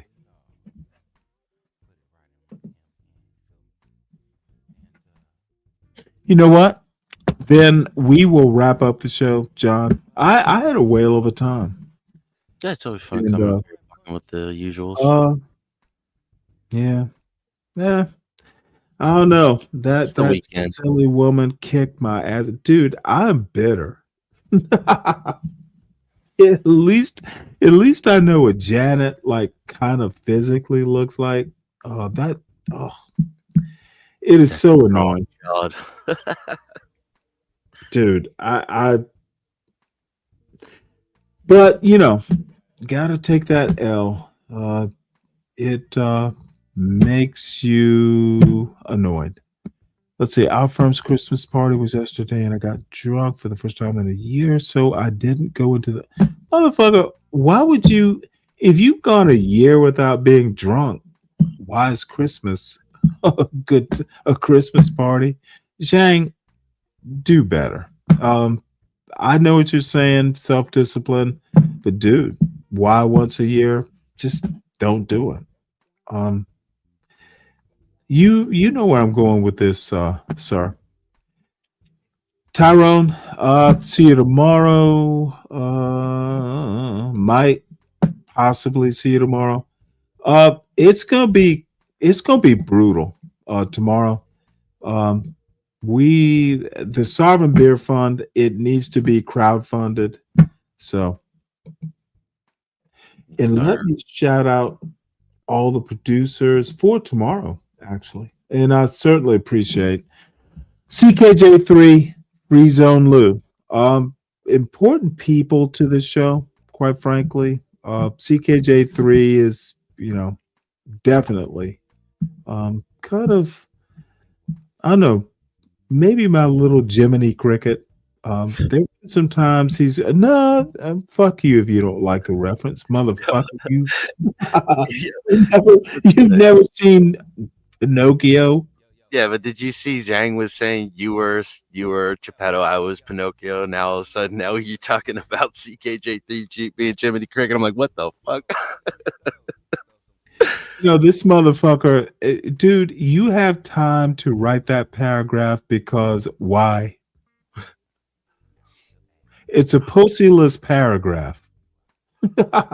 Don't ever let your woman go home and let us know in the chat, motherfucker. I don't care how much you have to work or how long. Dude, she was there and she's gone. I could go farther, Jack, but I respect you too much for why I think. Good job. Billable hours. I don't give a fuck. Are you a lawyer, sir? Need to catch up on my billable hours. Motherfucker, how did you get behind? Are you not working hard enough? Are you not following like the right priorities? Dude, you don't ever let your billable hours get behind. And then your girlfriend was there? I simply do think that your father's imperious, right? Imperious would never let those billable hours get behind like you did. So Call you a stupid gook for that. Imperious would. I'm sorry, Jang. I don't remember every goddamn detail. Do you work for Imperious's firm? Imperious's GAY. Don't be mad at Imperious, sir. But anyway, all fun aside, I actually do. I am getting sleepy. It is 12:37 on the East Coast. There will be a show around about 1:45 tomorrow.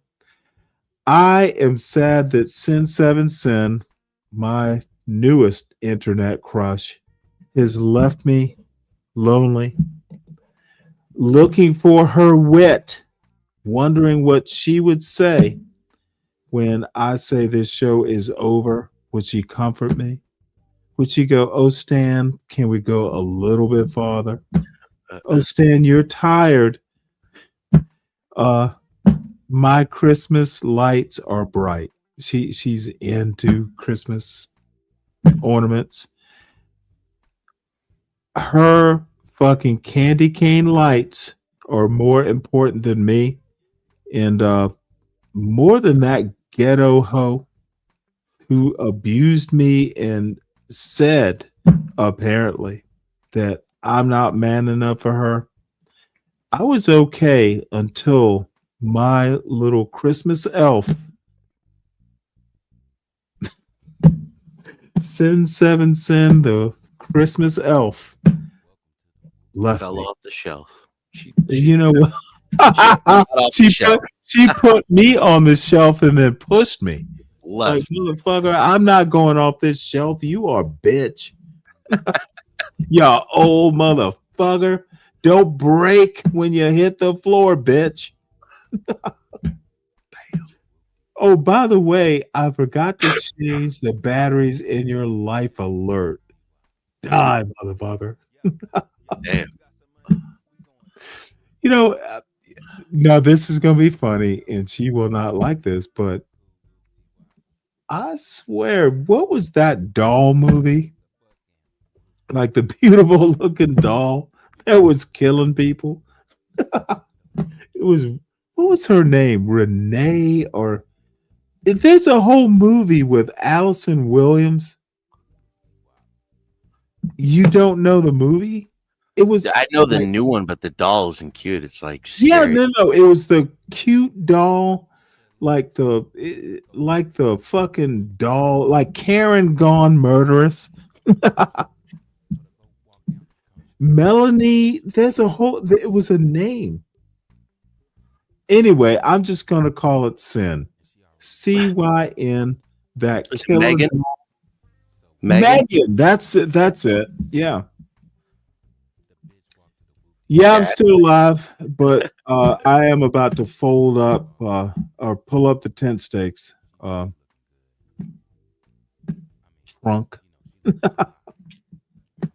Yeah, Megan. So Yeah, I was just looking at it. Sin7Sin is my Megan. You know what's so funny is when I looked it up, the first movie that was next to the Megan is called The Elf, and it's this horror movie. Elf is sitting on the shelf. All is not, what is it, calm? Yeah, well, after a hard day of fucking ghetto bitches beating up on my fucking accent just because I don't say axe, that bitch decided to insult me. You're not hard enough, motherfucker. You don't say axe like the hard man I want. My man should never say ask. It needs to be axe if you want to be my man. That's what I heard. Don't call me ma'am, call me bitch. Dude, that woman. Oh my Lord. And I know you know what? She has she's like she has baby grandkids by now. No, if she was a baby mama. Now she's a baby grandmama because her fucking granddaughter didn't get married either. Nope. Continuing the Continuing the legacy. I hope not. That's I'm being a little bitter, but I can't help but thinking that hey granddaughter, when you go to kindergarten, you want a hard boy. You want a boy. You want a boy. Don't let that boy treat you right. He needs to fucking slap you up. Then you know he loves you. When you're in line for the slide and he pushes you out the way, that's the one. You know what? I am slowly but surely moving into that fucking hood conservative camp. That silly bitch literally thought that she could just fuck. I don't know what to say. It's like I want a nice man. I want a man to run me a bubble bath. It was so sad. Compliment me. If he's too nice to me, I think he's being sneaky. Like cook What me is dinner. he really? I'm like, dude, who broke you, bitch? If a man is nice to you, you think he's being sneaky? The fuck? Wow. No, dude, you might not have heard that part when I first came Stanley, up. I was raised around women like that. Like I like Really? around That's in my neighborhood. Yeah, like all the girls that we were growing up, they so. like If a boy or a man is nice, they're being sneaky. man. Listen, they would never know because they don't like them in the first place. They'll never give them a chance. You know what I Okay, mean? motherfucker, then you need to advise me. I'm going live right around 1:45. John, I'm dead serious. Y'all need to motherfucking counsel me. So a man who is being nice, and I don't mean like, like fucking wearing pastels and literally running your bathwater, but dude, I heard her kind of step back a little bit and go, well, he can be kind of nice or some bullshit. Dude, oh, some men are actually nice. Motherfucker, probably most men are nice. Most women aren't that fucking hardened criminal, bitch, like you seem to be. Exactly. I should have asked her had she been incarcerated before. She'd be like, and so? Like, so? I mean, no. Look, I understand if you've been incarcerated, it explains, she honestly lost me. I want my man nice. And then she starts talking about men getting pedicures and all this. It was so hyperbolic. So a man can't be nice and be manly? Who fucked you up, dear lady? And being up on a fucking YouTube panel, that's not healing. You need to heal. Definitely got to talk to somebody. No, dude. Yeah, that's a panel. It'll be a while before I go back up on Benji's panel. It was, whoo boy. The tea should be starting soon, right? I have no clue. My pita bread is made. I do have a salad. I was going to make oatmeal cookies and haven't gotten around, so that'll be what I do in the morning. Let's see. I actually made a poblano like a basically it is salsa but with poblano peppers. Yeah, I did that. Not today. It's been sitting in the refrigerator. Uh, trying to figure out. Oh, you're gonna love this. Um, fucking falafel. I literally, I'm literally gonna go in there and do falafel. That's why I made the pita bread. What are you putting in there? You know what? It's just gonna be fried, and I have like salad, like watercress, spinach, mushrooms. You know, I could literally do it. No meat? Hmm. No meat? Well, falafel's supposed to be the meat substitute. Oh, okay. You've had falafel before, right? Yeah, but I had it with meat. Like, What? yeah. It's supposed to be the meat substitute. I don't know. I guess it was a cool way that they made it, I guess. Maybe it wasn't a No. falafel. They just thought it was a Dude. falafel. I don't know. Dude, I had chili dogs for dinner last night. When I woke up around 1 or 2, I fucking had chili dogs as my midnight snack. And I mean like 4 chili dogs. The chili homemade, hot dog buns homemade, you know, the wieners were like store bought. So, you know, I've had meat upon meat and, you know, want to go a little bit lighter. Falafel, actually, it's going to be deep fried. Well, not deep fried, pan fried. It's really, you know, beans can be high sources of protein and actually make good meat substitutes. Yeah, chickpeas, fava beans. Exactly. Oh, dude, Egyptian fava beans. That's gonna be the next time I do falafel, and it'll probably be after the new year. But nope, got the falafel dried, and then you make the flour in a food processor, and then you know. Yep. I'm a excuse me. I'm not a fucking dime store falafel maker. I go hard. So No, I don't need a half a bottle of Tums, sir. No, chili dogs are like a once a month, once every other month. So it'll be okay.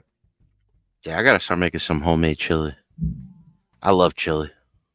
Dude, it is so awesome. Now the problem is I didn't have pinto beans, so it's just pure like a meat chili.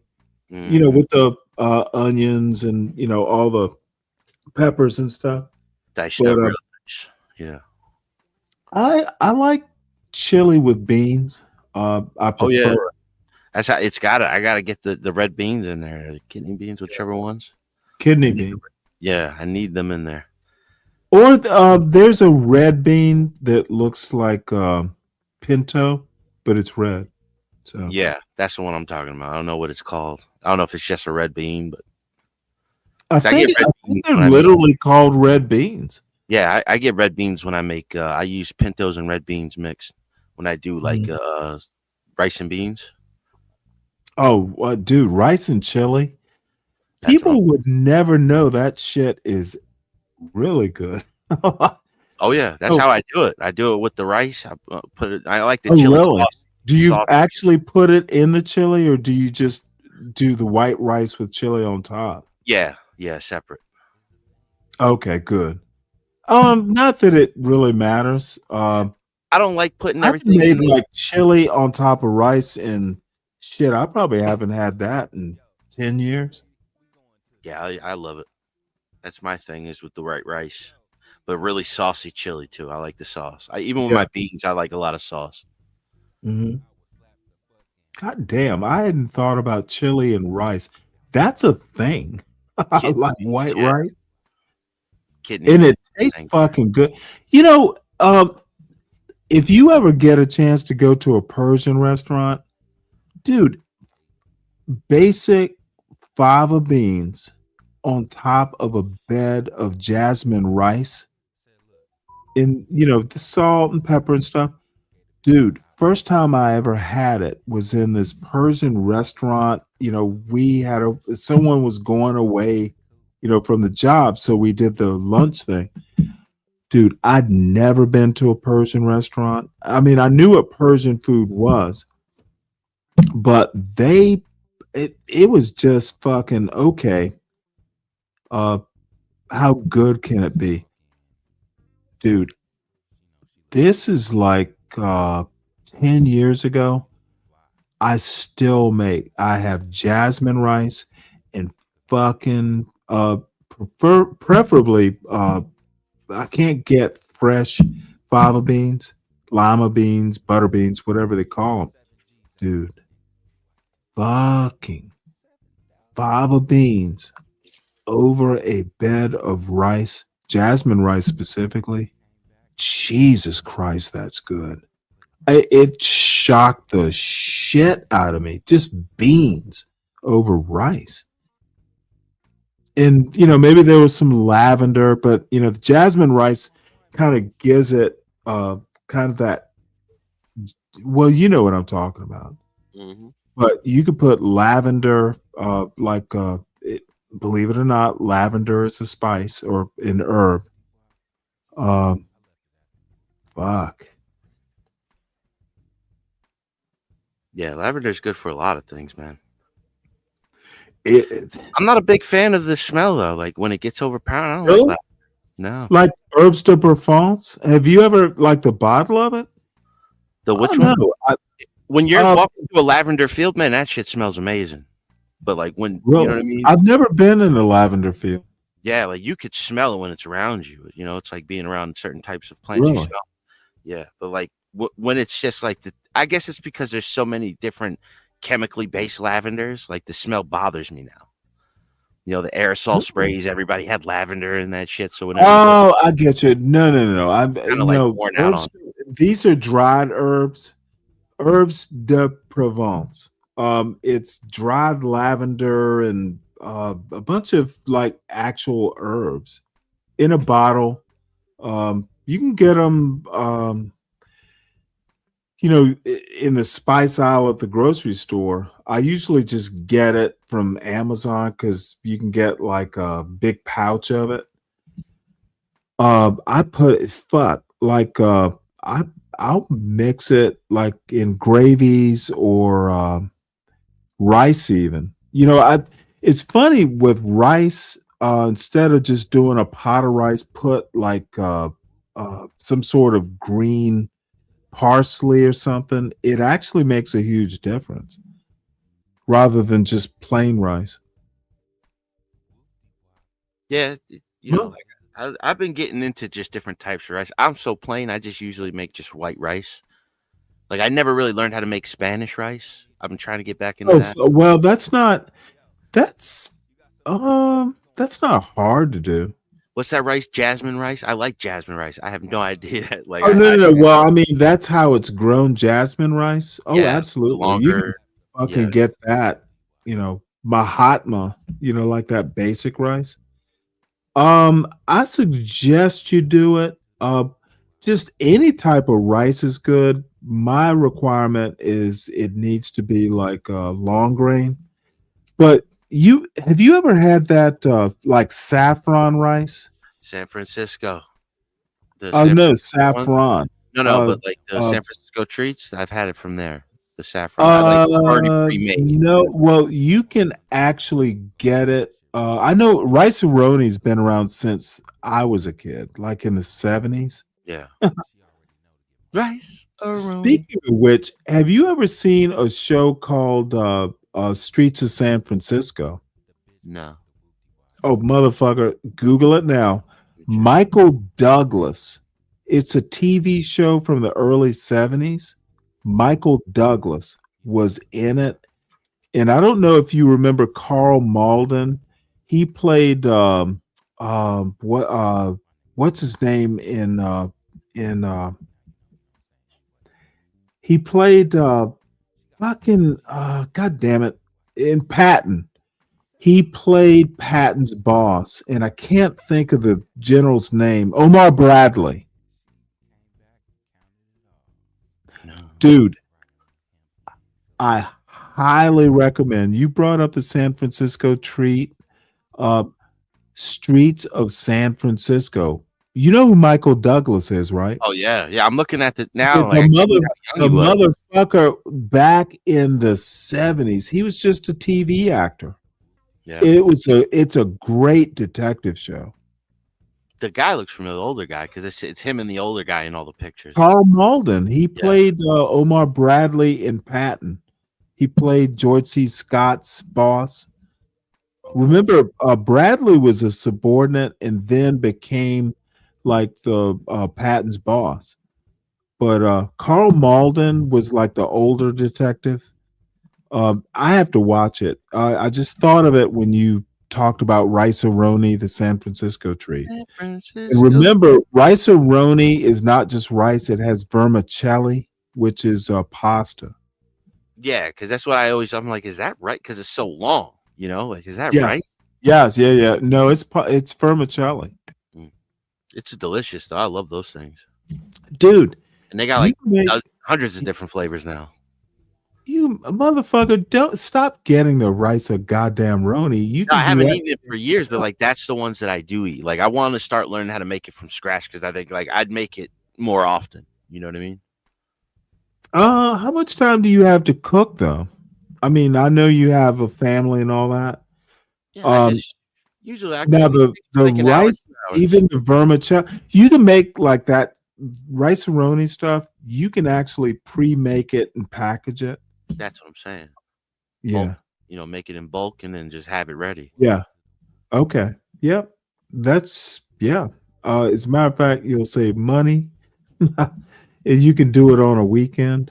And I got to start using Yeah. the dry beans too. Like that saves so much money there. Too. oh, dude, since I've been, empty nesting, the beans in the fucking crock pot, and I just throw in like the last thing I did, I had some kale, like raw kale, that I had to chop up.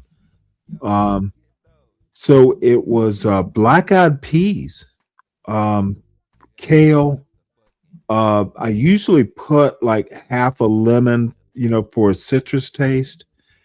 And I had turkey stock, so I just used it. Chicken stock, turkey stock, vegetable stock, even, but vegetable stock tends to be a little bitter.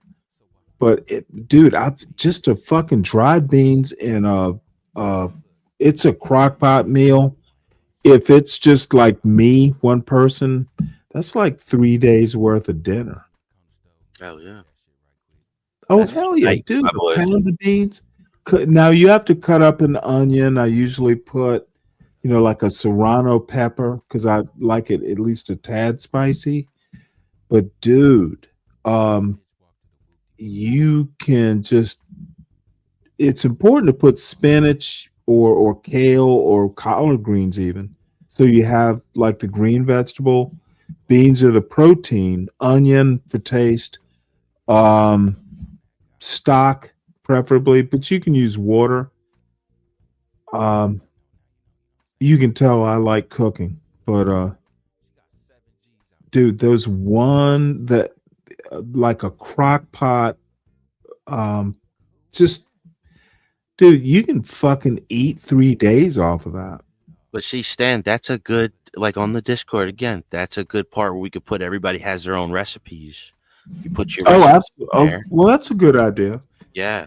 You know what? I literally have it. I'm probably gonna have to add more stuff. But yeah, I have a Discord. I It's a good place to put it, add like I stuff definitely to it. check the recipes out. Fuck. You really think that's a good idea? Well, just for the community itself, you can pick who's allowed in, who's not allowed in. You could just kick them Okay. out. Start small. Get I a mean, couple. I literally have it made. It won't be this weekend, but shit, okay. Yeah, no, something for next year. The start of the next Well, year. fuck, I could have it, but the thing is um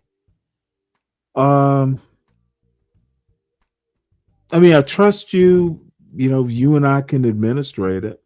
Because I honestly, I don't want it to be a CT, like a fucking, somewhere between a den of iniquity and uh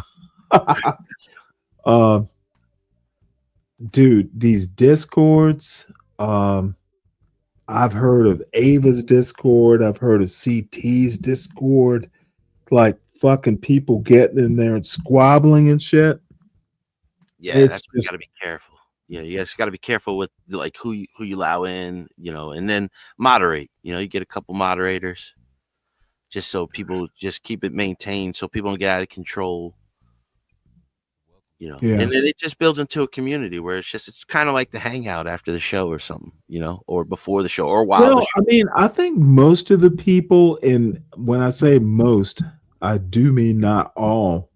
Most of the people in the chat as it stands now tend to be pretty cool, but I can think of one or two people that they would just have to be mad at me.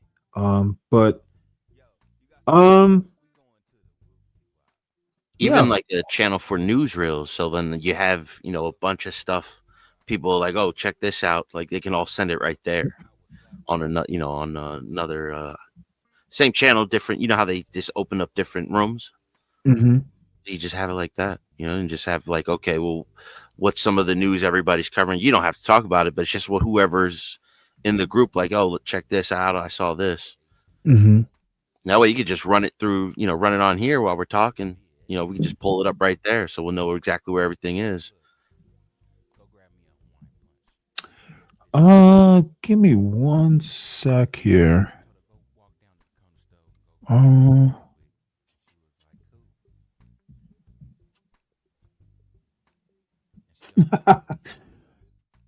looking at this. I called it Stanley's Barbershop, and I don't even remember why. It was me.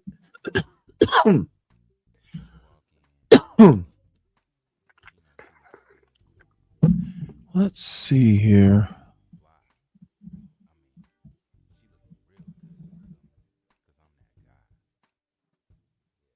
Yeah, it's also a way like how you build a community within within your channel. Right. Like you're gonna have people who are gonna come, especially like people who don't like you.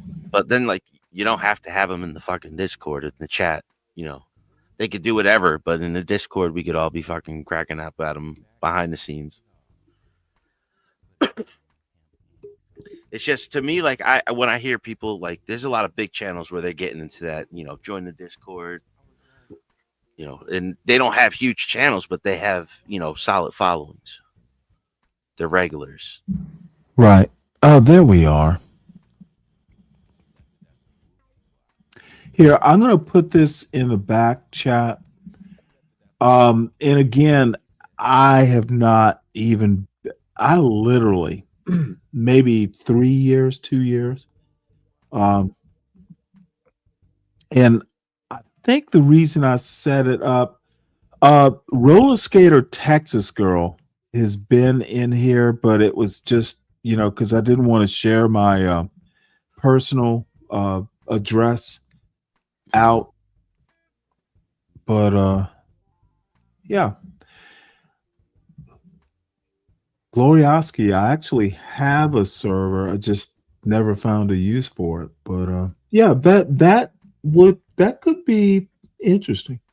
And it's like that's the cool thing about Discord. I don't really use it a lot, but it is more for like community based. Like you have your own group because it's your server.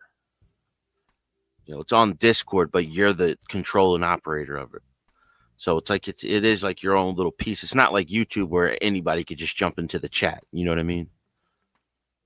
Like you can try to join, like you can have it set up to where the Discord to where you have to approve the people who are coming in.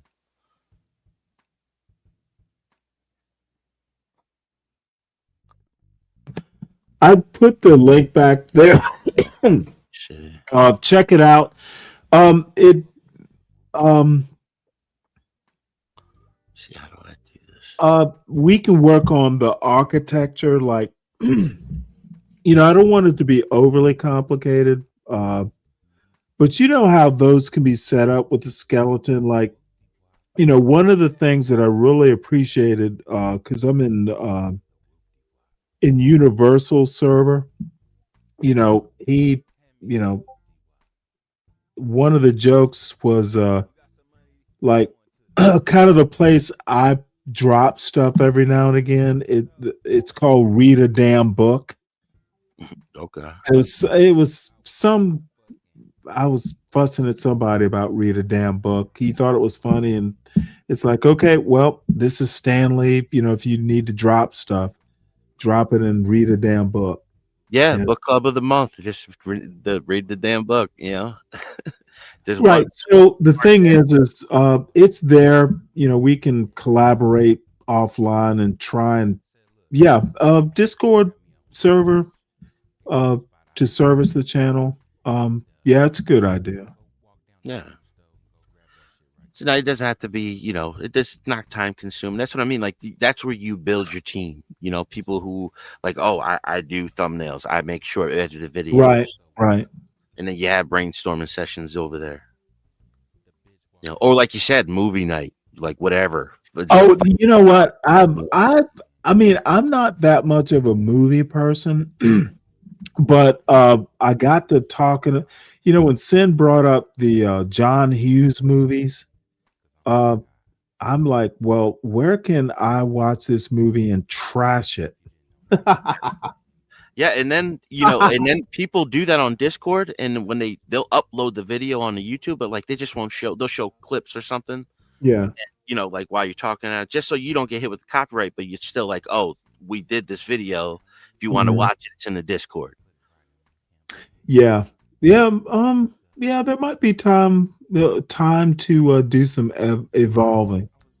So, Sin, if you're still there, you'll administrate the bitch. Right.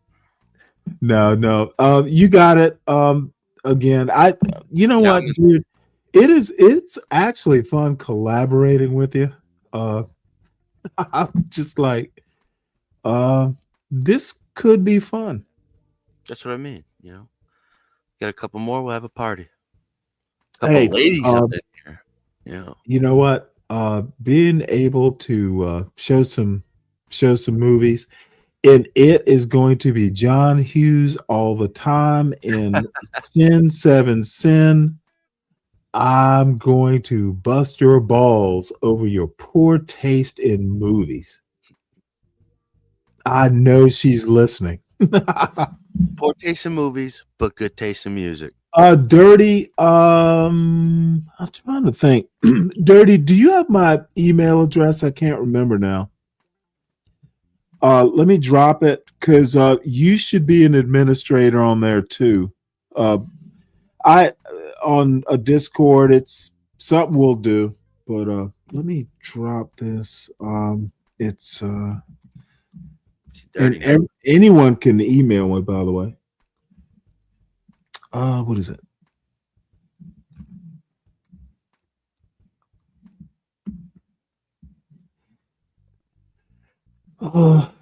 Let's see. Info.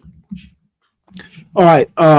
Send me your email, Dirty, and you and John. I'll just because I think you guys have a good sense of like normalcy, and